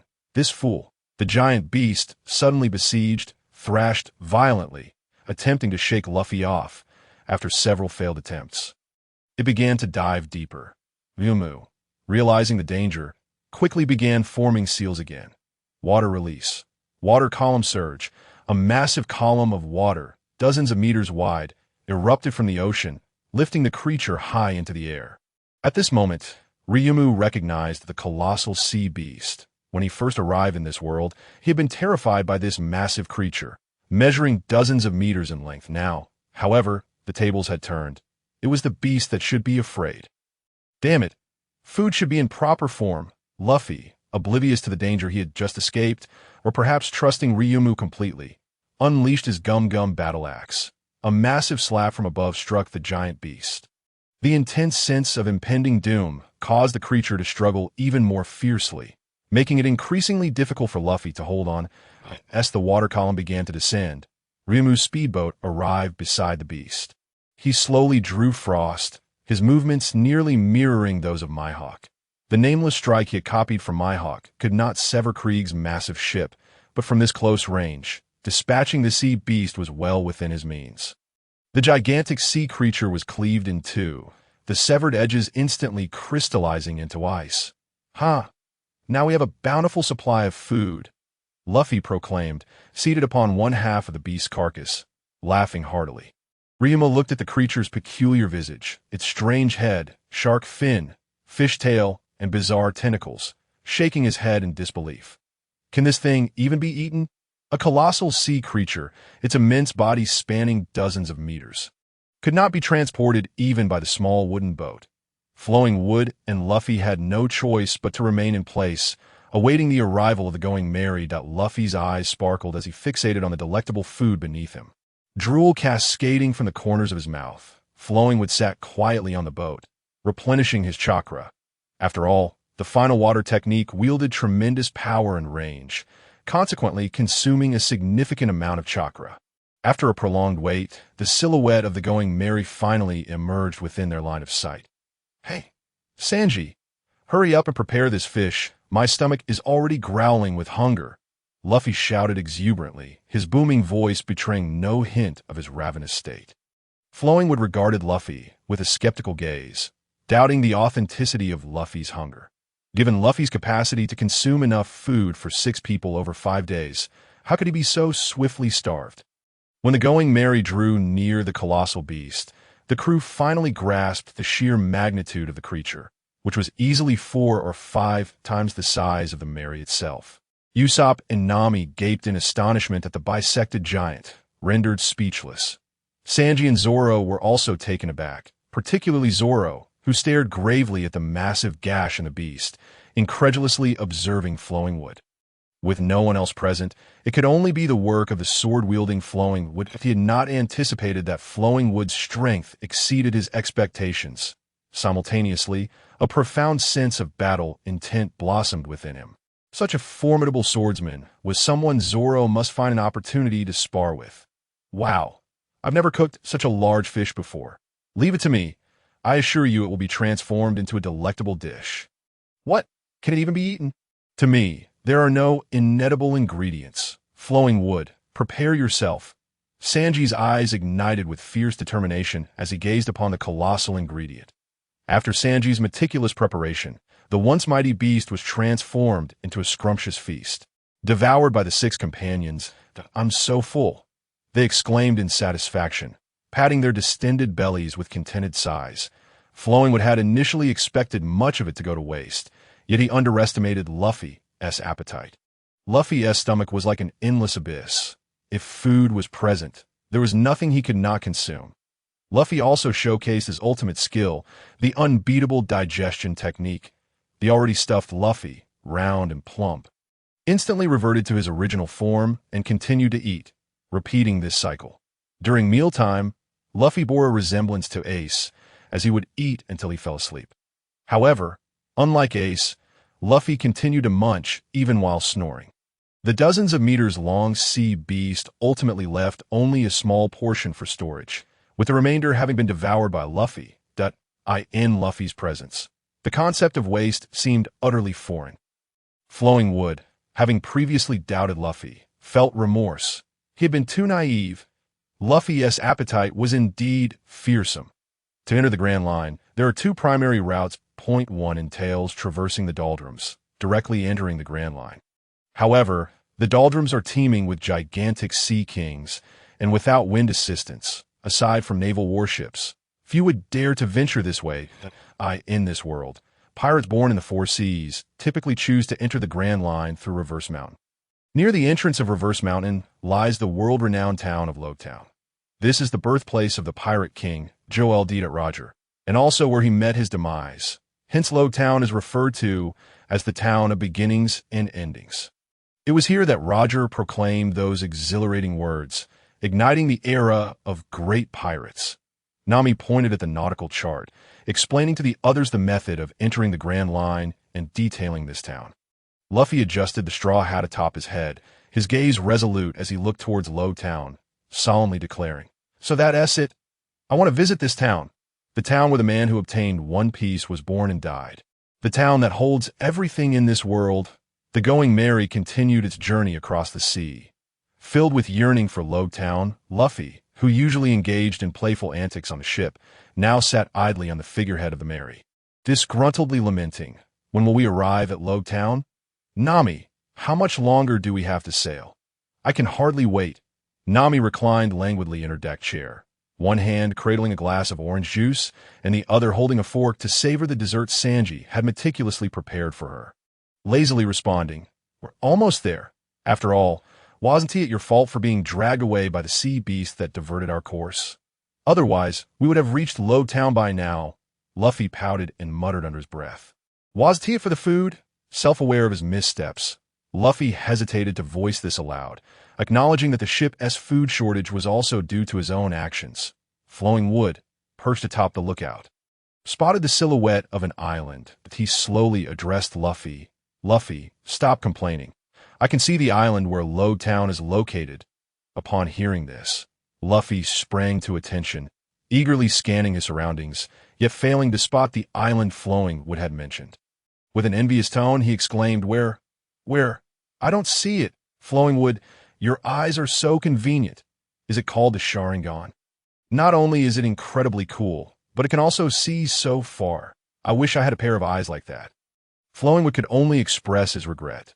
The Sharingan is innate. Only members of the Uchiha clan might possess it. Luffy's wish was unattainable. Low Town should be close now. It must be quite a large town.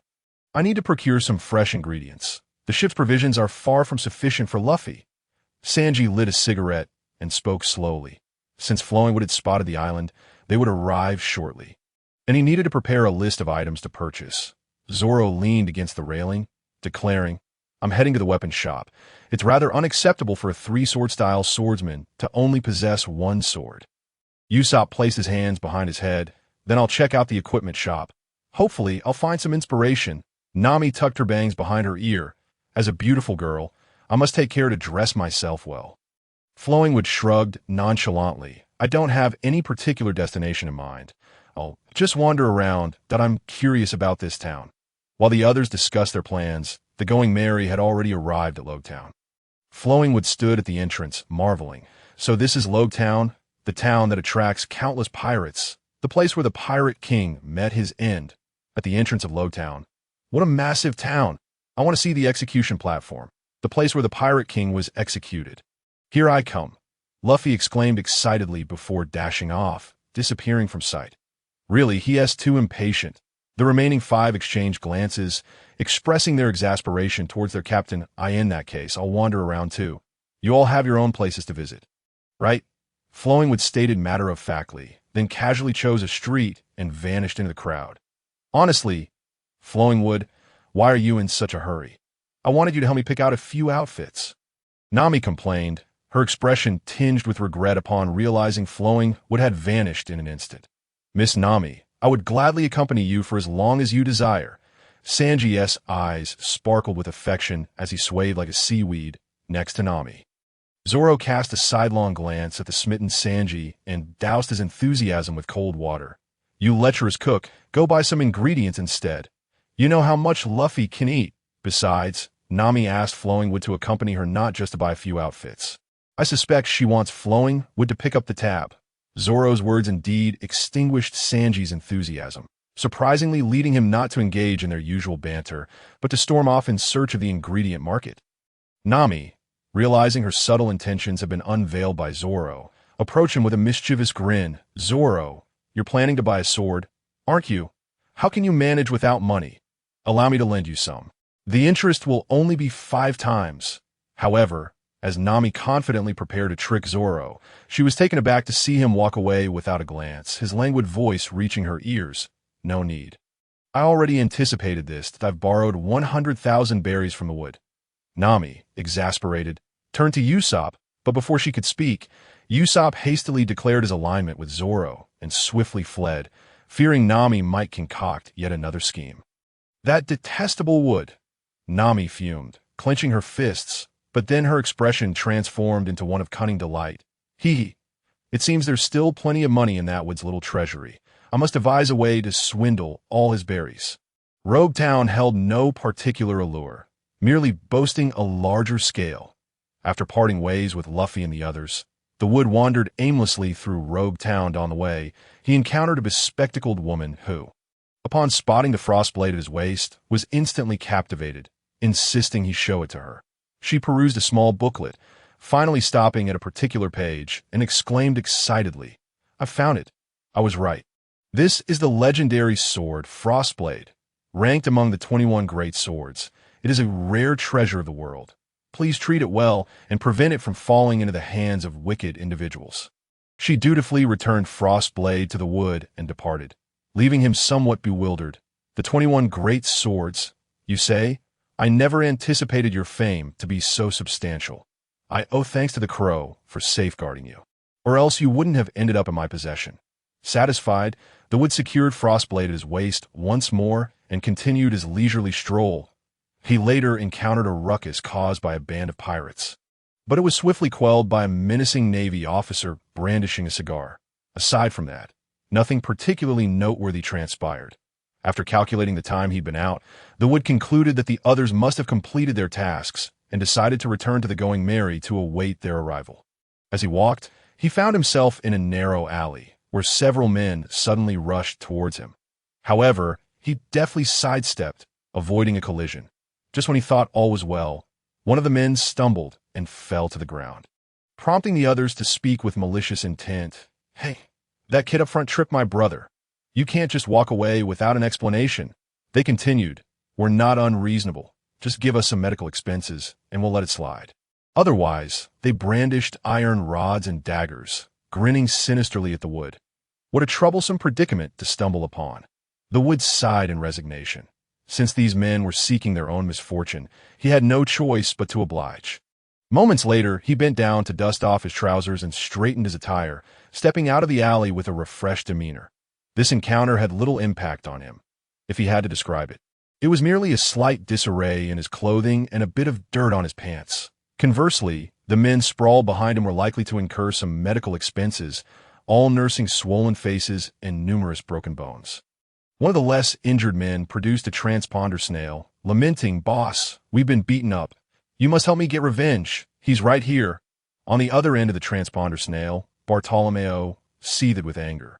Humiliated that his underlings consistently engaged in such pathetic antics and failed to win a fight, as the leader of over 150 towns, he was notorious for his loyalty when his subordinate was wronged. He felt compelled to step in. Luckily, the man was not too far away, and he could still reach him in time.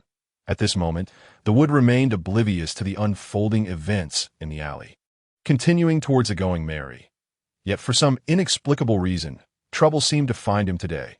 His gaze fell upon a man blocking his path, sporting a green, mohawk hairstyle, a nose ring, and a few sharp, menacing teeth. Clearly not a good individual.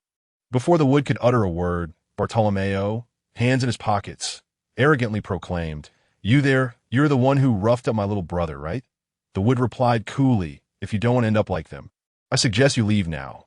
Bartolomeo, utterly oblivious to the gravity of the situation, continued to provoke the wood. "You're quite the cocky one. Do you have any idea who I am? I'm Bartolomeo, master of over 150 towns. Just stand there and let me vent my frustrations, and I won't pursue this any further. Ha ha." The wood couldn't help but laugh in disbelief, scoffing, "Though this is a nuisance.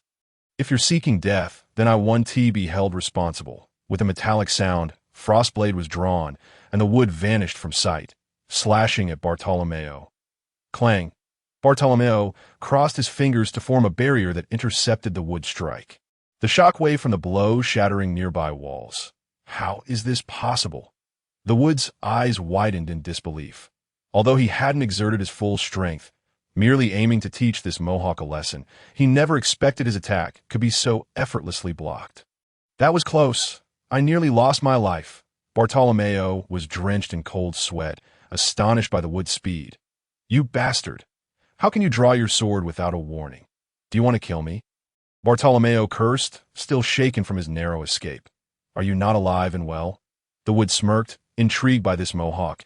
"Your ability is rather interesting. I wonder how many of my strikes you can withstand." As soon as he finished speaking, the wood-s figure flickered like a ghost, appearing and disappearing around Bartolomeo. The blade of Frostblade relentlessly struck the barrier, causing the shock waves to reduce the surrounding walls to rubble.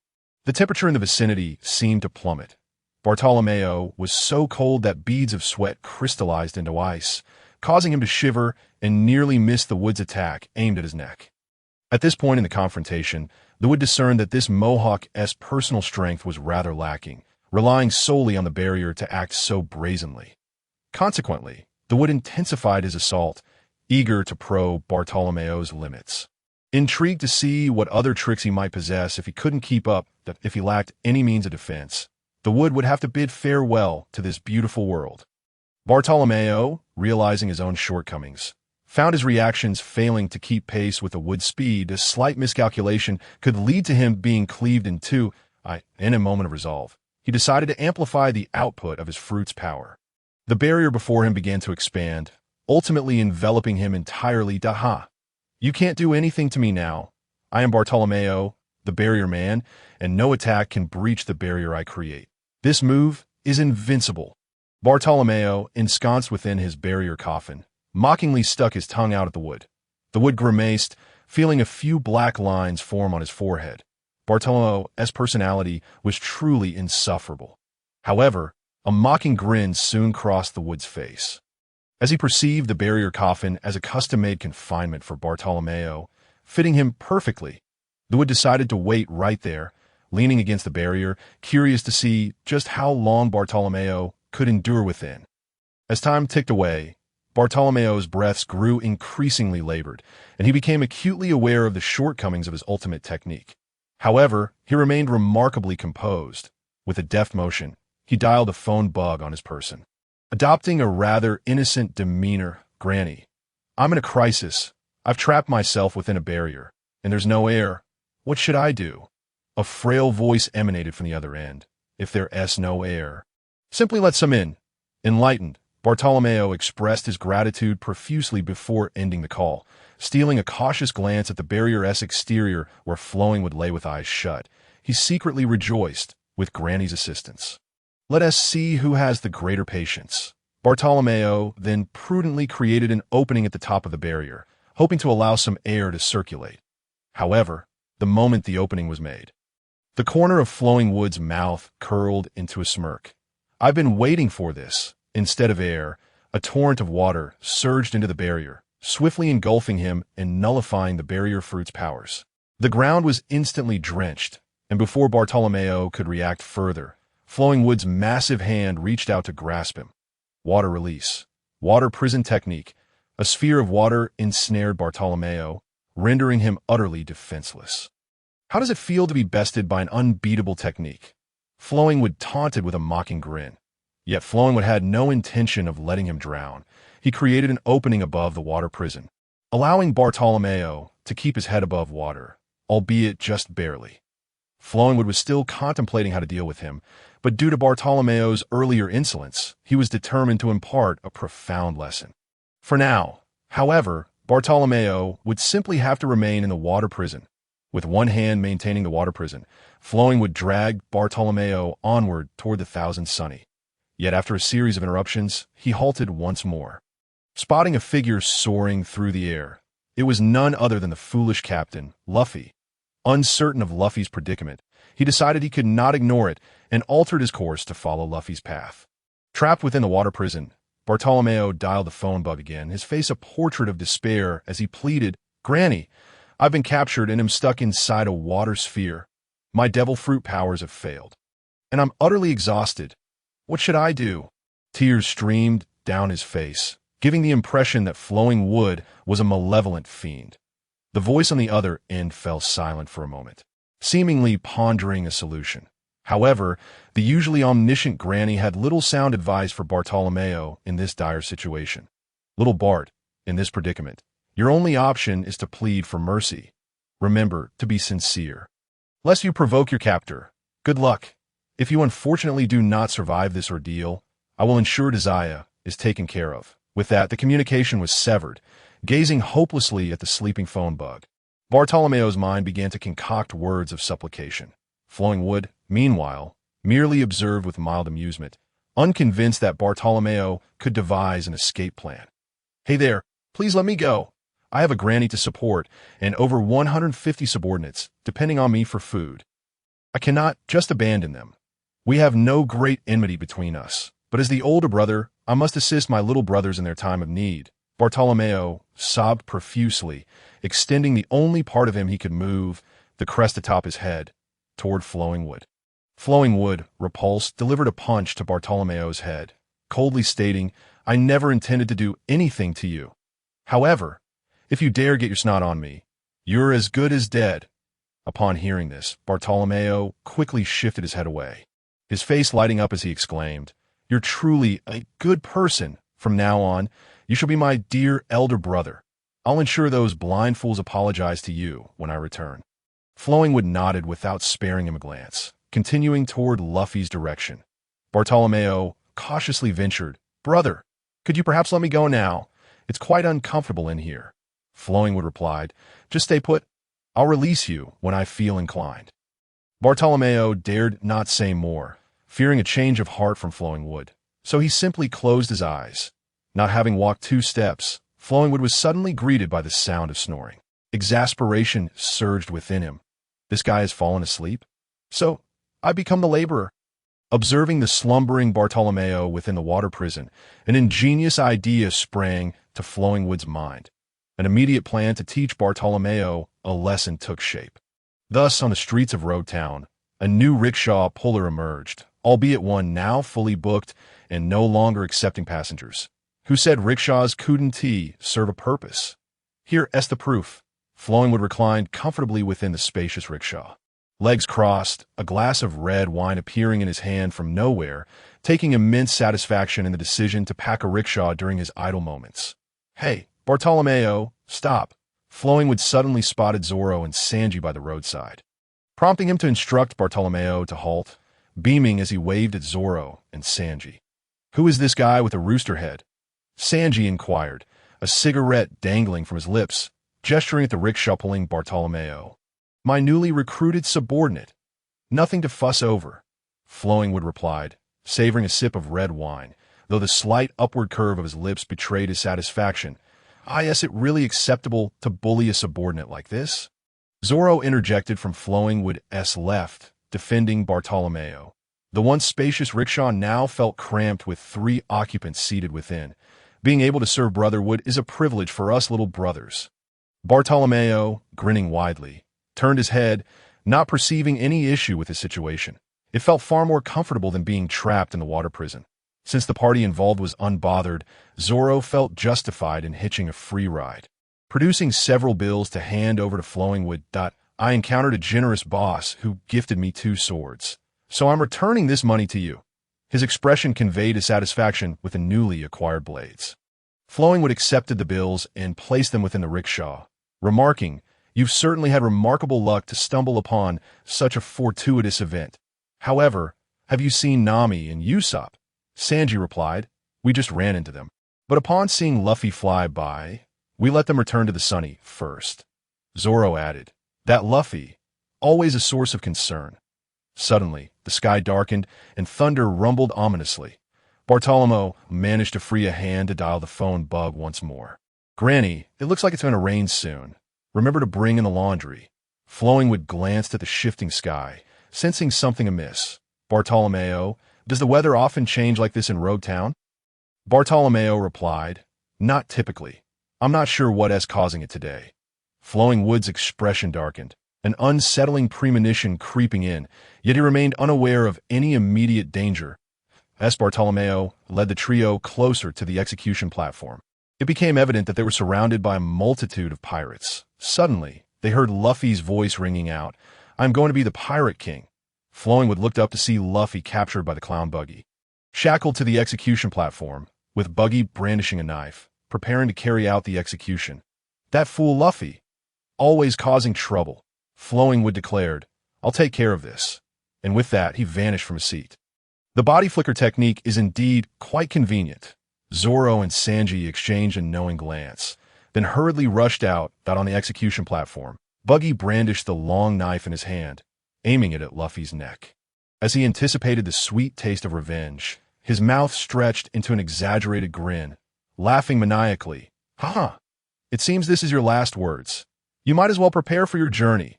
With that, Buggy swung the knife down with force, oblivious to the brewing storm above him. Below the platform, Zoro and Sanji had already engaged in combat with Buggy's crew. Luffy struggled desperately to free himself from the shackles, but alas, his efforts were in vain, and he resigned himself to the impending fate of death. Zoro, Nami, Usopp, Sanji, Ryuma, I'm sorry, but it appears I am destined to die. Contrary to everyone's expectations, Luffy did not weep, express regret, or plead for mercy after bidding farewell to his comrades. He instead displayed a calm smile, as if death held no significance for him. What nonsense are you spouting? With me here, how could I possibly allow you to perish like this? Ryuma's voice resonated from the execution platform. Just before Buggy's knife could descend completely, an aerial kick sent him tumbling off the platform. Subsequently, a tall figure appeared before Luffy, his cape billowing in the air, the flames emblazoned upon it dancing in the wind. Damn it, I was so close to success, Buggy shouted in frustration after being kicked away by Ryuma. Boom! Just as Ryuma intended to rescue Luffy, a bolt of lightning struck down from the clouds, crashing onto the ground below the execution platform. While it did not directly hit the platform, the shockwave caused it to collapse with a thunderous roar. What on earth? Why did the lightning suddenly divert its course? Ryuma landed steadily, gazing at the spot where the lightning had struck, engulfed in doubt. When he sensed the lightning, he had distinctly perceived that it was supposed to land on the execution platform. This chapter is not yet complete. Please click to the next page to continue reading the thrilling content. But why did it ultimately deviate? Ryuma was momentarily at a loss for an explanation. Oh ho, I'm not dead after all. Thank you so much for saving my life again, Luffy exclaimed as he picked up his fallen straw hat, expressing his gratitude to Ryuma. Perhaps. Ryuma merely nodded, a lingering feeling within him suggesting that the lightning had struck to save Luffy. Ryuma, Luffy, don't just stand there. The Navy is closing in. If we don't hurry back to the Going Merry, we'll be trapped in this town. Zoro shouted, effortlessly dispatching a bothersome pirate as he called out to his companions. Indeed, let's move quickly. We encountered a Navy officer who could turn into smoke. He was quite the challenge if he arrives. We won't be able to escape. Luffy recalled Smoker, leading the charge in a specific direction. Is that the infamous super rookie of the East Blue, Monkey D. Luffy, truly impressive, even in the face of death. He can maintain such a composed smile, reminiscent of the former Pirate King. Is Ryuma also one of his crew? Perhaps he truly can become the new Pirate King. Bartolomeo's eyes sparkled with excitement. The image of Luffy laughing in the face of death lingering in his mind, completely oblivious to the fact that the person he was pulling along in the rickshaw had vanished. I've made up my mind. I will follow in the footsteps of my senior, Luffy, and set sail. However, he pondered, if only Ryuma would say a few kind words to me. Wouldn't that allow me to board Luffy's ship? It was only when Bartolomeo regained his senses that he realized Ryuma and the others had already disappeared, missing his chance. Yet he remained undeterred. He slapped his face and shouted with renewed vigor. Luffy, wait for me at the Grand Line. The sky crackled with lightning as Lowtown was shrouded in torrential rain, with Ryuma and his companions dashing through the downpour, hoping to return to the Going Merry as swiftly as possible. A group of Navy officers pursued them relentlessly from behind. Surrender now. Pirates, if you wait for Colonel Smoker to arrive, your fate will be far worse. The Navy's warning fell on deaf ears as the group pressed on. Undeterred, Zoro grumbled, what in the world is this storm about? Why now of all times? Sanji added, if we delay any longer, we won't escape this town. Luffy laughed heartily, urging, run? Run. Ryuma looked at Luffy with a hint of envy. I truly admire this guy. He can remain so cheerful no matter the circumstances. Suddenly, a shadow loomed ahead, a figure standing silently with her head bowed, allowing the rain to drench her completely. Daz Bonez spoke in a low voice, her tone tinged with anger and regret. I never imagined you were Roronoa Zoro, a pirate. You deceived me. I absolutely cannot allow a villain like you to wield that legendary sword.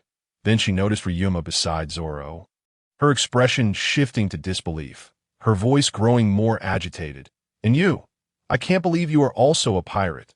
The two legendary swords I encountered today are both in the hands of pirates.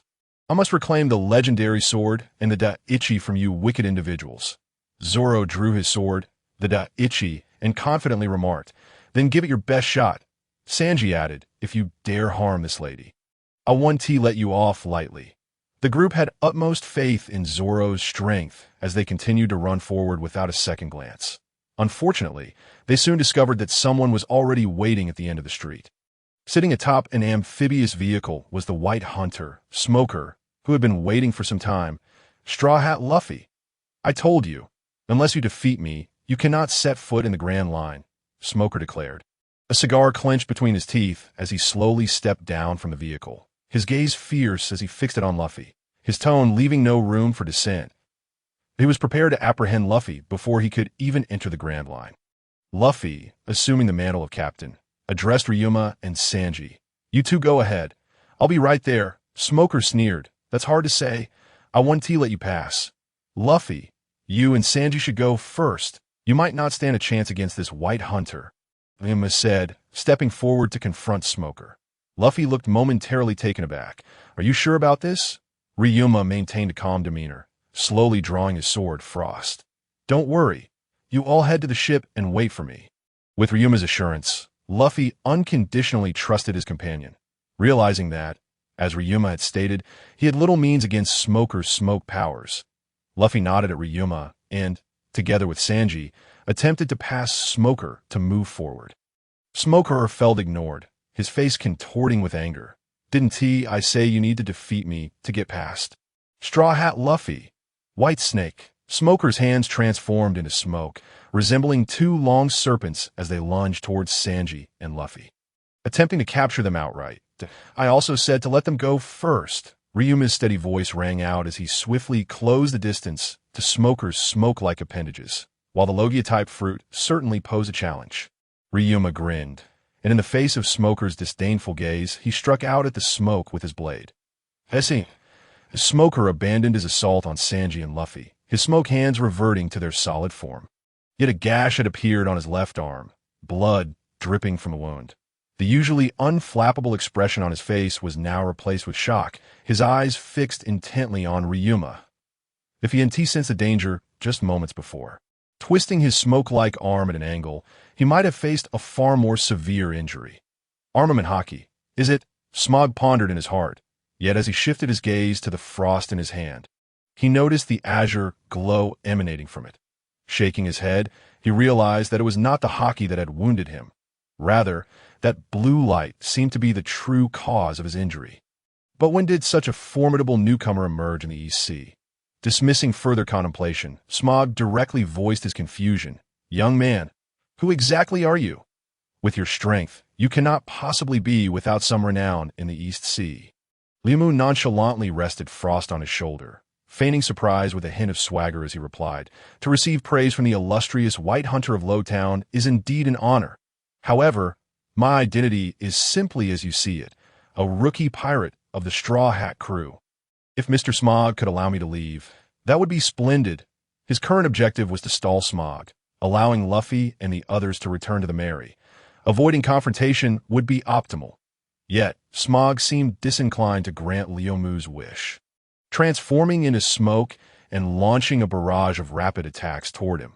Since you refuse to speak, I shall apprehend you and learn more at my leisure, Smog's voice, accompanied by a cloud of smoke, echoed ominously around Lyomu. What a nuisance, Mr. Smog. Why expend such effort? There are plenty of pirates preparing to set sail in Lowtown awaiting your capture. There's no need to entangle yourself with me. You will not catch me. Lyomu effortlessly evaded Smog's strikes, speaking lazily as he did so. The audacity of the current newcomers is truly remarkable. If that is the case, I must reveal some genuine skill. I wouldn't want you to underestimate me. White Smoke Cannon. As Smog's voice fell silent, the surrounding smoke surged dramatically, and the speed of his white fist attacks intensified, creating a multitude of phantom fists in the air. It seemed that the colonel had been provoked. The pressure of evading Lyomu increased, prompting him to abandon his leisurely demeanor and begin counterattacking. Third gate. Open, with frost whipping through the air, Lyomu distinctly felt it connect with Smog's body. This move of Smog's compensated to some degree for the inadequacy of his smoke fruit's offensive capability. However, against an opponent like Lyomu, who could strike at his physical form, he undoubtedly sacrificed some defense. Though he could distort the smoke to evade slashing attacks, sustaining such a high-intensity offense meant he could not protect against every strike. The once pristine white smoke had begun to take on a crimson hue, and the faint scent of blood permeated the air. As Smog wildly expanded his smoke, his attack range maximized correspondingly. In contrast, the metallic tang of blood thickened in the atmosphere. Of course, Smog's offensive had achieved its effect, as Liu Mu, while wielding frost, also occasionally suffered from his white fist strikes. However, compared to the damage inflicted upon Smog, Liu Mu's minor injuries were negligible. Mr. Smog, you truly need not persist in this struggle against me. In this vast sea, you are surely aware of the multitude of pirates. What difference would it make if you let me go? Liu Mu said, sidestepping a punch while attempting to persuade him. I cannot see or concern myself with what transpires elsewhere. However, in my jurisdiction, I shall not allow evil to flourish. In the East Sea, to enter the Grand Line, one must first pass through Lowtown. The number of pirates I have apprehended here is countless, and you shall not be an exception. Otherwise, I would betray the justice I stand for. Smog's resolute voice rang out again, though it lacked the vigor of their initial encounter. Justice, is it? Although Liu Mu and Smog stood on opposing sides, he could not help but admire this naval captain. However, that admiration did not translate into a reason for him to surrender. Liu Mu could no longer sense Luffy and Sanji, indicating they had likely made their escape, thus fulfilling his goal. Observing the smoke that blanketed the entire street, a smirk crept onto Liu Mu's face as he conceived an escape plan. Mr. Smog, my companions are waiting for me to board. Thus, I cannot stay any longer. I have great respect for your sense of justice, but you will not detain me today. Until we meet again. No, it would be best if pirates did not cross paths with the Navy again. Wind release. Great breakthrough. With the final hand seal completed, a powerful gust of wind surged toward the fully smoke-formed Smog. At this point, Smog had no time to revert to his physical form. The street smoke could not be retracted in an instant. The smoke could only drift away with the wind, leaving Smog to watch helplessly as Liu Mu made his escape, having successfully blown Smog away. Liu Mu suddenly lifted his gaze toward a specific spot on the rooftop, but alas, he found nothing. Why did he always feel as though he were being watched? And when did my wind release gain such power? Ever since the skies over Lowtown had become overcast, Liu Mu felt something was amiss, especially after the recently unleashed wind technique exceeded his expectations. His inner doubts grew. Yet, he could not discern anything suspicious.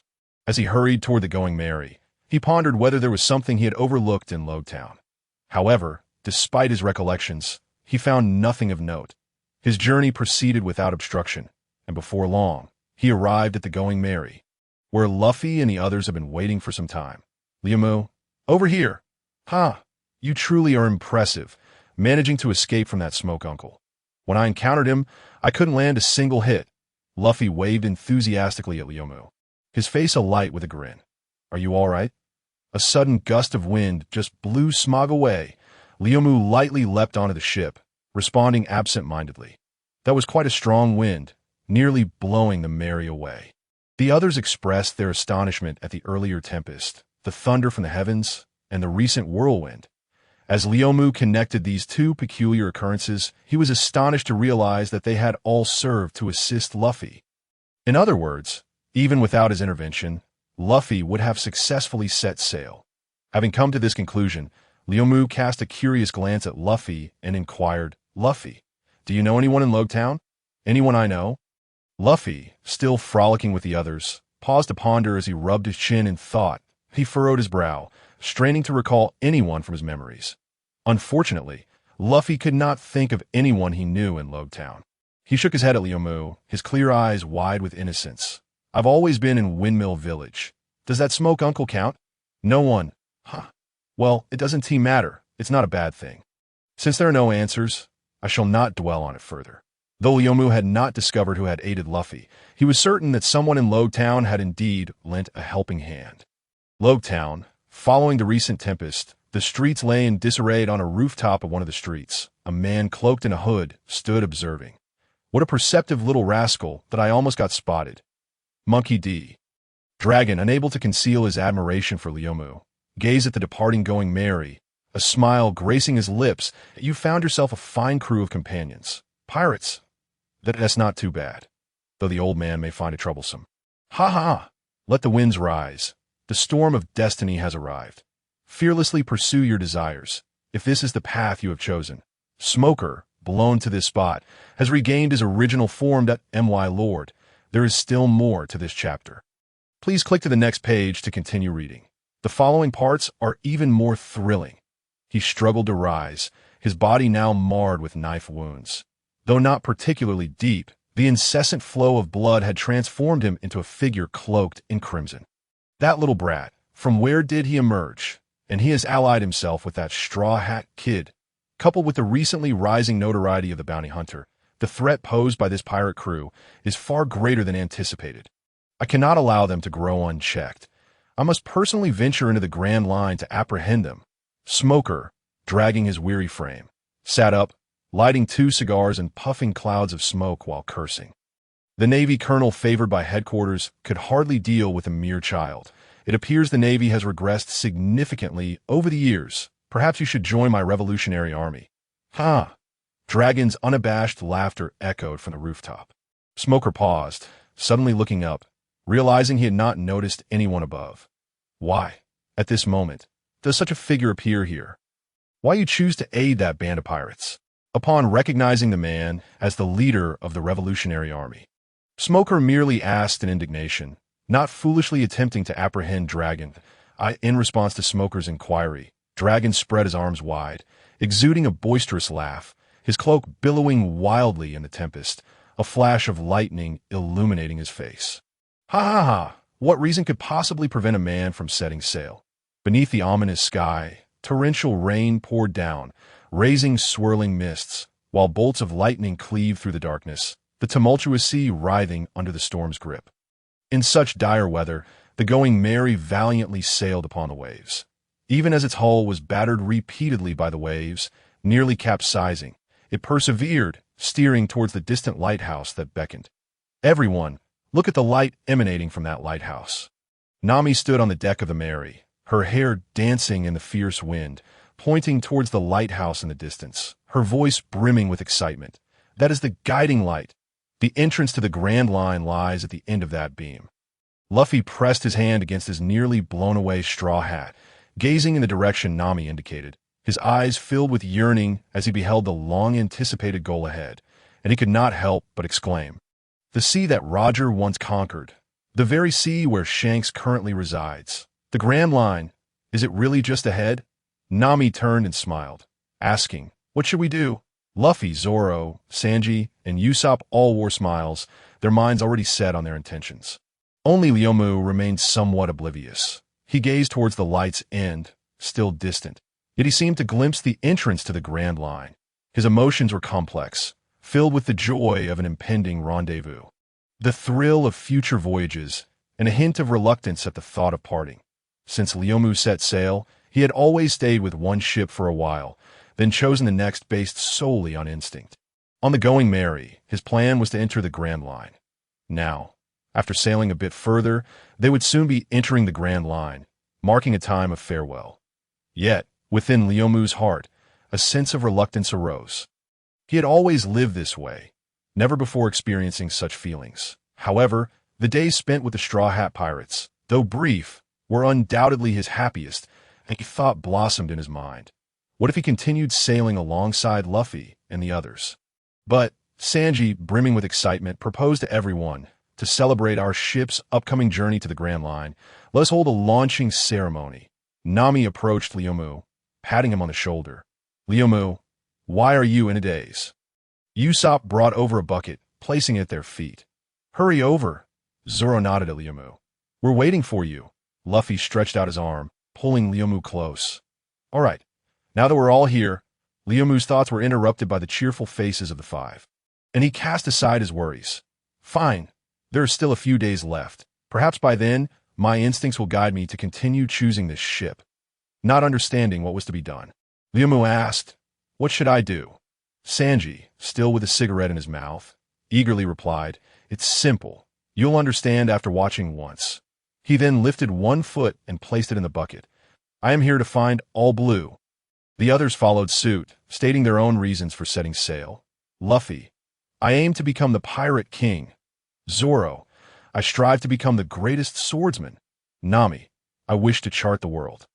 Usopp, trembling, added, I aspire to be a brave warrior of the sea. When it was Leomu's turn, he recalled Raoul's words when he set sail. Don't return until you've made a name for yourself. Meeting the hopeful gazes of the others, Leomu lifted his foot to place it in the bucket. I wish to traverse this world and make my name known throughout it. Simultaneously, he added in his heart, if possible, I also wish to discover the reason for my arrival in this world. The six exchanged glances, and Luffy raised his hands high, shouting, let us depart for the Grand Line. The group kicked the bucket, shattering it, symbolizing their ability to brave the storms ahead. Once they sailed away from the vicinity of Roadtown, the sea returned to its tranquil state, as if the previous storm had never occurred. The Straw Hat Pirates resumed their usual antics. Sanji, food. Luffy collapsed onto the ground, crawling towards the kitchen like a worm, weakly calling out to Sanji. Bang! The heel of a black shoe struck Luffy's head as Sanji stormed into the kitchen, promptly locking Luffy out. Soon, the sounds of chopping vegetables emanated from the kitchen, accompanied by Sanji's complaints. I already said, you're banned from the kitchen from now on. Besides, you just ate not long ago. How could you be hungry again? Although Sanji's tone was harsh, his actions betrayed his true feelings. What else could he do for his captain? He could only indulge him.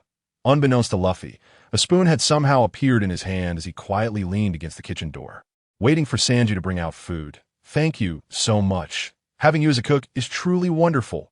Boom! At the stern, Usopp's latest experiment failed miserably, resulting in a loud crash that shook the entire ship, while a few black lines humorously appeared on the sheep's head. Zoro, resting at the bow, opened one eye, yawned, and upon seeing nothing amiss, closed his eyes once more. Usopp's face was smudged with black, though he was already dark-skinned. He now resembled cold. He exhaled a puff of black smoke, sighing, another failure. Leomu, come help me with this. Just as Leomu was about to respond from the lookout, Nami's furious voice rang out. Can you keep it down? Below deck, Nami held a pen in her hand, her desk cluttered with a nearly finished nautical chart, the lines precise and perfect, only to be marred by a long black stroke that ruined the entire chart. Nami gazed at the chart with disappointment, her voice laced with frustration as she lamented, I was just about to finish this nautical chart. Now I have to start all over again. It seems I should wait until they fall asleep before I draw the nautical chart. Originally, Leomu intended to visit Usopp, but suddenly an island materialized within his line of sight.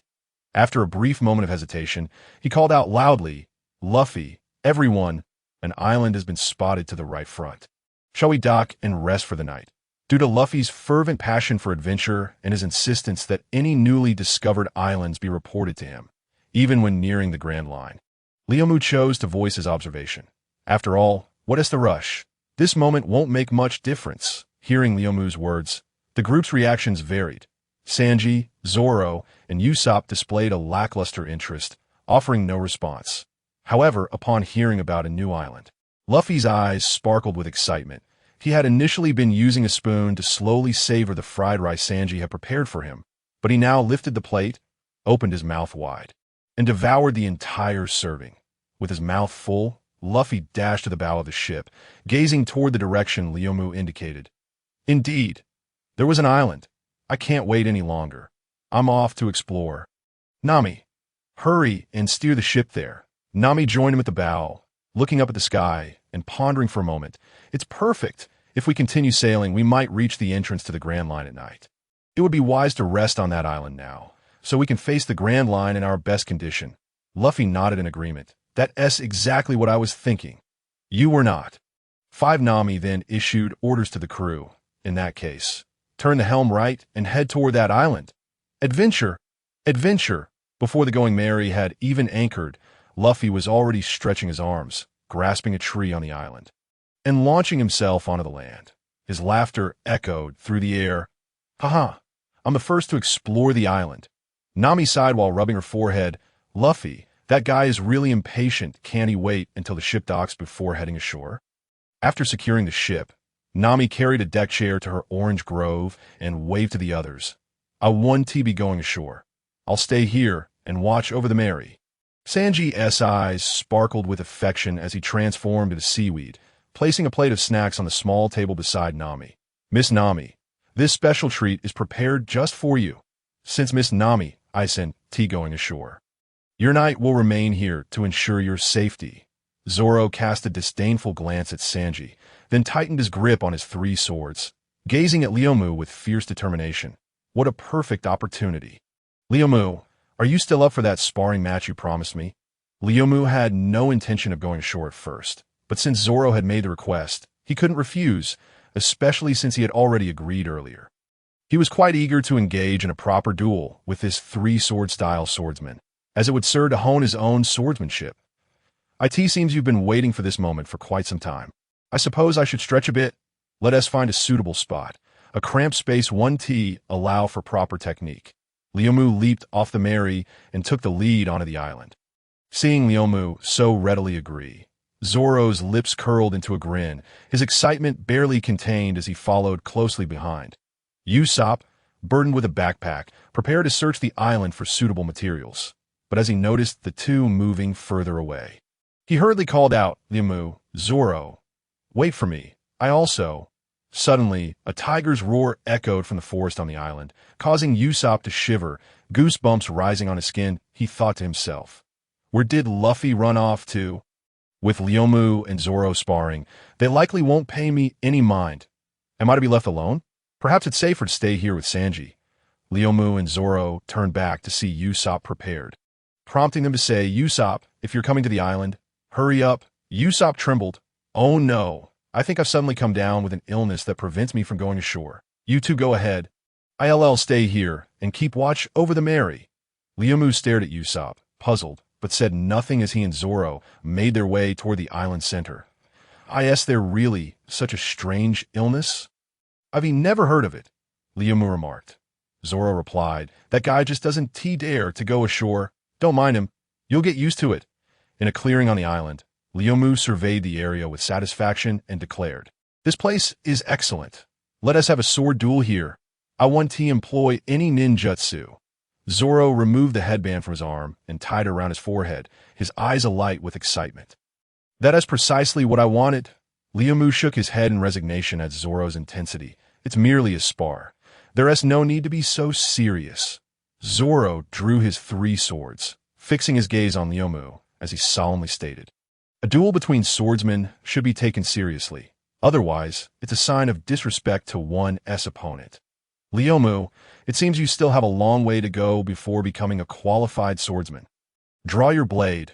Leomu slowly unsheathed his frost, the lethargy in his eyes vanishing in an instant. I've already stated I am not a swordsman. However, since you insist, I shall oblige. In the blink of an eye, Leomu activated his Sharingan, the three tomos spinning incessantly. Third gate, open. Leomu's aura surged dramatically, and a brilliant blue light shimmered upon Frost. Zoro's face broke into a broad smile. Huh? This is how it should be. Three-sword style. Onajirai. Zoro charged at Leomu, with no hint of underestimating his opponent, unleashing his famed technique as he shot forth like an arrow. Although Leomu's swordsmanship was merely an imitation of the techniques he had copied, the combination of his Sharingan's insight and the power granted by the opening of the gate allowed him to handle the onslaught with ease. Clang. Zoro's Onajirai failed to harm Leomu, instead leaving a mark on his own face from Frost's slash. Wiping the blood from his face, he spoke with some confusion. What was that move you just did? Leomu replied casually, familiar. I sent it. You didn't mistake it. I copied it from Hawkeye. This is one of the abilities of my Sharingan, to replicate any technique I observe. Unfortunately, it only mimics the movements, and its power cannot compare to that of Mr. Hawkeye. Zoro exclaimed, what a terrifying ability. As he finished speaking, Zoro charged at Leomu once more, his three swords whirling without pause. His swordsmanship had improved since his encounter with Hawkeye, making him a formidable opponent. Even Leomu found himself slightly challenged, as he was more accustomed to combining ninjutsu with physical techniques. Now, in a purely sword-dedicated duel, he faced some difficulties. However, with the Sharingan, Leomu was equipped with an extraordinary advantage. As their blades clashed, Zoro's techniques were rapidly being mirrored by Leomu, allowing him to respond with increasing ease. Liumu's swordsmanship level had significantly risen. He progressed from awkwardly wielding Hawkeye's moves to executing them with remarkable proficiency. Zoro watched in astonishment as Liumu grew stronger, and most intriguingly, as the duel continued, he noticed that Liumu's movements bore a striking resemblance to his own. After another clash of their weapons, Zoro suddenly halted his assault. He realized that continuing was futile. Unless he could overwhelm Liumu with an absolute disparity in strength, the duel would inevitably devolve into a protracted battle of endurance. This was clearly not Zoro's intention. He sought to refine his swordsmanship through a duel with another swordsman. However, in their sparring match, the roles had reversed, with Zoro becoming the sharpening stone for Liumu. Zoro had come to understand, as Liumu had said, he was indeed not a swordsman. Even though he did not spend much time wielding a blade and had only mastered a few techniques, with his own moves now replicated by Liumu, Zoro felt there was no point in continuing the fight. Frustrated, he removed his bandana and declared, "I'm done. This battle has been utterly pointless." However, Liumu felt a lingering desire for more, as the duel with Zoro had significantly contributed to his growth. With a cheerful demeanor, he sheathed his sword and clapped Zoro on the shoulder, exclaiming, "Indeed, one can only enhance their swordsmanship through duels with fellow swordsmen. Zoro, I truly appreciate it. We must engage in more sparring sessions whenever possible." Having tasted the sweetness of pure swordplay from Zoro, Liumu was eager for more such encounters. Zoro, brushing off Liumu's hand, began to stride back in the direction he had come from, muttering, "Never mind. I thought you were just being modest. But it turns out you really aren't a swordsman." Liumu, unfazed by Zoro's tone, replied, "It's simple. In the future, when I duel with other swordsmen, I will replicate their techniques and feed them to you. Regardless, you might glean some insights." Zoro, in a haughty manner, continued on his path, retorting, "Now that's more like it." The two departed in good spirits, unaware of a boy perched high in a nearby tree who had witnessed their entire confrontation. Dressed in garments made from animal hides and with eyes shimmering with excitement, the boy thought to himself, "These two are remarkable. Are they from the outside world? If I could set sail, could I also become as formidable as they are?" After a brief hesitation, he stealthily followed behind Liumu and Zoro. Initially, the two were oblivious to the boy's presence, but if they failed to notice him now, their vigilance would be sorely lacking. Liumu and Zoro exchanged glances before nodding in agreement, and each choosing a different direction to dash off. The boy, observing the separation, hesitated for a moment before deciding to follow Zoro, believing that the one wielding 3 swords was more formidable than the one with just one. That not long after parting ways, Liumu realized the boy was no longer trailing him and retraced his steps. Thus, the boy followed Zoro, while Liumu trailed behind the boy, the only one unaware of the situation being the boy himself. Liumu, bringing up the rear, found himself puzzled by the circular route they were taking, wondering where Zoro intended to go. After some time, he discerned that Zoro was indeed lost. He then seized the boy and hurried to catch up with the perspiring Zoro, who was glancing around nervously, muttering, "What in the world is this place?" Liumu, holding the boy by his collar, brought him alongside Zoro and chuckled, "What shall we do with this little imp?" The boy squirmed and shouted, "Let me go. I haven't done anything." Zoro, addressing the boy, asked, "What is your name, and why are you sneaking around behind us?" Despite his young age, the boy displayed quick reflexes as soon as Liumu loosened his grip. He climbed a tree with the agility of a monkey, watching the two with caution. "I'm Tada. Who are you, and why have you come to this island?" Liumu feigned a stern expression, attempting to intimidate him. "We are fearsome pirates, here to see what treasures we can take." However, upon hearing that they were pirates, Tada relaxed, bouncing in front of them with excitement. "Really? Do pirates get to roam freely across the seas, embarking on endless adventures and encountering many fascinating things?" Liumu inquired. "Aren't you afraid of us?" Tada scratched his head, replying, "Why should I be scared of you? The big brother who came here 3 years ago was also a pirate, and he told me all about it." Liumu felt compelled to correct Tada's misconceptions. That may be true, but there are many brutal pirates out there. Moreover, sailing ice and tea just about fun. It's also quite dangerous. Tada's expression fell as he gazed down. "My parents say the same thing." Subsequently, Leomu and Zoro decided to escort Tada back to his residence. To their surprise, they encountered their foolish captain, Luffy, seated around a campfire with a couple. Alongside the skeleton of a tiger, all of them laughing heartily. Leomu, Zoro, you're here, what a pity you're a bit late. I've eaten all the meat, Luffy exclaimed, patting his round belly in greeting. It turned out that Luffy had happened upon a man being attacked by a tiger and had come to his aid. Leofu, we're glad to find you. It's almost dark. Let us head back to the Mary. Leomu said, I es it that late already? Then let us go. Luffy turned to bid farewell. Thank you for your hospitality, sir, and ma am. Hope to see you again. Tada watched as the group gradually faded into the distance. Feeling discontented as he shouted, you all say the sea is incredibly dangerous. So, when can I embark on an adventure? Do I need to become as strong as you to do so? Just as Leomu was about to respond, Luffy's voice rang out, 17. As long as you turn 17 and have a dream, you can set sail. In the meantime, you must constantly train and not slack off. This sea is indeed fraught with danger, but it's not that you need to become strong first to set sail. It's after you embark that you grow stronger. If you let fear of danger hold you back from sailing, you'll never take that first step, Luffy declared, pressing down on his straw hat, shouting, I set sail to become the Pirate King. If I were afraid, I wouldn't have even left Windmill Village.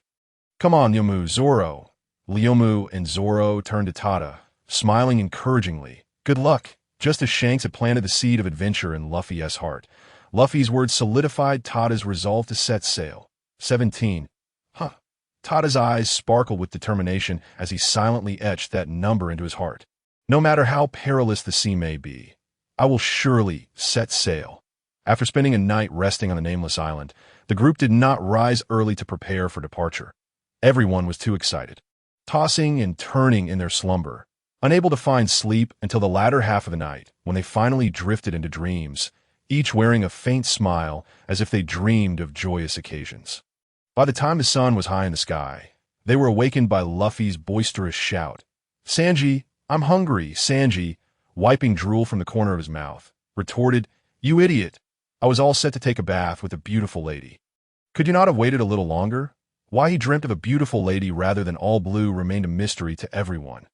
Luffy continued to roll around, exclaiming, I'm hungry. I'm hungry. Usopp rubbed his sleepy eyes, astonished. Has it really gotten so late? I was too excited yesterday and couldn't sleep at all. Leomu joined Zoro on the deck, sharing a smile as they gazed out from the lookout. We finally here. The Grand Line, not far from Reverse Mountain. After half a day of sailing, the Going Merry finally arrived at their destination. That Usopp's eyes widened in disbelief as he exclaimed, The water is flowing upward. What an incredible mountain! Luffy, swaying with the ship, gazed at the immense Reverse Mountain where the water flowed upward, and couldn't help but marvel. Nami, what should we do? The current is too strong. I can't control the helm. If this continues, we won't be able to enter the water gate. Usopp desperately tried to steer the ship, shouting in panic. What? Amidst the chaos, the four individuals, excluding the log, cried out in panic, realizing that without a solution, the Going Merry was on the verge of colliding with the Red Line. Luffy had already prepared to employ his rubber balloon, forcefully maneuvering the Golden Merry back onto its correct course. Truly, it seemed that this ship could not sail without me. I suppose I must remain a while longer. The log shook its head, swiftly moving to the bow of the ship, and began to perform hand seals. Water style, reverse flow. The log expended a considerable amount of chakra, compelling the misaligned course to return to its rightful path. The Golden Merry successfully ascended the rising current, gradually climbing towards the Red Line. Nami, overcome with excitement, embraced the log, exclaiming, We are saved. Thank goodness you are here. Luffy, sitting cross-legged on the ram, raised his hands triumphantly and shouted, Incredible. It feels as though we are about to break through the clouds. Usopp, animatedly pointing ahead, declared, Look, we're nearing the summit. Oh, the crew aboard the Golden Merry soared into the sky, only to descend back into the downcurrent of Reverse Mountain. Once they navigated this current, they would officially step into the Grand Line. Zoro tightened his grip on his sword, his gaze resolute as he looked ahead. Mihawk is right there. Sanji, with his hands tucked into his pockets, proclaimed, All blue, here I come. Nami clutched the railing, her flowing hair billowing behind her. The perfect nautical chart. Usopp, grinning broadly as he touched his nose, exclaimed, "Brave warriors of the sea." The log leaned against the mast, pondering. Is this truly the Grand Line? Ace, I have arrived as promised. Raoul, do not worry. I shall make a name for myself in this world. Luffy, adjusting his straw hat, laughed heartily. I see it. The greatest sea in the world. One Piece awaits me somewhere out there. Charge, suddenly, Zoro asked, did you all hear something? Luffy replied, it must be the sound of the wind. Usopp pointed at a dark shape ahead. Everyone look! Is there not a mountain in front of us? Nami scrutinized the nautical chart closely. That's impossible. Beyond Twin Cape lies open sea. How could there be? Before she could finish her sentence, she felt the light ahead dim, and upon looking up, she indeed saw a small mountainous object obstructing the outlet of the current. Nami's eyes widened in terror as she collapsed helplessly onto the ground. We're doomed. If we collide, we'll surely perish. Luffy leaped from his seat and dashed into the cabin. I've thought of a brilliant idea. The log, shaking his head in resignation, muttered, it seems I must once again come to the rescue. Wind style. Great breakthrough. A gust of wind surged towards the Mary from the front, but its force was nowhere near as powerful as when it was unleashed in Logtown. It merely served to slow the Mary's speed. At this rate, they would still collide with the mountainous object ahead. Boom! In the cabin, Luffy had already set up the cannon and fired a shot forward. The tremendous recoil, combined with the log's wind technique, allowed the Mary to narrowly halt before the small mountain, avoiding a direct impact. Only then did the crew realize that what lay before them was not a mountain at all, but rather the head of a colossal creature. Compared to it, the beast that had previously taken Luffy was hardly the size of one of its eyeballs. Usopp fervently suggested, we are no match for this creature. Let us escape swiftly. This proposal garnered agreement from the others, and the Golden Mary deployed 2 massive oars, flapping up and down as it slowly maneuvered around a gigantic island whale, Laboon. However, inexplicably, Laboon suddenly began to move, trapping the Golden Mary within the whirlpool formed by its immense body, unable to escape and on the verge of being swallowed whole. Luffy extended his arm, swinging himself upward. The log, anxiously assessing the situation, realized there was no time left. If this continued, they would all be lost. Saving even one would be a victory. He swiftly wrapped his arms around Nami's waist, then in an instant seized Luffy, propelling them both to Laboon's head. You scoundrel, return my comrades to me. Luffy pounded on Laboon in a fit of rage, but to the enormous creature, this force was inconsequential. The log set Nami down, carefully scrutinizing the massive being beneath them. With a size like this, even Mr. Mihawk might struggle to cleave through it. Then he noticed a door not far away. Luffy, there's a door here. Should we venture inside? Given this creature's immense size, they should be safe for the time being. Without hesitation, Luffy leaped down, exclaiming, there really is a door. Zoro, Sanji, Usopp, Mary, wait for me. The log and Nami exchanged glances before the log once again picked her up, and they both jumped down together. However, they had not traversed far down the passage when Laboon began to crash against the red line. The trio struggled to maintain their balance, with Nami clinging desperately to the log's arm. Her entire form pressed against him, the sweet scent of her hair wafting towards him. The log felt his face heat up slightly, but this was hardly the time for such indulgence. He held Nami tightly, striving to keep himself steady. During their descent, the log also noticed that Luffy appeared to have collided with 2 individuals. They finally reached the end of the passage, following Luffy as they tumbled out. The passage did not lead to the abyss the log had imagined, but rather to Laboon's stomach acid. That moment, Kuroka's was struggling to calm Laboon down. The log descended from the sky. He spotted the Golden Mary floating atop the stomach fluid, and Zoro, Sanji, and Usopp appear to be in decent condition. Casting a wind technique, he blew Luffy and the others back onto the ship, while he himself carried Nami back in a flash. Upon arrival, he was met with Sanji's furious face, flames seemingly erupting from his head, his eyes reflecting anger, though more so envy. Sanji bit down hard on a handkerchief that seemed to have appeared from nowhere, tears of frustration streaming down his face. You bastard, how infuriating. How can you hold Miss Nami like that? No, How could you almost let her get hurt? Miss Nami, are you all right? Sanji clumsily concealed his jealousy, while Zoro and Usopp shot him disdainful glares. Nami shook her head, attempting to struggle free, but failing. Her cheeks flushed as she softly said, "Thank you, Log, but you can let me go now." It was only then that the Log realized his hand was still firmly around Nami's waist. He quickly withdrew it, scratching his nose to mask his embarrassment. "My apologies. The situation was urgent." However, Sanji, witnessing this scene, was consumed by jealousy. Why wasn't he at me standing there? That guy Log is simply too enviable. She is the beautiful Miss Nami. As Kuroka's injected a special tranquilizer into Laboon, the creature's violent thrashing against the red line gradually ceased, and the tumultuous stomach fluid calmed. Roar. The two who had been rescued, Vivi and her companion, suddenly sprang back to life, dramatically posing as they raised a cannon barrel towards the inner walls of the giant whale Laboon.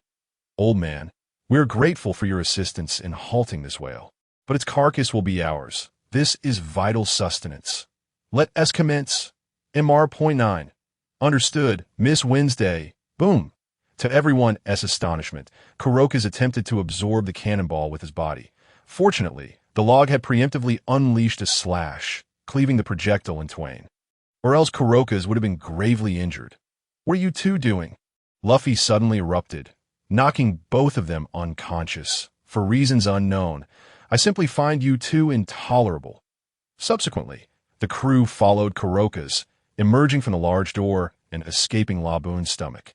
Once again greeted by the open sky that it's much more comfortable out here, the Straw Hat crew expressed their sentiments. From Kuroka's, they learned of Laboon's collision with the Red Line, stemming from a 50-year promise made with the captain of the Rumbar Pirates.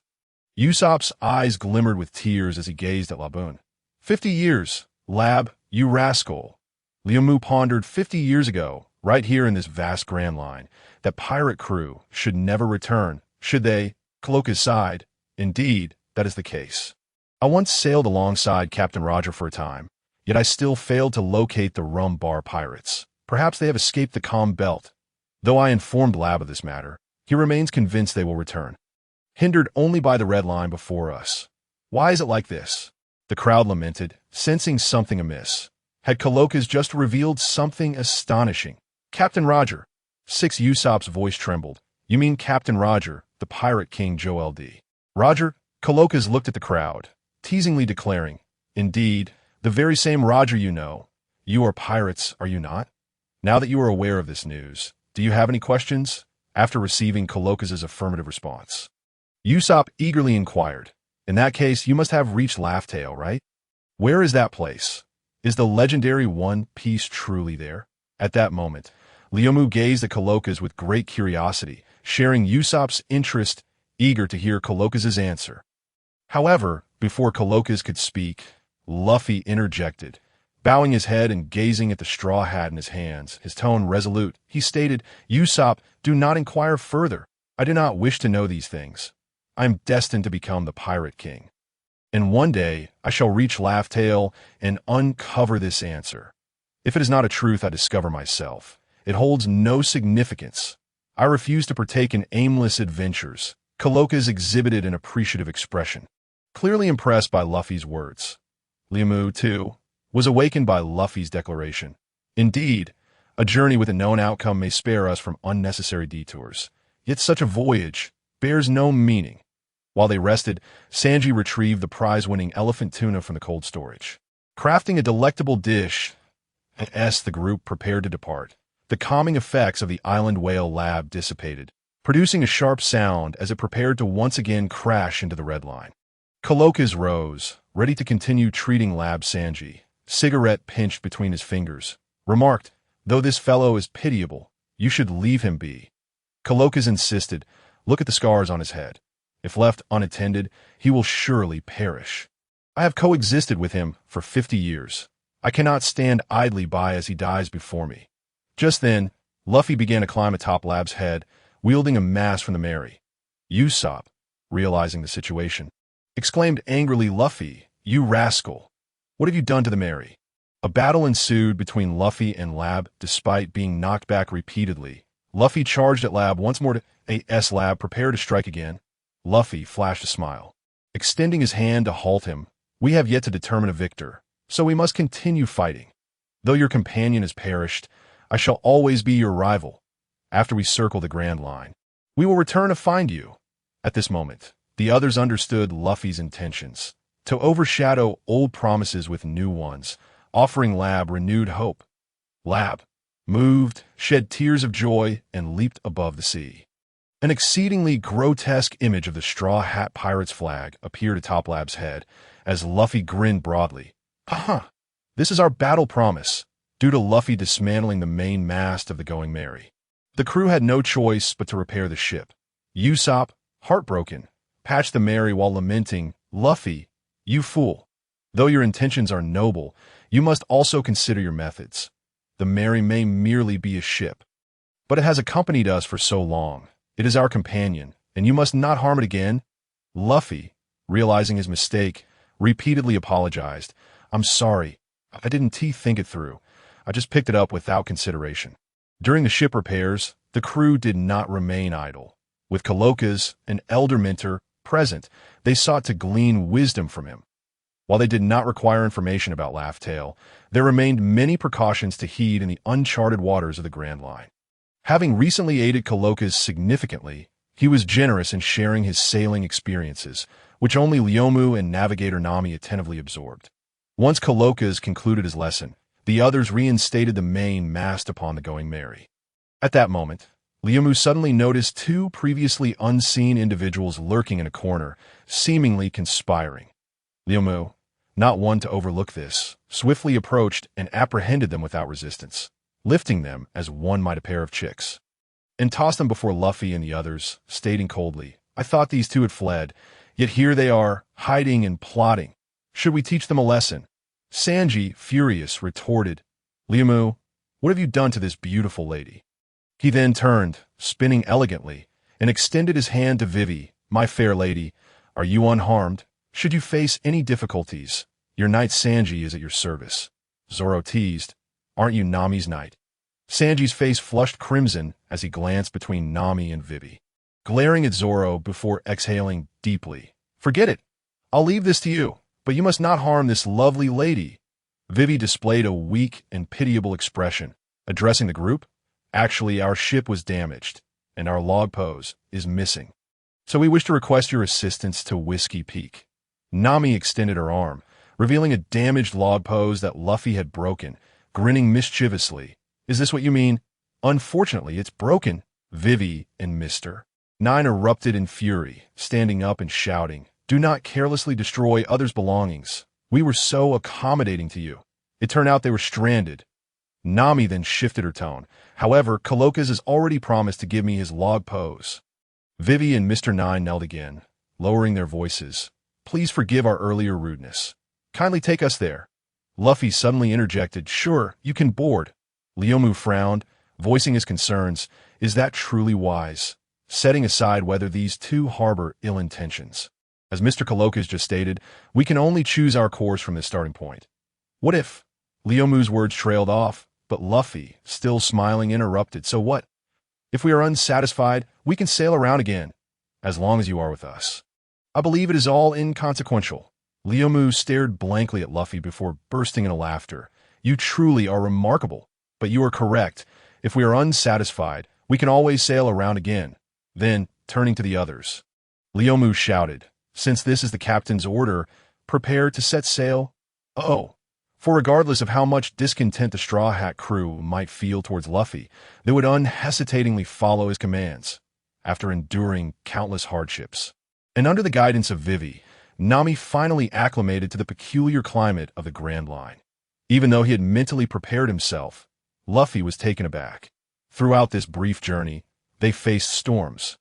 Blizzards, hail, thunder and lightning, and scorching sun. One might say they encountered every conceivable adverse weather condition. Nevertheless, the outcome was favorable, as they successfully navigated this arduous stretch. Although they would frequently encounter such challenges in subsequent voyages, they had ultimately grown accustomed to them. This moment, The Going Merry had arrived at Whiskey Peak, and despite Luffy's continuous use of ninja techniques to salvage the situation, it bore some new scars. Ah, have we finally arrived? Zoro stretched luxuriously after a refreshing nap and made his way to the deck, only to find the crew sprawled on the floor, still in slumber. He queried in confusion. What's wrong with you all? Even Luffy, who is usually so reliable, is still asleep. How can the ship sail with no one watching the course? What awaited him, of course, was Nami's furious fist. What do you think you're doing? Zoro protested. Am I not allowed to speak the truth? Nami, her anger bubbling over, retorted, How can you still have the audacity to say that? It's astonishing that you managed to sleep so soundly until now. No matter how much we called, you remained in a deep slumber. I couldn't even ask for your help.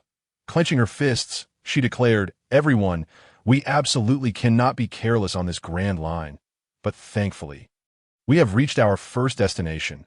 The Going Merry docked smoothly at Whiskey Peak, where the local residents greeted them with enthusiastic warmth. This town not only welcomed pirates, but also celebrated their arrival.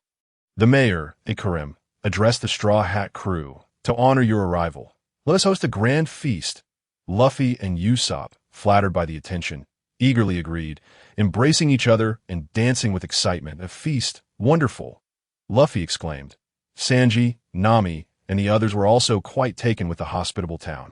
Only Zoro furrowed his brow, lost in thought. As the group followed Ikarim into the town, Luffy quietly lingered behind. He took a few steps forward and patted Zoro on the shoulder, asking, What's wrong? Shouldn't you be happy about the feast? Why the long face? Did you notice something unusual?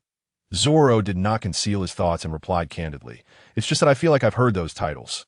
MR.9 and Miss Wednesday, somewhere before. Luffy pondered, stroking his chin. It seems those titles aren't familiar in the East Blue. They must belong to some organization in the Grand Line. An organization. Zoro's brow knitted tighter as he murmured. I recall there was indeed an organization that once sent me an invitation. Baroque Works? Yes, that's the name. They seem to be gathering bounty hunters and had extended an invitation to me as well. But, at this point, Zoro suddenly chuckled, continuing, But I asked to become their leader, and then I never heard from them again. Luffy's expression darkened at these words, and he sneered. So, they're all bounty hunters? After Luffy's bounty, are they? Since they want to keep us in the dark and don't dare to confront us directly, it suggests their strength isn't impressive. Let us act as if we're unaware and see what tricks they have up their sleeves. Besides, aren't they throwing a feast? We shouldn't hold back. Let us give them a real feast and see if they can handle Luffy's appetite. With that, the two exchanged knowing, devilish grins. Hey, why are you two always lurking the back whispering? Nami called out, noticing their delay. Come on, the residents are throwing a feast for us. Coming, they replied in unison. Zoro asked, should we remind them? Luffy suggested. Let us not. They must be exhausted from the journey.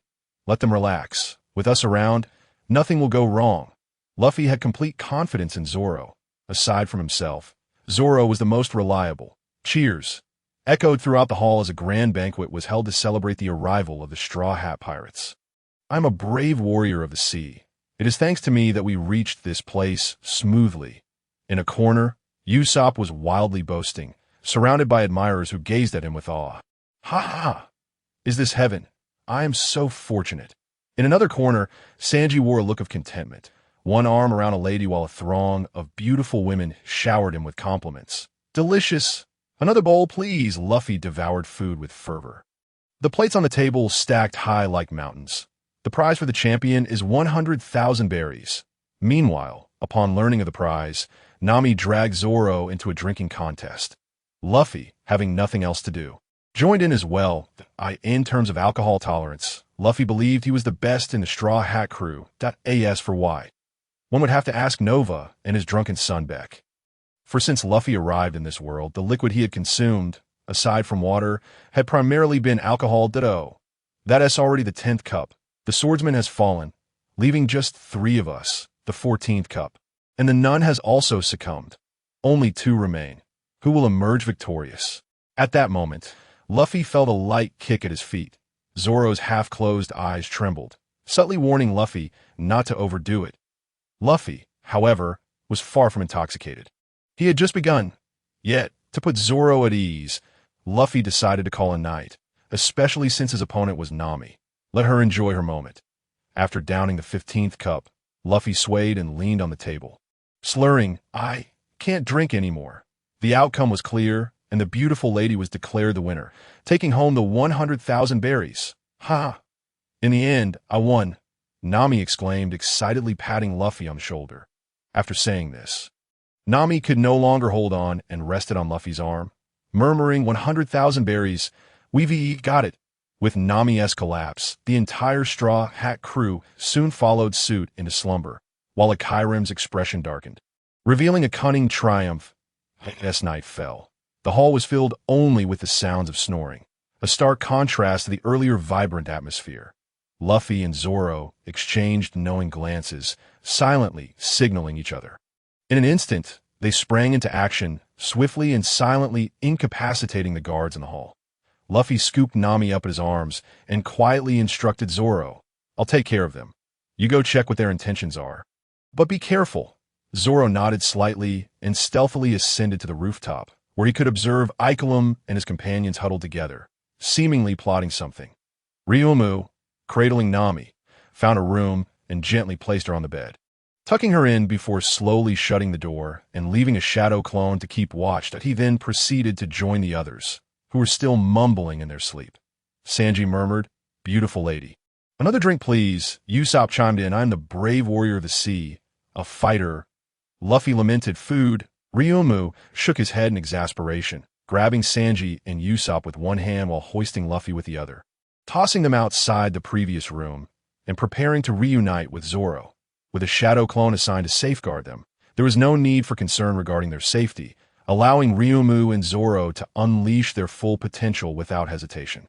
However, trouble was brewing as the group discovered that their captors had vanished, and the guards had all been knocked unconscious. A disheveled individual stumbled over to Ikelim, frantically reporting the alarming discovery. "Are you looking for me?" Ryumu's nonchalant voice echoed, sending shivers down the spines of the gathered individuals. "Ryumu, have they been secured?" Zoro inquired as he leapt down from the rooftop. Ryumu smiled reassuringly. "Rest assured, they are absolutely safe." Zoro grinned.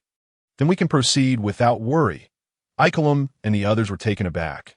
"When did you figure it out?" Ryumu and Zoro exchanged knowing smiles. "We knew from the very beginning." Upon hearing this, Ikelim's group felt no need to conceal their intentions any longer. They had initially planned to subdue the duo through gentler means, but it seemed they would have to resort to more aggressive tactics instead. With a collective charge, they rushed at the two formidable opponents. One of them, sporting a head of curly hair, revealed a machine gun, unleashing a barrage of bullets toward Ryumu and Zoro. The two, however, regarded the onslaught with utter disdain. Zoro casually evaded the bullets with subtle movements, suggesting, "How about a friendly competition to see who can take down more opponents?" Ryumu, indifferent, nodded. "Well, since we have time to spare, let us begin." Feeling overlooked, Mr. Nine erupted in fury. "You truly underestimate us." He brandished an iron rod and charged at the two. Mr. Point Nine's bravery was commendable, though unfortunately, it was not matched by his strength. As he swung the rod, Ryumu and Zoro remained unfazed. Zoro chuckled lightly, drawing his sword, Wado Ikamanji, ready to counter the attack. That in stark contrast, Ryumu had already vanished from sight before Mr. Nine even reached them. Blinded by rage, Mr. Nine focused solely on Zoro, oblivious to Ryumu's presence, perhaps even aware, but determined to take down Zoro at all costs. "Watch out!" Vivi suddenly exclaimed, her eyes widening as she rushed to warn them. But it was too late for Mr. Nine. Ryumu's swift hand strike rendered him temporarily incapacitated before he could react. Weaker than I expected, far less formidable than the trio with masks I encountered earlier, Ryumu mused, casting a glance at the fallen Mr. Nine, a tinge of disdain in his voice. "Hey, Ryumu, that was a bit unfair. He was my score." Zoro protested, clearly irked by Ryumu's opportunistic tactics, as Mr. Nine had become a point of contention in their friendly competition. Ryumu shrugged, responding nonchalantly, "Once the duel begins, it's a race to see who strikes first." "What nonsense, just one blow, and—" Ikelim stared at Ryumu in disbelief, leaning closer to Vivi and whispering, "Princess, I believe these individuals possess strength that could aid us." "What are you still pondering?" Vivi found herself torn. For their adversary was none other than Crocodile, one of the 7 warlords of the sea. Caution was paramount to avoid dragging others into the fray. She furrowed her brow as she watched Zoro dispatch the last bounty hunter, acknowledging their strength, yet doubting their ability to confront such a formidable foe. "Since the others have already fallen, we must retreat swiftly. Otherwise, the ill-fated duo will disseminate our information, and escape will be impossible." Vivi glanced at Zoro, who was sheathing his sword, but noticed Ryumu was nowhere to be found. She nudged Ikelim beside her, asking, "Have you seen the black-haired swordsman?" He vanished without a trace, after waiting in vain for Ikelim's reply. Vivi turned her head to find Ryumu, hanging upside down, his handsome visage coming into view, their eyes locking momentarily. "Were you searching for me?" Ryumu's voice carried a teasing lilt, startling Vivi, who widened her eyes in disbelief at his stealthy approach. Even Ikelim and Miss Monday had been taken down without a sound. "When did you get behind me?" Vivi bit her lip, hoping Ryumu hadn't overheard anything crucial. Ryumu flipped down and, without answering her, began to scrutinize her with keen interest, pondering. "This woman is a princess. How could a princess serve as an agent for Baroque works? Or is she merely indulging in self-satisfaction like the earlier Mr. 9, feeling uneasy under his unabashed gaze, Vivi brandished her weapon. The peacock saw, her forehead glistening with sweat, her voice trembling. "What do you intend to do?" Umu, observing Vivi's vulnerable demeanor, decided to forego contemplation and directly inquired. "That curly-haired fellow mentioned you are a princess." Vivi, with a wary expression, quickly denied. "Impossible. A princess would not engage in such activities." Ryumu nodded slightly and directly extended his hand to deliver a gentle strike to Wei Wei's neck, rendering her unconscious. Since she was not a princess, the information he had previously acquired was rendered useless, and he decided to treat her as a member of the Baroque studio to be dealt with accordingly. Ryumu dragged the 3 individuals to Zorong's side and carelessly tossed them onto the ground. Before Ryumu could speak, Zorong impatiently chimed in, half jokingly, "Where have you been? I thought you ran off to avoid losing." Ryumu gestured towards the 3 individuals on the ground, saying, "I want to capture these folks." Zorong then took a closer look at their appearances and nodded slightly.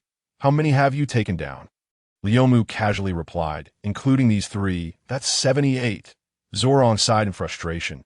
"Damn it, I've only got 59. Ryumu chuckled, "Looks like I've won this little contest." Zorong shrugged it off, as it was merely a pastime. After all, they were comrades. And winning or losing was not of paramount importance that, of course, if it were Sanji, it might have been a different story. "Nose booger bomb," a voice called out from a distance, and, simultaneously, a minuscule projectile flew toward Ryumu, aimed directly at the unconscious Wei Wei. Though the object was tiny, Ryumu sensed the immense power it contained. His gaze sharpened, and he swiftly executed a technique. Earth release. Earth flow wall. The ground around him surged upward, and the nose booger bomb detonated against the wall, producing a thunderous sound. "What a pity, I thought the task was complete." Miss Valentine's Day expressed her disappointment to MR.5. MR.5 scoffed, "Then just put in a little more effort."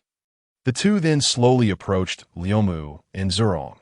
Ryumu and Zorong jumped down from the small hill, unconcerned about the approaching duo, engrossed in their conversation. Zorong looked at the crater left by the explosion and incredulously remarked, "That nose booger-like thing was actually a bomb. Its power is quite substantial." Ryumu replied disdainfully, "It really did look like a nose booger, just wondering how it resembled a bomb." "Nanny." Zorong likewise displayed a look of distaste. "Relieved, I almost slashed it. Thanks for intervening, otherwise I would have sullied my blade." He took a couple of steps back, fearful of being tainted by the essence of the nose booger. "Haha. Incredible, I assentee it. I am the bomb man. Having consumed the bomb fruit, anything within my body can explode. How powerful was that nose booger bomb just now?" MR.5 boasted shamelessly to Ryumu and Zorong. MR.5. "Why are you wasting your breath with them? Since they intend to obstruct us, let's eliminate them together, and then erase Nefertari Wei Wei and Ikarim, so we can report back to the boss." Miss Valentine's Day seemed to be in a hurry. propping up a small parasol and using the powers of the wait fruit to leap several dozen meters. Zorong looked up. That woman jumps really high. Is she performing acrobatics? Liumu replied. Who knows? But who are those two she mentioned? Do you know them? Zorong shook his head. The 100-kilogram guillotine, Miss Valentine's Day, descended from the sky, gaining speed, her target being Liumu. However, Liumu was unfazed, just as Miss Valentine's Day was about to kick him. He sidestepped effortlessly, evading the blow. Boom! The ground was left with a deep crater from her kick, and she herself landed within it. Liumu called out to Mar.5 not far ahead. Nose booger man. Is your partner's brain not quite right? Knowing she has no match for me, does she really need to throw herself at me? I'm not responsible. Zorong couldn't help but chuckle. Liumu, you really are quite mischievous. Before Mar.5 could respond, Miss Valentine's Day leaped out of the pit. Glaring at Liumu. Mar.5, this guy is strong. Let us go all out. With that, she charged at Liumu again. Zorong grinned. Perfect, one for each of us. I'll take that nose booger man. He then drew two swords, intercepting Mar.5, who was preparing to surround Liumu. As Liumu dodged Miss Valentine's Day's attacks, he observed the duel between Zorong and Mar.5, silently scoffing. Why the hurry? But this works in my favor. I really don't wish to engage with someone who uses nose boogers as weapons. Despite numerous attempts, Miss Valentine's Day failed to land any hits, and realizing that Liumu was entirely dismissive of her, she felt a surge of indignation. Kid, you should be more worried about yourself. She relentlessly utilized her wait fruit abilities, altering her weight to launch frenzied assaults. It was unable to inflict any harm on Liumu, only creating more craters in the ground. Liumu was not in a rush to conclude the fight. He desired to extract some information from this woman. You mentioned Nefertari Weiwei earlier. Who is she? It seems there is no one here that you're looking for. Miss Valentine's Day paused momentarily, then burst into laughter. So you didn't even know her identity, and yet you wish to protect her. How pitiful. The Miss Wednesday you just offended is the Princess of Alabasta, secretly infiltrating the Baroque studio with unknown intentions. The boss tasked us with eliminating her. Since you're unaware of her identity, why not hand her over to me? We can pretend this encounter never happened. How about that? Realizing that he was at an impasse with Liumu, Miss Valentine's Day contemplated circumventing him to complete her mission directly. Liumu murmured to himself, is she really a princess? He came to understand that his group had inadvertently become embroiled in a very troublesome situation. He contemplated whether to hand her over, as he generally despised complications. However, he quickly dismissed that thought. He held no trust in this woman's words. Now that they had stirred this mess, there was no chance of an easy escape. After coming to a resolution, Liumu's gaze hardened. He swiftly moved behind Miss Valentine's Day and executed the water prison technique, trapping her. Meanwhile, Zorong's battle with Mar.5 was nearing its conclusion. Liumu maintained the water prison, dragging Miss Valentine's Day towards Zorong. Observing Mar.5, whose body was marked with numerous cuts, he felt no emotion. He tossed Miss Valentine's Day beside Mar.5 and stated sternly, Little Master, there is more to this chapter. Please click to the next page to continue reading, as the story becomes even more thrilling. Zorong, it seems we've landed ourselves in a predicament. However, before Liumu could convey the information he had gathered, a loud voice echoed from the hill, tinged with anger. Liumu, Zorong, what have you done? Why did you attack these people? They welcomed us so warmly. Unbeknownst to them, Luffy had awakened and climbed the hill, discovering Weiwei and the others, along with the other bounty hunters lying underground. Beside him were Sanji and Usopp, while Nami was nowhere to be found. Nonetheless, Liumu was unperturbed as a shadow clone remained intact, ensuring her safety. Liumu waved at the trio, smiling, just in time. I have something to discuss with you. However, the single-minded Luffy, upon seeing the scene before him, was momentarily puzzled and stretched his arm towards Liumu and Zorong. Swinging his fist, Zorong's forehead bulged with veins as he silently cursed the idiot before dodging. Liumu sighed in exasperation and called out, Sanji, Usopp, restrain that idiot captain first. You two actually laid hands on the beautiful lady. You better give us a reasonable explanation, or I won't let you off easily. Sanji declared, though he still teamed up with Usopp. each grabbing one of Luffy's arms to restrain him. Luffy struggled. "Let me go. Usopp. Luffy, please calm down and listen to what they have to say first." Sanji, the log and the green algae-headed ones, wouldn't strike without reason. After hearing their words, Luffy seemed to regain his composure, no longer struggling, and simply gazed at the log, eager to hear their explanation.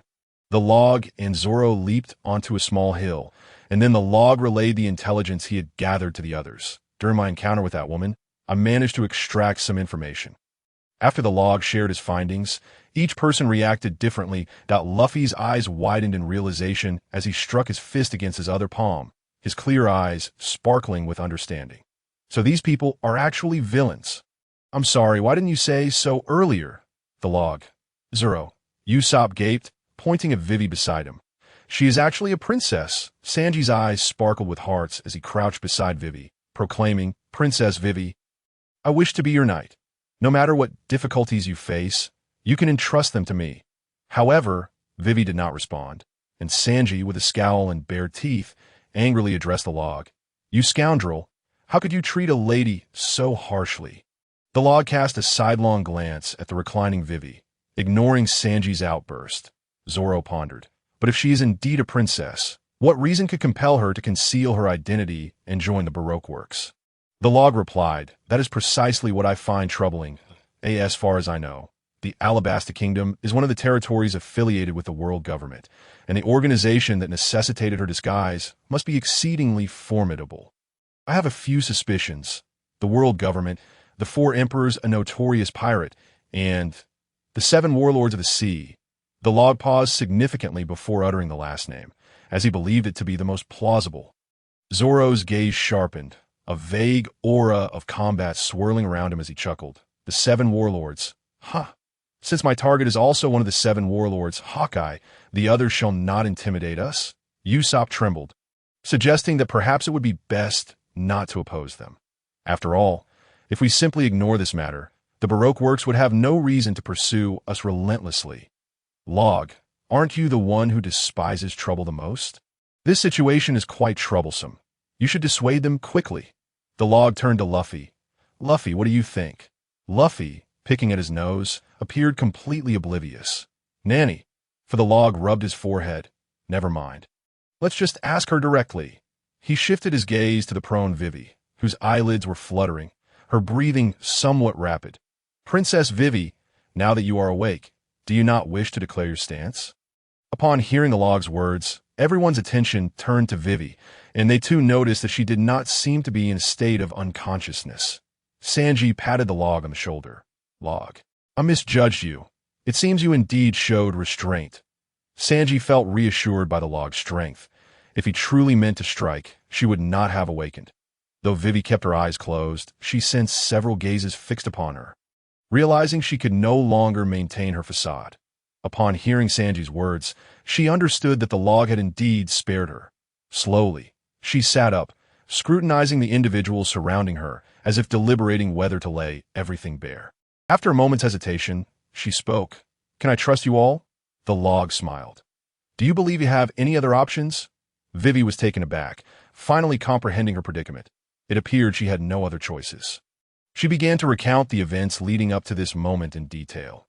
"It is the owner of Baroque Works, Mr. Zoro, who incited unrest among the residents of Alabasta, which is why I and Igaram infiltrated here, solely to expose his schemes. However, I cannot find concrete evidence, yet I did uncover Mr. Zoro's true identity. He is one of the warlords of the sea, Crocodile. His objective is to seize control of the Alabasta Kingdom." After sharing this, Vivi paused, solemnly addressing the group. "He is exceedingly dangerous. You may not stand a chance against him. Knowing this, are you willing to assist me? If you were to act as if nothing has occurred and depart, he might not expend the effort to pursue you." Although Vivi was eager for their help, she did not downplay the inherent dangers. Sanji, filled with righteous indignation, assured her, "Princess Vivi, rest assured, no matter who he is, I will help you." He then patted Luffy. "Luffy, you also want to aid Vivi to support her kingdom, right?" Luffy replied, "So what if she's a princess? What happens to her kingdom is none of our concern." Upon hearing Luffy's words, Vivi lowered her head, prepared for rejection, yet feeling a pang of disappointment. The log and Zoro remained unresponsive, while Usopp wished to help Vivi but felt a twinge of fear at the mention of the seven warlords, rendering him momentarily speechless. Luffy. Sanji found it hard to believe, wanted to say more, but was interrupted by Vivi. "Thank you, but it's all right. This is my own issue and should not involve you." Just then, Luffy burst into laughter and spoke again. "However, we had such a wonderful time at the previous banquet, so I have decided to help you. Besides, I have a feeling this will be quite entertaining." Huh. Vivi's eyes brimmed with grateful tears, while Sanji lit a cigarette. Silently endorsing Luffy's decision, Zoro tightened his grip on his three swords, anticipating the chance to encounter worthy opponents.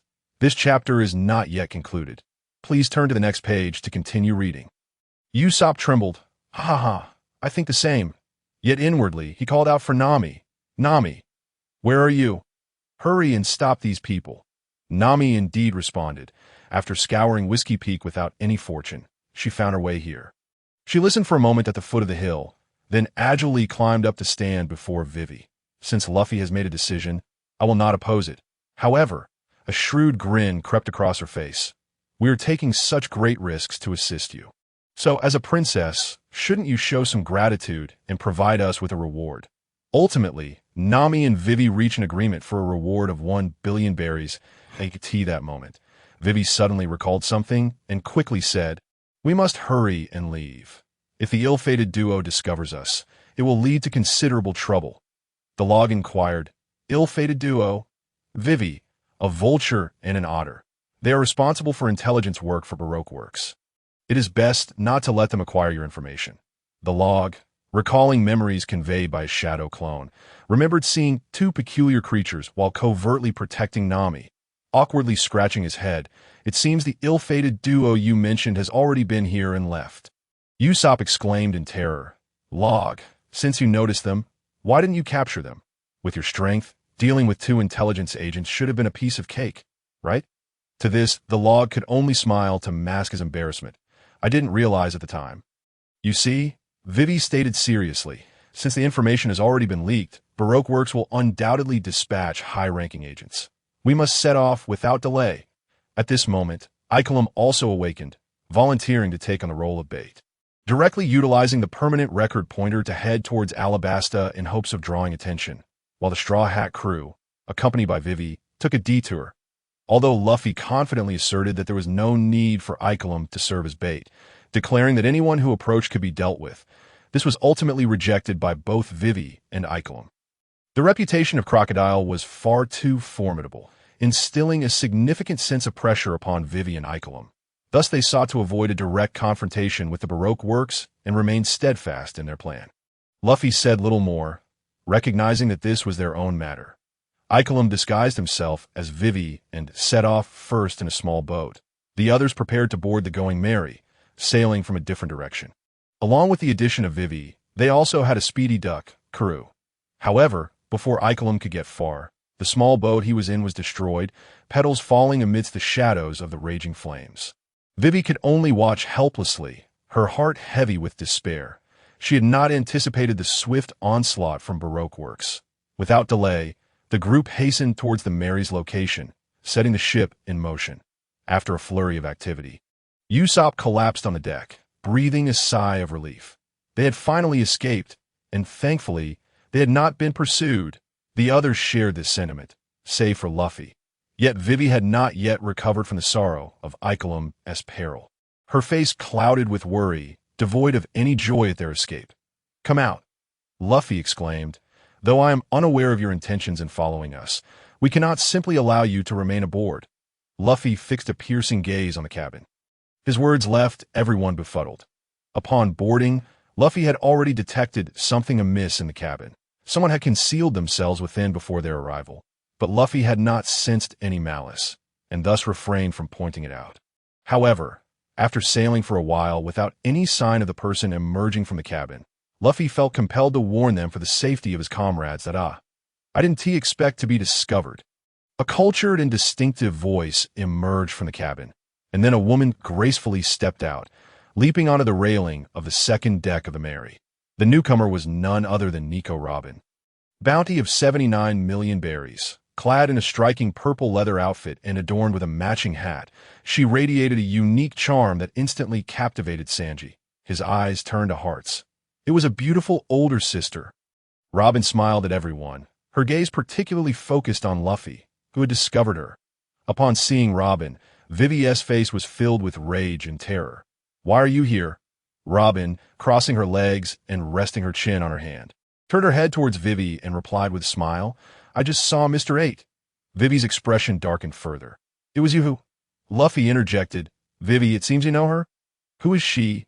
Through gritted teeth, Vivi responded, "Miss All Sunday. She is the partner of Mr. Zero, and we learned of Mr. Zero's true identity by following her." Robin retorted, "To be precise, it was I who led you to follow." Luffy scratched his nose. "Eyes sharp. So she is a villain." Zoro drew his sword. "You should be quiet for a moment. Since she is Mr. Zero's partner, capturing her will facilitate our subsequent actions." With that, Zoro lunged at Robin. However, before he could close the distance, several hands sprouted from Robin's arm. Knocking his sword away, "Do not aim such dangerous things at me," Robin declared. Seeing this, Luffy and Usopp charged at Robin, only to be subdued by the hands that emerged from her body. A devil fruit ability? In an instant, Luffy assessed Robin's powers and formulated a plan. Shadow clone technique. Multiple Luffys charged at Robin, but the outcome remained the same. Countless arms dispersed the illusory clones. Luffy swiftly approached Robin. Yet just as several hands were about to seize him, he had to employ the substitution technique, resulting in only a wooden barrel being captured. However, Luffy's intention with the shadow clone technique was merely to test Robin's ability limits, and it appeared that speed and numbers were of no avail against her. Given this, Luffy resolved to employ alternative methods. He reappeared behind Robin, who, though astonished by his speed, remained unruffled as long as he was within her sight. She could blossom. With the activation of the flower fruit, several hands appeared on Luffy once more, but Luffy would not fall for the same trick twice. Anticipating the move, he had already prepared a fire technique. Fire release. Firefly. This technique, born from witnessing Ace's Firefly, fired Aruma during their battle, allowed him to control tiny sparks to scorch his target continually as the hands appeared before they could take any further action. They were engulfed in flames, burning away and transforming into fluttering petals. Simultaneously, Robin clutched her hands in agony, her previous composure shattered. The flaw of the flower fruit was that the hands that sprouted were also connected to her nervous system. Apart from lacking visible wounds, her main body felt the same pain. Luffy had not anticipated this. He merely wished to eliminate the hands. However, this unexpected turn of events allowed him to place his weapon against Robin's neck. "You had better not make any rash moves, or I shall show no mercy." Usopp praised, "Truly impressive." Feeling the chill against her neck, Robin's forehead broke into a sweat, astonished by Luffy's strength. Based on the intelligence she possessed, only 2 members of the Straw Hat crew were worthy of note: the bounty hunted Luffy and the bounty hunter Zoro. She had not expected to be subdued by Luffy so easily. Thus, Robin had no choice but to relent. "I harbor no ill will towards you. Mr. 8 is unharmed, to be precise. I am here to assist you." Luffy did not withdraw his weapon, coldly stating, "If you had malicious intent, you would not have the opportunity to say such words. State your purpose, or I do not mind taking you as a captive. I imagine your partnership with Crocodile holds some value," Luffy asserted. Such a troublesome man. Robin internally assessed Luffy, realizing that unless she provided something of value, she could not extricate herself. In truth, I also wish to deal with Crocodile. My purpose here is to offer you some assistance. I possess a permanent record pointer, which points to an island near Alabasta. This route is exceedingly discreet.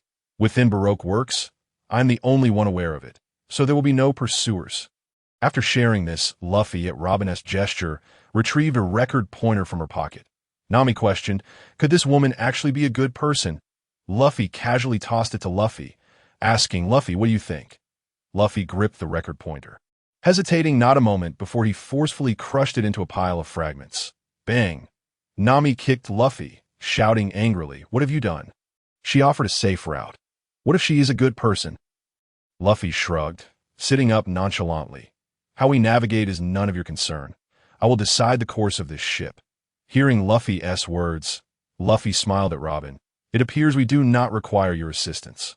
If you lack any further valuable intelligence, it seems you will simply be a guest aboard the ship. However, at this moment, Luffy spoke up. "Ryumoku, let her go." Luffy's words elicited an enthusiastic agreement from Sanji. "Indeed. Although I would love to accompany this beautiful older sister, keeping her as a captive is far from gentlemanly." Ryumoku disregarded Sanji, casting a puzzled glance at Luffy. Luffy continued, "She came here to assist us. Even if she wasn't able to help, that does not make her an enemy. If she wishes to leave, we should allow her to do so." Though he had managed to capture a hostage, which could provide a strategic advantage for their subsequent actions, Ryumoku was reluctant to release her. Nevertheless, since Luffy had spoken, Ryumoku begrudgingly sheathed his blade. "Very well. Or do you truly wish to stay as a guest?" Robin, having her own motives within Baroque works, naturally had no intention of remaining. After casting a deep glance at Ryumoku, the man who had caused her considerable distress, she leapt onto the back of a massive turtle, exclaiming, "Let us go, Bondi!" As she departed, Ryumoku's indifferent voice echoed in her ears. "When we engage Baroque works, you better not stand against us, or you won't be so fortunate next time." Despite Robin having been subdued earlier, her long-standing reputation still kept Vivi tense. It was only after Robin's departure that Vivi gradually relaxed, eventually collapsing onto the ground.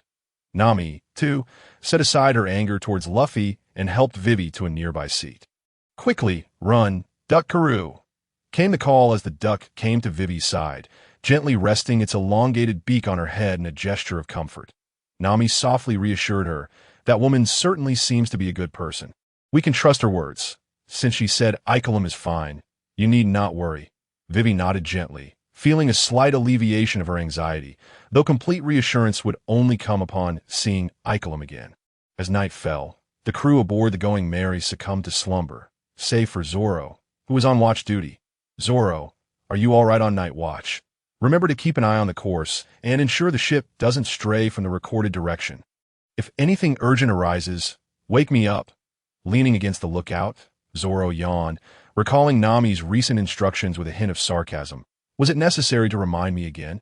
I'm not Luffy. How could the ship possibly stray if I'm not at the helm? It's not my first night watch." However, Zoro overlooked the fact that they were currently navigating the Grand Line, where deviations from the course were not uncommon to AKT that moment. The Going Merry was quietly veering off course due to an undercurrent below, a detail that the directionally challenged Zoro completely failed to notice. As the sun rose, Nami emerged from the cabin, stretching lazily. Yet the splendid scenery went unappreciated. "What splendid weather today." Nami made her way to the deck. Looking up at the lookout, "Zoro, is everything all right with the course?" Zoro replied confidently, "Don't worry, everything is normal." He then jumped onto the deck, tossing the recording log to Nami. "Here you go, I'm off to catch some more sleep." However, he had barely taken 2 steps when Nami's piercing scream echoed, followed by a furious punch from her. Nami's scream jolted the others awake, who feared an enemy attack. The quickest to react was, of course, the chivalrous Sanji, who rushed to Nami's side without even bothering to put on his shoes, shielding her behind him. "Miss Nami, what happened?" Upon realizing there was no immediate danger and that only Zoro was present on the deck, he spoke harshly. "Green algae head, what the hell did you do to make Miss Nami so angry?" Zoro, disregarding the swelling on his head, confronted Sanji angrily. "Perverted cook, are you looking for a fight?" Sanji retorted. "Perfect. I'll teach you a lesson and vent Miss Nami's frustration." Just then, a slender hand holding the recording log appeared between them, revealing a nearly 90-degree angle between the ship's bow and the needle's direction. Nami fumed. "Zoro, is this what you call everything is normal?"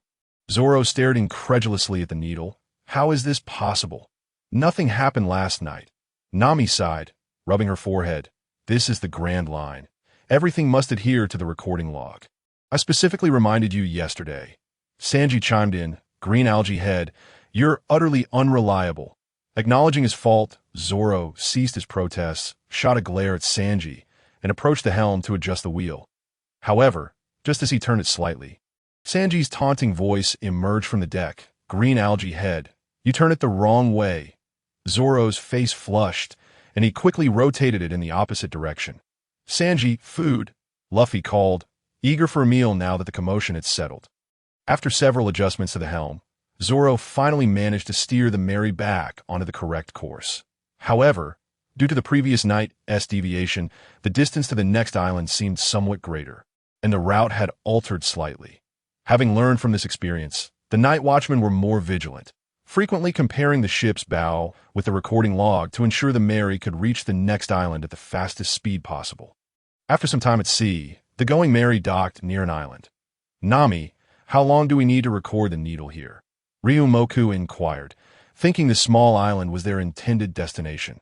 Nami looked at her wrist, glancing at the log still pointing in one direction, shaking her head as she replied, "The needle hasn't budged.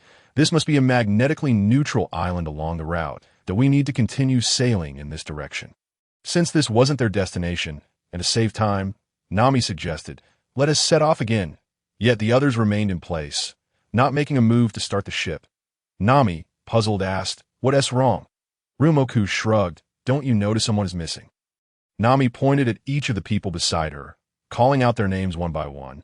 But when she reached the spot where Luffy had been, she found it empty. Having been preoccupied with helping Vivi, Nami had momentarily forgotten Luffy's nature. Realizing Luffy was missing, she slapped her forehead in exasperation. "Forget it. Since Luffy has gone ashore, we might as well take a break here. Sanji, could you please prepare some food?" Sanji bobbed his head enthusiastically. "At your service." Ryumoku leaped off the ship, declaring, "I'll go find Luffy." Zoro called out to Usopp, "Usopp, since there's nothing pressing, let us see if we can find some food." With Zoro accompanying him, Usopp's previous malady of being unable to set foot on land did not resurface, and the two headed toward the island together, with the gentlemen off on their respective tasks. Only Sanji, Nami, Vivi, and the ever-energetic duck Karoo remained aboard. Nami turned to the somewhat listless Vivi, "Vivi, since we can't set off just yet, let us take a moment to enjoy the island," on the sandy shores of a small island. Two individuals and a duck left a trail of footprints along the water's edge.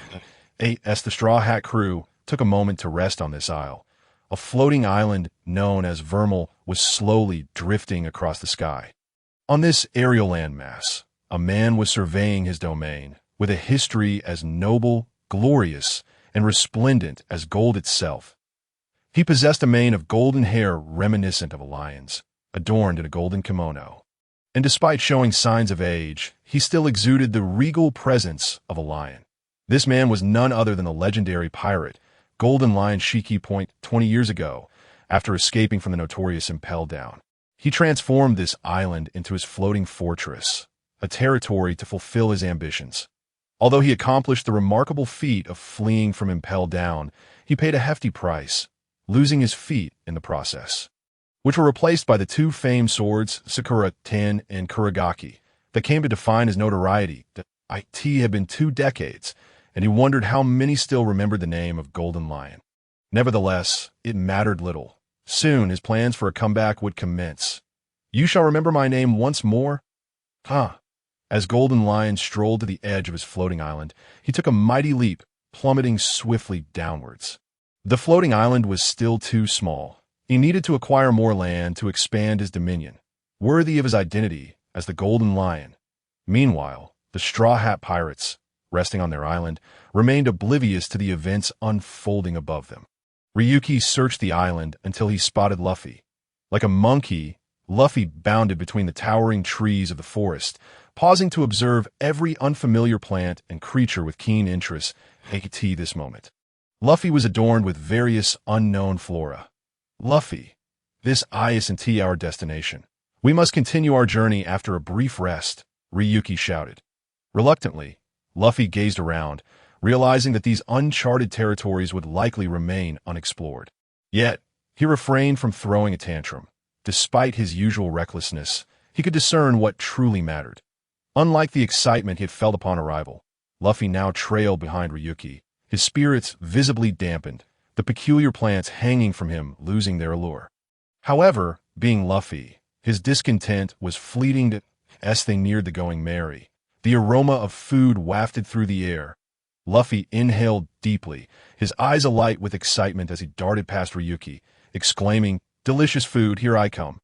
By the time Ryuki leisurely returned to the Mary, the crew had gathered around a fire, roasting the meat of an unknown creature that emanated an enticing scent. Usopp bit into a piece of meat and called out to Ryuki, "Hurry up, or Luffy will devour it all." It was a challenge to catch this swift creature with Zoro. Though there seemed to be plenty of meat on the fire, Luffy's voracious appetite would likely deplete it in no time. Just as Ryuki approached the fire, he abruptly halted, eyes fixed on a figure gradually descending from the sky. His hand instinctively grasped the hilt of his frost-imbued sword, prepared to draw it at a moment's notice. The presence of the man in the air radiated a formidable threat, rivaling the terror he had felt when encountering Mihawk. Unlike Mihawk, whose aura had been somewhat restrained, this man's overwhelming presence was unabashedly potent and unmasked. For a moment, Ryuki even deemed this figure more perilous than Mihawk. Ryuki's sudden movement alerted the crew, who, aside from Luffy, raised their heads warily to observe the Golden Lion's descent. Usopp had already hidden behind Zoro, while Sanji stood protectively in front of Nami and Vivi. Only Luffy appeared unaffected, his eyes gleaming with excitement. "Wow, you can fly down from the sky." Golden Lion was taken aback by Luffy's reaction. Considering Usopp's behavior more typical, admiring the Na'vi Luffy, Golden Lion's gaze was drawn to the familiar straw hat atop Luffy's head, momentarily distracted before dismissing it. After all, it was merely a rather ordinary straw hat, albeit somewhat reminiscent. Golden Lion did not equate Luffy's hat to Roger's. With the arrival of Golden Lion, the atmosphere grew tense. Ryuki, Zoro, and Sanji stood ready, prepared to strike should Golden Lion exhibit even the slightest hint of aggression. Golden Lion, however, noted their vigilance with admiration. "Ho ho ho! Are the young ones so cautious nowadays? I merely stepped out for some fresh air. There is no need for alarm. You should take a page from this straw hat lad." Golden Lion boisterously laughed, his words devoid of pretense, openly expressing his thoughts. Given his strength and status, he felt no need for subterfuge. Ryuki remained non-committal to Golden Lion's remarks. Such a bold individual had no reason to utter falsehoods. Yet, he couldn't help but internally scoff at the latter part of Golden Lion's statement. If everyone on the ship were as reckless as Luffy, their demise would be inevitable. Luffy, suddenly flattered by the praise, became a bit giddy, slapping Zoro on the shoulder. "Did you hear that? You all need to learn from me." "Huh?" Zoro winced in pain, gritting his teeth in annoyance. "Take it easy, you idiot." This scene, though familiar to the crew, still prompted reminders of decorum. You two should know when to play around. Meanwhile, Golden Lion observed with an appreciative grin, "Ho ho ho. You are indeed amusing." Ryuki interjected, "Forgive my rudeness. Is there something you require?" Golden Lion replied. I initially had no intention of interrupting, but I seemed to have caught a whiff of a tantalizing aroma, which reminded me that I have yet to eat. "Would you mind if I joined you?" His request was genuine. Golden Lion had intended to swiftly claim the island using the abilities of the float fruit. However, upon catching the scent of food midair, he adjusted his landing point to the Straw Hat crew's resting place.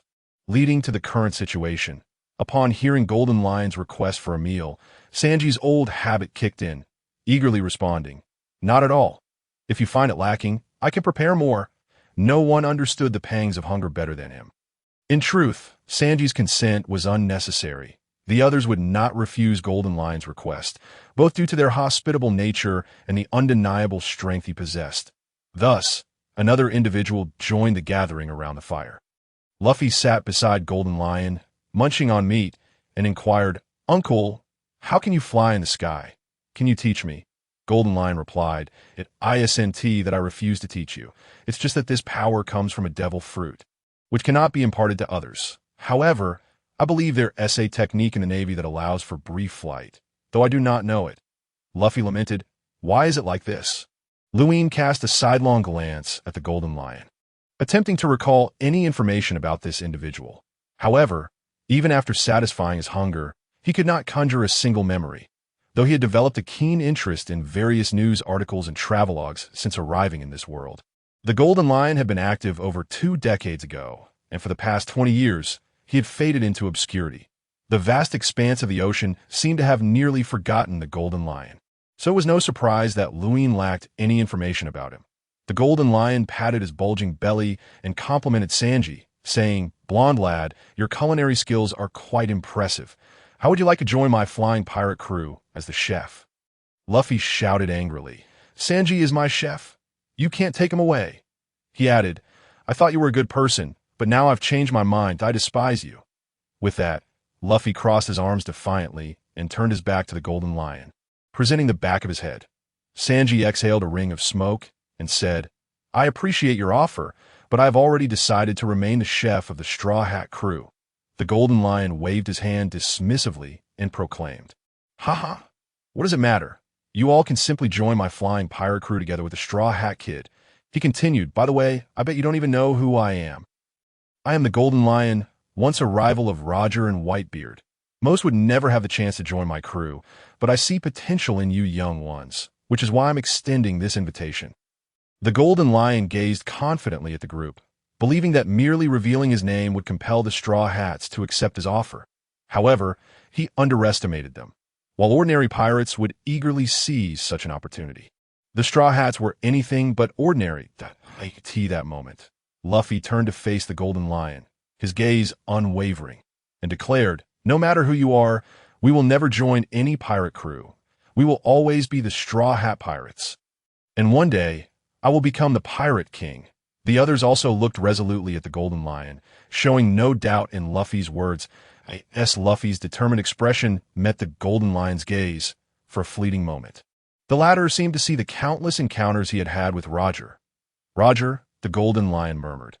After a brief moment of distraction, he refocused on the straw hat atop Luffy's head, his expression darkening as he spoke in a low voice. "Kid, who gave you that hat?" Luffy replied, "Shanks." Shanks? The Golden Lion momentarily struggled to recall the name, but soon a vision of a red-haired boy appeared in his mind, and he burst into laughter. "Ha! So, you're the kid from Roger's crew. No wonder you resemble him so closely. In that case, you might as well stay here." No sooner had he spoken than the Golden Lion unleashed an overwhelming aura, causing himself to levitate as he swung his leg forward, launching a slashing attack towards Luffy. Slash wave. Luffy narrowly dodged the attack and shouted, "Nami, Usopp, Vivi, get back to the ship. Be careful." The three understood that staying would only hinder their allies, so they swiftly returned to the Going Merry and raised the anchor, ready to flee at a moment's notice. Luffy, Luin, Zoro, and Sanji formed a protective circle around the Golden Lion. Although they had never heard of the Golden Lion's name, they could tell from his words that he was a formidable pirate capable of matching the Pirate King Roger. Even if the Golden Lion's claims were exaggerated, his overwhelming presence indicated his immense strength. The four realized they would need to join forces to stand a chance. Rubber Gatling. Luffy extended his arm and launched the first attack against the Golden Lion. Faced with a barrage of punches, the Golden Lion disdainfully chose not to evade. Raising his arm to counter Luffy's blows, in their initial clash, Luffy found himself at a disadvantage. Luin exchanged glances with the others, nodding in agreement as they joined the fray. Since the Golden Lion remained floating in midair, Zoro had yet to master aerial slashes, and Sanji lacked long-range attack capabilities. Thus, they could only leap repeatedly to pose a threat to the Golden Lion. Luin assessed the situation and decided to play a supportive and distracting role from the sidelines. Earth Release. Stone Pillars. Under Luin's control, stone pillars were strategically placed around the Golden Lion, facilitating Zoro and Sanji's attacks. Whenever the pillars were destroyed by the chaos of battle, or if the Golden Lion shifted positions, Luin would replace them as the others launched their assaults. This required keen insight and a level of teamwork to enhance their efforts. Otherwise, it would merely create confusion. Fortunately, with Luin having activated a Sharingan, he and Luffy's group possessed both qualities. From the sidelines, Luin also unleashed fire release and water release techniques, hoping to create opportunities for Luffy and the others to strike. However, the Golden Lion, a pirate of great repute on par with Roger and Whitebeard, maintained the upper hand even without utilizing haki, despite the coordinated efforts of the four. With such strength at such a young age. "I was never as formidable in my youth. Straw Hat Kid, I'll give you one more chance. Destroy your straw hat and join my flying pirate crew, and I'll let you go." He laughed after dodging Zoro's sword strike. Panting heavily, Luffy kicked out at the Golden Lion. "No way. I need to return this hat to Shanks personally, and we will never join you. The golden lion grasped Luffy's oversized sandal and swung him towards the incoming Sanji, sending them both flying. Lion's thousand cuts. The golden lion swept his right leg, unleashing a series of slashes from the dried wood, their power perhaps not as fierce as Mihawk's, but still impossible to withstand. Yet, due to the prior impact, Luffy and Sanji were unable to evade the onslaught of relentless strikes. 3 sword style ultimate. 3,000 worlds. Seizing the moment while the golden lion focused on delivering finishing blows to Luffy and Sanji, Zoro used the nearby stone pillars to launch his most powerful attack against the airborne golden lion.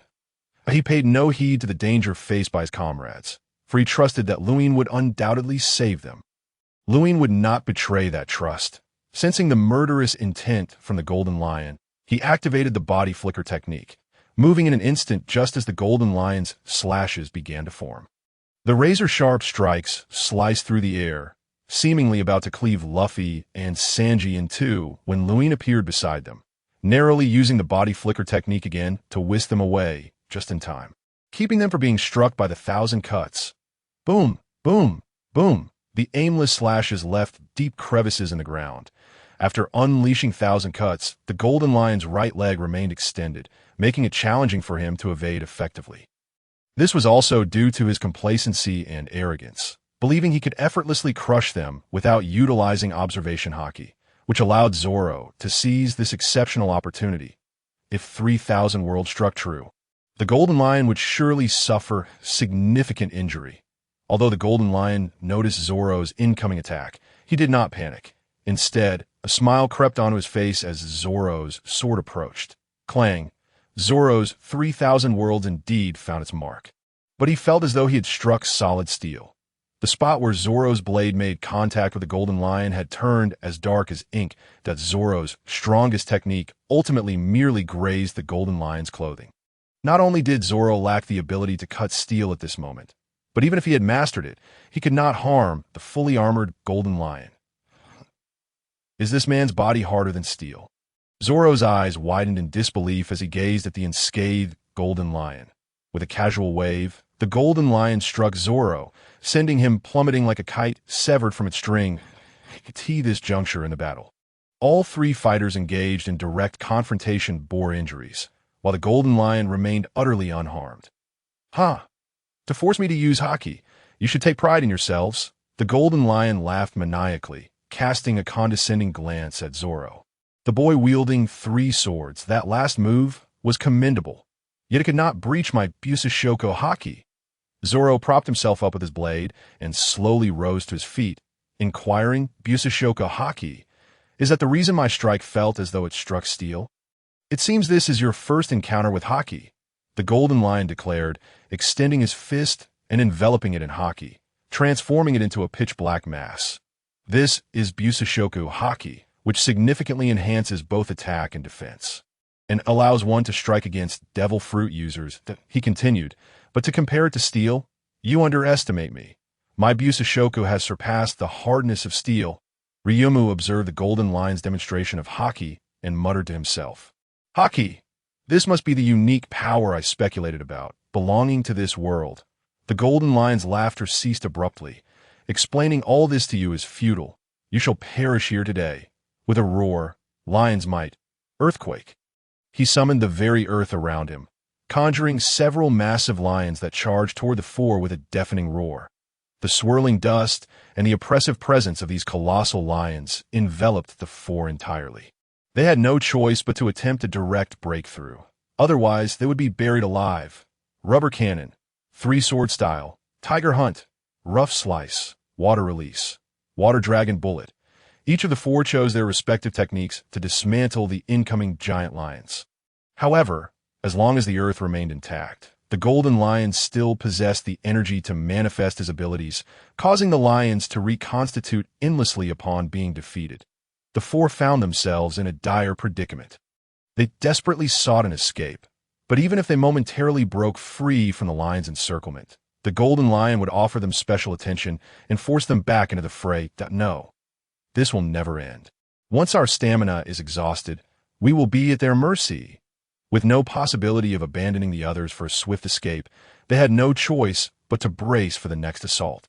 Realizing that their attacks yielded no significant effect, Ryumu concluded that the best course of action was to feign defeat and strategize their next move. After scattering the approaching lion's head with a punch, Ryumu called out to his companions, "Everyone, this is not a viable strategy. Gather around me." Luffy, Zoro, and Sanji, though puzzled by Ryumu's intentions, hesitated not and swiftly converged at his side. "Ryumu, do you have a plan?" Zoro asked. Ryumu nodded, his hands forming seals. Earth release. Earth pit. A deep chasm opened beneath them, causing the four to fall into its depths. Sanji fumed. "Ryumu, you idiot! Is this your brilliant idea?" Ryumu reassured him. "Fear not. Earth release. Earthen wall."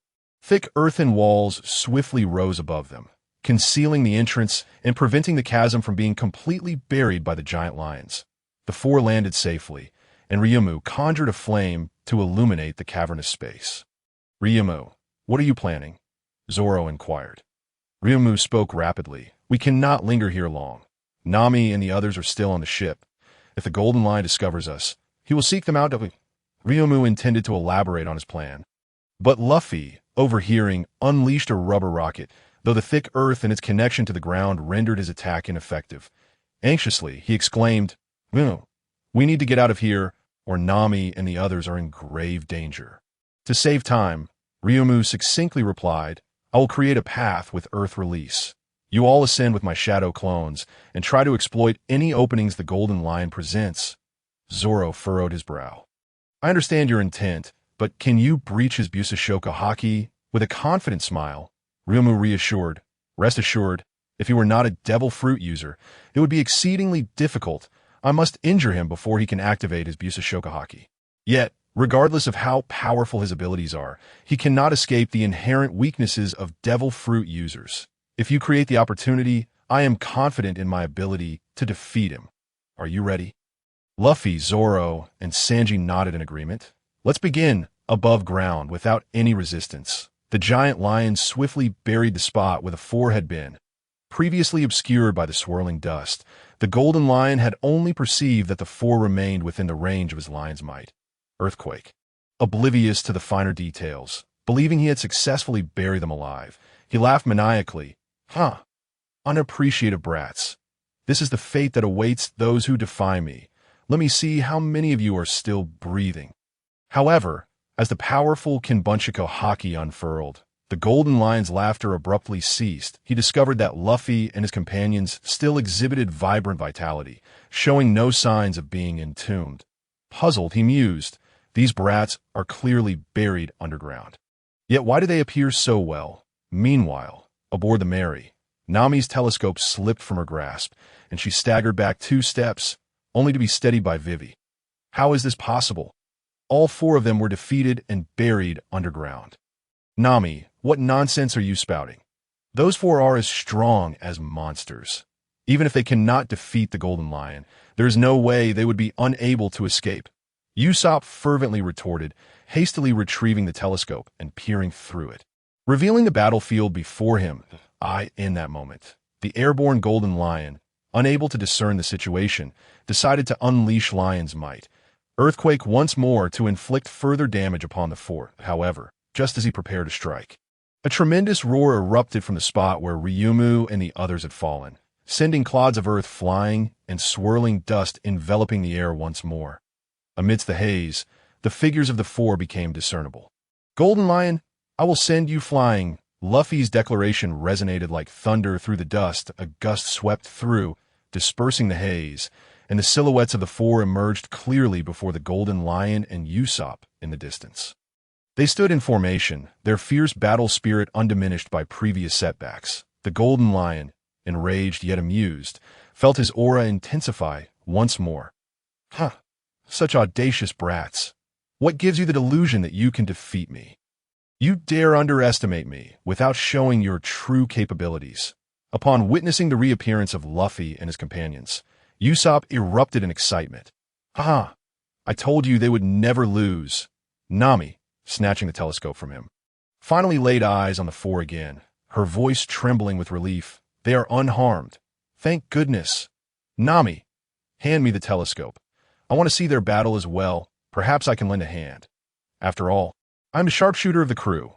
Usopp expressed his dissatisfaction with Nami's high-handed behavior, retrieving his slingshot from a small cloth pouch at his waist, indicating that he too could be of assistance.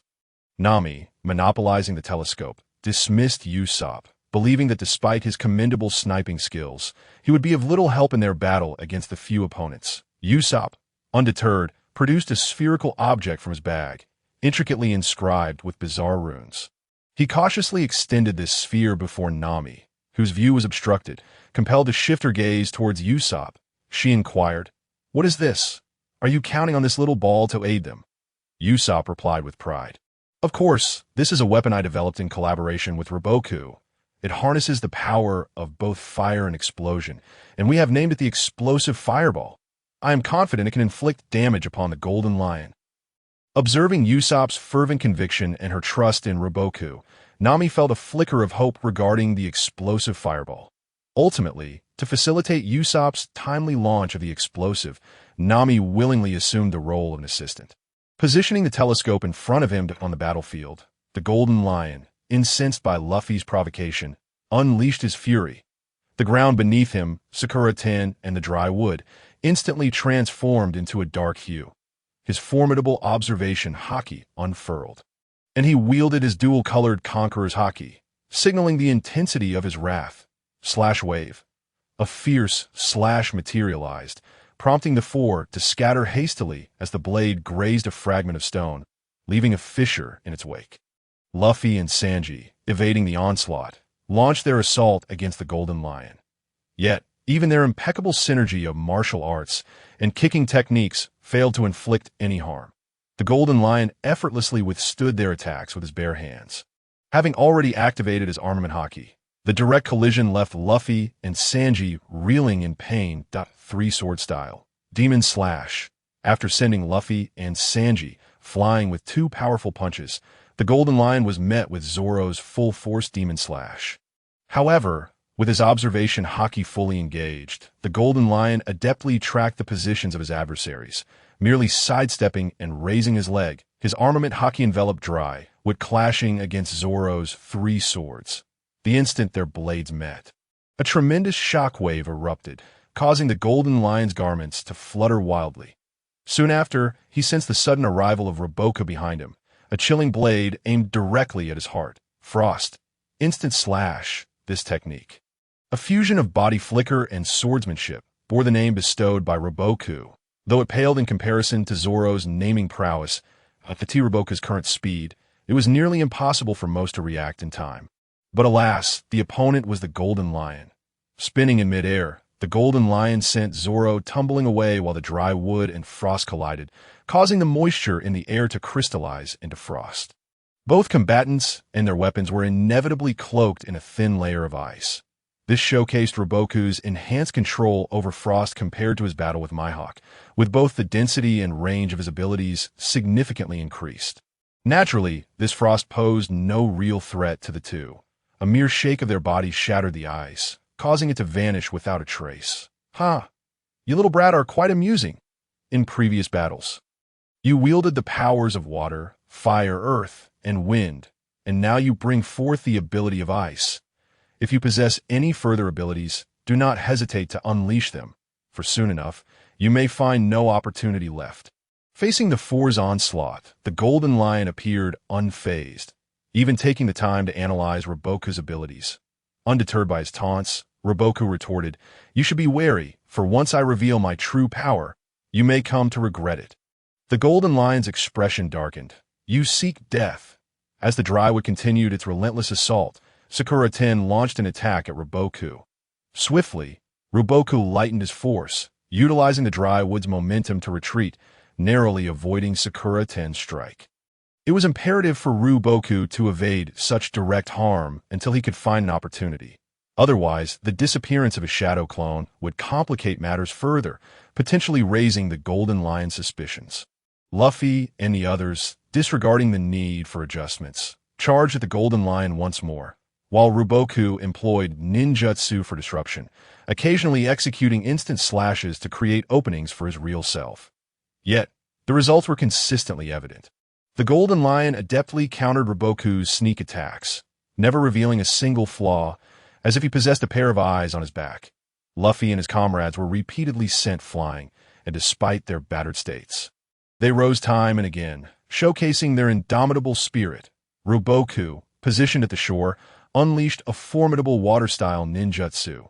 Water-style, water dragon rampage.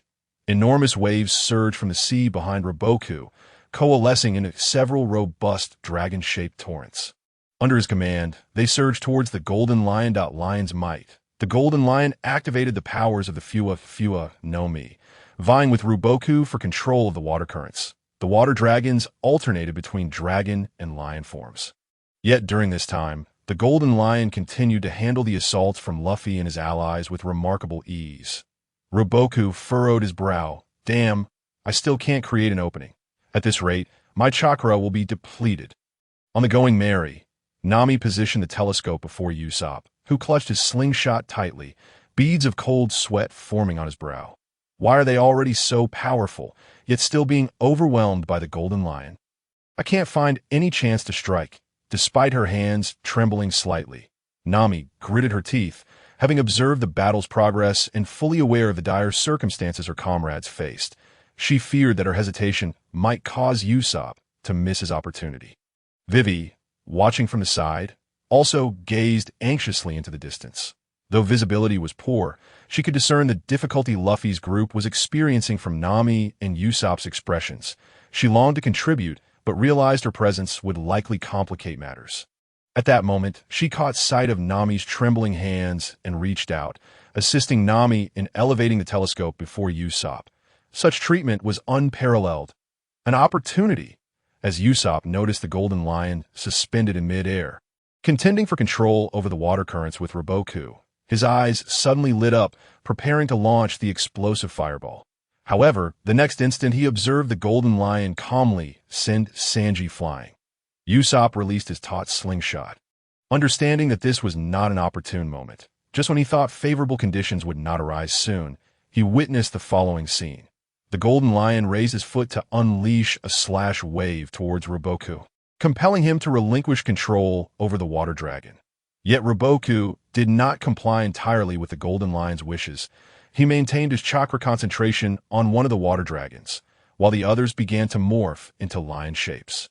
Before the Golden Lion could command the lion forms to attack Luffy and his companions, the water dragon under Ruboku's control surged towards him at high speed. If the Golden Lion wished to avoid being inundated by the colossal wave and losing his combat effectiveness, he had no choice but to either shatter or evade it. However, with Luffy and his comrades launching frenzied assaults in concert with the water dragon, there were virtually no openings to exploit. The Golden Lion could only opt to counter all incoming attacks simultaneously. Lion's might. Tornado. The Golden Lion whirled into a frenzy, generating 4 whirlwind lions, aiming to disperse the water dragon while launching the trio into the air. At this moment, Ruboku seized the opportunity, even at the cost of a shadow clone being struck, to create a chance, a hope for victory. On the merry, Usopp was always capable of unexpected surprises. He had not coordinated with Ruboku, and thus was unaware of any hidden tactics on the battlefield. However, he swiftly recognized the opportunity, and, as the water dragon charged towards the Golden Lion, he decisively took action, pulling back the slingshot with fervor, exclaiming, "Go!" Explosive triple star. 3 spherical objects hurtled swiftly towards the feet of the Golden Lion. The hurricane lions created by the Golden Lion also accomplished their tasks, scattering the water dragon, while Luffy and his companions were once again sent flying. The shadow clone of Leomu had also successfully retreated in advance. Yet as he was struck by the slashing wave, a hint of satisfaction graced his face, not merely because of his own scheme, but also due to the realization that the explosive fire star launched by Usopp was executed splendidly. He understood that this attack by Usopp effectively filled the gaps in the plan, ensuring the main body S assault would hit its mark. As the Golden Lion ceased his spinning, a trio of explosive stars followed in quick succession. Activating his observation haki, he he immediately detected the object soaring towards him from afar. With a flurry of movements, the golden lion swung his twin swords, cleaving both the first gunpowder star and the second fire star in half, causing them to detonate beside him, the explosions having no impact on him other than rustling his garments. However, in that fleeting moment, the golden lion fell under the illusion that the third object, resembling a child's toy, posed no threat. He prepared to unleash his move, Cherry Blossom 10, aiming to slice the explosive fireball in two, distancing himself from the epicenter of the blast. Yet this particular munition was unlike ordinary projectiles. It had been meticulously crafted by Lyomu and Usopp to address specific contingencies. During his procurement in Road Town, Usopp had serendipitously acquired a special metal with a trial-and-error mindset. In subsequent research, Lyomu discovered that this metal could serve as the material for an explosive talisman, capable of generating significantly greater explosive power. After relentless refinement by the duo, they finally succeeded in creating the explosive fireball. Its characteristics included low detonation requirements, rapid explosion velocity, and high explosive intensity, with a single explosive fireball possessing the strength equivalent to approximately 10 explosive talismans. Thus, after the Golden Lion triggered the first two munitions, the residual shockwave from the gunpowder star combined with the flames from the fire star, preventing Cherry Blossom 10's blade from even grazing the explosive fireball, which detonated directly. Boom! A tremendous explosion reverberated, with the Golden Lion caught at its epicenter. Escape was impossible. He could only envelop himself in Busashoka Haki to mitigate the damage. This also highlighted a flaw in observation Haki, as it could not perceive the level of danger posed by inanimate objects. The explosion arrived swiftly and just as swiftly dissipated. As the thick smoke cleared, the Golden Lion floated in the air, his body marked with bloodstains and his golden kimono tattered, indicating that the explosive fireball had indeed inflicted some harm. However, this was not as per the plan. According to the strategy, the Golden Lion should have been subdued by this point. Instead, the outcome was entirely contrary, with Lyomu's body trapped in the crater below. After arduous efforts, Luffy and his companions struggled to rise, only to witness the unbelievable scene, crying out in anguish, "Lyomu!" in the immediate aftermath of the explosive fireball's detonation. The Golden Lion forcibly withstood the damage from the blast using his Busashoka Haki, yet in stark contrast to his earlier grandeur, his tattered clothing rendered him somewhat disheveled. I could see that moment. Lyomu's silhouette appeared behind the Golden Lion, his hand forming the final seal for the water prison technique, ready to ensnare him as long as the Golden Lion was trapped within the water prison. No matter how formidable his strength, he would be rendered powerless to resist. Seeing his plan on the verge of success, a surge of excitement illuminated Lyomu's face. However, his smile was abruptly extinguished as he felt a tremendous impact to his abdomen. Blood spewing from his mouth, sending him plummeting downward. Devoid of chakra supply, the water prison technique could not be maintained. Just as the technique was about to ensnare the Golden Lion, this strike shattered Lyomu's aspirations. So close, but why? The plan had seemed flawless. He should not have had a chance to react. Yet, the harsh reality dictated otherwise. Lyomu could only descend into the crater created by the explosion, filled with resentment. The Golden Lion gazed down at Lyomu in the pit, laughing, "Jahaha! Little brat, you still wish to plot against me? I had already sensed something amiss when a stone exuded the same aura as you. Although I do not know how you managed to create another version of yourself, you did manage to conceal your presence to a degree after transforming into stone. Had it not been for my observation Haki catching a faint trace, I might have indeed fallen victim to you little rascals. If those old geezers found out, I would lose all face." Indeed, as the Golden Lion detected Lyomu's aura emanating from the stone, a portion of his observation Haki remained affixed to it. Upon sensing the aura dissipate, the Golden Lion was already poised to launch his assault. The moment Lyomu reappeared, he was met with a Busashoka elbow strike. Ultimately, the Golden Lion had underestimated the situation. Had he proactively attacked the stone, compelling Lyomu to reveal himself, none of these events would have transpired. Lyomu slowly rose, wiping the blood from the corner of his mouth with his arm, gazing seriously at the Golden Lion, his mind racing. Once again, Haki! This observation haki seems to enhance perceptual abilities I had been exposed from the very beginning. The plan was doomed to fail from the outset. He recalled that initially, the golden lion had cast a glance towards the stone he had transformed into, but Liumu, having overestimated his own concealment abilities, never considered that he could be discovered. Nonetheless, one could not fault Liumu entirely. He had no knowledge of the existence of observation haki. Moreover, even if he had known, there was no superior alternative. It could be said that this overlooked aspect of observation haki extinguished the hopes of the Straw Hat crew entirely. In that instant, Liumu's mind raced, desperately searching for alternatives to the current predicament, yet no viable option surfaced. Their only remaining path was to flee. The man suspended in the air was far too powerful, beyond the means of their current capabilities to confront. Even if they were reluctant, they had no choice but to consider this. Yet now was not the moment to escape at will. The Golden Lion would not simply allow them to depart. Liumu exchanged a glance with Luffy, making a decision. Ultimately, the moment of parting had arrived. Initially, upon entering the Grand Line, Liumu had planned to bid farewell to the Straw Hat crew, but due to his reluctance, they had spent so much time together. Now, it appeared that even with his lingering sentiments, they could only part ways. Liumu's aura surged dramatically, his cloak billowing wildly behind him as he shouted at the Golden Lion. "Golden Lion, you wish to see what other abilities I possess? I shall satisfy your curiosity now." Shadow clone technique.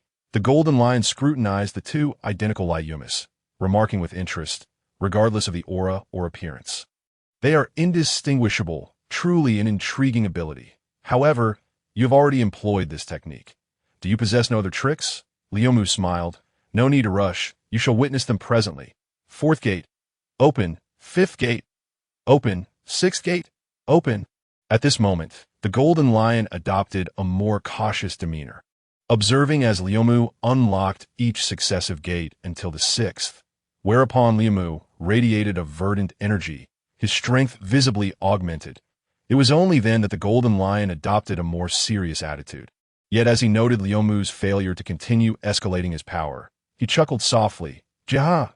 A temporary boost in strength, is it?"